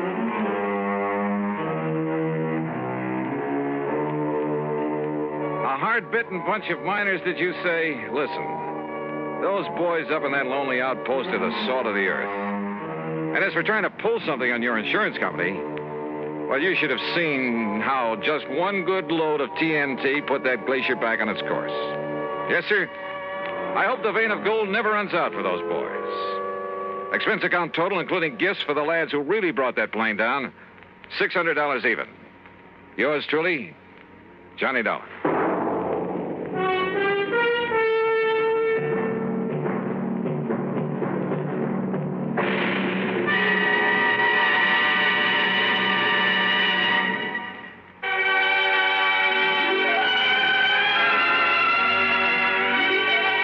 Truly, Johnny Dollar, starring Bob Bailey, originates in Hollywood and is produced and directed by Jack Johnstone, who also wrote today's story. Heard in our cast were Gene Tatum, Frank Nelson, Russell Thorson, Barney Phillips, Harry Bartell, and Forrest Lewis. Be sure to join us next week, same time and station, for another exciting story of yours truly, Johnny Dollar. This is Roy Rowan speaking.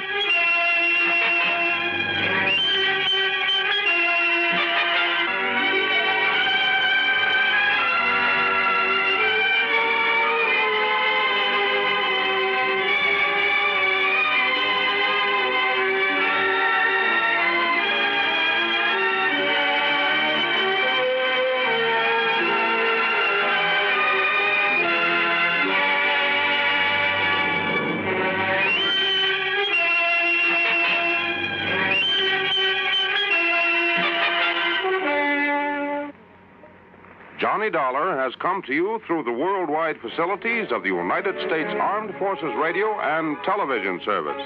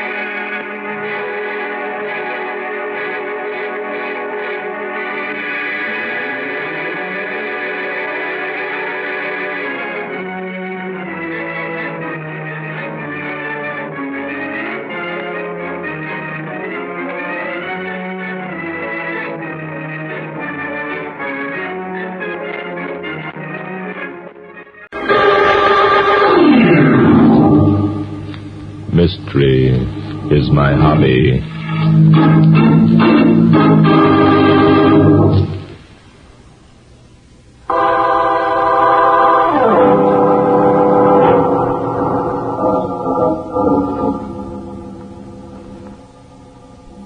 The story began last autumn. Mr. Grant Parker, a wealthy art collector, had called me and asked me down to his country place for the weekend. 15 minutes later, I picked up my good friend, Inspector Noah Danton, and we were on our way to Woodsville, the small country town where Parker spent his summers.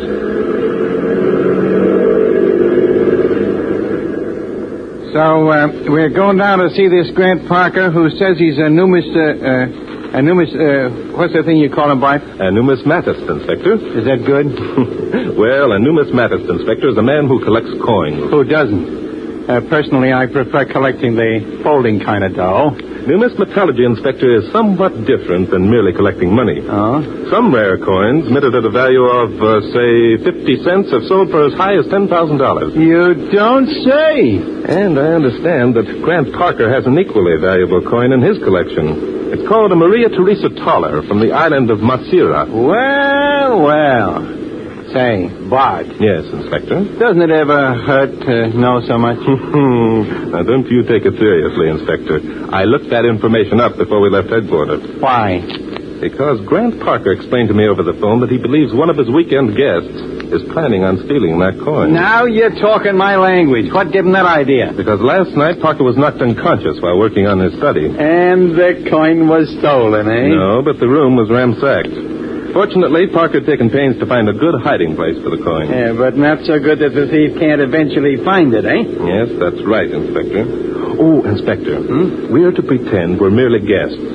Parker told no one of the attempted theft, and he doesn't want his guests to know our real purpose in being there. Good idea.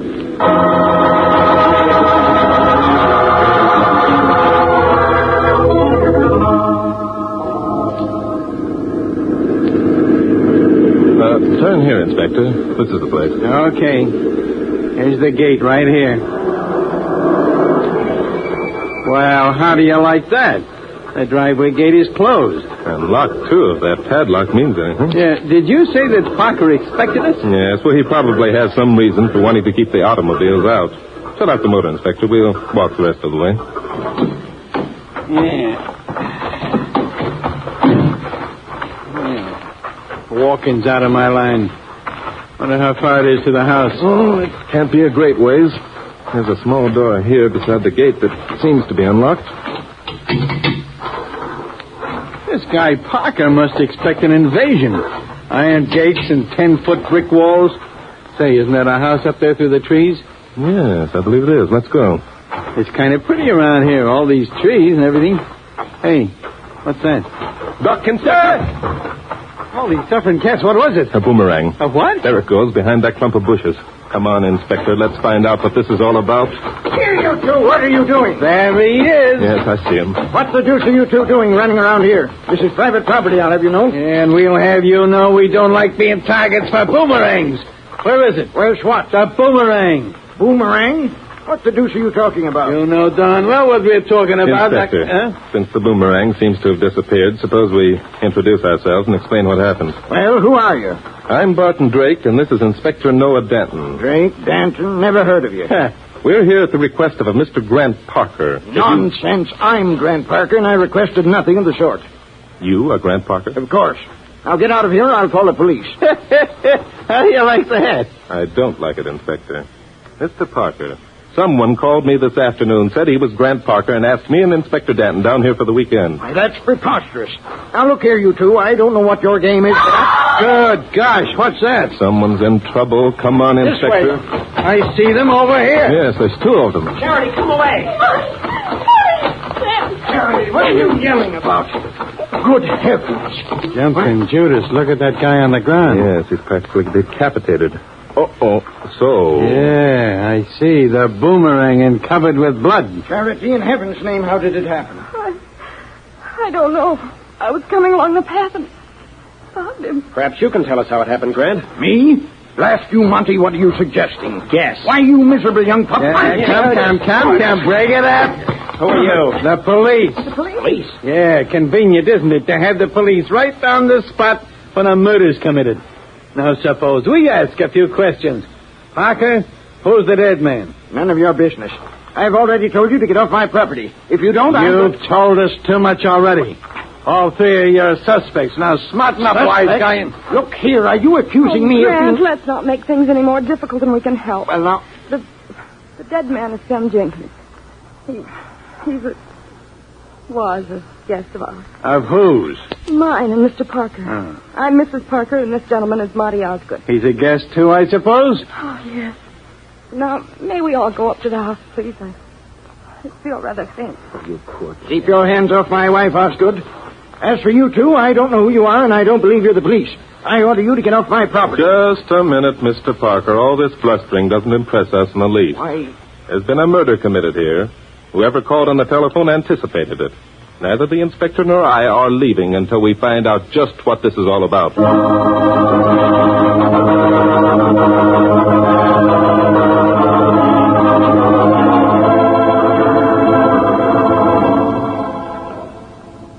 Look, Bart. Sitting here in this room and waiting isn't getting us anywhere. It will, Inspector, if you can just control yourself. Yeah? What do you expect to happen? The murderer going to walk in here and give himself up? Perhaps not the murderer, but I am expecting a visitor. Who? We'll know in a minute, Inspector. In fact, we'll know in less than a minute. Oh, hello, Mr. Parker. Come in. We've been expecting you. Expecting me? Yes. Are you quite sure our conversation here can't be overheard? Positive. Look here, Drake, why do you ask that? Isn't that your chief concern? Didn't you want to wait until we could get someplace where we could talk freely? Yes, as a matter of fact, I did. Though I'm blamed if I can figure how you knew it. That's unimportant. The point is, it was you who called me this morning, wasn't it? Yes, it was. Well, I'll be... You mean you were putting on an act out there in the woods? Yes. Huh. Gentlemen, I'm in grave danger. What kind of danger, Mr. Parker? In danger of being murdered, I'm afraid. Whoever threw that boomerang this afternoon intended me to be the victim. How do you figure that? I had announced earlier that I meant to take a walk.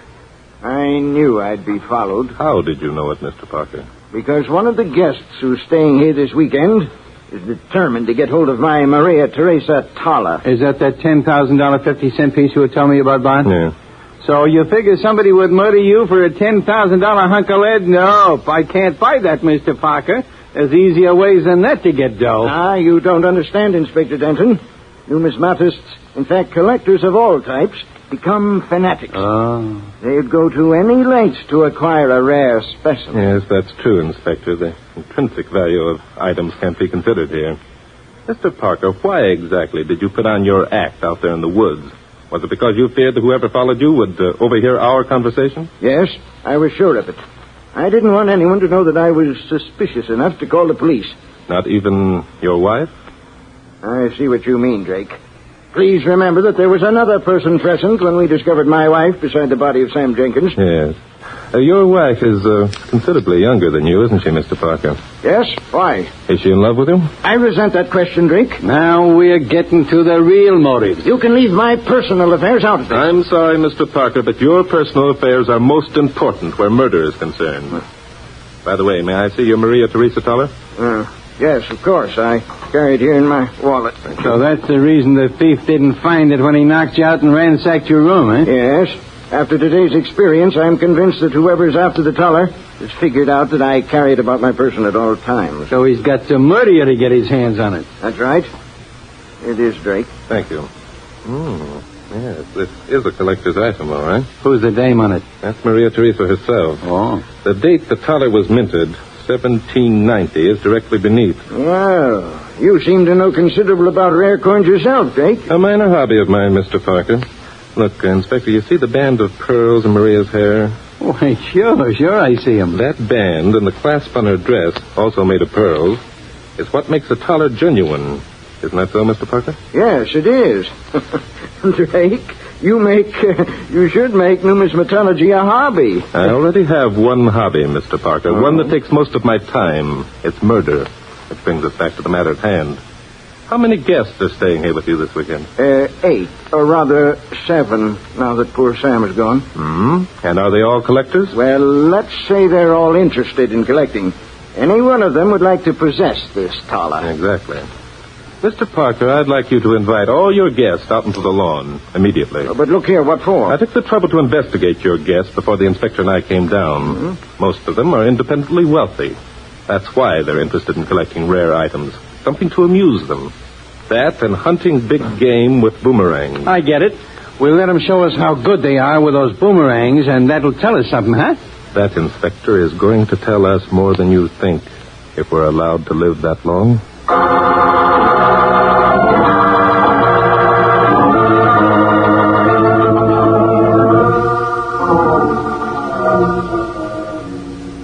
We've got to tell him, Monty. Don't you see we have? No, Charity, not now. It's too dangerous. Why is it dangerous? Oh, Monty, I'm frightened. Oh, there, my dear. Charity, why did you slip away and go down the path after Grant this afternoon? Because I wanted to talk to him. I wanted to tell him about us. Oh, you shouldn't have, darling. That's my job. No, it isn't. I'm his wife. Oh, what a fool I was to ever believe he loved me. Charity, where were you when poor Sam was hit with a boomerang? Where was I? I don't know exactly. Monty. There, darling, I only thought... You thought what? Charity, please, don't look at me like that. You thought that I murdered Sam. Of course I don't, darling. I only want to help you. Be reasonable. I can't believe... Now, see here, Charity, listen to me. You were alone out there in the woods, and so was Grant. You hated him, and everyone knew it. No, but I won't listen. You will listen. Those police are going to ask you questions. They're sure to find out that you're an expert with a boomerang. They're bound to think that you mistook Sam for Grant. I hate you, Monty Osgood. I was a fool to have ever listened to your drivel. And you said you were in love with me. I am, believe me, I am, Charity. If you need help... If I need help?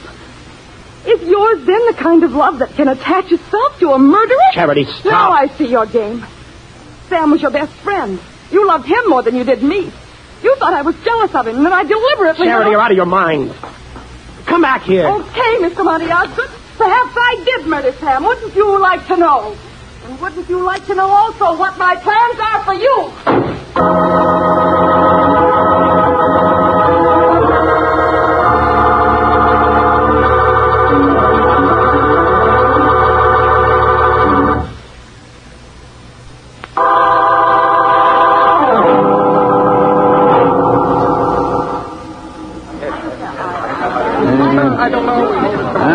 Drake, I don't like this. After what's happened today, no one's in the mood for playing games. This isn't a game, Mr. Parker. It's deadly serious. And we're not kidding. All right, folks.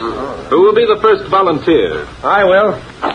I'm no good at boomerang throwing, but I'll be glad to help you out. Thank you, Osgood. Select your weapon and go ahead. One's as good as another. Hand me one, Trey. Yesterday, you were bragging how good you were. Here, take this one. No, thanks. Man's out of style if he doesn't brag in this gathering. Okay, here goes. This is the craziest... Nice throw! Right around that clump of trees. Here it comes back. Too bad. Off about 10 feet. There you are, Drake. Does that make me the murderer? The purpose of this experiment, Osgood, is not to identify the murderer. No? No. On the other hand, making a wild throw doesn't prove you innocent either. Say, I don't like this. I'm only trying to cooperate, and you fellas are trying Thank you very much, Osgood. Now, will you please step aside and let the next volunteer take over? Who's next, please? I suppose sooner or later you'll come to me. I'll throw if you like. Thank you, Mrs. Parker. So, it's a woman's game, too, eh? My wife is considered an expert at many kinds of games. Are you trying to be subtle, Grant? Please don't. You succeed only in sounding ridiculous. Blast you, Charity. I'll not tolerate Would your... you mind throwing the boomerang, Mrs. Parker? Well, he... I now never... Very well. Watch it! Wow! Hot diggity. Low and fast. The gal's good. Here it comes back. Yes, only it isn't coming back where it should. Parker! Good heavens! Whipped him on the side of the head. Good heavens, his head. He's not seriously hurt. Well, Mrs. Parker, whoever said you were an expert with the boomerang was either lying or you are being very clever. Oh, no, it was an accident, I swear it. Oh, Grant.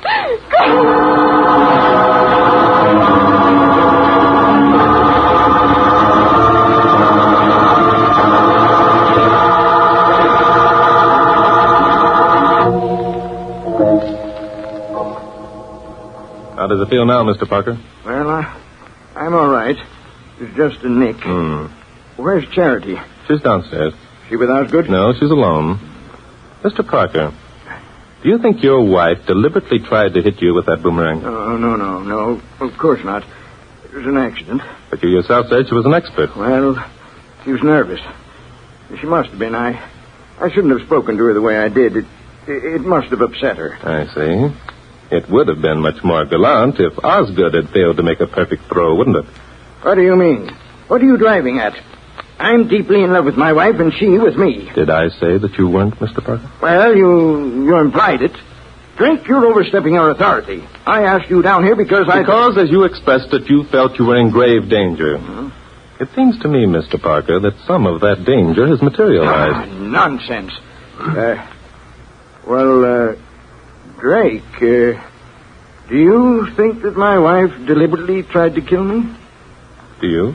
No. Come, Parker. Stop pretending. Have you ever known your wife to make such a wild throw with the boomerang? Well, no, I haven't. Well, wait a minute.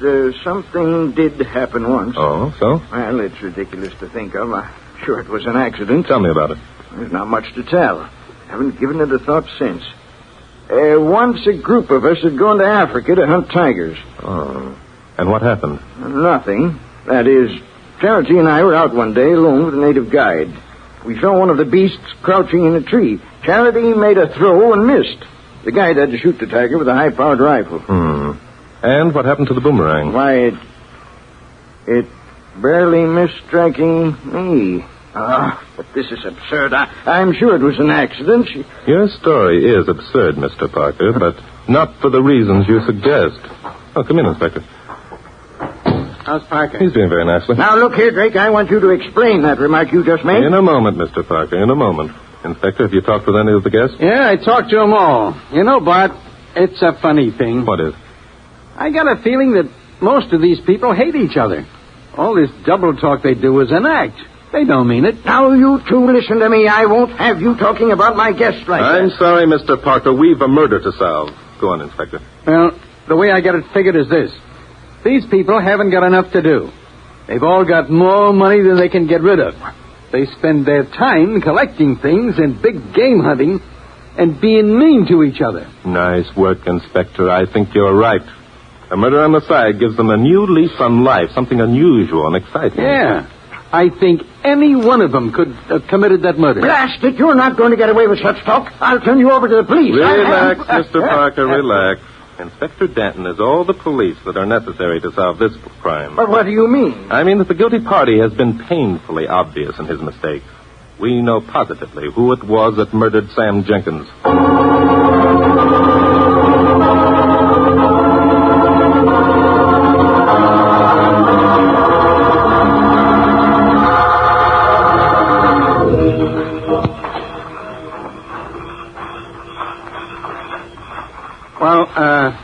Look, Bart, if we know who it was murdered Sam Jenkins, why don't we arrest the guy? Well, it would be much easier if the murderer came to us than if we went to him. Don't you think so, Inspector? No. No? No. If he comes to us, he'll come with homicidal ideas. That's exactly what I want, Inspector. If he attempts to murder us, then we'll be positive he's guilty, won't we? Positive? Yeah. Say, wait a minute. I thought you said you were positive. I did, Inspector, and I am. But I want to be able to prove the person's guilt once we decide to make an arrest. Well, I'll be, Look, Bart, sometimes, boy, you wear me down. Oh, I'm sorry, Inspector. Yeah. But 2 hours ago, you announced that you knew who murdered Jenkins. Where are we going now? We're going to trap the murderer. We're going to trap... Jumpin' Judas, Bart. Let me in on the deal, will you? Yes, you bet I will, Inspector, but... here we are. What's this? Grant Parker's trophy room. Where'd you get the key? Parker gave it to me. Huh. Must be a light switch here. Yeah, here it is. Jumpin' Judas. Look at that. Yes, quite a display of trophies and equipment. Uh-oh. Well, Inspector, that does it. Huh? What does what? Here's the rack where the boomerangs are kept. Let's take a look at them, Inspector. Hey, look, Bart. Are you going to let me in on this, or aren't you? Am I a cop or what? Quiet. Huh? What's the matter? Don't look now, Inspector. But there's a man peering in at us through the window directly behind where we're standing. Behind me? Yeah. A man? How do you know? I can see his reflection in this glass case. My gosh, you're right. Hey, he's opening the window. Yes, and he has a rifle, Yeah. a high-powered, big-game rifle. Well, what are we going to do? Are we going to just stay in here and be knocked off like clay pigeons? No, wait a minute. Wait until he gets his rifle leveled. Huh? Then I'll throw this handful of boomerangs at him. Why wait till then? I'm sweating already. Because if we wait, it will take him a few seconds to detach himself from that cumbersome rifle, and we can use those seconds, Inspector. I get it, but I don't like it. Hey, he's leveling the rifle now. Yes, and he has his finger crooked around the trigger. I can't stand it any longer. All right, Inspector, jump! Yeah! Come on, Inspector, after him. I'm right with you, son.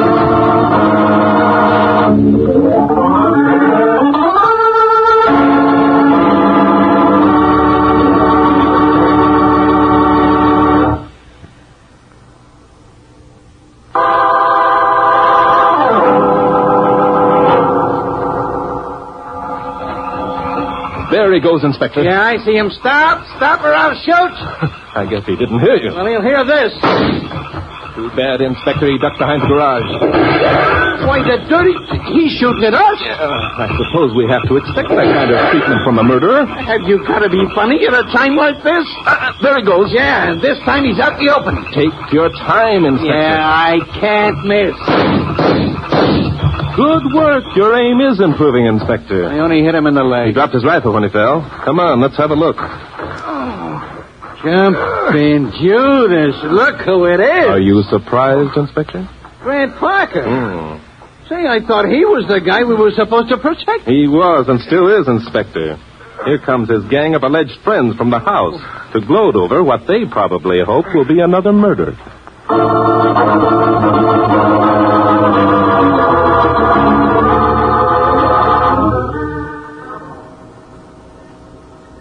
Well, it's certainly good to be back at the old Lamplighters Club after all that excitement. How about a game of chess before we turn in, Bart? Excellent idea. Oh, Inspector. Yeah? Well, don't you want to know? You've been sitting there for 15 minutes trying to act unconcerned. Oh, is that so? Mm-hmm. Okay. How'd you guess? It wasn't guesswork, Inspector. It was knowing certain facts. I suppose so. What facts? Facts about the Maria Teresa Thaler that Parker had. It was a phony. Well. You see, in the first place, the date on it was 1790. All Thalers from the Madeira Island, Inspector, carry the original date of minting, which is 1780. My. Also, the band of pearls in Maria's hair contained exactly 8 pearls, but there were 10 on Parker's coin. How can you argue with a guy like that? You see, Inspector, Parker knew that Osgood was in love with his wife and she with him. So he used the coin as bait to get Osgood down here. Because Osgood is a collector of rare coins. So Parker decided to become a collector of corpses, eh? Right, Inspector. And Parker thought it was Osgood who had followed him on his walk this afternoon. He had to throw that boomerang hurriedly because he heard us coming through the brush. When he discovered his mistake, well, it made him a little mad. No regrets, eh? Nice people. Plus, he saw a chance to get back at his wife by letting me think she deliberately tried to kill him when she made that wild throw this afternoon. But, of course, you knew he was lying, eh? Yes, Inspector, I did. How? Because Parker said he and Mrs. Parker had hunted tigers in Africa. Well? There are no tigers in Africa, Inspector. All the tigers known to exist are in Asia. Well, I'll be a monkey's dear departed aunt. Hey, Bart. Yes, Inspector. I can't wait. Tell me. All right, Inspector. Murder is my hobby.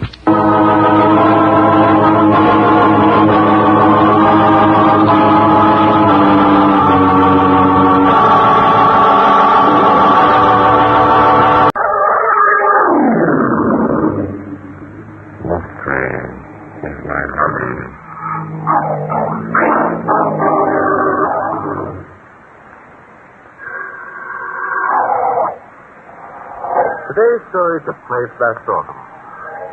Author Gideon, playboy, world traveler, and multimillionaire, had been asked to write his memoirs. He'd invited most of the people whose names would appear in the book up to his estate on the Hudson for a weekend party. Well, hey, come in. Everything all right? Yeah, everything's fine out there. Just dandy. Good.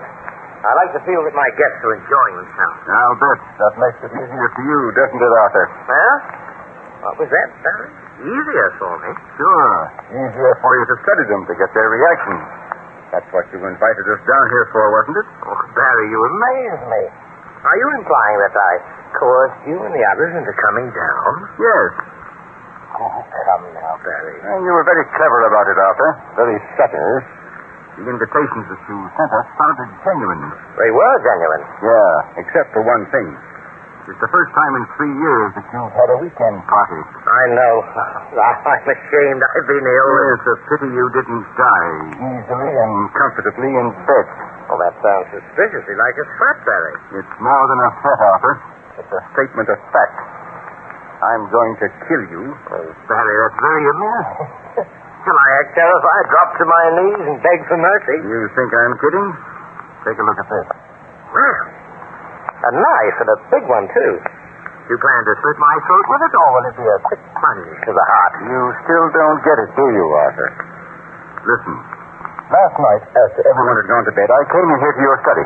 Yes, I noticed that my desk had been tampered with. I found the chapter that you had just completed in your book of memoirs. Oh, you did? Then you read a few facts about yourself that you thought I'd forgotten. Didn't you, Barry? I read some facts that I hoped you'd have the decency to forget.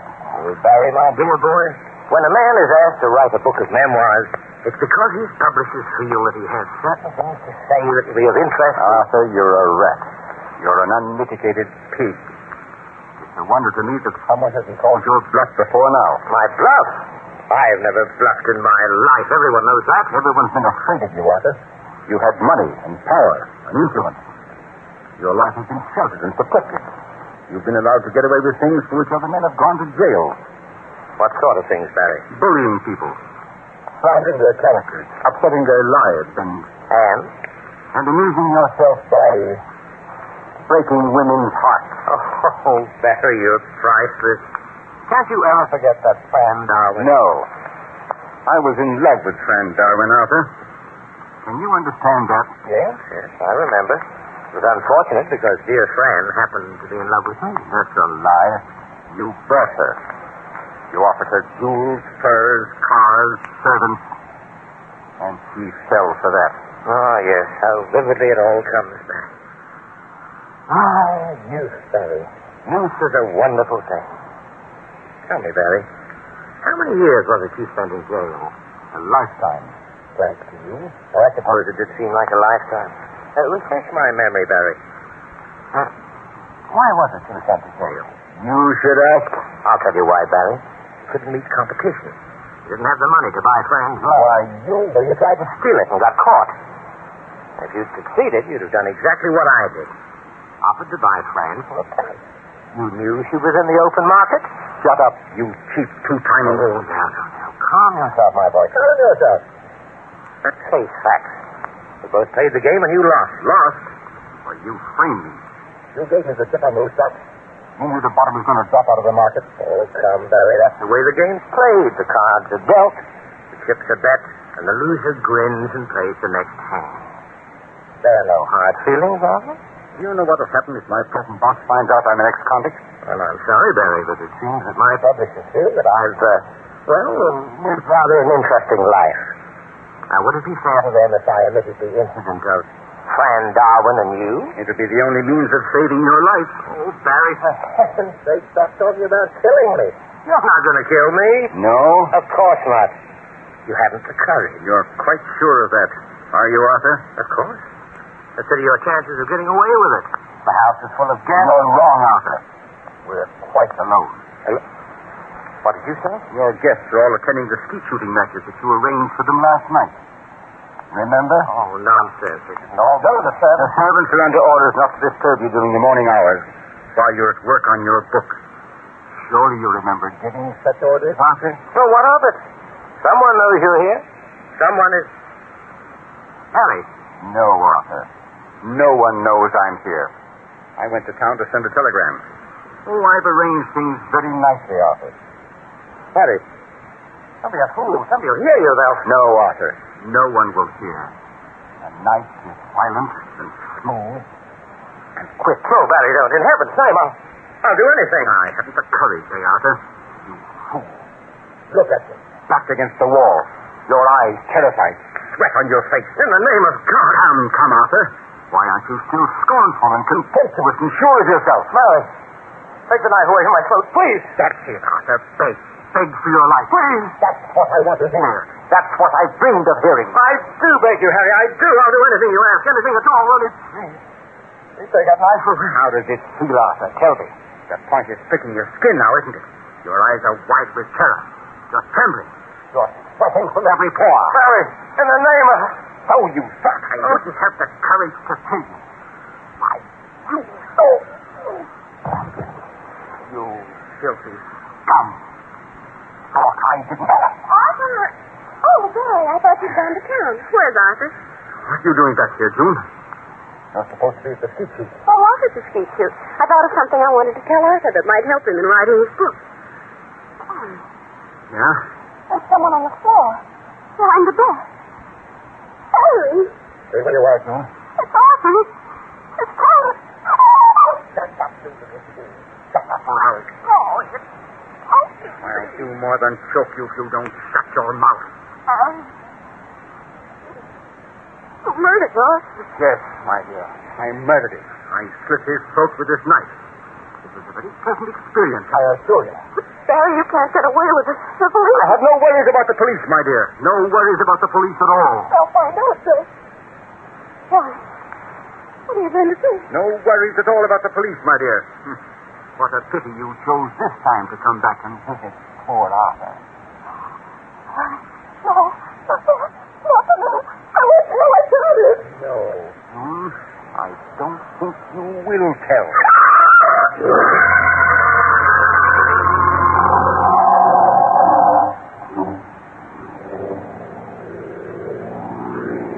So, this guy Arthur Gideon wrote your letter, did he, Bart? That's right, Inspector.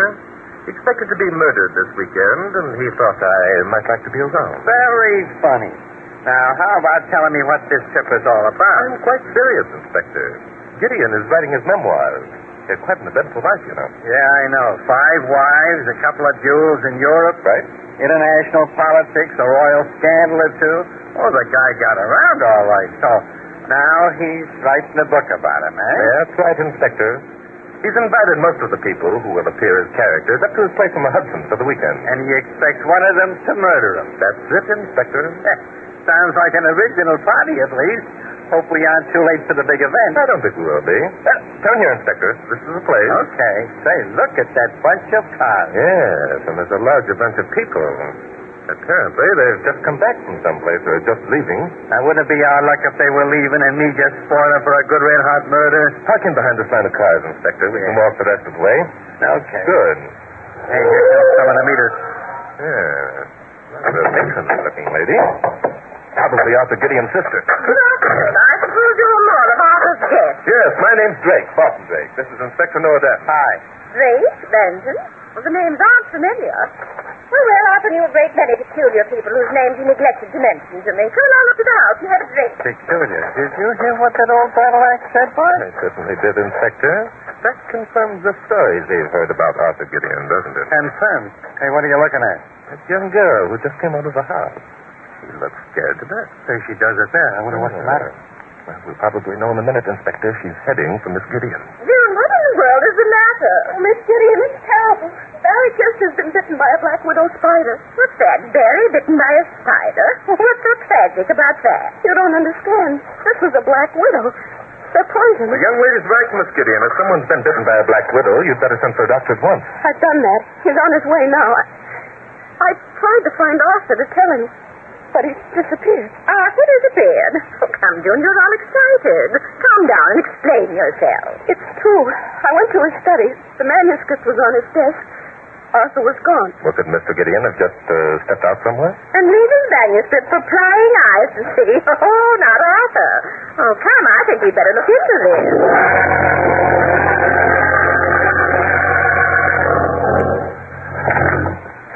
Well, he's certainly not here. There's the manuscript on his desk. The last page is half completed.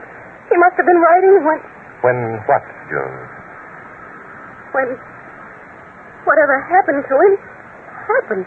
June, what in the world ails you? You're white as a ghost. You're trembling. Oh, my trembling. It's cold in here.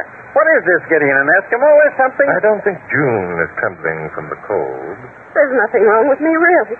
I'm just worried about Barry. Perhaps the doctor won't get here in time. And what do you think happened to Arthur? Hey, Bart. Yes, Inspector. Come over here a minute. Right. You found something, Inspector? I don't know. Look down there behind the desk. A dark spot on the rug, eh? Yeah. Any idea what it is, Inspector? Sure, I got an idea. It's blood. Oh, no, it isn't blood. I'm sure it isn't. It couldn't be blood. And why couldn't it be, June? Because it couldn't. I mean, why would there be blood in Arthur's study? It's perfectly ridiculous. There's something peculiar about all this. I think I'd better call the police. Your brother's already attended to that, Miss Gideon. Attended to it? Arthur? Whatever do you mean? Inspector Danton's a policeman. Your brother wrote us a note asking us to come up here for the weekend. He said he expected to be murdered. Murdered? Oh, great heavens, by who? I don't think that was important to him. I think, Miss Gideon, that your brother wanted to be murdered. Wanted? Oh, Mr. Drake, if that is your name, that is the most ridiculous statement I have ever heard. If this is some sort of practical joke... I assure you, Miss Gideon, it's no joke. Your brother's been ill for the past 3 years. Did you know that he'd been suffering from an incurable disease? Why, no, why? He would have been dead in a short time anyhow. By allowing himself to be murdered, a chapter would be written in his book of memoirs that would give a publication a sensational value. I think that's what Arthur Gideon wanted. Hey, Bart, we missed the boat again. That spot on the floor isn't blood, it's water. Water? Yeah. Now, what do you make of that? I don't know what you two make of it, but it confirms my belief that this is nothing but one of Arthur's... Look out, Inspector. Good gosh, the bait fainted.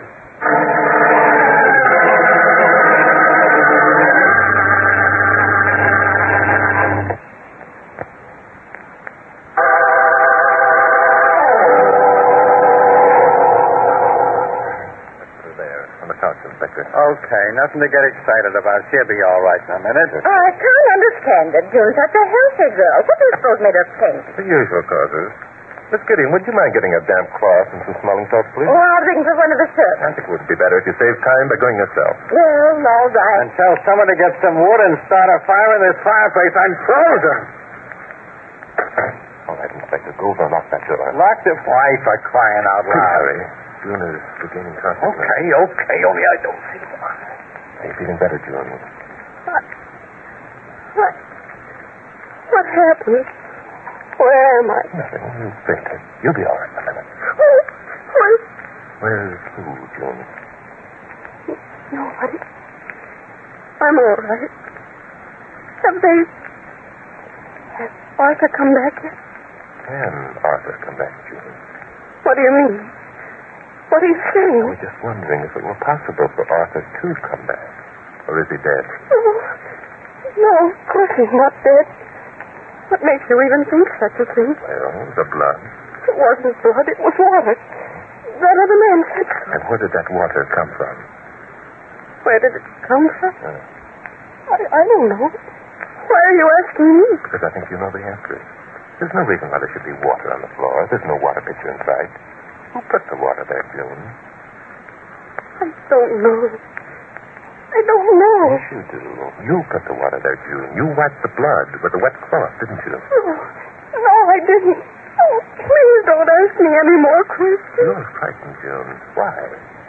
Was it you who murdered Arthur? No, I didn't. I swear I didn't. You admit coming here to the study and finding it deserted. Was it deserted, or was... I'll get it. No, you mustn't. It's for me. I'm sure it's for me. Let me answer. Just a minute, lady. Let her answer. Let her know. Look, Bob, I'm the cop here. Hello? Hello, who is it, please? It's Barry, June. Barry. Where are you? I'm upstairs in my room. The doctor just left. The doctor? Yes, he gave me an antidote to the spider bite. I'm going to be all right, June. That's fine, Barry. Have they found Arthur yet, June? No. The policemen are still here. They're right at my elbow, Barry. They're listening to every word you say. Is that so? Well, ask them to come up and see me, June. Maybe I can help them out. All right, Barry. I'll tell them. And remember, June, I'm all right. I can get around. I can do things. I'm as good as new. I understand, Barry. Goodbye. That was Barry Kester. He thinks he might be able to help you find Arthur. Mm-hmm. I think so, too. Come on, Inspector. Let's go have a talk with Barry Kester.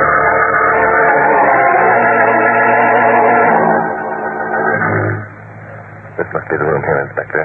Let's go in. Yeah. Oh, hello there. Are you the policeman? That's right, Mr. Kester.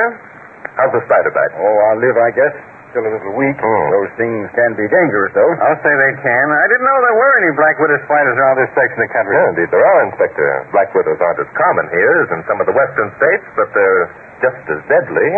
Eh, Kester? Deadly? I never heard of a man dying from one. Oh, there have been cases. You were smart to call the doctor the first thing. What did he use for an antidote? Oh, the usual stuff, I suppose. What's the usual stuff? Serum made from the blood of the victim. I see.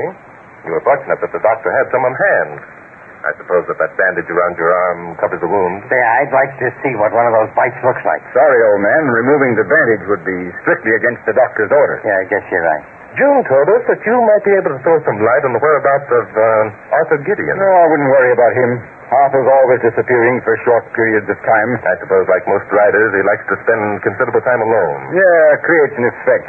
Arthur was always one to create an effect. So I've heard. Now, wait a minute. This doesn't add up.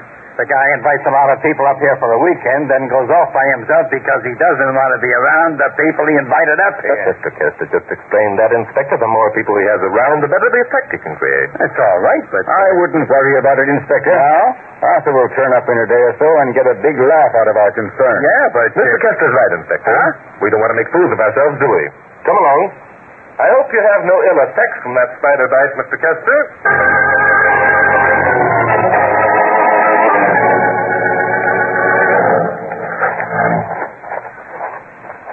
But I'm beginning to get another one of my headaches from watching you work. Oh, I'm so sorry, Inspector. Now, look, that guy Kester didn't fool you, did he? Not for a minute, Inspector. Good. That makes me feel better. On the other hand, I'm sure we didn't fool him. Huh? Were we trying to fool him? But definitely. That must be the stable over there. The stable? What do we want the stable for? No. Don't tell me. I know. We're looking for something. Yes, that's right, Inspector. Yes. So, now I'm supposed to ask you what we're looking for. Nothing doing. You won't tell me anyhow. Well, of course I'll tell you, Inspector. We're looking for Arthur Gideon's body. Body? Naturally. We can't prove there's been a murder unless we have a body. corpus delicti, you know, Inspector? Yeah, corpus delicti. Mm-hmm. Yeah, there's just one thing wrong with that theory, Bart. Oh, what? Bodies are usually dead. Now, if this Arthur Gideon is only sitting off in some corner thinking about his... Arthur Gideon, Inspector, was murdered. His corpse has been hidden somewhere around these premises. If we don't find it before nightfall, the murderer is going to sneak the body out and dispose of it. Is that a fact? That's a fact. Oh, I wonder why I didn't figure that all out. Why? Because you're not a figuring man, Inspector. You're a man of action. Here's the stable. Let's go in and have a look. You take a look in the horse stalls, Inspector. I'll browse around the feet pen. Well, what if there are horses in the stall? Don't ask questions. Just... Now what? Here comes Miss Gideon, and she looks excited. Maybe Artie has returned. No, I doubt that. Oh, Mr. Drake, I've been looking everywhere for you. Something wrong, Miss Gideon? Oh, you've got to help me find Arthur, Mr. Drake. Our guests are asking questions. I'm rapidly getting into a stew. Is that a fact? It's a tough thing to get into, lady. Inspector. Is anything else wrong, Miss Gideon? Oh, everything's wrong. June acts strangely. Barry Kester's been bitten by a spider. The servants won't bring in wood for the fire. Everybody's cold. It looks like rain. Arthur can't be found. Now what? Now what, Inspector? Now I know what happened to Arthur Gideon, and I know where to find him. Come along.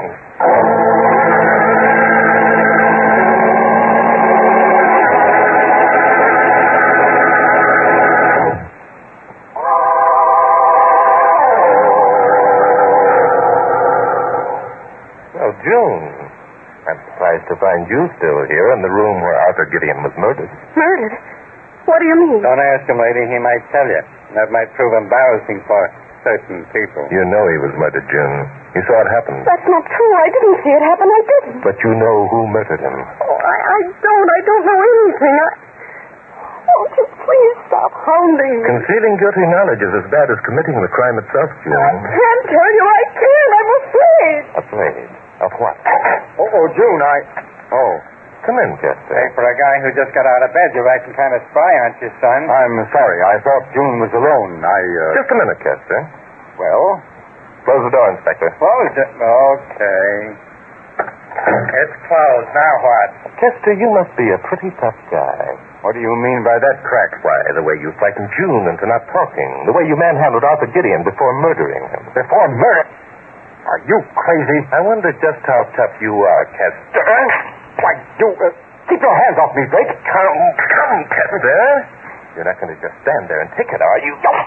Quit it. I'm no match for you. That spider bite left me as weak as a kitten. That's right, Bart. Better take it easy. The guy can hardly stand up. I disagree, Inspector. Chester's just as strong as he ever was. He just doesn't dare fight back because he knows that by doing so, he'd give away the fact that he wasn't bitten by a black widow spider at all. I was. I can prove it. And I can prove that you're lying, Chester, this way.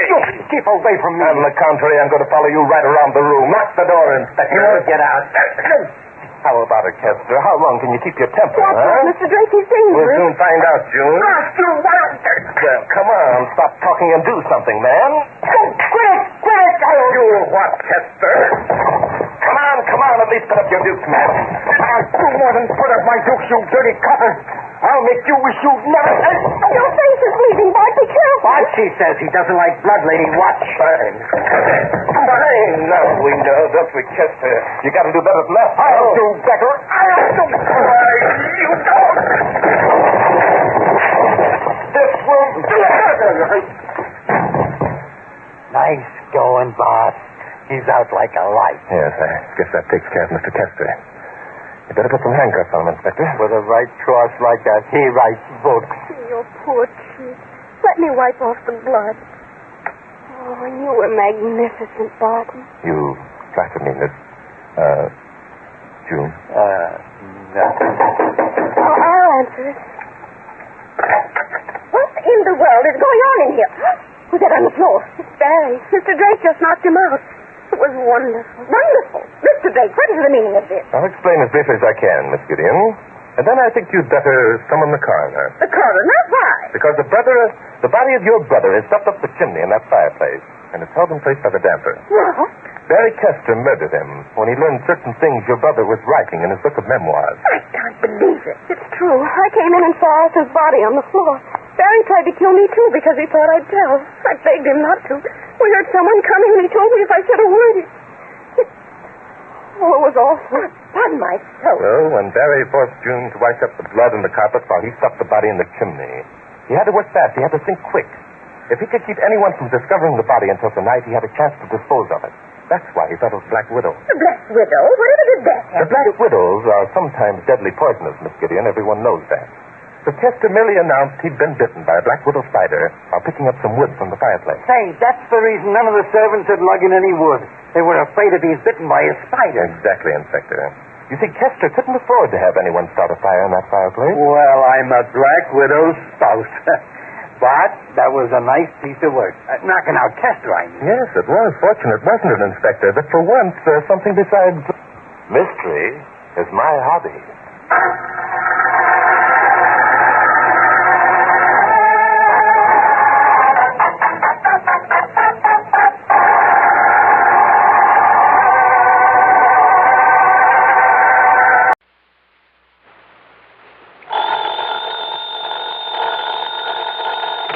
Johnny Dollar.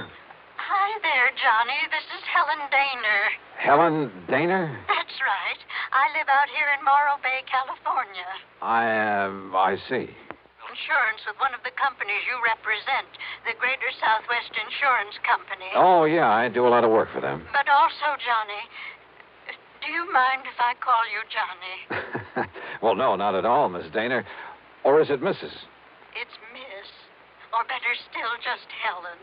As I started to say, I not only have that insurance, but, Johnny, I never miss that radio program of yours where you tell all about those exciting cases you solve. Sometimes I just don't see how you do it. Well, I hope you never find out about the ones I miss out on. But now, Miss Daner... I don't think I've missed a single one of your programs. Good. I'm your most loyal listener, and I think you're wonderful. Well, thanks. And that's why I'm calling you instead of the police about this. Well, look, Miss Daner, Oh? Yes. Calling about what? Johnny, if the police weren't able to nab them, isn't that what you say, nab them? Yeah, sure, but go on. Well, Johnny, these terrible people might suspect that I'm the one who told the police about them. What people, Miss Daner? And if that happened, well, I guess you can just imagine what they might do to me. Well, who are these people you're talking about, and just what is it they're up to? All right, Johnny. Now listen carefully. Yeah. Yes? Miss Daner? Hello? Hello? Hello?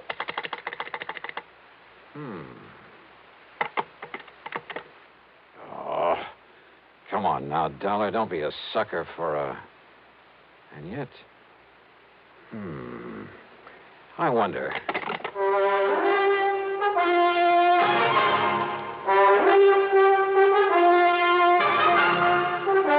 Bob Bailey in the exciting adventures of the man with the action-packed expense account. America's fabulous freelance insurance investigator. Yours truly, Johnny Dollar.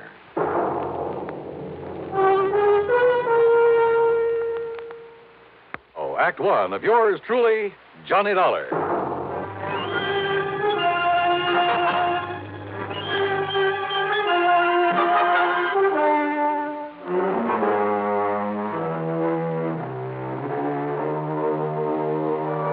Expense account submitted by Special Investigator Johnny Dollar to the Greater Southwest Insurance Company, Home Office, Los Angeles, California. Following is an account of expenses incurred during my investigation of the Big H matter. Expense account item 1275, long-distance telephone call to Hollywood 82124. That is to say, the office of Royal J. Harkins, contact man at Greater Southwest Insurance in Los Angeles. It was late in the day, but luckily he was still in his office. Nice to hear from you again, Johnny. What can I do for you? Roy, I'm putting this call on expense account. Oh? But that ain't all. If I could make connections down to New York, well, let's see. There's a plane leaving for the West Coast a little after midnight, so I'd arrive in L.A. early in the morning. You coming out here? Unless somebody's been pulling my leg. Roy, do you have a policyholder named Helen Daner? Yes, somewhere up we certainly do. Well, now, what's that mean? She's an elderly woman, a spinster, who lives up in the little town of Morro Bay. That's about 200 miles north of here. Johnny, she called this office early this afternoon. She demanded your phone number there in Hartford. And? Well, I didn't give it to her. Why not? Because she wouldn't say why she wanted to get in touch with you. Oh, fine. And knowing how busy you always are, well... But then, just a few minutes ago, I began to wonder about it. Yes? Well, after all, if she wanted to contact you about some insurance matter... Yeah. What? Well, did you call her back? Yes, since we handle all her insurance. That is, I tried to, but I got no answer. Then, Roy, I'm going to grab that plane I was talking about. Well, now, wait. Did she get to you? Did you talk to her? Yes. And it has something to do with her insurance? Plenty. So I'm flying out there, Roy, at your company's expense. Now, just a minute, Unless, Johnny. of course, you'd rather pay off her insurance to some beneficiary. Johnny. Then just be sure to have a rental car waiting for me when I pull into the airport. Item 2, 162.85 plane fare. The big mainliner took off from New York's International Airport promptly at 12:30 a.m. At 6:30 Pacific time, I stepped off the plane at L.A. International. Dollar, this way. Oh, hi, Roy. I didn't exactly expect you to be here in person this early in the morning. Well, I am. I've got a rental car ready and waiting for you out at the curb. Good. But listen, you still haven't told me what this is all about. Because I'm not too sure myself. But you sounded over the phone as though something's happened to the old lady. Miss Helen Dana, I mean. That's exactly the way I meant it to sound. And since I still haven't been able to get her on the telephone... Well, what? What's happened to her? I don't know. This my car? That's right. Oh, start making some sense, will you? I wish I could. Well, do you actually know that something's happened to Miss Dana? Nope. But if it hasn't, I've got to do everything I can to prevent it. Johnny, prevent what? Royal, I only wish I knew. Johnny!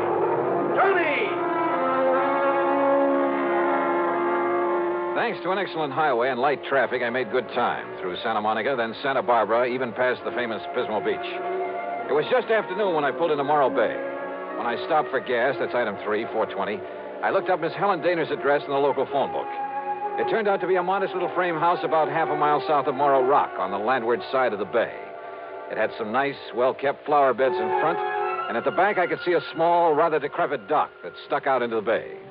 A brand-new, expensive automobile was parked in the street in front of the place. Hardly the kind of car you'd expect a sweet old lady to be driving along. Well, there was only one way to find out.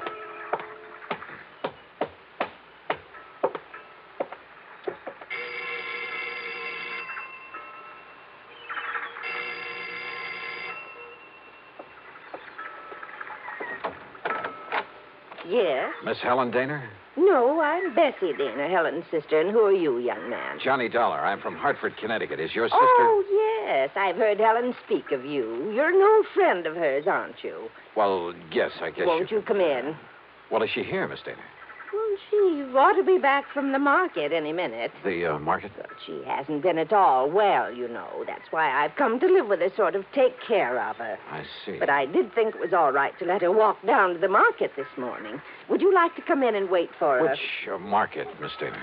Well, it's the first one down the street. Now, do you see it? That little supermarket just 2 blocks away. Oh, yeah, I see. So if you'd like to come in and wait... No, thanks. I'll pick her up there. Well, but Mr. Dollar... Thank you very much. Mr. Dollar...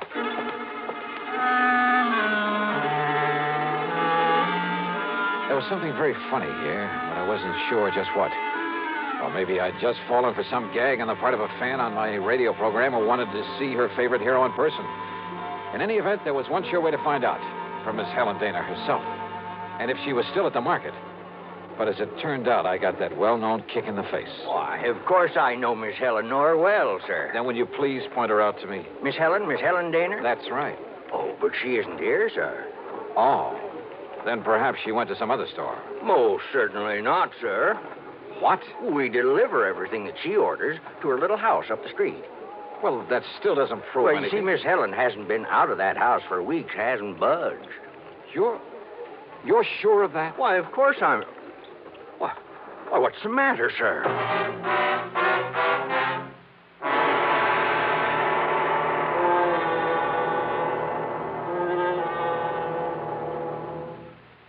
And now, Act 2 of yours truly, Johnny Dollar and the Big H Matter.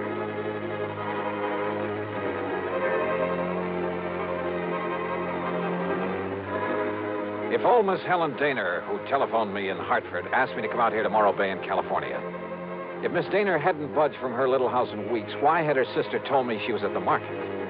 Could all this somehow tie in with the terrible people she tried to tell me about on the telephone?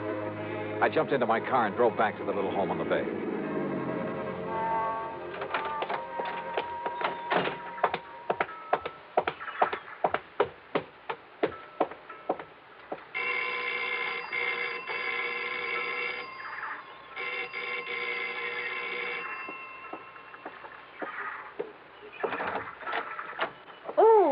Mr. Dollar. That's right. Now, where is Helen Daner? Oh, Sister came back while you were gone. Came back without my seeing her? Now, listen, I was... Yes? Well, the manager of that market said she hasn't been out of this house for weeks. What? Oh, you must have gone to the supermarket. Well, where else? And just because she isn't shopping there anymore... Oh, now, look, Miss Daner, you told me... Won't you come in? I think she'll be terribly disappointed if you don't. You see, she's told me all about you now. In the couple of minutes I was away from here? An insurance investigator. I think it's awfully thrilling. But now come in and see her. I think she's been kind of expecting you. Yeah. And if you'd like to know what I think, Miss... Good Lord.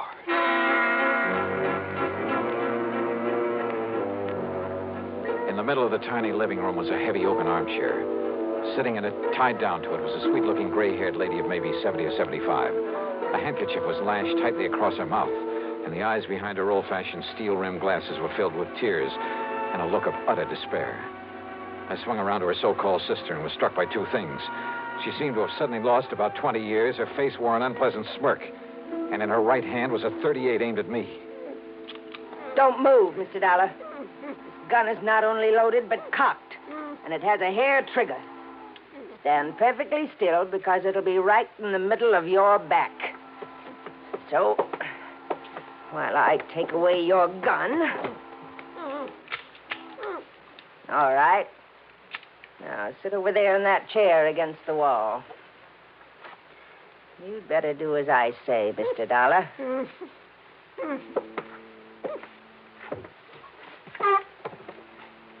Now, we may have to wait a little while, so get one thing straight. Any move, any tricks, and I pull this trigger. Mind telling me what we're waiting for? You'll see. And why you've tied her up that way? That is Helen Daner, isn't it? Why, what's the matter, honey? Getting a little short of breath with that gag in your mouth? Well, then why don't I take it out for you? No, Dollar. Not a single move. Just crossing my legs. Sure. Here now, honey. Don't want you to conk out on it. After all, you may be of some use before we're through with this caper. There you are. Johnny, I don't know what. These terrible people, they sneaked in while I was phoning you. Yeah, Helen, I guessed that. If only you hadn't come, but I thought maybe. They're smugglers, Johnny, of the worst possible kind. You tell them, honey. It'll help to kill time while we're waiting for Pete and Dollar. Okay. They're smuggling in narcotics, heroin, from the way down in Mexico. Oh, pretty smart picking a spot as far up the coast as this. If only I'd known when this man Pete asked if he could use my dock. He said it was to tie up his boat at night when he came in from fishing. How did you get onto them, Helen? When they saw I turned my lights out so early every night, they thought I was asleep. That I wouldn't notice he wasn't taking fish off his boat, but little cans of heroin. Heroin? Then Bessie here, who can look so sweet when she wants to. Why, Helen, I thought I was pretty sweet. Then Bessie would meet him with her car. How did you know it's heroin? Because they told me they'd use it on me if I don't behave myself. Which is a lot better than you'll get, Dollar. And besides, Johnny. Yeah? I found a little of it that was spilled on the dock. And I remembered how you described it once when you caught a man bringing in the terrible stuff. Yeah, she's a real smart old biddy. Except when she phoned to you, Dollar, and we caught her at it. We can handle her all right. With a little H in her veins, we can even let the neighbors see her now and then. And with me acting as her sister, taking care of her. Oh, listen, here he comes now from the dock. Just relax, Dollar.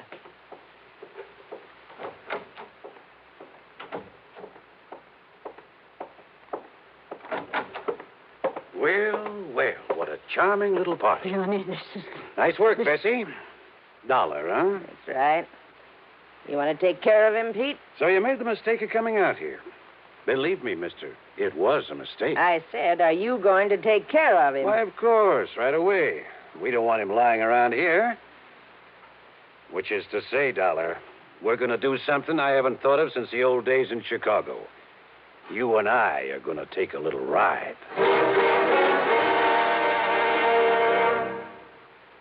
Act 3 of yours truly, Johnny Dollar.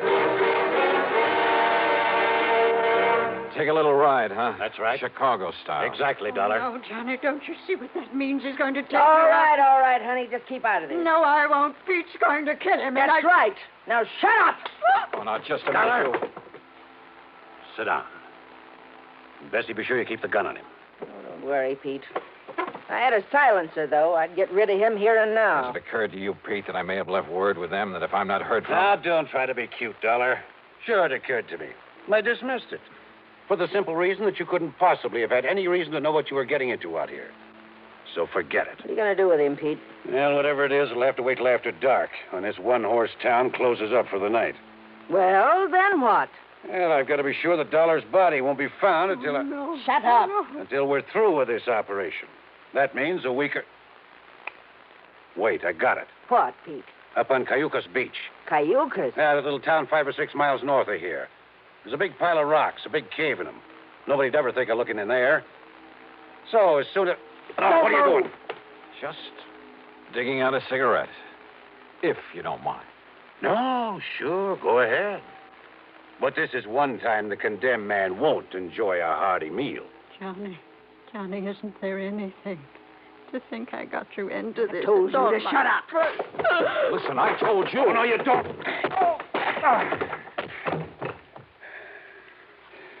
Finish him off, Pete. No.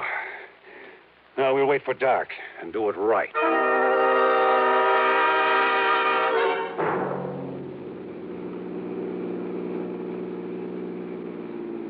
I guess he had really slugged me, because by the time I fully came to, it was night.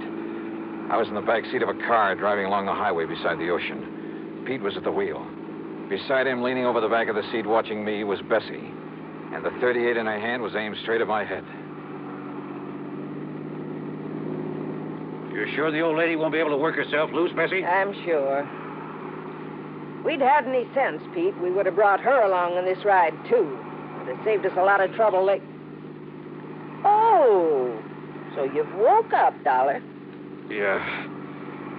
Now, just stay put in that back seat. Any funny business? I said any funny business. Just trying to dig out a cigarette. Stay back in that seat. Yeah.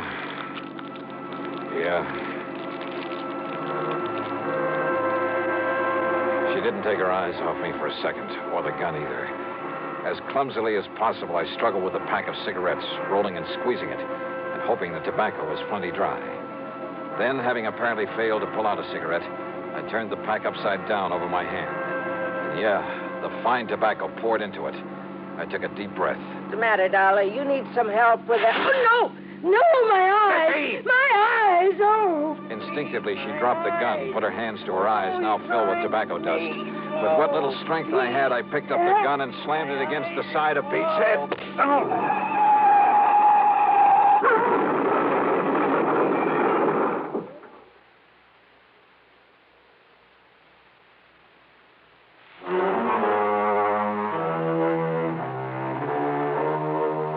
It was a commercial trucker driving one of those big interstate trailer jobs who pulled off the highway to give us a hand.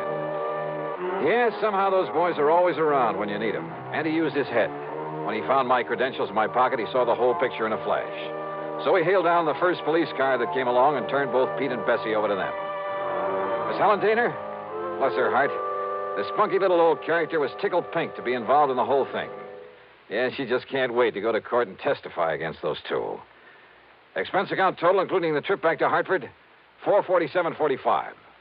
Yours truly, Johnny Dollar.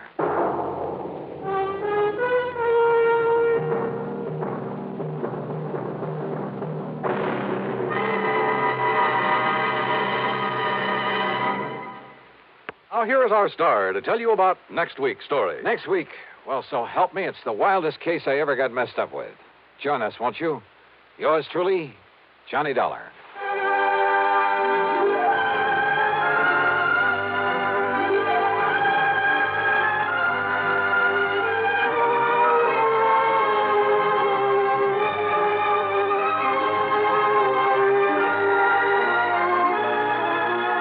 Yours truly, Johnny Dollar, starring Bob Bailey, originates in Hollywood and is written, produced, and directed by Jack Johnstone. Heard in our cast were Peggy Weber, Virginia Gregg, Bartlett Robinson, Joseph Kearns, and Russell Thorson. Be sure to join us next week, same time and station, for another exciting story of yours truly, Johnny Dollar.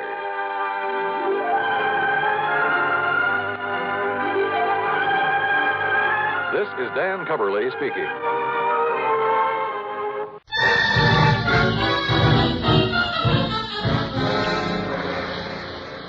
Vicks, makers of Vicks Vapor Rub and Vicks Nose Drops, presents Dangerously Yours, a half hour of romance and adventure, starring Victor Jory in Windward Passage.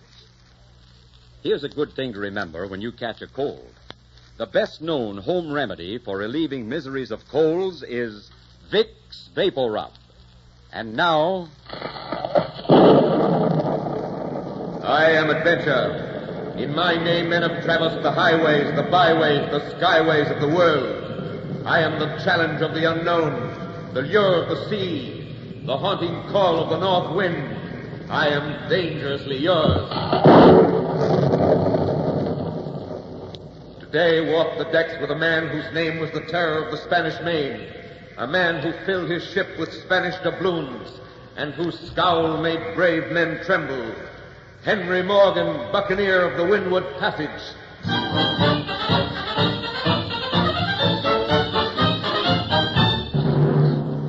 Captain Morgan. What do you want, Broken Root?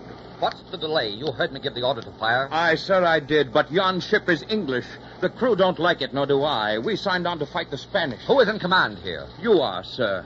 But we're already in disrepute with Sir Thomas Modiford, the governor of Jamaica. And if we take an English ship, it's piracy, sir. Then let it be piracy. And as for Modiford, I'm sick of him. He's had his share of every prize we've taken, and yet last week he hung 4 of my crew.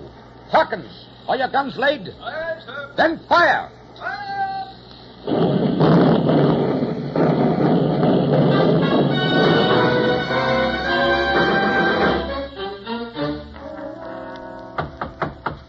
Yes, come in.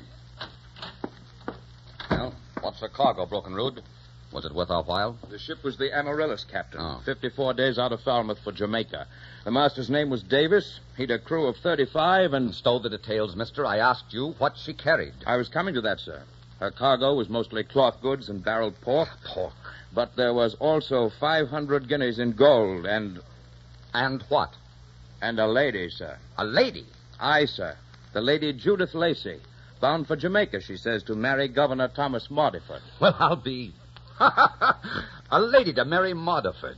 Fate smiles on us, Broken Rood. Here is our revenge on the governor. Begging your pardon, sir, we have no actual proof that Modiford has betrayed us. No? 4 of my men rotting on gibbets are proof enough for me. He damns me with his right hand while he robs me with his left. He orders me to attack the Spanish and then writes the king that he can't control me. And now we have his bride. Bring the woman in, mister. Let's have a look at her.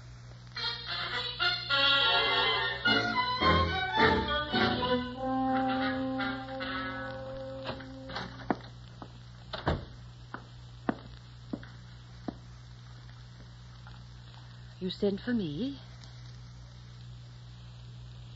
I asked you if you sent for me. Can't you see I'm writing? Writing? Well, that's quite an accomplishment for a pirate. Do you also read? I've hung men who provoked me, milady. And I have no particular objection to hanging a woman. You sound as though you might enjoy it. I wish you'd light a lantern so I could see you. You should, you know. It's very bad for your eyes, writing in this dim light. You're very considerate. Boy, fetch me a lantern. Aye, sir. Are you Lady Judith Lacey? Yes, sir. All right. I'm Captain Henry Morgan. Well, well, Captain Henry Morgan. Just fancy that. And it used to be just Henry. And let me see. Your parents, if I remember, were honest, God-fearing folk of Glamorganshire. And when you were a boy, you loved birds and flowers. What the devil are you talking about? You had a roving eye for the little girls of the Shire. One in particular. Oh, surely, Henry, you've not forgotten Judith Bray, who played with you in your father's orchard? Judith Bray. Judith Bray? Here's your lantern, sir. Give it to me.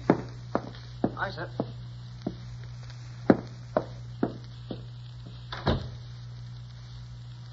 Hold it close to my face, Henry. Look well. Judith. Brave. Yes. You must have known we'd meet again sometime. Somewhere. No. Although a very long time ago, I used to hope we would. What did we quarrel about that night you ran away from Glamorganshire? Your bad temper, if I remember. I was only a lad at the time. You were 17 and the handsomest boy in the Shire. So this is what you've been doing these past 15 years. You married your Lady Lacey? Yes, I married. His name was Sir George Lacey, a kind and very honourable gentleman. He died 2 years ago. Why did you run away, Henry? Well, I wanted to be on the sea, and I wanted to get away from you. I was beginning to think about you too much. Some women gnaw at a man's heart, but you gnaw at his brains and his insides as well. Were you in love with me, Henry? I always wondered. I used to pray that you were. First, when you were there, because I wanted to make you happy. And later, after you were gone, because I wanted to make you unhappy. I had great hopes for you, Henry. I thought you were born to stand high in the world. I do stand high in the world. High. You can say that to me when I find you lurking in the Windward Passage for a helpless ship and a woman? You. Why, you're a cutthroat and a scoundrel. You who could be great are something to spit on. It's fortunate for you we're alone, Judith. If my men were here, I'd have to hang you for that speech. You can't frighten me, Henry. Why, you stupid oaf. My mother used to patch the seat of your ragged breeches out of pity for you. Go on, hang me if I anger you. It'll give you a good evening's sport. Brokenwood. Aye, sir. Call all hands, Ralph, and then hang this woman to the yardarm. Hang her, sir? Yes, hang her. And, Lady Lacey, I'll send the rope and the lock of your hair to that sniveling Modiford of yours. Sir Thomas? Yes. You didn't know I knew about that, did you? No, I didn't. You're not even as smart a pirate as I thought you were. But since you feel that way about Sir Thomas, why don't you set a price on my deliverance and let him ransom me? I'm no good to you dead. Captain, the lady has an idea. Maybe this is the chance we've been waiting for. Perhaps this is the means of getting the ships and the men to sack Panama. Panama? Yes, Panama. The richest city in the New World. The pride of Spain. How say you, Captain? Ships and provisions in exchange for the lady? You'd make such a trade for a fling at Panama, wouldn't you? Yes, I'd make such a trade for a fling at Panama. But not for the mercy of this woman, nor the gratitude for England, nor love for Tom Modiford. I've had scurvy treatment from them all. But when pieces of 8 and jewels lie waiting to be shoveled up, I'm the man for the spade. Is this then a reprieve? Yes, for the present. Then I owe you no thanks for my life, and I shall offer none. And now, if you don't mind, it's become very stuffy in here. I'll go back to my cabin.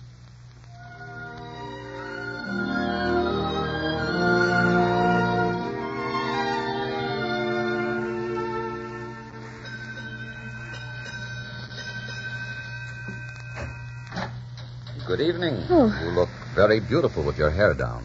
Get out of my cabin. Is it your usual habit to enter a lady's room without knocking? Yes, if a lady leaves her door unbolted. What do you want? I just thought I'd inquire how you fared. We're almost to Jamaica. We'll be in port by morning. Your shoulders are even softer than I remembered, Judith. Take your hands off me. When you're angry, you're even more beautiful Get than... out of my cabin. Not without what I came for. What's that? A kiss. Would you kiss a woman against her will? Yes, and enjoy it. Why, you clumsy oaf. You murdering pirate. You may force a kiss upon me, but you won't enjoy it. You liked me to kiss you once. Yes. Once I did.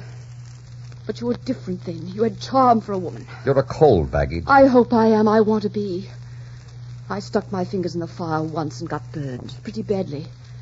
I made up my mind that would never happen again. You see, I fell in love with an ambitious man who had no time for love. That was Lacey, I suppose? No. His name was Morgan. And now, if you'll excuse me, I bid you good night. Your burn's healed, I take it. Yes. But the scars are there to keep me from making the same mistake twice. Now get out of here. Because if you touch me, I'll scratch your eyes out. Very well. Good night, Judith.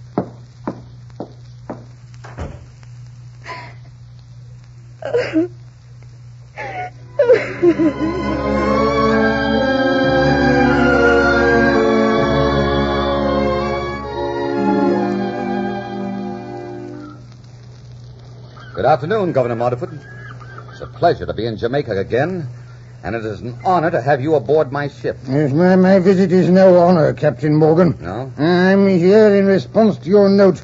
If you harmed one hair of Lady Judith's head, I'll not only see you hanged, I'll see you drawn and quartered. Not so fast, Your Excellency, not so fast. The lady has not been harmed, nor will be, if we can reach an agreement. What do you mean? What do you want? Something you should also want. You see, I plan to take Panama, and a treasure that amounts to some 10 million pounds.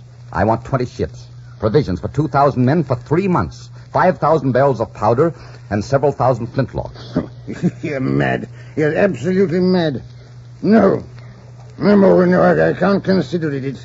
It's too great a risk. I see. All right, then. Lady Judith stays with me. Don't be a fool. Other terms can be arranged. I'm afraid not, Your Excellency. Well, now, let us examine this proposition of yours a bit more closely. Let us hear your plan for capturing the city. Good. We'll attack by land. Here, let me show you on the map. You see, we'll start from Jamaica, head south.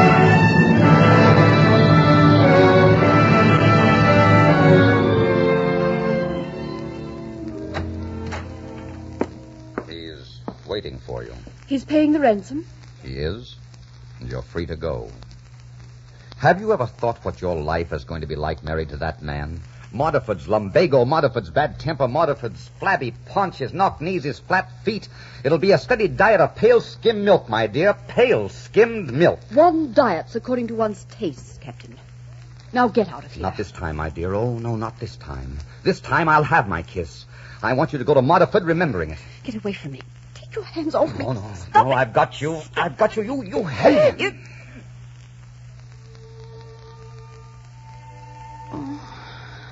Isn't it strange how deeply two people can hate one another and still be so terribly in love? In love? Yes, you can't deny it. Your lips have already given you away. Oh, Judith, stay with me. Don't leave. Stay, darling. Once I said stay, too. But you went. I'd not do it now. Let me pass, Henry. Very well.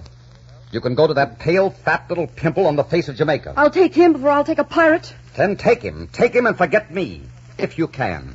I was able to forget you once, when I was ill for the sight and the sound of you. This time I'll forget you as soon as you're gone.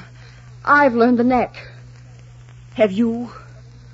Good day, Captain Henry Morgan. Do send me a souvenir of Panama. Your head would be most acceptable if it could be arranged. Good day, my lady. I hope I never see you again. I hope you never do.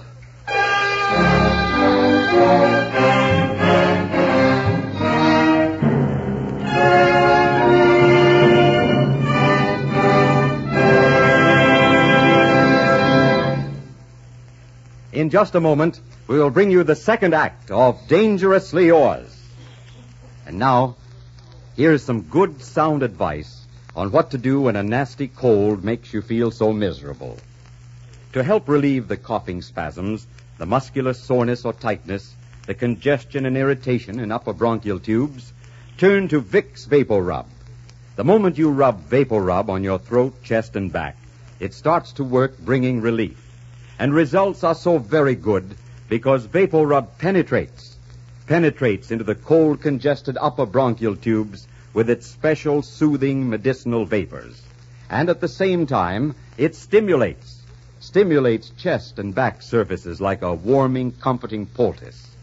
Now, this penetrating, stimulating action of Vapor Rub keeps on working for hours to bring you grand comfort. So be sure you get Vapor Rub, because only Vapor Rub gives you this special penetrating, stimulating action, the best-known home remedy for relieving miseries of children's colds. Vicks Vapor Rub. And now, the second act of Dangerously Yours, starring Victor Jory as Henry Morgan, Buccaneer of the Windward Passage.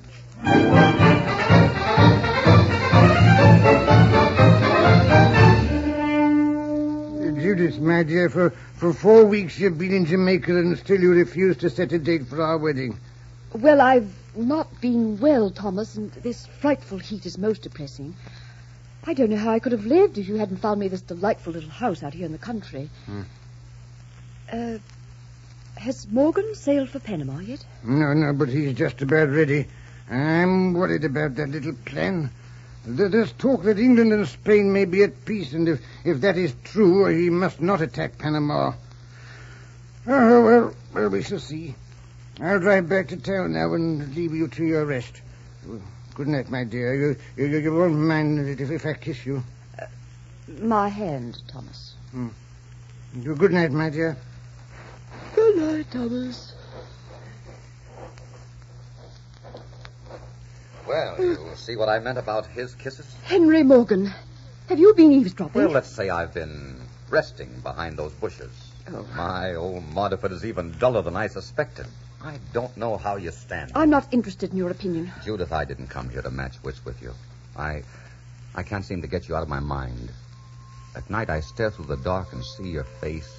I shut my eyes, and you're still there. Through the day, it's the same. You've made me into a moonstruck schoolboy.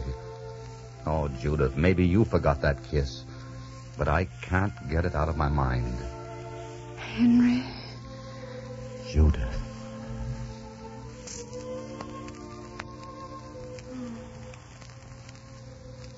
Judith, you can't marry Modiford. You can't, I tell you. I'll kill him first. Oh, Judith, you do love me, don't you? I never stopped loving you, Henry. I tried to stop, but I couldn't. Then will you wait for me until I get back from Panama? Can I sail tonight knowing you'll wait for me? Sail tonight? Yes. If England and Spain sign a peace treaty, Modiford won't dare let me sail. So I'm leaving tonight before that happens. Will you wait, Judith? Oh, yes, Henry, of course I'll wait. Oh, you darling, you darling. Judith, I'll bring you Panama on a gold platter. I'll deck you with jewels. Just bring me yourself, Henry. That's all I ever really wanted. Then good night, my dear. And goodbye. God keep you, Henry. And come back to me. Oh, come back to me, my darling.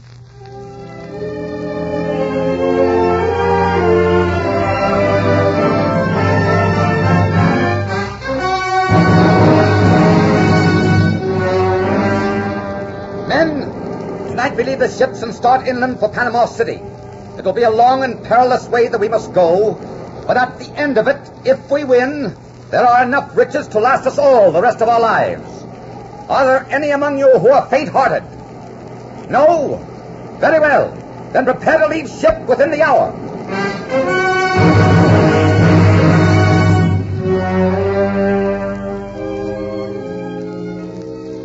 Thomas, is there news of Morgan?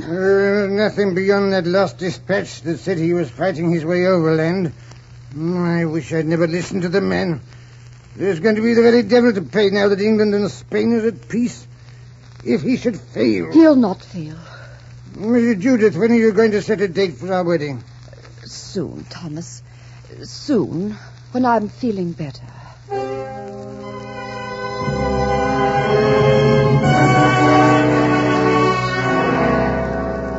Captain Morgan, we can't go on. We must go on. We've had little food for days. Everyone's weak from hunger and sick from heat and insect bites. I'm going back. You've no right to keep us from going back. There are others beside myself who want to return. Then go, you cowards. The brave will keep on.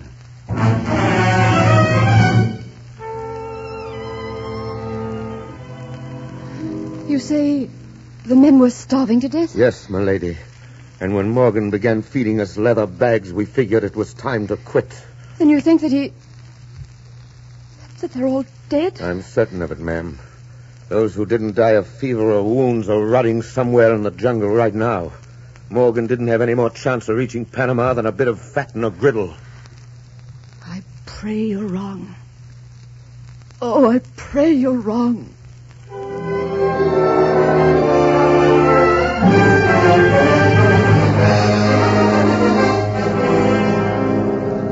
Captain, look down there. They've massed their armies in front of the city gates. It's your side to go down there. Maybe not. Men, follow me. We'll take Panama by sundown.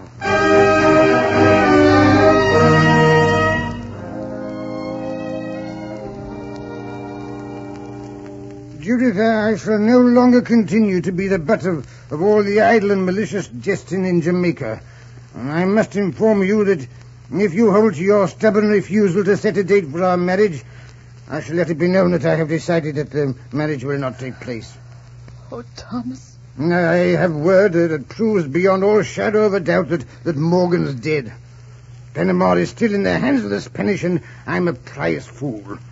Now, are you or are you not going to name a date? You may name it if you like, Thomas. One date is no different from another. Now.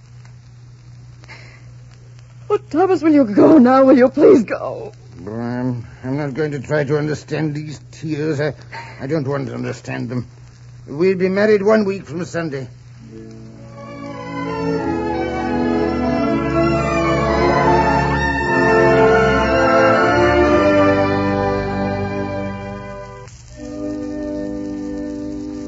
Will you both kindly kneel?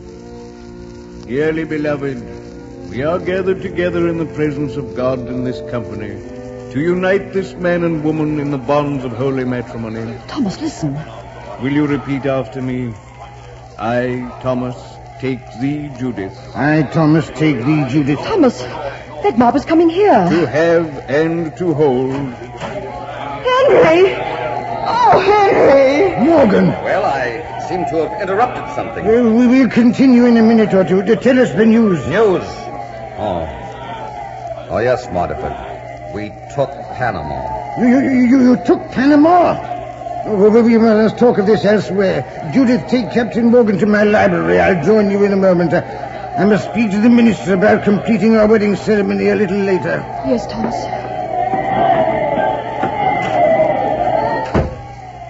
Oh, Henry. Henry, how proud I am of you. Proud. Proud that you made a fool of me. What? I ate my heart out wanting to get back to you.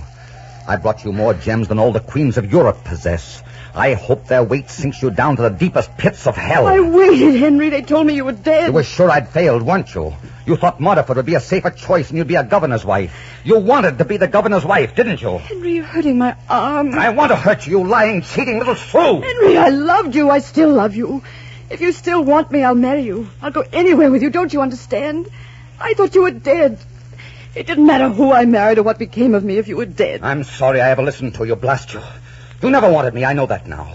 You wanted a strong back and a weak head to do your butchery so you and Modiford could be sheathed in gold to dazzle a folk at court. Henry, you're out of your mind. Out of my mind. I'm sane for the first time since I set eyes on you. I'll show you how a man acts when he's been torn clean in two by a treacherous wench. No. He rams the lies Henry! down in her Henry! throat. Oh, Henry! Stop! Henry! Stop! Men, seize him! All right, Modiford. Take your rotten-hearted jade. Men, look that man up. Put him in the dungeon. I'll send him back to England in irons for this. Henry. Oh, Henry. Don't let him escape, men. Make sure of that. I won't even try to escape, Modiford. Kill me if you like. I don't particularly care now. Perhaps it's time I died. Oh, no. No, Morgan, I'm not going to kill you. I'm sending you back to the king, and I hope he tortures you well before he hangs you. Look at the marks on Judith's throat. I wish I'd killed her. Don't think England will be kind to you. You're going there not only to answer for your attack on Judith, but for your lawless and unwarranted attack on the city of Panama at a time when peace existed between England and Spain. I have your papers which authorized it. They're forgeries. Do you think anyone will take your word against mine when I say they're forgeries? No, Morgan. You're going to answer for an attack which, in the eyes of His Majesty, will be looked upon as common piracy and will be dealt with as such. You'll die for that, Henry Morgan, in disgrace and dishonor.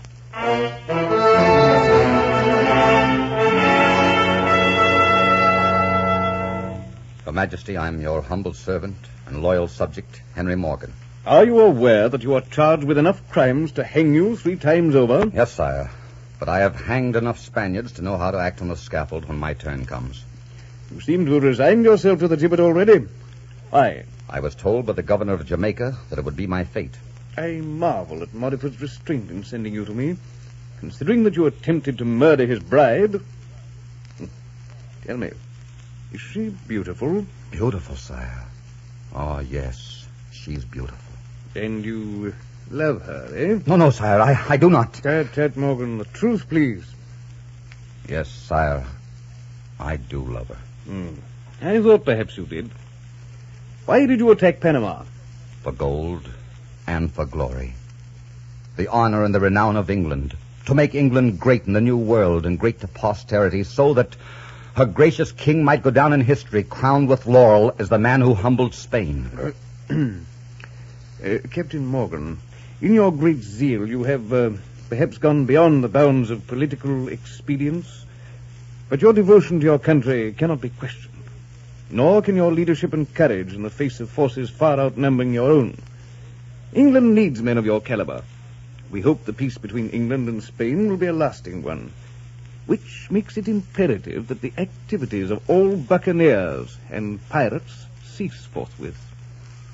I can think of no one better able to disperse such activities than you. Do you agree? Why, sire, if I had the authority, I think I could scatter all the pirates and buccaneers to the four winds like a flock of crows. Well said, and that authority you shall have. Kneel. And now arise, Sir Henry Morgan, and may the trust that I repose in you be held sacred until death. You will return to Jamaica forthwith and take up your duties as Lieutenant Governor, losing no time in dispersing these nests of freebooters. Sire, my gratitude is deep, but I humbly beg that I be sent elsewhere, for to serve under Sir Thomas Mudderford would be intolerable. Sir Thomas is being recalled to act as bailiff to a very small and obscure prison. You're a rascal, Morgan, but I like you, and I think you'll serve me well. You can depend on that, sire. Oh, Morgan, just one thing. That girl. I can't have you two running around loose. One of you would always be tracking down the other with blood in your eyes. There are really only two solutions. Execution or marriage. Now, I don't like the former because I've already knighted you, and it would make me look a little silly to execute you. So I'm afraid that leaves only one alternative. You'll attend to that, Morgan? Yes, sire. You may rest assured I'll attend to that. Well, if you'd like to attend to it now, I think you'll find the lady on the other side of that door. I had a little talk with her, too. Judith. Oh, Judith. Henry. Oh, Henry, my darling.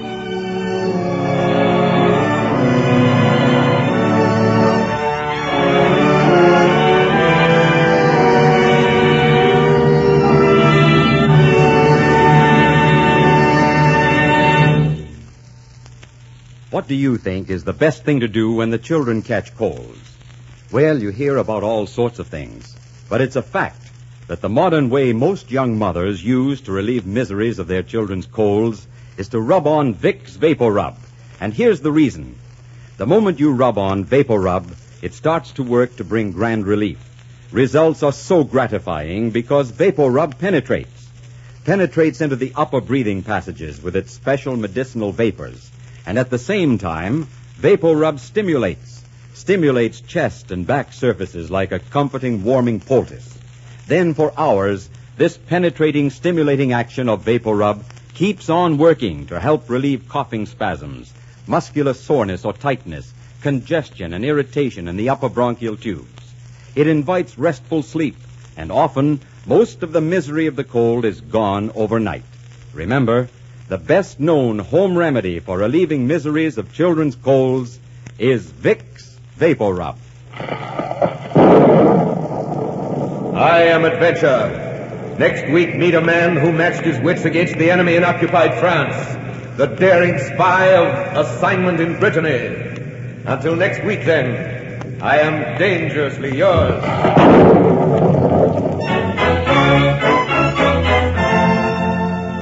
Our script was written by Gene Holloway and based on the book Windward Passage by Hamilton Cochran.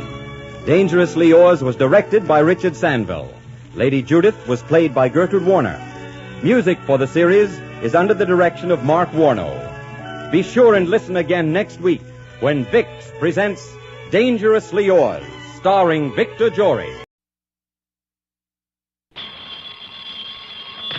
Johnny Dollar. Well, at long last. What? I say it's high time. It is, huh? Well, isn't it? I don't know. High time for what? High time you answered that phone. And listen. Well? This is Jimmy Bartell. Oh, Jimmy. You know, over here at Mono Guarantee Insurance. Of course I know. How are you? Well, what happened to you, Johnny? Where have you been? I've been trying to reach you for about 4 weeks now. Didn't you try my call service? Yeah, I tried you. Huh? Oh, no, I guess I kind of forgot about that. Oh, well, if you had, you'd have found out that last week I was at Grand Canyon, the week before in Corpus Christi, the week before that in Knoxville, Tennessee, and before that up in Boston. Yeah, sure, gallivanting around the country while I've been sitting here up to my neck in trouble, beating my brains out, working my head off. Sounds to me like you need a plastic surgeon. What? What's the problem, Jimmy? The Burma Red, Johnny. The what? You heard me, the Burma Red. Jimmy, are you sure you want me and not the State Department? Yeah, I'm sure. All right, I'll bite. Who is the Burma Red? Not who, but what.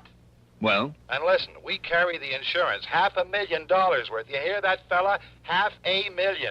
I am deeply impressed. And, baby, if you can't get it back for us, that's exactly what we're going to have to hand over. In cold, hard cash. 500 G's. Well, maybe I had better get to work on it. Good. And I don't need to tell you what your commission will be if you do recover it. What else do you think I'm thinking of? Then the job is yours, Johnny. And, brother, I sure hope that you can find it and get it back. The Burma Red? Right. Just one thing, Jimmy, if you don't mind. Sure, Johnny. Before I start gallivanting around the country, as you put it, looking for this thing... Yeah? Don't you think that it might be nice if I have some slight idea, some inkling of what it is, this Burma Red? I told you. Oh, yeah. Yes. Yeah, okay. Come on over here and I'll tell you all I know about it. Okay. We interrupt this program to bring you a special message. To the parents of schoolboy patrol members who were taking the Washington trip, the buses with the patrol will arrive at Durham Union Bus Station this evening about 7:15 to 7:30. We repeat, the Durham Schoolboy Patrol Washington buses will arrive at the Union Bus Station this evening at 7:15 to 7:30. Parents are asked to be present to pick up their children. The parents, are also asked to use the Sears parking lot. 7:15 to 7:30 the time. Expense account submitted by Special Investigator Johnny Dollar to Mono Guarantee Insurance Company, Home Office, Hartford, Connecticut. Following is an account of expenses incurred during my investigation of the Burma Red matter.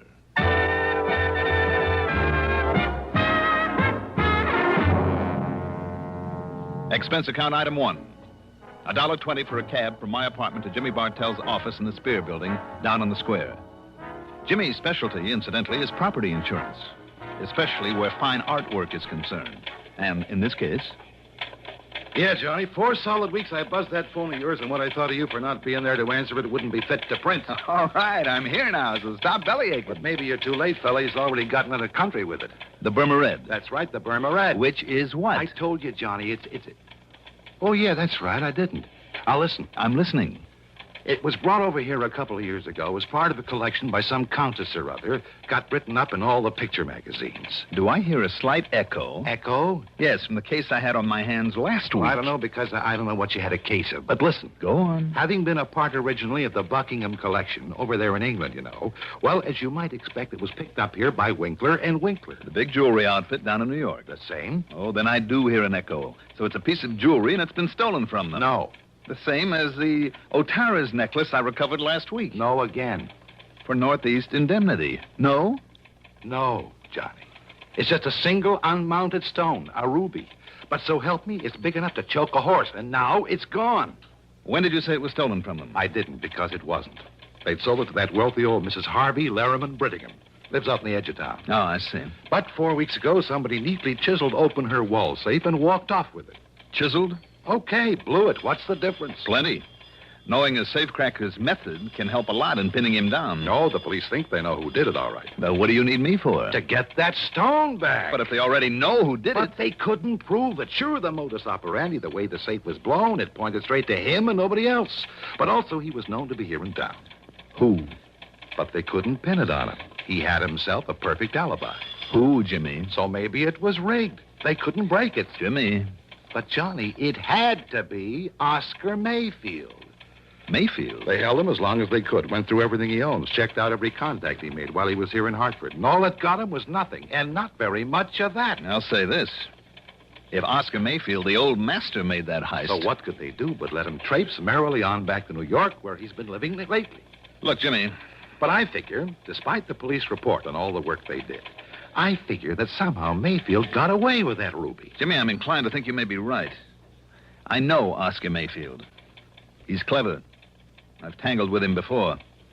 And, come to think of it, he made a promise to me once. Mayfield made a promise? Mm-hmm. What was it, Johnny? That if I ever tried to interfere with him again... Yeah? Well? He'd see to it that I had a very nice funeral.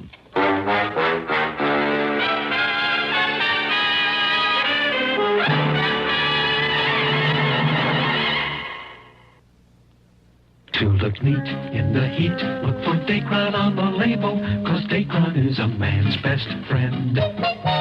Right, men, Dacron is your best friend when it comes to staying wrinkle-free and neat all summer. Look for Dacron in lightweight suits, handsome slacks, good-looking sport coats, too.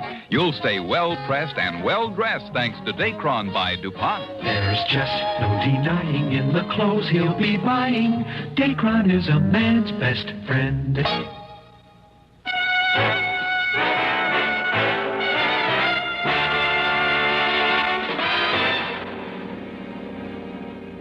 Expense account item 2. 65 cents for a cab to police headquarters where, after some inquiries, I ended up talking with Sergeant Holly Holcomb. He wasn't very encouraging. Sure, Dollar. He was known to be in town. Known to have tried to leave right after it. Trademark he left on the wall safe was his. Plain as the nose in your face. Mm-hmm. And we pride ourselves on knowing the M.O.s of all the safe men within 1,000 miles. Yes, I know you do, and rightly so. But we couldn't pin a thing on him. All the direct evidence we didn't have on him because of his alibi apparently checking out all the way. We simply couldn't hold him on nothing more than suspicion any longer. No. Especially with that smart mouthpiece he dragged in. If we tried, he would have sued us from here to Kingdom Come. I mean, if you know Oscar Mayfield. Only too well, Sergeant. And you know what I mean. I suspect him just as much as you do. But sure we have something definite, some real tangible clue. Well, anyhow, he went back to New York. Have you notified the police down there? Sure I am. Lieutenant Singer at the 18th Precinct. And, isn't he an old friend of yours? Randy Singer? He certainly is. Well, I haven't heard a word from him, not in over a week now, so why don't you call him? Or better still, go down there and see him. See what goes. All right, Sergeant. Maybe I'll do that.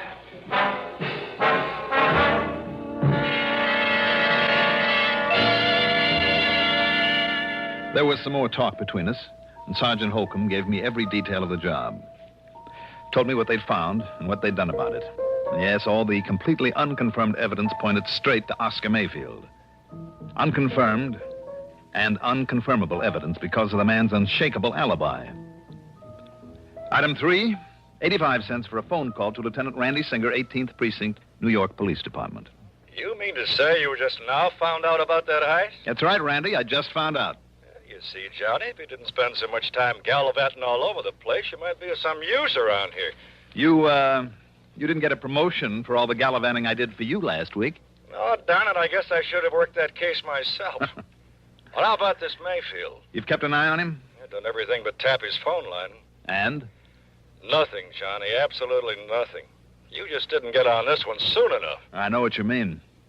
Unless he's changed these last couple of years, Oscar Mayfield is not one to hold on very long to whatever he's lifted. Right. And if he did snatch that stone, you can be sure he passed it on and collected for it long before this. And yet there's always the chance. So, in the case of a big hunk of rock like that, it means one of two things. The guy who bought it from him is either carting it out of the country and far away, or having it cut up into little ones that nobody will ever be able to identify. I guess Mayfield would have passed it along in one big fat hurry. I know we couldn't find it. Anywhere on or around him. We tried every trick. And I mean trick, Johnny. Until he started to yell at the DA, and the DA started yelling at us. Johnny, I understand. I've just heard this, mind you. Yeah? Well, I understand that one of my boys... Well, he was off duty, of course, so it was completely unofficial, you understand? Yeah. Well, I heard he even went so far as to roll Mayfield one night in the alley back of a nightclub. What? Not a sign of that, Ruby. Randy, if the department ever catches up with these unofficial tricks of Look, yours... I told you, Johnny, I only heard that. But I know myself it isn't hidden anywhere in his apartment. Oh, you do? I do. Randy, Didn't you and your clever little boys completely overlook the Otara's necklace that was hidden in the back of a camera just about a week ago? Oh, now that was different. So that I had to get lucky and find it for you? Okay. So you happen to guess right. For once.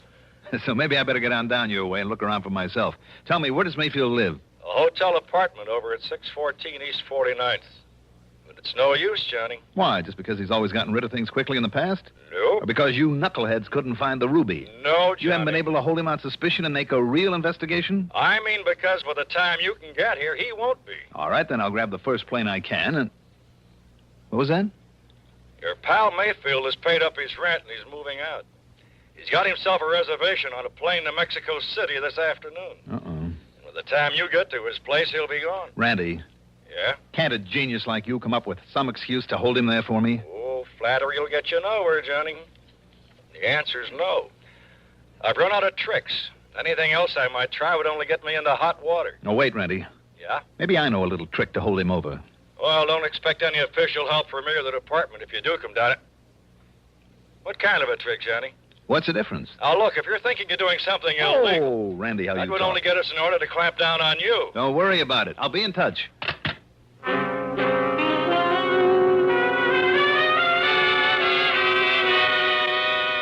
Illegal? I don't know why, but I'd suddenly remember that during my run-in with Mayfield a couple of years ago, there'd been talk about a man who was fencing his stuff. A man who had been only vaguely identified as Hugo. The last name had never come to light. Okay, maybe that name still meant something to him. If so, it justified item 4. $1.26 for a telegram to Mayfield. It read as follows. Urgent, that before you make any deal, you call me immediately at Plaza 3, 9970, and I signed it, Hugo. And I had them put a rush on it, hoping it would give me some much-needed time. Item 5, $6 for a cab to Bradley Field. Item 6, $10.12 for a plane to New York. And when I got there, item 7 is $5.80 for a taxi to 614 East 49th Street. It was a smart, good-looking apartment hotel, which is more than I can say for the stuffy uniformed doorman. Mr. Mayfield, did you say? That's right. Mr. Oscar Mayfield. Is he still here? Is he in? Whom shall I say is calling, sir? Don't. Don't? Just give me his apartment number. Your name, please? Now, don't worry about it. I'm sorry, but I must have your name, sir. It's Dollar. Now, what's the apartment number? Dollar. Very well. No, you don't. Just put the phone down. I beg your pardon. It's granted. Now, the number of his apartment. Not unless I announce you, sir. Now, look, I am a special investigator. Oh, you are? Yes, and if you'd like to call the police and check on me, only I haven't time. Look here. These are my credentials. And I tell you, sir, that unless I... Oh, I see. Mr. Johnny Dollar. That's right. The insurance investigator. Yes. I didn't know. Well, you do now. Well, nonetheless, Mr. Dollar... Just give me Mayfield's apartment number, please. Now, what is it? Well, it's 7G. Okay, thank you. And I'll phone that you're on your way up, sir. You do, and I'll break your neck. 7G, Just in case he remembers what he once promised, I better make sure that this thing is working properly.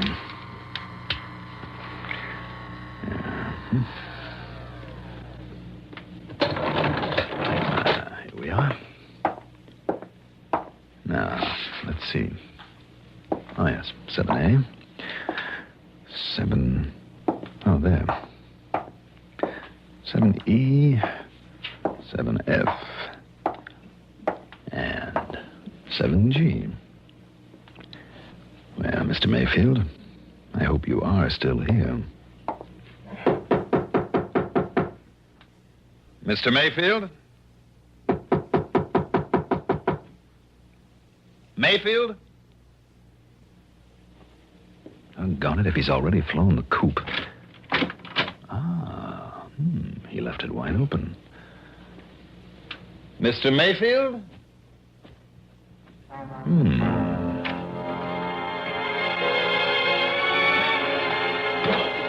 The well-furnished living room was empty. And so was a kind of study off at one side and a little bar kitchenette beyond it. As for the bedroom in the back, well, as I started through the door, I caught sight of a couple of handbags in front of a chest of drawers. So he was still here. What I didn't catch sight of, though, was the gun shoved around the side of the door into my back. Just lift them up slowly, Dollar. Slowly, while I see whether you're armed. Ah. Yes, here it is. Thank you. Okay, Mayfield. Now over there, next to the bed. Go on. Sure. Sure, why not? Are you happy now? Dollar, I made you a promise once. It's kind of foolish of you, wasn't it? I'm going to keep that promise now. You going to pull off a shot in a place like this? This apartment is absolutely soundproof. One of the reasons I selected it. I see. Well, are you ready?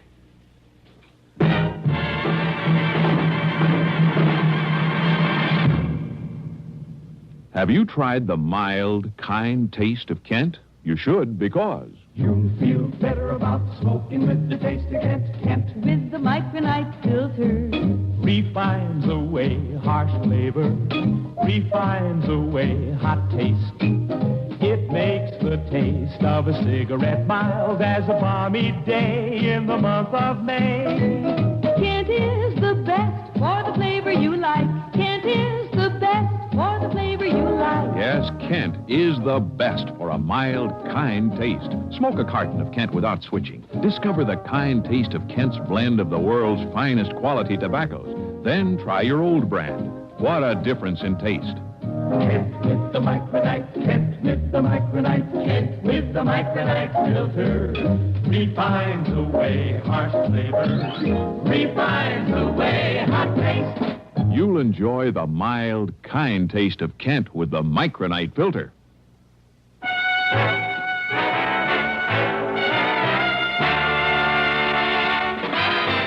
And it looks like you were expecting me, Mayfield. Oh, yes, Dollar, I was. You see, I figured right from the beginning that you might be called in on this case. Then you do have the Burma Red, the ruby. Now? Oh, of course not. You should know that I wouldn't hold on to a thing like that. Let's say it's been successfully disposed of. And why do you hang around here? Because I'm waiting for... Yes? I was waiting for you. To settle my old score with you.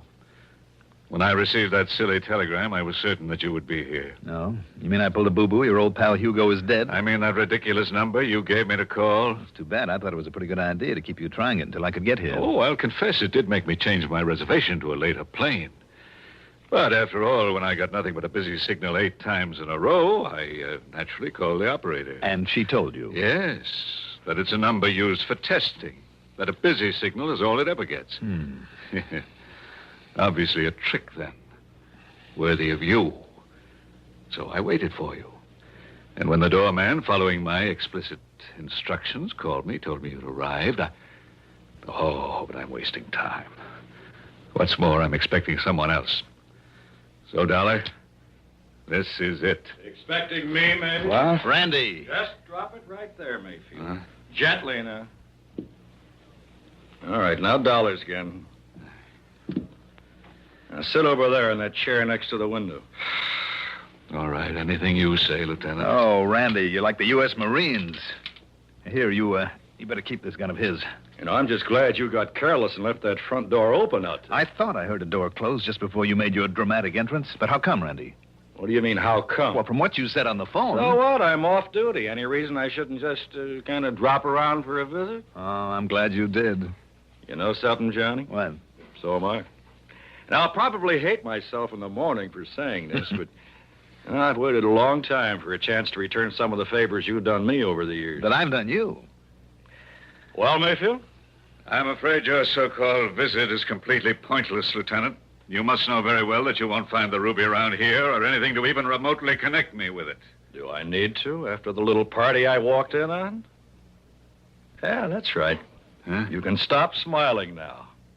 Oh, very well. Very well, if you insist on booking me for an alleged attack on Johnny Dollar with a, quote, deadly weapon, unquote. Let us go down to your station house and have done with it. This Grand Central Station? Shall we? Shall we go, Lieutenant? You just stay in that chair, Mayfield, while I... No, Randy. While I answer the door. Okay, but leave this one open so I can hear. Right. Yes? Yeesh, what a fancy layout this is. Who are you? You Oscar Mayfield?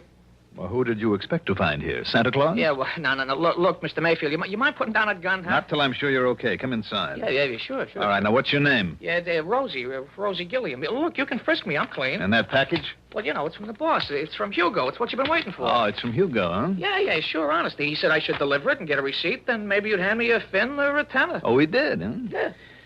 Maybe I better make sure that it's, whatever he was supposed to send over to me. Well, you think I'd meddle with it, maybe do myself out of these delivery jobs he gives me and pays me so good? You're on the level? Yeah, honest, if you hit it. Well, this contains, and I think it does. By the way, where does Hugo hang out? Well, how should I know? All I know is he calls me now and then, meets me at some place, and gives me something I should deliver. I guess you're okay, then. Sit down there while I take a look at this. Yeah, sure. We'll just see now. You're the first gent to ever open one of those deliveries in front of me? Am I? Yeah, you're the very first. Holy jumping, look at that loot. Where is he waiting to pick up the receipt, Rosie? Yeah, I don't know. He only hunts me up when he's ready. Look at all that dough. What kind of a receipt, Rosie? He said you'd know what kind. Oh, man, would you look at that? Would you look at it? All right, I'll write you one. Yeah, maybe I could have a 20 for bringing it. I'll give you a receipt to Mr. Hugo. Let's see, how is it now that he spells his last name? You don't know, Mr. Mayfield? Well, don't you know? I should know how to spell Hemperschlag. Hemperschlag. So that's it. Hey, now, wait a minute. Listen, you are Mayfield, ain't you? All right, Randy. Randy who? Lieutenant Singer of the police. Come in, Randy. The police? Oh, no, I've been took. Mr. Hugo will kill me. No, Rosie, I don't think he'll ever get the chance. Just take it easy, Rosie. Oh, no, listen, cop, I was... We'll give you all the protection you need after we sign you in at headquarters. Rosie, whatever your name is, you hairbrained idiot. Just take it easy, Mayfield, and sit down. You too, Rosie. Well, now, look at all this beautiful money. Randy, unless I'm awfully wrong, it's payment to Mayfield for the ruby. And if you can locate a Hugo with the unlikely name of Hemperschlag, or maybe you'll save us the trouble, Mayfield. After all, now that we have his name, and who knows, if you talk, maybe the judge won't throw the whole book at you. Well? Okay, Dollar. I know when I'm licked, I'll talk. Mr. Hugo Hemperschlag, believe it or not, turned out to be a gem setter for the famous jewelry house of Winkler & Winkler, where he couldn't help knowing about all the important stuff brought into this country, and with the know-how to break it up after he'd arranged to have it stolen. Expense account total, well, in view of the commission I'll get on this one, forget it. Yours truly, Johnny Dollar.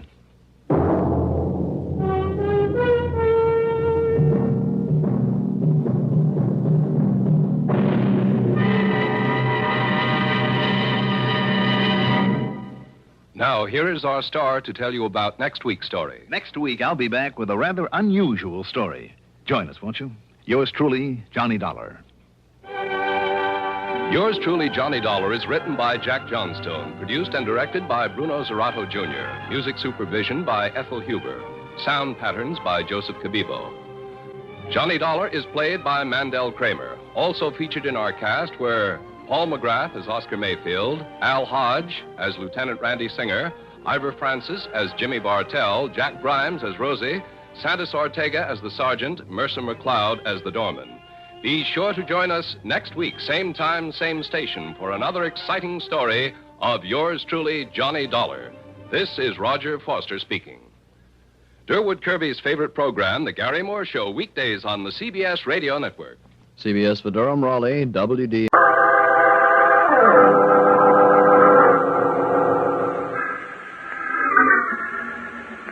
Today's story began only last week. Unknown to me, Inspector Noah Danton had been approached by a man named Ben Cramer, who believed his wife was in danger of being murdered. Inspector Danton was unaware of the fact that on the evening previous, Ben Cramer had paid a visit to a boyhood friend named Steve Allison.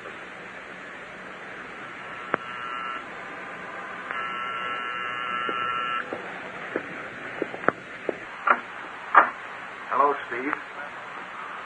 Well, if it isn't good old Ben Kramer. What are you doing, Ben? Selling magazine subscriptions? No, Steve. I'd like to talk to you. Oh, sure. Sure, go ahead and talk. What's stopping you? Well, would you mind if I came in, Steve? Yeah, I would. What's in your mind, chum? It's about Judy. Judy? She's sick. She wants to see you. Come in. Sit over there. This is good, Steve. You've done well. It's warm here. Never mind that. What about Judy? I'm afraid there isn't much hope, Steve. You think Judy's nowhere to die? She's very sick. Pneumonia. The doctors give her only a short time. You rat. It's your fault, you and your pride and your false morals. Steve, you're choking me. Don't. I ought to choke you to death. You killed her, Cramer. You killed the most wonderful woman who ever lived. It's all right, Steve. I don't blame you. You blame me. That's a laugh. If you'd only let me... I know. I won Judy away from you, Steve, by promising her things that I knew I could never provide. By lies, by running me down, by setting yourself up as a moralist. It's true. I'm not denying it. I loved Judy madly. That's why I... Loved her? I did, Steve. I did. You should understand that. You loved her, too. Yeah, I loved her, too. And you still do, don't you, Steve? So what if I do? What difference does it make? Steve, listen to me. I failed. I tried, but I failed. I wanted to give Judy everything. Don't try to make yourself out a hero, Kramer. You were a rat right from the start. All right. I was a rat. I knew I couldn't fulfill the promises I made. Yeah, but you married her just the same. She fell for your lies, and she married you instead of me. I'm sorry, Steve. Believe me, I am. Sorry? Sorry about what? Did she marry you? Kramer, you can't help being a rat, can you? Allison, do you think a rat would come to you tonight as I have? Would a rat humble himself enough to ask help from a man he hates? At last you've given it a name, haven't you, Ben? You've admitted that you hate me. Yes. I do hate you, Steve Allison. I hate you because you always had more than I. Because you were more popular. Because you had family and background and all the things I never had. Huh. That's interesting. Tell me more. I hate you because it was you who drove me to tell Judy the lies I had to tell her in order to win her. Well, that justifies everything, doesn't it? I hate you, Steve. I'll never stop. But I love Judy more. Will you go to her? Go to her? She's been asking for you in her delirium. She wants to see you. Will you go to her? She's been asking for me? Yes, I guess it's been there in the back of her mind all the time. The fact that she made a mistake. I see. Well, what can I do? Is there any hope? I don't know. Perhaps. If she becomes rational and you were there, she... All right, I'll go. Steve, do you mean it? I said I would, didn't I? There's just one thing. Anything, Steve. I'll do anything. I want to see Judy alone. You keep away. I will, Steve. I will. I'll stay away as long as you want. Okay. I'll write your address in a slip of paper and then get out.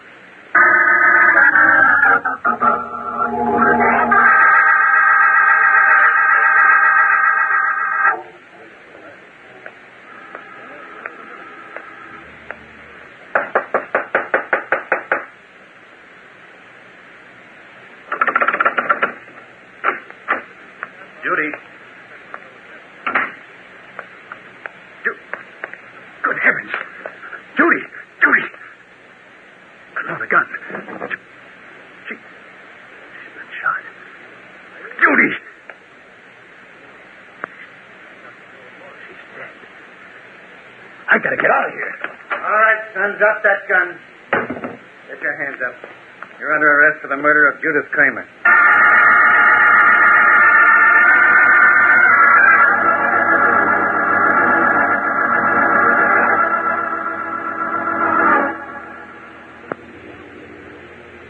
Now, look, Bart. I tell you, the case is dead open and shut. I caught the guy red-handed. It was you who made the arrest, then, Inspector. Sure, it was me. I opened the door, and there was this guy, Steve Allison, with a gun in his hand, and the body of Judith Cramer on the floor with a bullet through her heart. I see. Ben Cramer, you say, Judy's husband, came to you because he suspected that Steve Allison was going to pay his wife a visit. Yeah, that's it. Cramer figured that Allison was going to murder Judy. Why? Why, what? Why did Cramer figure that Allison was going to murder Judy? I've already told you. Oh? Judy and this Allison were old sweethearts. They've been playing around. Cramer found out about it. And he told his wife that unless she stopped seeing Allison, he'd kill her. That's the deal. Mm-hmm. But instead of that, Allison shoots Judith. Yeah, Allison shoots Judith. Dead open and shut. Inspector, you're wonderful. Something funny, eh? What? Yes, Inspector, you, I'm afraid. Oh, yeah? Now, wait a minute. But finding a woman murdered is no laughing matter. I know it isn't, Inspector, but listening to you tell that story is very funny. Why? Because you don't believe it any more than I do. It's too packed, too many discrepancies. I do. Now, wait a minute. I arrested the guy. I know you did. That's why you're here. You arrested the guy. But then you realized you'd stuck your chin out. You began wondering how to salvage your pride and your reputation. Well, I like that. So you That's all right, Inspector. I'll be glad to help you. We'll go down to the tenement house on Spring Street at once. I don't know, Bud. If it got around that I was backing down on my original move. What would happen, Inspector? Well, a man in my position, all the newspapers have published the story. I see. You think if we produce evidence that indicates there's been a miscarriage of justice, it would give you a bad name. That's it. I wouldn't want you to make a monkey out of me, Bud. Inspector, I love it. There's always a conflict in your mind as to whether you've made a wrong decision or whether your pride is going to be hurt. Well... Don't worry, Inspector. If we can save a man from the electric chair, the monkeys won't mind if we join their ranks.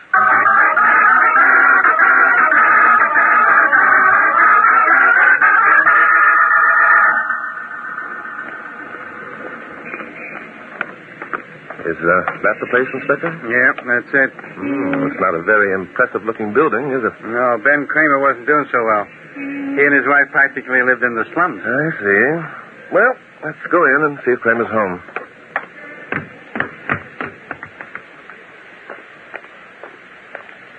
It's this door here. Yeah, the last one at the end of the corridor, huh? Well, let's find out if he's home.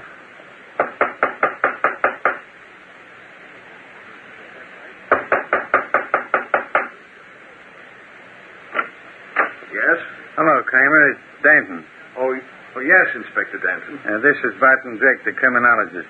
Drake? How do you do, Mr. Kramer? Is something wrong? What did you want to see me about? We want to ask you a few questions. You mind if we step inside? Yes. Well, that is, couldn't you come back some other time, gentlemen?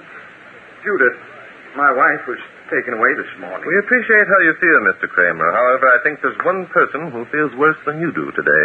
Feels worse? I don't believe I understand. Steve Allison.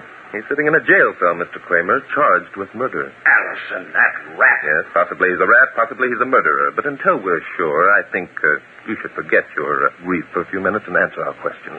Until you're sure? What do you mean by that? Allison murdered Judy. Inspector Danton saw it. Well, back up. Not so fast, Sonny.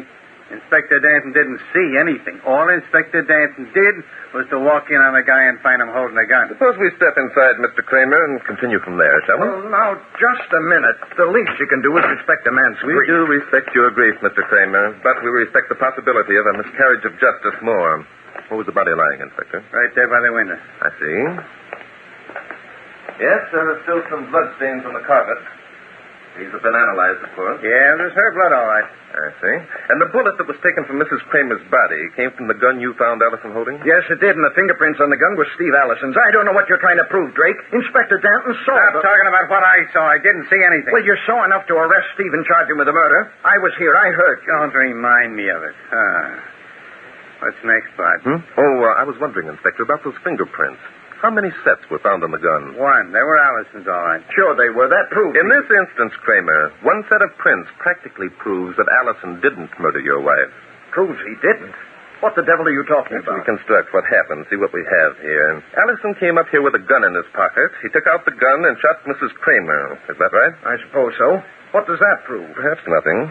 But if Allison came with the gun, he must have handled it before he arrived here. In that event, there'd be more than one set of prints, wouldn't there? I don't see why... I do. But you're right. I should have thought of that myself. Yes, however, if Allison arrived and found Judith lying dead on the floor, he would have been shocked. His natural impulse would have been to pick up the gun and... Sadie, I told you to... I'm sorry. Gentlemen, this is Miss Sadie Evans. She's a friend of mine. A friend, eh? Do all your friends call you Ben, darling? I resent that. Ben, who are these men? I'm Barton Drake, Miss Evans. This is Inspector Noah Danton. Hi. We're here to ask Mr. Kramer a few questions regarding his wife's death. Asking questions? But I thought Steve Allison... did murder Judith. Drake's got it into his head that I did. Oh, you must have a guilty conscience, Kramer. No, I haven't got a guilty conscience either, but I'm not fool enough to think that accusing me of the murder isn't your reason for being here. Well, see, what? That guy's smart. I don't have to be smart to see through your artifice. I suppose next you'll be saying that Steve wasn't here at all. Well, that's absurd. I saw him myself. You saw him, Miss Evans? Yes. Well, I was just going into my room when he came along the hall and knocked on Ben's door. Where is your room, Miss Evans? It's across the hall, 2 doors down. I see. Did you see Allison enter this apartment?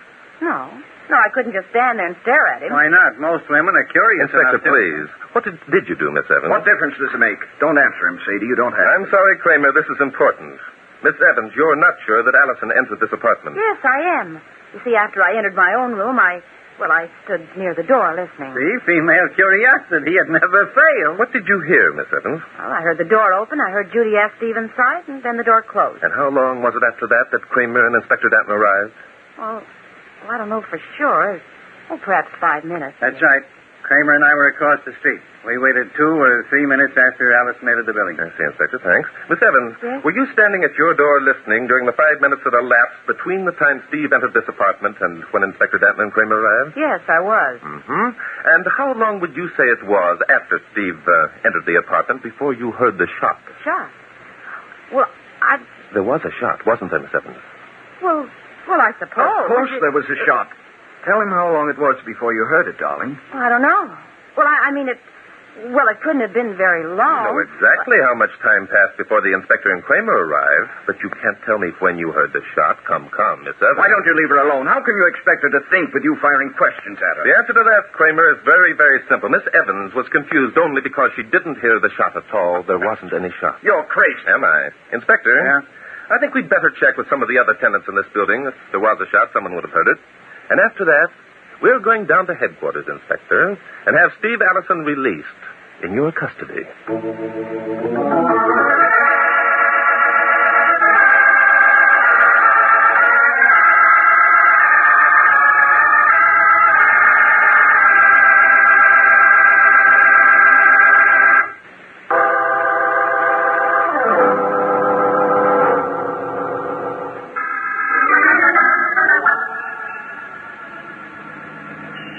This is a fine thing, Bart. I suppose you know what's going to happen the minute we get Steve Allison released. No, what, Inspector? The newspapers are going to blast me all over the lot for making a false arrest. They're going to make a monkey out of you. Is that it, Inspector? Well, maybe you think it's fun. I think you'll find you don't have to worry, Inspector. What do you mean, not worry? You've already proved Allison didn't murder Judith Kramer. Kramer himself was with me, so that lets him out. Say. What, Inspector? How about the girl? She could have done it. By gosh, why didn't I think of that before? She was in love with the guy. And decided to shoot his wife so she could marry him. Sure. She shot her just before Allison arrived. She knew he was coming because Kramer told her. So she wiped the fingerprints off the gun, knowing that Steve would pick it up. That's it. But it's dead open and shut. Let's turn around and go back. No. Let's not, Inspector. Let's not. But look, the girl. Hey, what are we stopping here for? You're going to make a telephone call, Inspector. A telephone call? And who am I going to call? Ben Kramer. I want you to ask him and Miss Evans to meet us at Steve Allison's apartment in an hour. Now, there's one for the book. Look, we just left them 15 minutes ago. Why didn't you tell them then? Evidence, Inspector. We've got to collect evidence.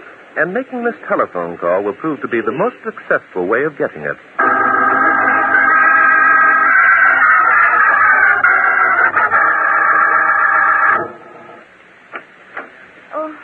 Ben? Inspector Danton. He wants you and me to meet him at Steve's apartment in an hour. Meet him at Steve's apartment?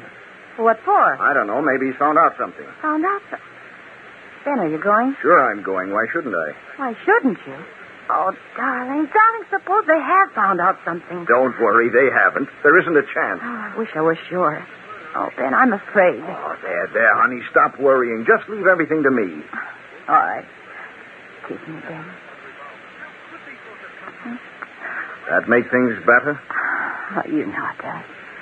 Oh, if only it could always be like this. It will be. No one's ever going to know unless... Unless what, Ben? Well, there's one thing that bothers me, Sadie. What did you do with the gun? Gun? What gun? Why, the gun that you used to shoot Judith. What did you say, Ben Cramer? Okay, honey, you don't have to tell me. Perhaps it's just as well that I don't know, so long as... Ben, stop it. Stop it. I won't listen. Oh, you can't be that rotten.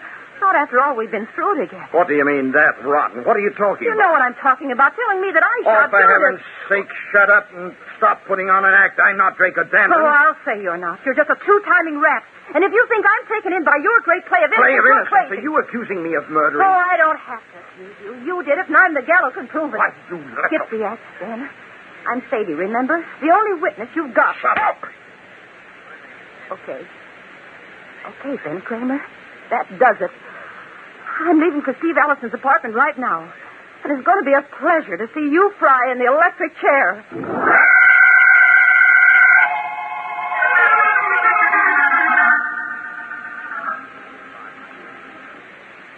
Your story's most interesting, Allison.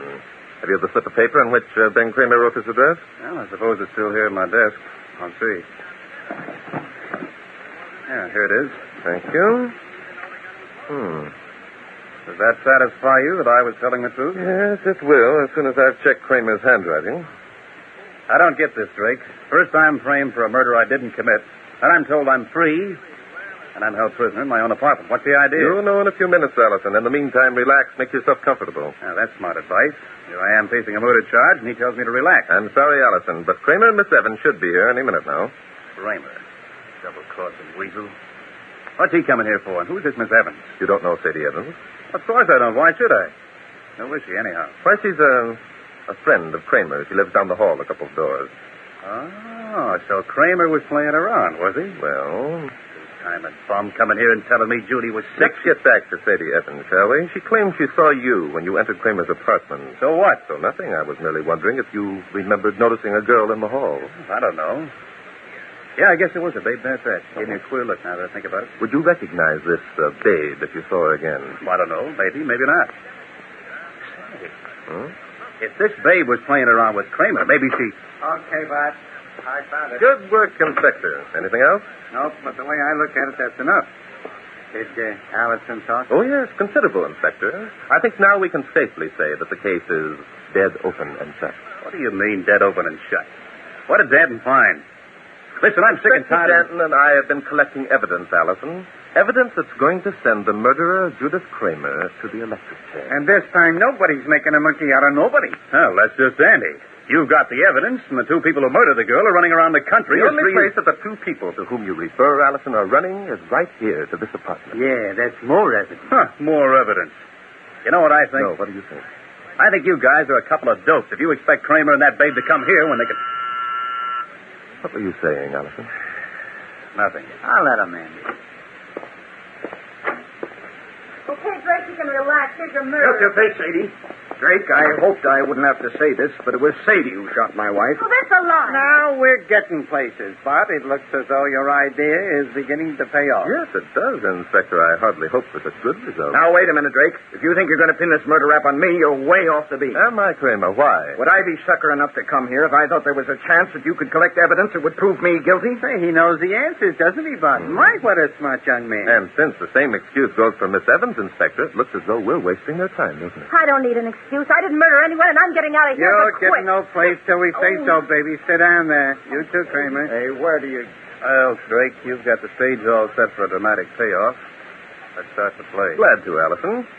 But first, I'd like to know if Miss Evans is the girl you saw in the corridor. Oh, could be.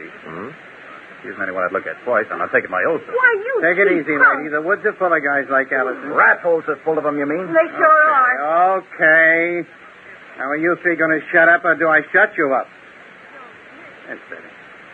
Go ahead, Bart. Thank you, Inspector. Miss Evans, a moment ago, you accused Ben Cramer of murdering his own wife. Exactly when did you come to that conclusion? I knew it all the time. I wouldn't have said anything, but the louse tried to frame me you? for it. Why, you little flat-footed wren, I didn't have to frame you. You killed her and then figured that Drake would find out, so you tried to pin it on me. And when did you decide that Miss Evans was guilty, Kramer? I knew it a week ago. She told me she was going to do it. Oh. She thought I'd marry her. Oh, that's a dirty lie, and you can't prove it. You're right, Miss Evans. He can't. Well, Allison, haven't you got anything to say? Well, I was wondering when you were going to get around to me. Sure, I've got something to say. I was the guy who was framed, but good. No, Allison, you weren't framed. You only thought you were. No, I don't get it. You will in a minute. Kramer, you and Miss Evans are under arrest. What? Charged with obstructing justice. What do you mean? Obstructing justice? What is You this? both claim that you knew that the other had murdered Judith Kramer, yet you allowed Steve Allison to be arrested for the crime. Well, you can't arrest me for that. I would have told. Nobody asked me. Where you're going, lady, you'll have a chance to talk. Lady. What neither of you knew was that Steve Allison did actually murder Judith Kramer. See? But it wasn't you, Inspector, what was it you found in Allison's bedroom? A silencer. Here it is. Thank you. Do you recognize this, Allison? Sure. It's mine. Had it for years, so what? So, you used it on the gun with which you shot Judith Kramer on the morning of October 29th. You're crazy. You can't prove a thing. I think I can. Shall I tell you what happened? Yeah, you're so smart. Tell me. You've been in love with Judith Kramer for years. When she married Ben, you tried to put her out of your mind. A week ago, you found out where she was living. You thought it'd be easy to win her back because you were so rich and Kramer had nothing. Well, regular dime novel stuff, huh? Yes, only cheaper. On the morning of October 29th, you went down to the tenement house. You shot Judith Kramer, using this silencer on your gun so the shot wouldn't be heard. You left the gun there, but removed the silencer and came home. Drake, you're a dope. That'll make good reading, but it won't hold water. Then, when Kramer came home later, he found his wife dead. He thought Miss Evans had murdered her because she'd threatened to do so. That gave Kramer an idea. He saw a chance to pin a murder on you whom he hated and let Miss Evans off free. Oh, it still stinks. Wouldn't I be a sucker to walk into Kramer's apartment if I already knew his wife was lying dead on the floor? No, not at all. My friend, you'd be smart. You figured that Kramer hadn't discovered his wife's dead body. If you refused to do what he asked you to, you'd be giving yourself away completely. Oh, I see. And how are you going to prove all this? By a queer twist of fate, Allison. Miss Evans, when was the first time you saw Steve Allison? Why, I don't remember. Yes, you do. You saw him on the morning of October 29th, didn't you? Well, yes, there was a man, but, I didn't know. No, you didn't know it was Allison because that was the first time you'd seen him. But later on, you told the inspector and I that you recognized Allison when he came back for the second time. Say, that's right. The babe had to see Allison twice in order to recognize him the second time. Look out! Sorry, gentlemen. You should have searched more thoroughly. I've kept this gun in my desk for years. On the contrary, Allison, we left that gun there purposely after first removing the bullets. Well, you couldn't have. It was hidden behind But not well enough, Allison. And now that you've endorsed my dime novel story by betraying yourself, I'll take that gun. Oh, no. Keep away. All right, be careful. The gun is loaded. Hey!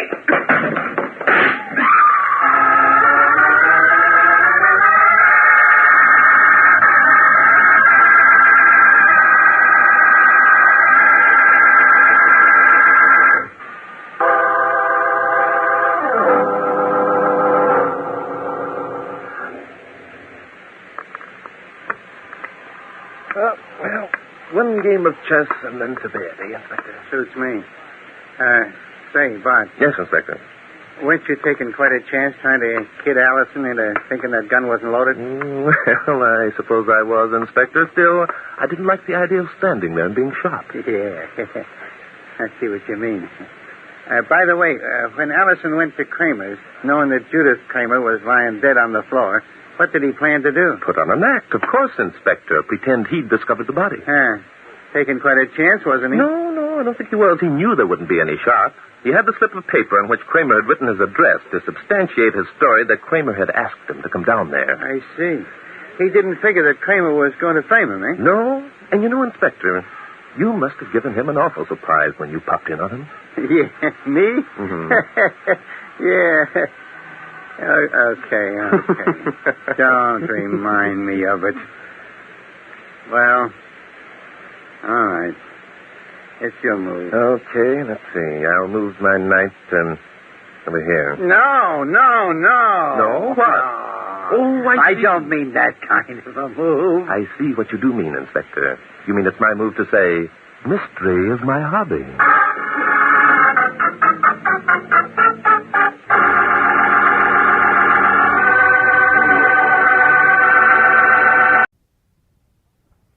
From Hollywood, it's time now for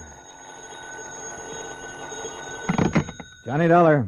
I love you. Hello? I said I love you. Yeah. That does not please you? Oh, pleases me fine. Now, why don't you and I get together and we'll be able... That would be nice. Well, just name the time and the place and, Hey, wait a minute. Who are you? Carmela Jocares, Johnny. Oh, well, let's get down to earth. Carmela? Yes, Johnny.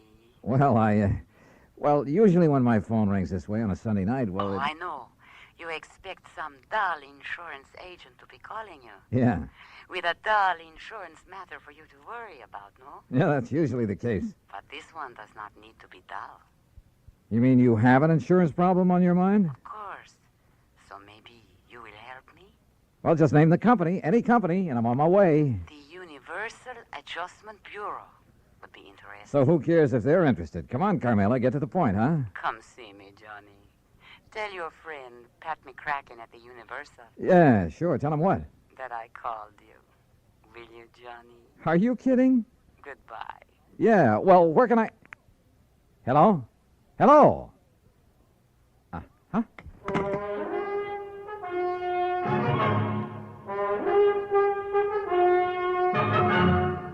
Bob Bailey in the exciting adventures of the man with the action-packed expense account, America's fabulous freelance insurance investigator. Yours truly, Johnny Dollar.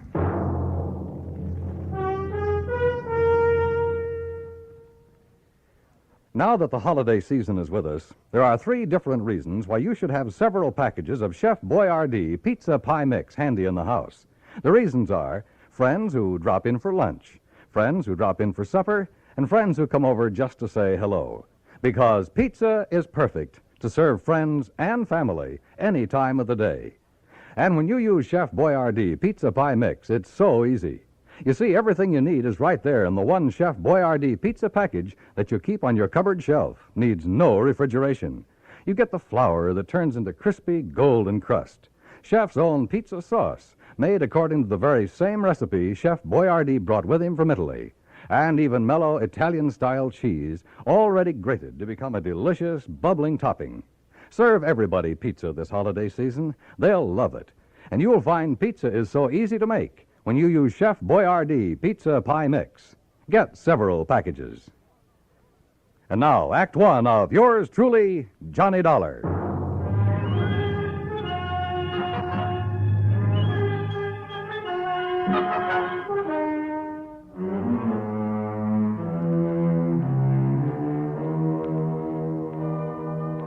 Expense account submitted by Special Investigator Johnny Dollar to the Home Office, Universal Adjustment Bureau, Hartford, Connecticut. Following is an account of expenses incurred during my investigation of the Latin Lovely matter. Expense account items 1, 2, 3, 4, and 5, 50 cents for phone calls early Monday morning, trying to reach Pat McCracken. Item 6, $1, taxi fare to the offices of Universal Adjustment. Oh, hi, Johnny. Top of the morning to you. Yeah, where the Sam Hill have you been all morning, Pat? All morning? You kidding? Look, the clock on this desk says exactly 9:02. For me, that's the crack of dawn. Now, what's bothering you? Carmela. Oh, Carmela Jocares. Yeah, only it's Jocares. Oh, well. Might have known she'd call you direct. I should have warned you, Johnny. You know her, Pat? She's threatened to come down here and camp on my doorstep any minute. Oh, can you think of a nicer ornament to have around?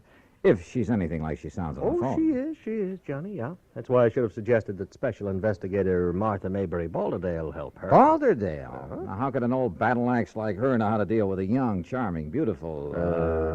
dancer like Carmela? Dancer? Is that what she is? Yes. Not very good, but she's just as beautiful and seductive. No, maybe I better stick old Lady Balderdale on. All right, Pat, quit the kidding and tell me what it's all about. Who's kidding? Well, where do I find Carmela, her address? Now, you see, you're already emotionally involved with her. You haven't even met her. Emotionally? Client relationship in our business should be entirely objective, Johnny. How can I possibly expect you to look at Carmela's insurance problem with an unbiased mind? Pat, All she'd have to do is bat those lovely big brown eyes at you a couple of Look, times. will you stop baiting me and tell me what this is all about? Emotion. All right. I got involved with this little Latin Lovely as a favor to the company that issued her the policy, Surety Mutual and Trust. What kind of a policy? Retirement. Pays her $50,000 when she's 45. Meantime, if she dies, her beneficiary gets the $50,000. So what's the matter with it? Well, like I told you, Johnny, she's a dancer. Nightclubs. Always has a partner. Some good young kid who can make up for her shortcomings. Only a different partner every month or so. Well, what's that have to do with her insurance? Well, she has the company name her partner as beneficiary. Oh, I see. And if she keeps changing her policy... Right. And by now it has so many riders attached to it, the company's running out of filing space. And what's more important, the cost of servicing this one lousy policy and the time that's been wasted on it. And the last time... Well, she's been so insistent you'd think she was planning to die tomorrow. Well, maybe she is. Why doesn't the company just stall on making some of these changes? Oh, they've tried that. So what happened? She's on the phone every day, 2 or 3 times a day. Nobody has any peace. That's why they finally turned to me in desperation. And you said you'd have me talk to her. I did not. She asked for you. Why? How'd she even know about me? Oh, newspaper, some of the radio programs about the cases you've handled. Johnny, you're her idol. You're her dream boy. Oh, yeah, sure. But what to do about this? Well, you get her to settle with one beneficiary. Get her married, something like that, so her policy will stay set for a while. Yeah, married, even if you have to... Yeah. You? Huh?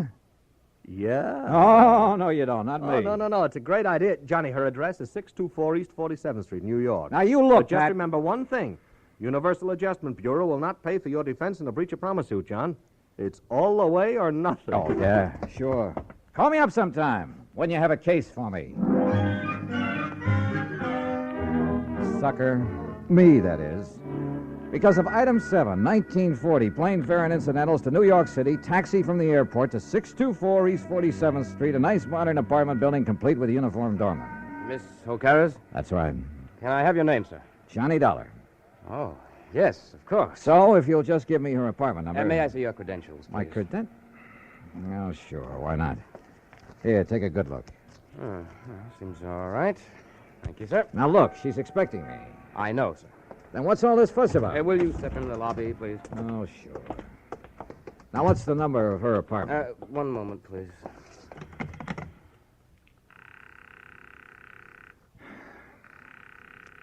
She is in, isn't she? Yes, sir, she is. I don't understand about answering the house phone, though. You're certain that she's in? Absolutely, sir. But why she doesn't answer? Where's her apartment? It's number 7 up the stairs. Come on, show me the way. Yes, sir. She only came in a few minutes ago. And nobody else has called on her? No, sir. Were all those precautions of yours on her orders? Yes, sir. She seemed to be fearful of something lately. Fearful? Right here, sir, number 7.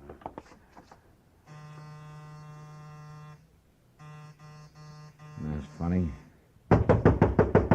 Miss Ocades! Miss Ocades! Camila! Listen. Now what? That sound inside. Well, there must be somebody You in got a there. passkey? Well, yes, sir. Only... Come on, give it to me quick. But unless you have some authority, Mr. Dollar. I have all I need.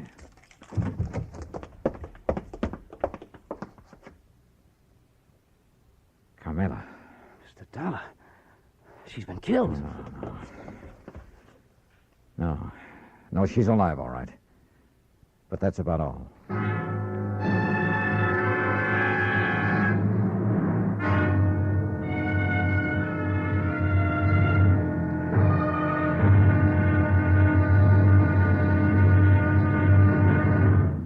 Act 2 of yours truly, Johnny Dollar, in a moment. There is a difference, a great big difference in Vicks medicated cough drops. There is a difference, a great big difference. Get relief with every single drop. Yes, there is a big difference in Vicks medicated cough drops. The medication makes the difference. Only Vicks cough drops are medicated with the exclusive throat-soothing ingredients of Vicks Vapor Rub. 2 delicious flavors, Vicks Regular and new Wild Cherry.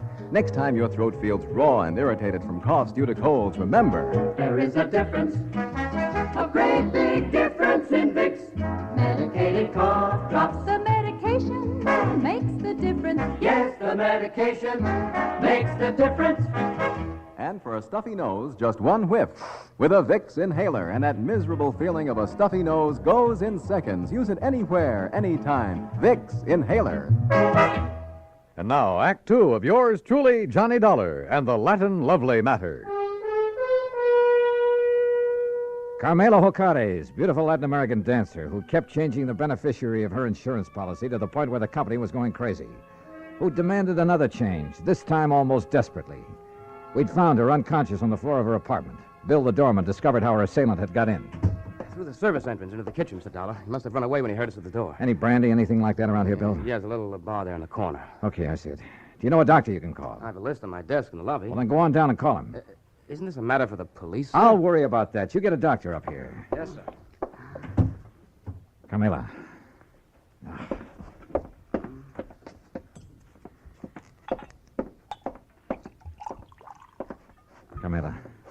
Camila, here. See if you can drink this. What? Oh, Johnny. That's right. Come on now, drink this. That's good. A little more now. Come on. Oh, no. No. I'm all right now. Help me to the sofa. Yeah, sure. Here now. There you are. How's that? Oh, thank you, Johnny, darling. Are you badly hurt? What happened? He struck me. Who? He knocked on the back door. I thought it was Billy to deliver something. So I opened the door, And he struck me before I could... Oh, Johnny, it was terrible. Well, who was he? Do you know? No, darling. I'm still so afraid. Hold me, please, in your arms. Carmela, do you know who it was? No. It was then he heard you and Billy at the front door. And you have no idea who it could have been? Well, he was short and dark and... Johnny. Yeah? The man who has been calling me. First from Mexico, and then from here in New York. Threatening me. Well, who? I do not know, darling. Threatening about what? You have done it once too many, he would say. Now you will be sorry. Then he would hang up. Done what once too many or too often or whatever he meant? I do not know, Johnny. Well, I know darn well the insurance company would never carry things this far. The insurance? Oh, Johnny, you can't do it for me, can't you, darling? Do what? I only ask them to make a little change. But all they do is delay. Oh, now look, we have more important things to think about now. More important than the insurance? Oh, you do not understand. Please, my sweetheart. How can I work unless Armando is... First, we find out who attacked you and why. Oh, Billy, darling. The doctor says he'll be here in 15 to 20 minutes. No, not the doctor. I love you, Billy, but you're a nice boy, but not the doctor. Why not? Because I am all right now. You're sure about that? Carmela? Oh, yes, I am all right. You know, you recovered pretty fast. No marks on you. What do you mean? I wonder just how much of a beating you really took. Johnny, my darling, my love. Surely you do not think No, I'm not sure what I think. Okay, Billy. Call off the doctor until I can find out what's what. Oh, thank you, my sweet. You do care about me. I love you. Oh, yeah, sure. And, Billy boy, you stay here until I get back. Yes, sir. My Juanito, where are you going? You know something, Carmela? I wish I knew.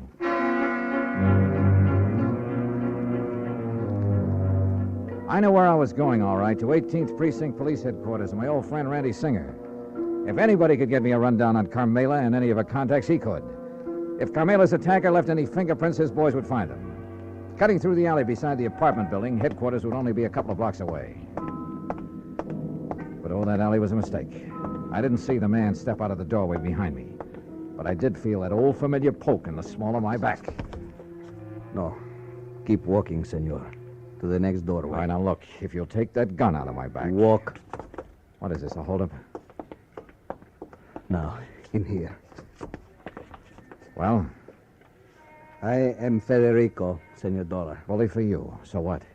I could hear you from the back stairway of her apartment. So you would help her, eh? Carmela? Maybe? No. You will not, because I will kill you first.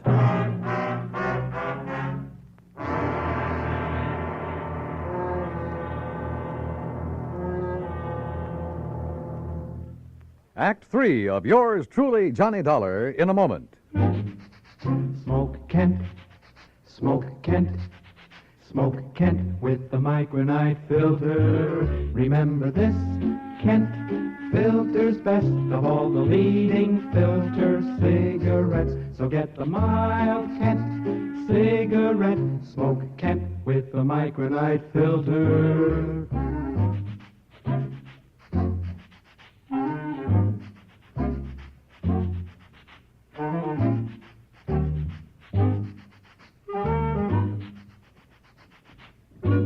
Remember this, Kent filters best of all the leading filter cigarettes. So get the mild Kent cigarette.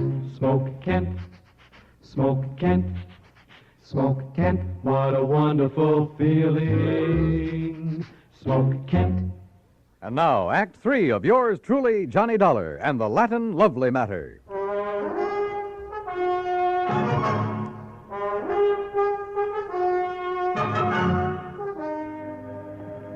Me, I will kill you. Do you mind telling me why? I will kill you before I let you help that woman ruin my son. Your son? You are from the company for the insurance, are you not? Yeah, that's right. To make her the change in the policy, to change what you call the benefit, The beneficiary, yes. That's what she's asked for. But I will not let you. Well, I haven't said I... Oh, look, put away that gun, will you? No. Okay, Chief. What? But be careful, this man is armed. What do you call it? Policia? Just diverting your attention. No, give me that gun. No, I...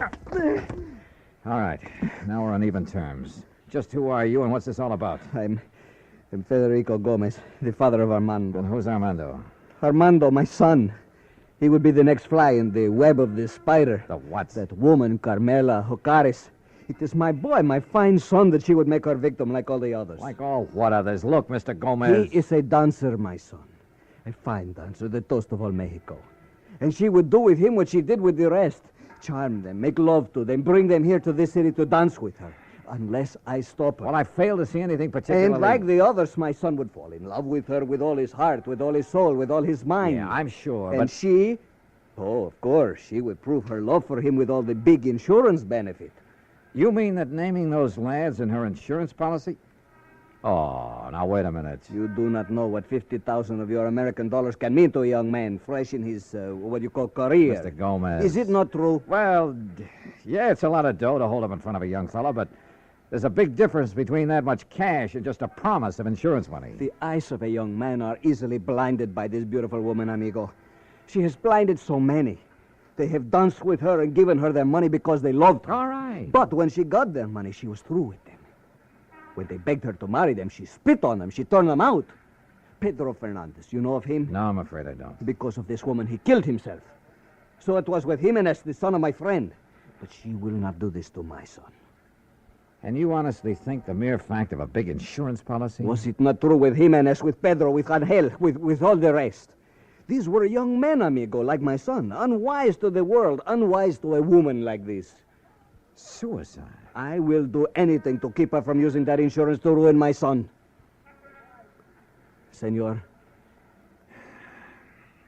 The more I live in this world, the more amazed I am at some of the things that happen in it. Things that are implausible, impossible, but that sometimes do happen. I can only beg of you. Humbly. All right, look, Mr. Gomez, I'm keeping this gun. By rights, I ought to have you locked up for poking it in my back for your attack on Carmela. But Where are you staying? At the Hotel de Glen Arms. I want you to go back there. Stay there until you hear from me. You will help me, senor. If you'll do as I say. Gracias, senor. Gracias. The scene with Carmela back in her apartment was not a pretty one. She not only admitted to having used the insurance, among other things, to further her shaky career at the expense of those young and better dancers, but was quite proud of the broken hearts and broken minds she may have left behind. Until I tore into her, and believe me, I did. Murder? Oh, no, Juanito. Now, you look. No. If you didn't murder those two young kids, well, you might as well have plunged in the knife yourself. Oh. I don't know what laws, what legal action may be dragged in to make you pay for what you've done, but there are moral laws, too, laws of decency. But I did I'll tell you not this, know. Carmela, that from now on, the police of this town and of anywhere else you may go, believe me, they'll be gunning for you. And if anything like this ever happens again... No, Johnny. Johnny, please. You must believe me. I did not think. I was thinking only about myself. I did not realize... Well, it's high time you did. Your insurance? Oh, baby, that's going to be canceled. Unless you can think of someone far away from your career to leave your money to, someone you can't hurt. Oh, Johnny, I promised. Don't you see? Never before has anyone made me realize what I was doing. I have only had to think of myself. By the time I left her, she was sobbing her heart out, promising that she'd spend the rest of her life making up for the things she'd done. And who knows, maybe... Well, who knows? Expense account total, including incidentals and transportation back to Hartford. Johnny Dollar. Pat McCracken, Johnny. Oh, hi, Pat. Well, I just got around to finishing up my report and expense account on that Carmela Jocares thing last You week. can just forget the expense account part of it. Like a what? No, for the life of me, I don't know how you did it. What are you talking about? The company just sent me a copy of the rider, Johnny, the last and final rider on her policy. Oh? Naming the new beneficiary, and absolutely, irrevocably, can never be changed again. Whom did she name, Pat? Some old childhood... Are you kidding? You! What? You sly dog. Hello. Hello. Well, I'll be... Yours truly, Juanito Peso.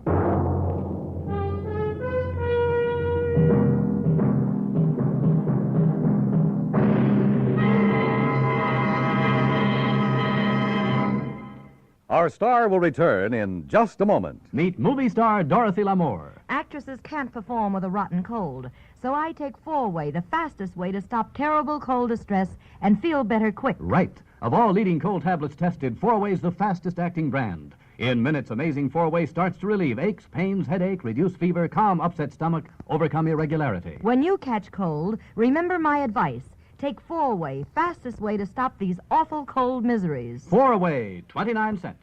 Now let me tell you about another fine product of Grove Laboratories. Imagine a shampoo so effective it gets rid of embarrassing dandruff with one lathering, but won't dry hair, won't split ends, won't leave a medicinal odor. It's wonderful new Fitch Dandruff Remover Shampoo. One lathering with Fitch removes dandruff, can brighten hair up to 35% too, without harsh medication. Only Fitch guarantees to do all this with one safe, easy lathering or money back. Contains no strong medication, so it's gentle enough for every shampoo. And then dandruff need never be a problem again. Fitch Dandruff Remover Shampoo, only 59 cents.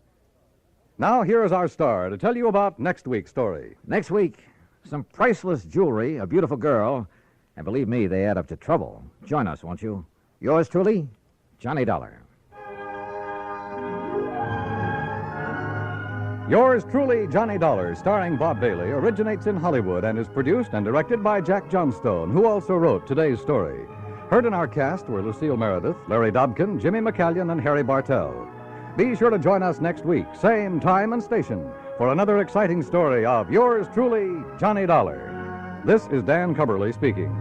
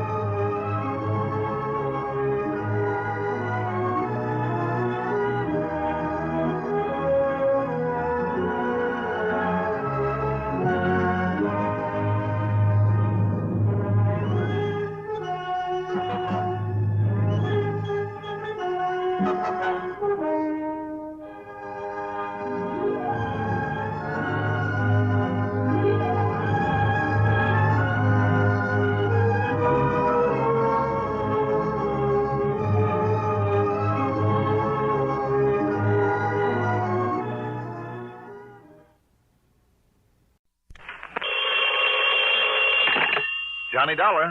This is Mary, the operator at Worldwide Mutual Insurance Company, Mr. Dollar. Yes, Mary. I had a call for you, but now he seems to have picked up his other phone. Oh, Les Wallace, no doubt. Oh, excuse me. Worldwide Mutual, Good morning. Yes, he is. I'll ring Mary? for you. I'm sorry, not you, Mr. Dollar. That was another call that came in, and I'd left your line open. Oh, okay. Look, if Les Wallace wants to call me back a little later. Oh, here you are. I can ring now. Oh, hello? Hey, you're a bum. I beg your pardon. I said you're... wait a minute. Who is that? Are you Johnny Dollar? That's right. Good. Dollar, this is Jonathan Harmon of Worldwide Mutual. Mr. Harmon? That's right. You sound surprised. Yes, I am, Mr. Harmon. I was expecting a call from Les Wallace there in your office. Oh, I see. And that explains your reference to a big bum, did you say? I thought you two were the best of pals. Oh, we are, sir. But he was supposed to call me early this morning about going down to New York tonight to see a hockey game at the Garden to celebrate my birthday belatedly. Oh, I see. If, that is, he could get away from his wife for the evening. Well, I hope everything's all right there, don't you? What's that, sir? I mean about Walters and his wife. And she's such a charming little lady, too, isn't she? Yes, indeed, very. But he's not here, and what I called you about is... Oh, I'm sorry I interrupted you. No, I guess I interrupted you, Dollar, but what I called you about is this, and I think perhaps you'd better get out there right away. Yes, sir.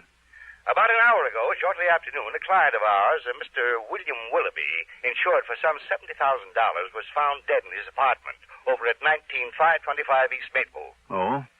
What was the cause of death, Mr. Harmon? As the very unfunny police officer put it when he called, it was a case of lead poisoning. There's certainly nothing funny about that. So I think, Dollar, that perhaps you'd better get right on out there and see what's what. Right away, Mr. Harmon. And if Les Wallace can... Fine, Dollar. Goodbye. Hello? Mr. Harmon?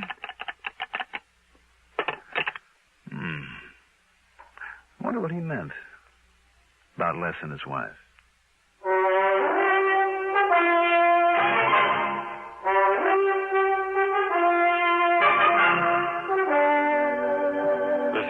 Radio Network brings you Mandel Cramer in the exciting adventures of the man with the action-packed expense account. America's fabulous freelance insurance investigator, Yours truly, Johnny Dollar.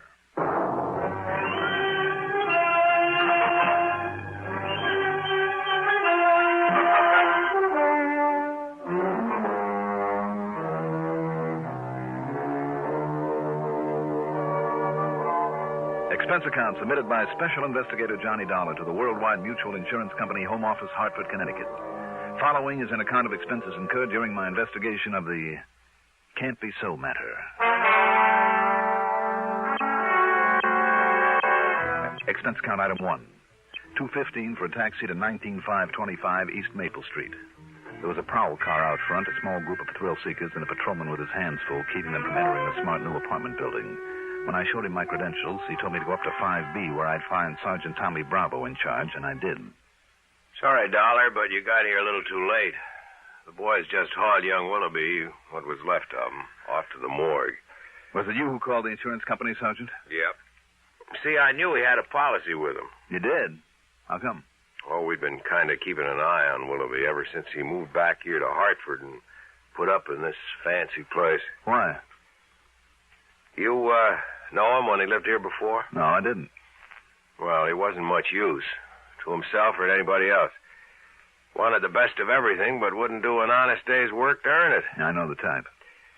The chief even wondered there at one time if he might have had some connection with a narcotics pusher that we nabbed and set up the line. Narcotics? Well, I couldn't prove it, though. Anyhow, when he left here was to get out from under a lot of bills he owed, that sort of thing. Mm-hmm. And so then when he came rolling back a couple months ago, apparently rolling in dough, well, it just made the chief kind of suspicious is all. So we kind of kept an eye on him. But he stayed clean so far as we could see. Just what happened here, Sergeant? No signs of a fight or anything like that? No. And the lab boys, before they left, well, Dollar, they figure it was somebody he knew pretty well. How come? Because Willoughby himself must have let him in, for one thing. Him? Him, her, what's the difference? But it was probably him. Was it? See those chalk marks on the coffee table? Mm-hmm. Lab crew made them, where a couple of drinks were sitting. Willoughby's next to that chair, and the other guy's next to this one. How'd they figure that? Well, that one had Willoughby's prints on it, and this one didn't. Did it have any prints? They were all smudged pretty badly, except one. Looked like they were deliberately smudged. So they took the glass to the lab for good look. Anyhow, there was no sign of lipstick, so it must have been a man. And he shot Willoughby? With a cannon. I'll find out for sure down there at the lab, of course, but it looked to me like it was a .45 at least. A .45? Yeah. But, Dollar, that's just about all we know so far. No other prints around or nothing. Nobody was seen entering or leaving. And if the man 3 doors down hadn't stayed home from work with a virus and heard the shot... how did you find out about this? I got a call from Les Walters at the insurance company. Walters? Well, I should have said from Mr. Walters, huh? Yeah, why? Isn't he the one with that tall, good-looking blonde wife? Name of Constance? That's right. Connie. Why? Nothing. Just that I saw her having lunch with him one day last week. Lunch? You know, in one of those intimate little joints out on 44. With Les? Walters? No. What? With our now departed pal here, Willoughby.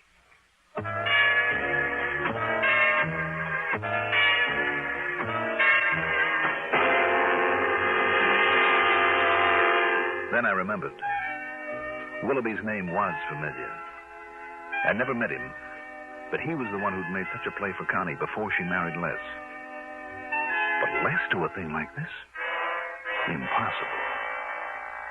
Yet Connie had been seen having lunch with Willoughby at a quiet little place out on Route 44 where the chances were they wouldn't be recognized. Had Les found out about that? Is that why Willoughby was now very dead? No, of course not. I knew Les too well. He simply wasn't the type.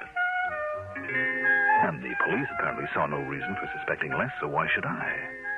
What's more, there wasn't a single solitary clue that might point to him. Not yet, anyway. Item 2, $1.75 for another taxi. This time into the Spear Building and the office of Worldwide Mutual. No, Dollar, I thought I told you that over the phone. Lester Walters isn't here today. As a matter of fact, that's why I myself called you about the Willoughby matter. Did Les come in at all today, Mr. Harmon? Nay? No, not to my knowledge, but then he pretty much keeps his own hours, you know. Sometimes when he's out selling or calling on some of his clients, he doesn't come in here for 2 or 3 days at a stretch. Well, he hasn't even called in or anything like that? Well, not that I know of. You can check at the switchboard, however, if you like. But now, about this Willoughby thing. Mr. Harmon.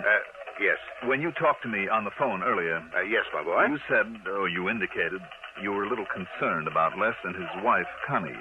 Well, you know how it is, Dollar. Well, in spite of the size of this organization, I have a real personal interest in all of my people. I'm sure you have, sir. The boys all know it, and they never hesitate to come to me with their problems, and I always try to help them if I can, financially or any other way. I'm sure you do. They always tell me everything. Oh? Except where their wives are concerned. Oh. That's the one thing they like to keep to themselves, so I never meddle. So, well, yes, I can always tell. Yes, I know them better than they think. But you have no real knowledge of anything wrong between Les and Connie? Oh, there's some little worry there. There's no question about it, but... Now, about the... If you'll excuse me, Mr. Harmon, there are a couple of things that I have to do right away. Well, have you found out anything? I'm not sure. But don't worry, I'll give you a full report. Yes, I'm sure you will, my boy.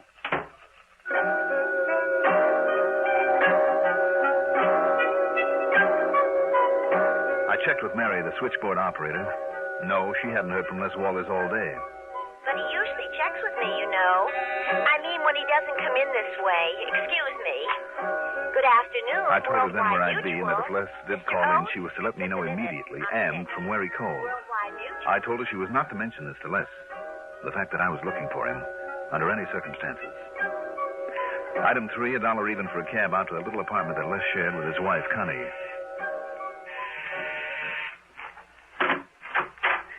Johnny! Well, happy birthday, whenever it was. Hi, Connie. At least I think I heard Les say you had a birthday not long ago. Mm-hmm. But what in the world are you doing this part of town, this time of day? Well... Oh, come in, Johnny. I'll put on the percolator and we can have ourselves a coffee clutch. Well, sure, Connie, thanks. Les around? Oh, no, he isn't. You tried the office? He isn't there. Oh.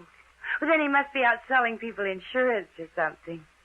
Why, Johnny? It's just that we talked about maybe taking in a hockey game tonight, and I haven't heard from him, that's all. Oh. Connie. Yes? But come in, sit down, make yourself comfortable. Connie, does Les keep any kind of a gun here in the house? Well, now that's a funny question, especially from you. You're the gun collector.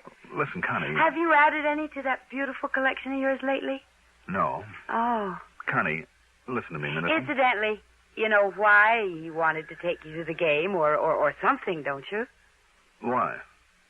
Well, maybe you don't realize it, but he's been trying for months to find some way of thanking you for solving that embezzlement case that got the promotion for him. When was it? Last fall?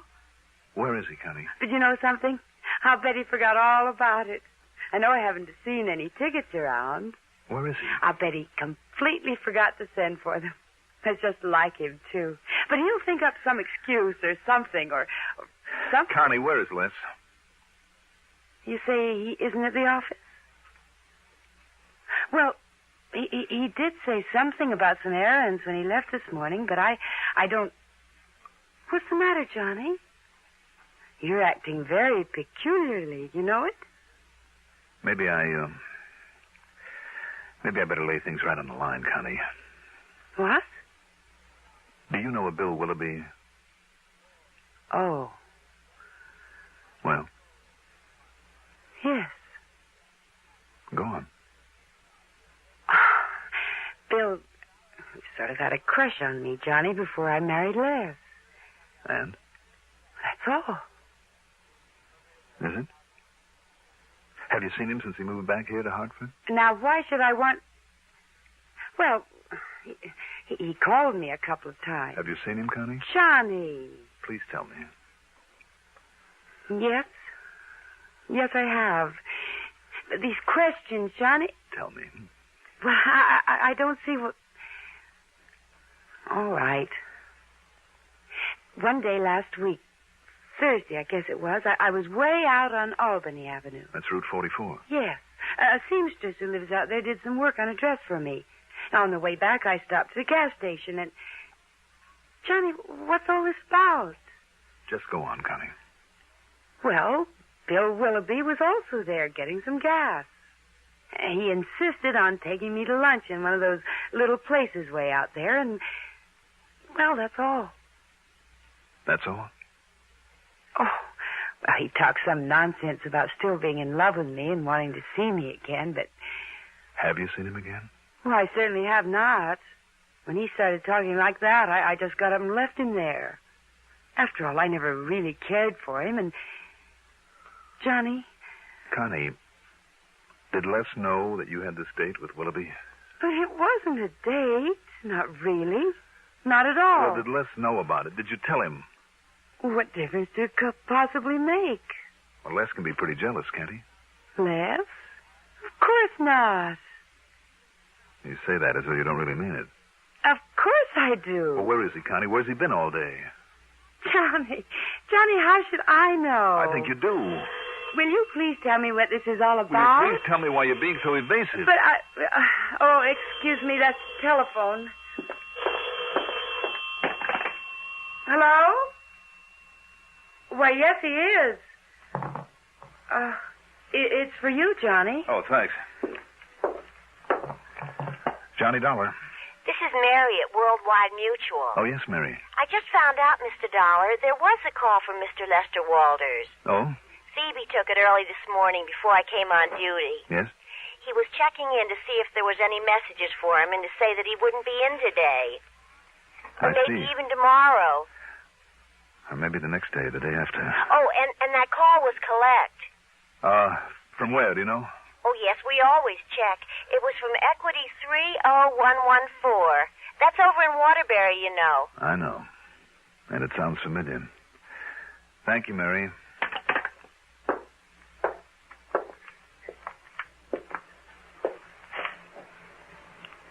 Johnny.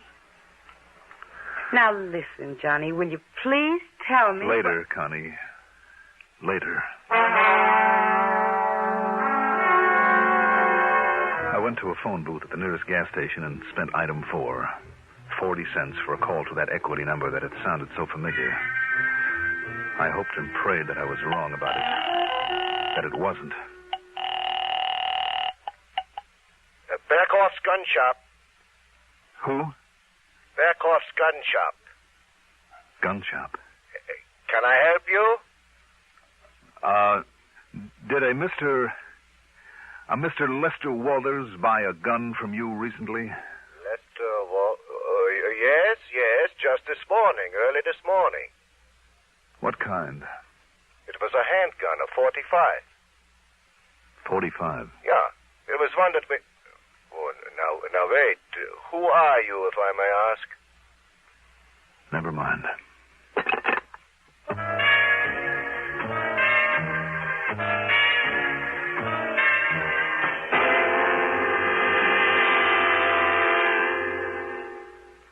Not everyone is as lucky as yours truly, Johnny Dollar, who has an unlimited expense account.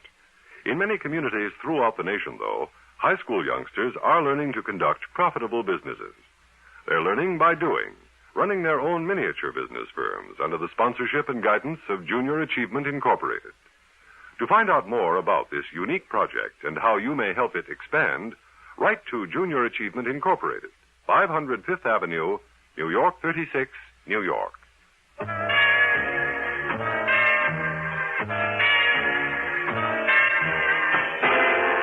I still couldn't believe it. I wouldn't believe it. And yet all the evidence, every bit of evidence I had. Sure, it was circumstantial, that's all, every bit of it. But it all pointed to only one person, to my friend Les Walters. I still couldn't believe it. Yet there it was. His failure to check in at the office the way that he usually did. Didn't he know that would arouse suspicion? His slip-up on our date for the hockey game. Didn't he know that would make me suspicious? Connie's having been seen with Willoughby.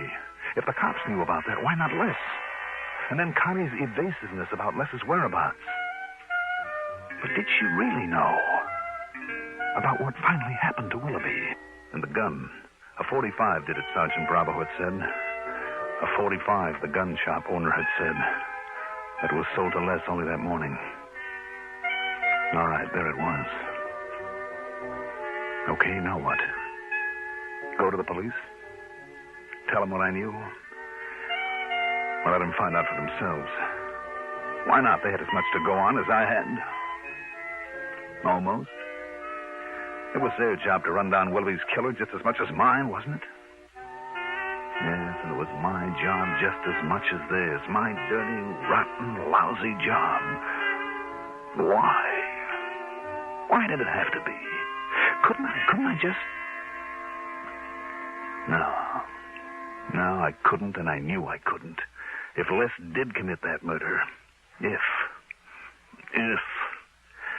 I made another call there in the phone booth.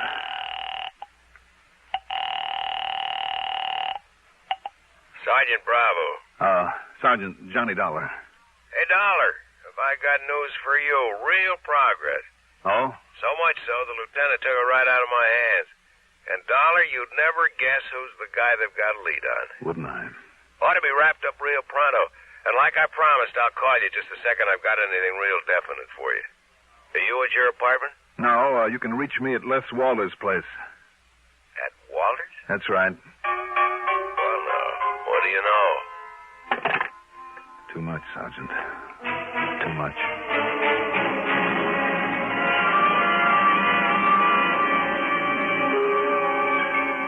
No, I don't know. And I don't know when he's coming back. And, Johnny Dollar, you just sit yourself down here in the den and tell me why you're acting so strangely. Now, sit down, Johnny. Please. Sure, Connie. Look, would you like a drink? Maybe that would help whatever it is that's bothering you. Yeah, maybe it would. Well, all right, then. I'll go get you. Oh, now, who could that be? Excuse me. Hi, honey. Les. Sarge Select. Les. Need a couple of business deals to win back. Only a couple of policies. Les, listen. Hey, look, honey, I got it. The gun shop over in Waterbury. Now, wait here. Let's wait. Look here. Isn't it a beauty? And honest to goodness, genuine, original, single-action Army Colt. 45 caliber. Honey, do you have to yell this way? Why not? Isn't it a beauty? Do you know who's sitting there in your den? Oh, boy. Johnny Dollar. Oh. Yes. Well, you didn't tell him anything, did you? No. So go on in and make the best of it. Go on, Les, while I get the phone. Okay. Well, Hello? I didn't expect to find you here waiting for me, Johnny. Kind of spoils all the big surprise. But here you are, baby. Catch it. Thanks, Les. Well, don't you like it, Johnny? Should I? Ah, now look. After seeing that gun collection of yours, and seeing what was missing from it, and after what you did for me last fall, and with that birthday you had, well, listen, I've been negotiating with the old man Berghoff over in Waterbury for 2 weeks to get this for you. What's the matter, Johnny? Johnny? Oh, yes, Connie. That phone call is for you. Sergeant Bravo, I think he said. Oh, thanks. Johnny? No, Johnny Dollar. Well, it's all wrapped up, Dollar. Well... Yeah? Yep. Prints on that glass led the lieutenant straight to him. Well, what was that? The killer, the one that knocked over Willoughby. It was Shorty Scarpone, one of his pals in the dope racket. Broke down and confessed the whole thing when the lieutenant busted in on him. And Dollar... Oh, brother.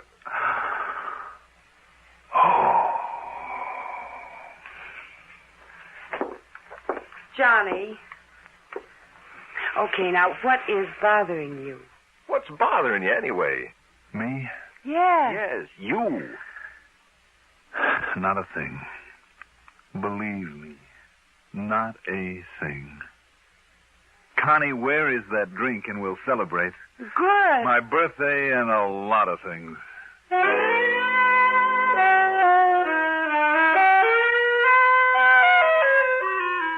I can only tell you this.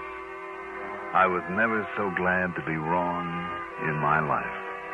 And I mean all wrong about a case. Expense account total? What expense account? Yours truly, Johnny Dollar.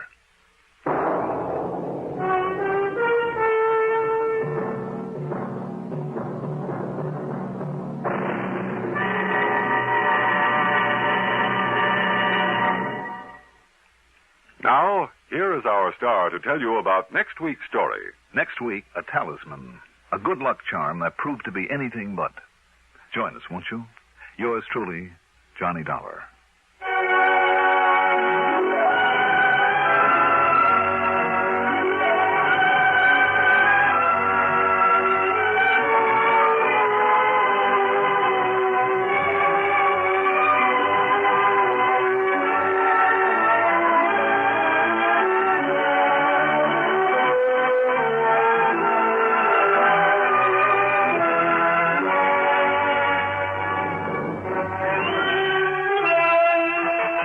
Truly, Johnny Dollar is written by Jack Johnstone, produced and directed by Bruno Zerato Jr., music supervision by Ethel Huber.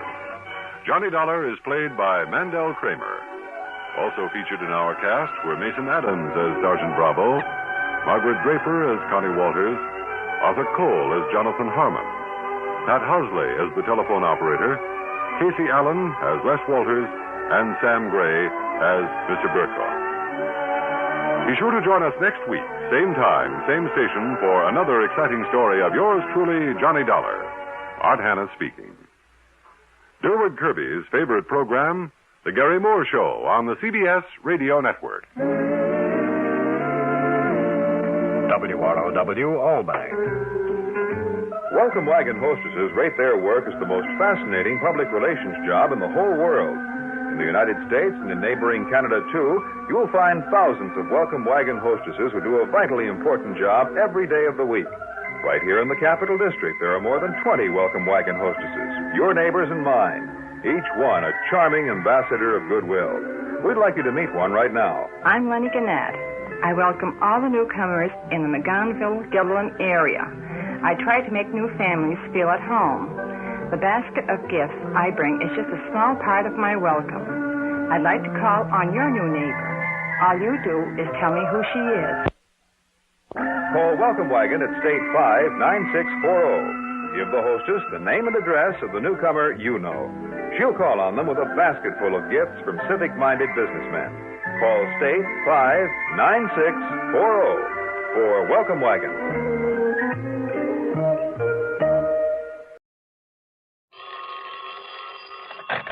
Johnny Dollar. Mr. Dollar, this is Timothy Hanley. Hanley. That's right, Amalgamated Life Association. I see. I need your services. Well, I'm sorry, Mr. Hanley. Will you run down here and see me right away? Well, Mr. Hanley, I was just about to leave here and grab a plane for New York. Fine. From there, I'm heading south to one of my favorite fishing spots in South Carolina where I... What was that? I said fine. I'll expect you in a couple of hours then. Well, no. I'm going fishing. I'm on my way to South Carolina. We're at 500 Fifth Avenue. Mr. Hanley. I'll be here waiting for you, Mr. Dollar. Now, listen, will you? Mr. Hanley? Hanley? Hello? Oh, fine.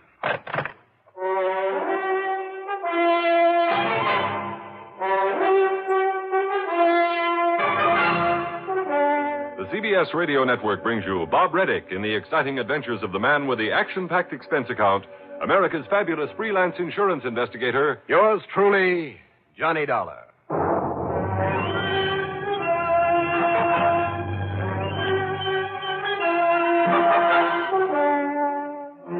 Expense account submitted by Special Investigator Johnny Dollar to Amalgamated Life Association, New York City office. Following is an account of expenses incurred during my investigation of the morning after matter.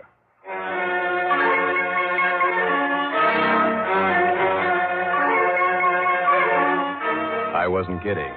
After breaking my neck over more than my share of tough cases during a long, hard winter, I felt entitled to a few days of relaxation, of fishing, at the old Arundel plantation down near Georgetown, South Carolina.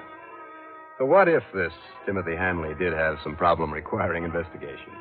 Important enough to call off a well-deserved fishing trip? Not for me. Okay, then, expense account item 1 is $11 for a cab to Bradley Field and a plane to New York. Item 2, when I got there, is $5.85 for a taxi into Penn Station for my train to South Carolina.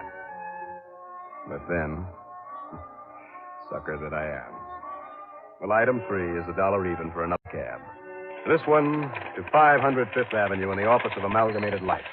Go right in, please, Mr. Dollar. Mr. Hanley's expecting you. Well, thanks. All right now, Mr. Hanley. Mr. Dollar, good. I'm glad you got here so promptly. Sit down, please. Yes, but as I told you over the phone, Mr. Mrs. Bromberg should be here any moment now. In the meantime... I'm just passing through, Mr. Hanley. In the meantime, I can tell you why she insisted I call you in on the case. Look, I am on my way south to go fishing. And with all the other insurance investigators available, Brownberg, did you say? That's right. The wife of Thaddeus Brownberg. You remember the case, don't you? Brownberg? He disappeared about 7 years ago. Of course you remember. The flyer, wasn't he? He flew his own private plane, if that's what you mean, and heaven knows he could afford to. He was quite wealthy for a while. Yeah, I remember now. Made a big pile on Wall Street and then suddenly lost it, or most of it, and then took off in his plane and was never seen again. Precisely. You omitted only the fact that he suffered complete amnesia, complete loss of memory just before his sudden departure. No doubt a result of his staggering losses on the market. Yeah. His plane was found some days later on a ridge on the far side of the Alleghenies. But as for Brownberg himself, well... Yeah, as I recall, they never found his body or any sign of it. Exactly. In other words, lacking any definite proof of death, well, payment of the insurance has been held up all these years. How much insurance? Something over $600,000. Wow. And the beneficiary? His wife, Lita Spencer Brownberg, who should be here any minute. Well, Mr. Henley, did you get him? Mrs. Brownberg? Is this man Johnny Dollar? Yes, this is Mr. Johnny Dollar. How do you do, Mrs. Brownberg? Sit down, young man, and let me tell you something. Sit down. Dollar. All right. Now then, you've got to find my husband. And you've got to find him before this coming Wednesday. Oh, why before Wednesday, Mrs. Brownberg? Well, I was just about to tell Mr. Dollar. Never mind, Hanley. I'll tell him. Very well. It's because of that hearing in court this coming Wednesday. If you don't find Thaddeus, or if he doesn't recover his senses and come back here, he'll be pronounced legally dead. In which case, I understand you'll collect some $600,000 insurance. And, well, I can use it. When he went out of his head and didn't even know his own name that night. Do you know there was less than $100,000 in our joint bank account? That I've had to scrape and skimp ever since? Oh, if our lovely home in Upper Montclair hadn't been in my name so I could sell it. I just don't know how I could have got along all this time. I see. Real tough, hmm? Terrible. Just terrible. Well, this may sound a little out of order, Mrs. Brownberg. Well? Well, things won't be nearly so distressing for you if the court says he's legally dead, will they? How can you talk like that? Do you think for 1 minute that money could ever take the place of my beloved Thaddeus? But if you've asked the court to take action... I have not. That's the doings of this cold-blooded insurance company. That's if I hadn't found out about it, about demanding this court action... You've told us many times you'd like the money, Mrs. Brownberg. Well, of course I would. Yeah, and we don't like to keep these open obligations on our books any longer than necessary. Cold-blooded, that's all. Yeah, and when it's become obvious there's no longer any hope, any chance whatsoever... If the police haven't been able to get anywhere after all these years... Is that any reason why you can't find Thaddeus, Mr. Dollar? Well, it's a pretty good indication. It's an indication of nothing. I know all about you, Johnny Dollar. Mrs. Brownberg. About the almost miraculous way you solve these cases. Mrs. Brown... Here is a picture of Thaddeus. Yeah, as you can see, Mr. Dollar, he was a rather younger man. I beg your pardon? What? Is that a snide implication that Thad was younger than I am? Well, I didn't say that, Mrs. He Brown. was 54 when he disappeared. And now you have to find him, Mr. Dollar, before Wednesday. Oh, now, wait, please. Mr. Hanley can tell you where to bring him to me. Wow. Yes. And yet, Mr. Dollar, if there's anything you can do, that is... You mean to save your company from having to pay out all that money? Well, of course, we'll have to pay it out sometime, but it's our duty as an insurance company to... Huh? What is it? This picture. Yes? I wonder. You mean you might have some idea where to look for him? Dollar? I said I wonder, that's all. Mr. Dollar. Just, let me think about it, huh?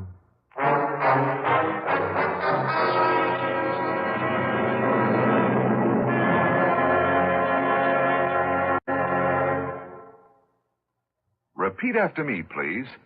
What do you want when you need brand? What do you want when you need brand? Reliability. Reliability. Now, what do you get in Kellogg's All Brand? What do you get in Kellogg's All Brand? Reliability. Right. Hi, this is Dennis James to explain why Kellogg's Way is the reliable way to get the effectiveness you want from brand with just half a cup a day. See, Kellogg's All Brand is the real Battle Creek formula, the one that millions of people depend on. And they depend on it because Kellogg's All Brand contains more vital brand bulk to help you keep regular. It's low in calories, and it's mighty pleasant eating, too. Kellogg's All Brand comes in crisp, toasted shreds that have a wholesome brand muffin taste. I think you'll like it. So be sure you remember, for the effectiveness you want from brand, get reliable Kellogg's All Brand. That's what you get in Kellogg's All Brand. Reliability.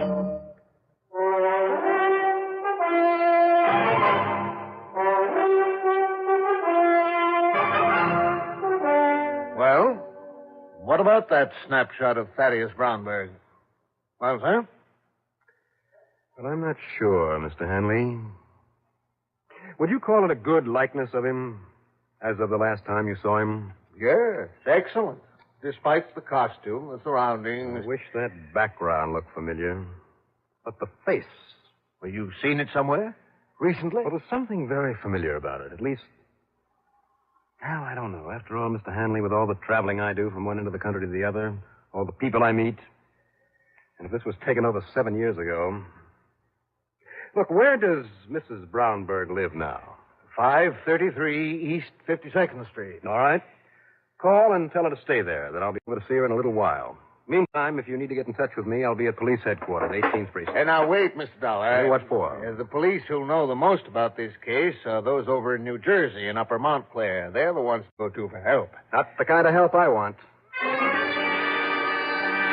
Item 4, a buck. For a cab to the 18th Precinct. As usual, my old pal, Lieutenant Randy Singer, was ready and willing to give me a hand, regardless of what my problem might be. And, as usual, I told him it was none of his business. But I only wanted one of his men in photo identification, a fellow named Billy Cross. I had him make some blow-ups of the face on the picture I had. I had him touch up that face to make it look the way it might look if it were 7 years older. Add a beard or a mustache or both, make the hair look gray instead of brown, make it longer, shorter, parted differently, worn in every conceivable way that it could be worn.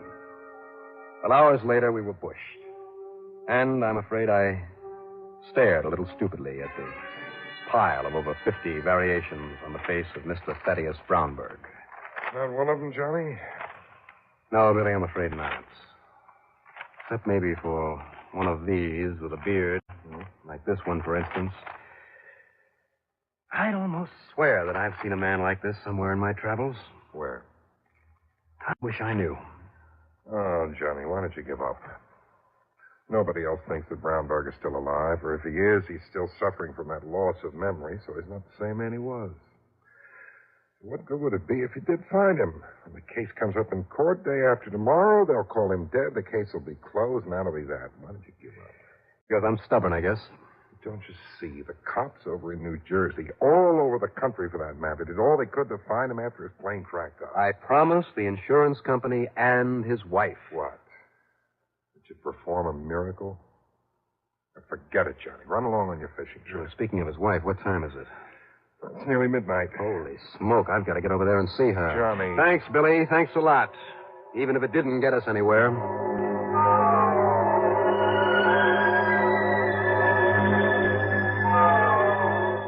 Item 5, another buck for another cab.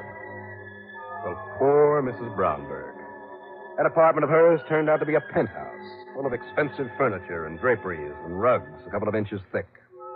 While a sleepy-eyed maid hung my topcoat next to a chinchilla wrap and a full-length mink coat, Mrs. Brownberg poured a much-needed drink. And then we sat down in the luxurious living room, and she yammered away about her poor, dear, sorely missed Thaddeus, and gave me just exactly no helpful information whatsoever about where and how to start looking for him. Oh, yes, Mr. Dollar. I just knew he was going to lose his mind someday, working as hard as he did to make money in the market all the time. The only recreation he ever had was his fishing trips now and then. About the background on that picture you gave me, do you know where he went fishing? No. Thaddeus never told me. He'd just take off in his plane and go. Oh, but in the hope that the dear, dear boy might still be alive, that he'd recover his memory and come back here sometime. Well, look, let me show you the den I've had waiting for him. It's in here, Mr. Dollar. You see, if I had some idea where he liked to go when he was away. All over the country, I suppose. He never told me. But now, here's the den with all his... Wait a minute. What's the matter? This fish on the wall, the stuffed one. It's from one of his trips. The last one before he disappeared. Well, do you know where he caught it? I told you, Mr. Dollar. I haven't the least idea. Well, I do. You do? Yes, I'm sure of it. And believe me, it's a place he'd surely go back to if he could. Mr. Dollar. Let me use your phone.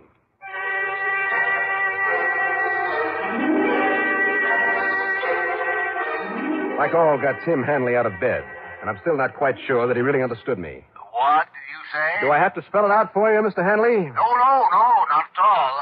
And you're leaving? That's right. I'm leaving right now. And believe it or not, I'm going fishing.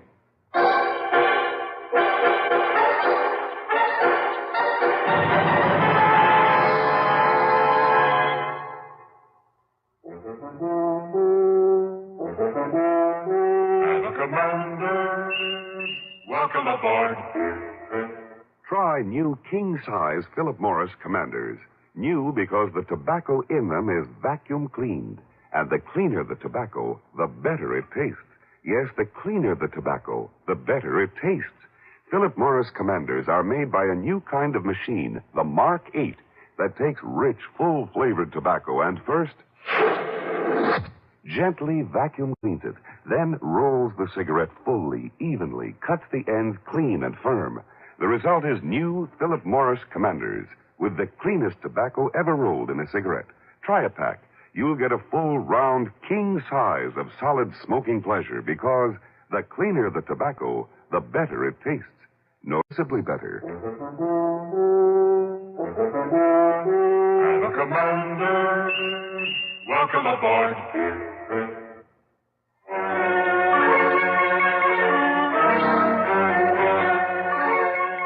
That mounted fish, that nice big lunker bass, could have come from only one place that I know of that I myself had fished. It was certainly a place that Thaddeus Brownberg, if he was still alive, would go back to. Item 6 is $206.50 for a cab to the airport, a jet to Los Angeles, and a plane from there to Las Vegas, Nevada. Item 7 is $50 deposit on a rental car. And shortly after noon, Pacific time, I pulled into Lake Mojave Resort just above David Dam.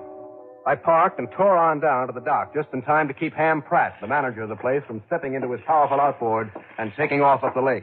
Ham! Wait a minute! Ham! Johnny Dollar, glad to see you again. Well, how are you, Ham? I'm glad I caught you. Well, how are you, boy? I'm great. Only, where's your fishing tackle? Or, who are you looking for this time? Well, now, listen. Look here at this picture. No, this one. The one with the beard painted on it. So? Now, Ham, I've seen this man before. Maybe somewhere on this lake. You know, on one of my fishing trips out here. Well, I wouldn't be surprised if you have. You know his name? I mean, what he calls himself?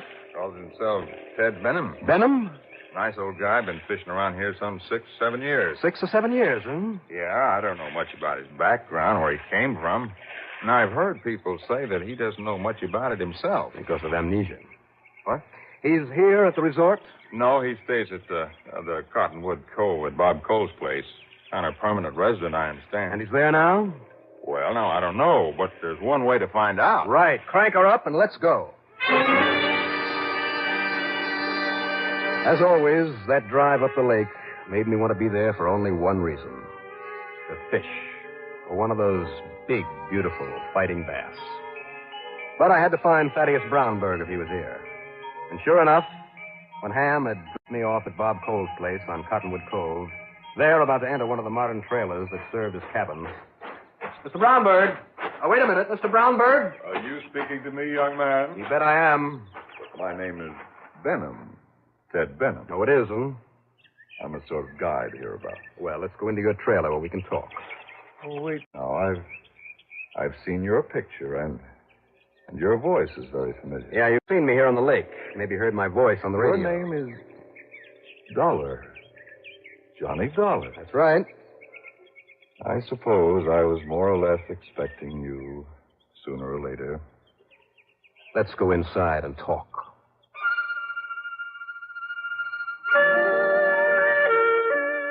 He poured us a drink, and we talked. He was a real decent sort, the kind of a man I like. And far too good for that shrew of a wife. But he stubbornly maintained that he was Ted Benham. He also claimed he remembered nothing of his life before he came to Lake Mojave. That is, until I suggested maybe I should take a set of his fingerprints to the police back in New York. All right, Mr. Dollar. Suppose I tell you that I knew this Thaddeus Brownberg. That I knew him very well. Now, that's better. Now, go on. Suppose I tell you that he never suffered from amnesia at all. You mean it was a bluff? And that he lost most of his fortune deliberately. Well, why? Another drink? Thanks. True, he had the knack of making money, and he hoped to build up a measure of security for his later years. But his wife, extravagant, spending everything she could get her hands on, kept demanding and getting because he thought she loved him. Kept demanding more and more and more. She didn't want him. She only wanted his money. I see. Your drink. Thanks. Now, go on, Mr. Go on. Drink is all right? Yes, fine. Please go on. Her only reason for wanting him around, Mr. Dollar, was so that he could build up another fortune for her to go through. He finally realized this. Realized that she didn't love him. And realized that he could be free of her, free of the nerve-wracking fight to make money for her. And at the same time, provide well for her. By a disappearing act. Well, look at it this way. If he were legally dead, as he will be after the court hearing tomorrow, he'd no longer exist. Thaddeus Brownberg would no longer exist as far as she's concerned, as far as he himself is concerned. And nothing would be really lost. She'd be well off. He'd have his freedom. Now, look. And so if he could be let alone until after that hearing tomorrow, don't you see, Mr. Dollar? I know. I don't blame you. I'm sorry, old man, but I got a job to do. And before that here.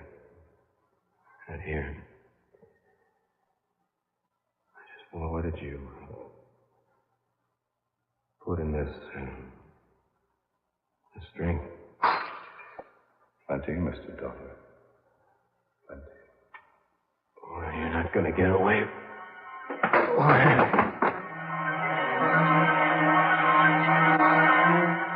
I remember waking once, my throat burning with thirst. I remember his giving me another drink and passing out again. And then, years later it seemed, the smell and taste of hot, strong coffee. And I came to slowly, but completely. A little more coffee, Dollar, and how about some food now? After all, it's breakfast time. Breakfast time? It's also Thursday. Oh, my head. I'm sorry, but that was necessary. Now, look, listen, Mr. Brownberg. Only it is Benham now. Ted Benham. Yes, well, you call yourself whatever you like. And after what you told me about that woman that you're married to, believe me, I don't blame you. I honestly wish that I could legally help you stay away from her. That won't be necessary now. But I know that Well, you're really Thaddeus Brownberg. And my job is to get you back there before. You said Thursday? Today is Thursday? Yes, Thursday. I checked the New York papers last night by long distance, Mr. Dollar. What? And the hearing took place yesterday. And Thaddeus Brownberg is now legally dead. But even so, Oh, yes. And now, if you're feeling better, if you want to talk some more about it, well, let's get out of this stuffy trailer. Let's get out onto the lake. Out onto the lake? To talk? Well, yes. No talking. Let's go fishing, Mr. Benham. And so we fished. And it was great. All 3 days of it. Right? Wrong? I don't know. Who's to judge? As for the expense account, forget it. Yours truly, Johnny Dollar.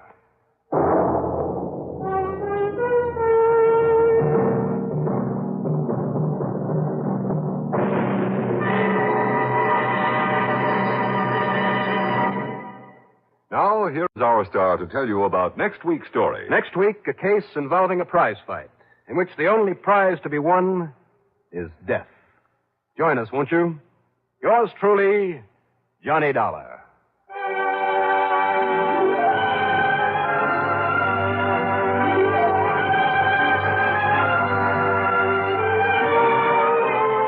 Yours truly, Johnny Dollar, starring Bob Readick, is written by Jack Johnstone. Produced and directed by Bruno Zerato Jr.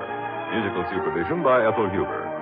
Good in our cast were Gertrude Warner as Lita Brownberg, Carl Frank as Thaddeus Brownberg, Robert Dryden as Timothy Hanley, Bill Sterling as Billy Cross, and Jim Bowles as Ham Pratt. Be sure to join us next week, same time and station, for another exciting story of Yours truly, Johnny Dollar. This is Art Hanna speaking. Hear expanded CBS News on the hour, bulletins at once, Monday through Friday on the CBS Radio Network. Mystery is my hobby.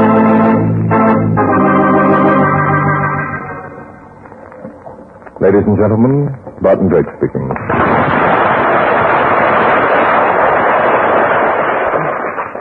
For tonight's drama, I've selected case history number 116. From my book, Mystery is My Hobby. I call it Death is a Twin.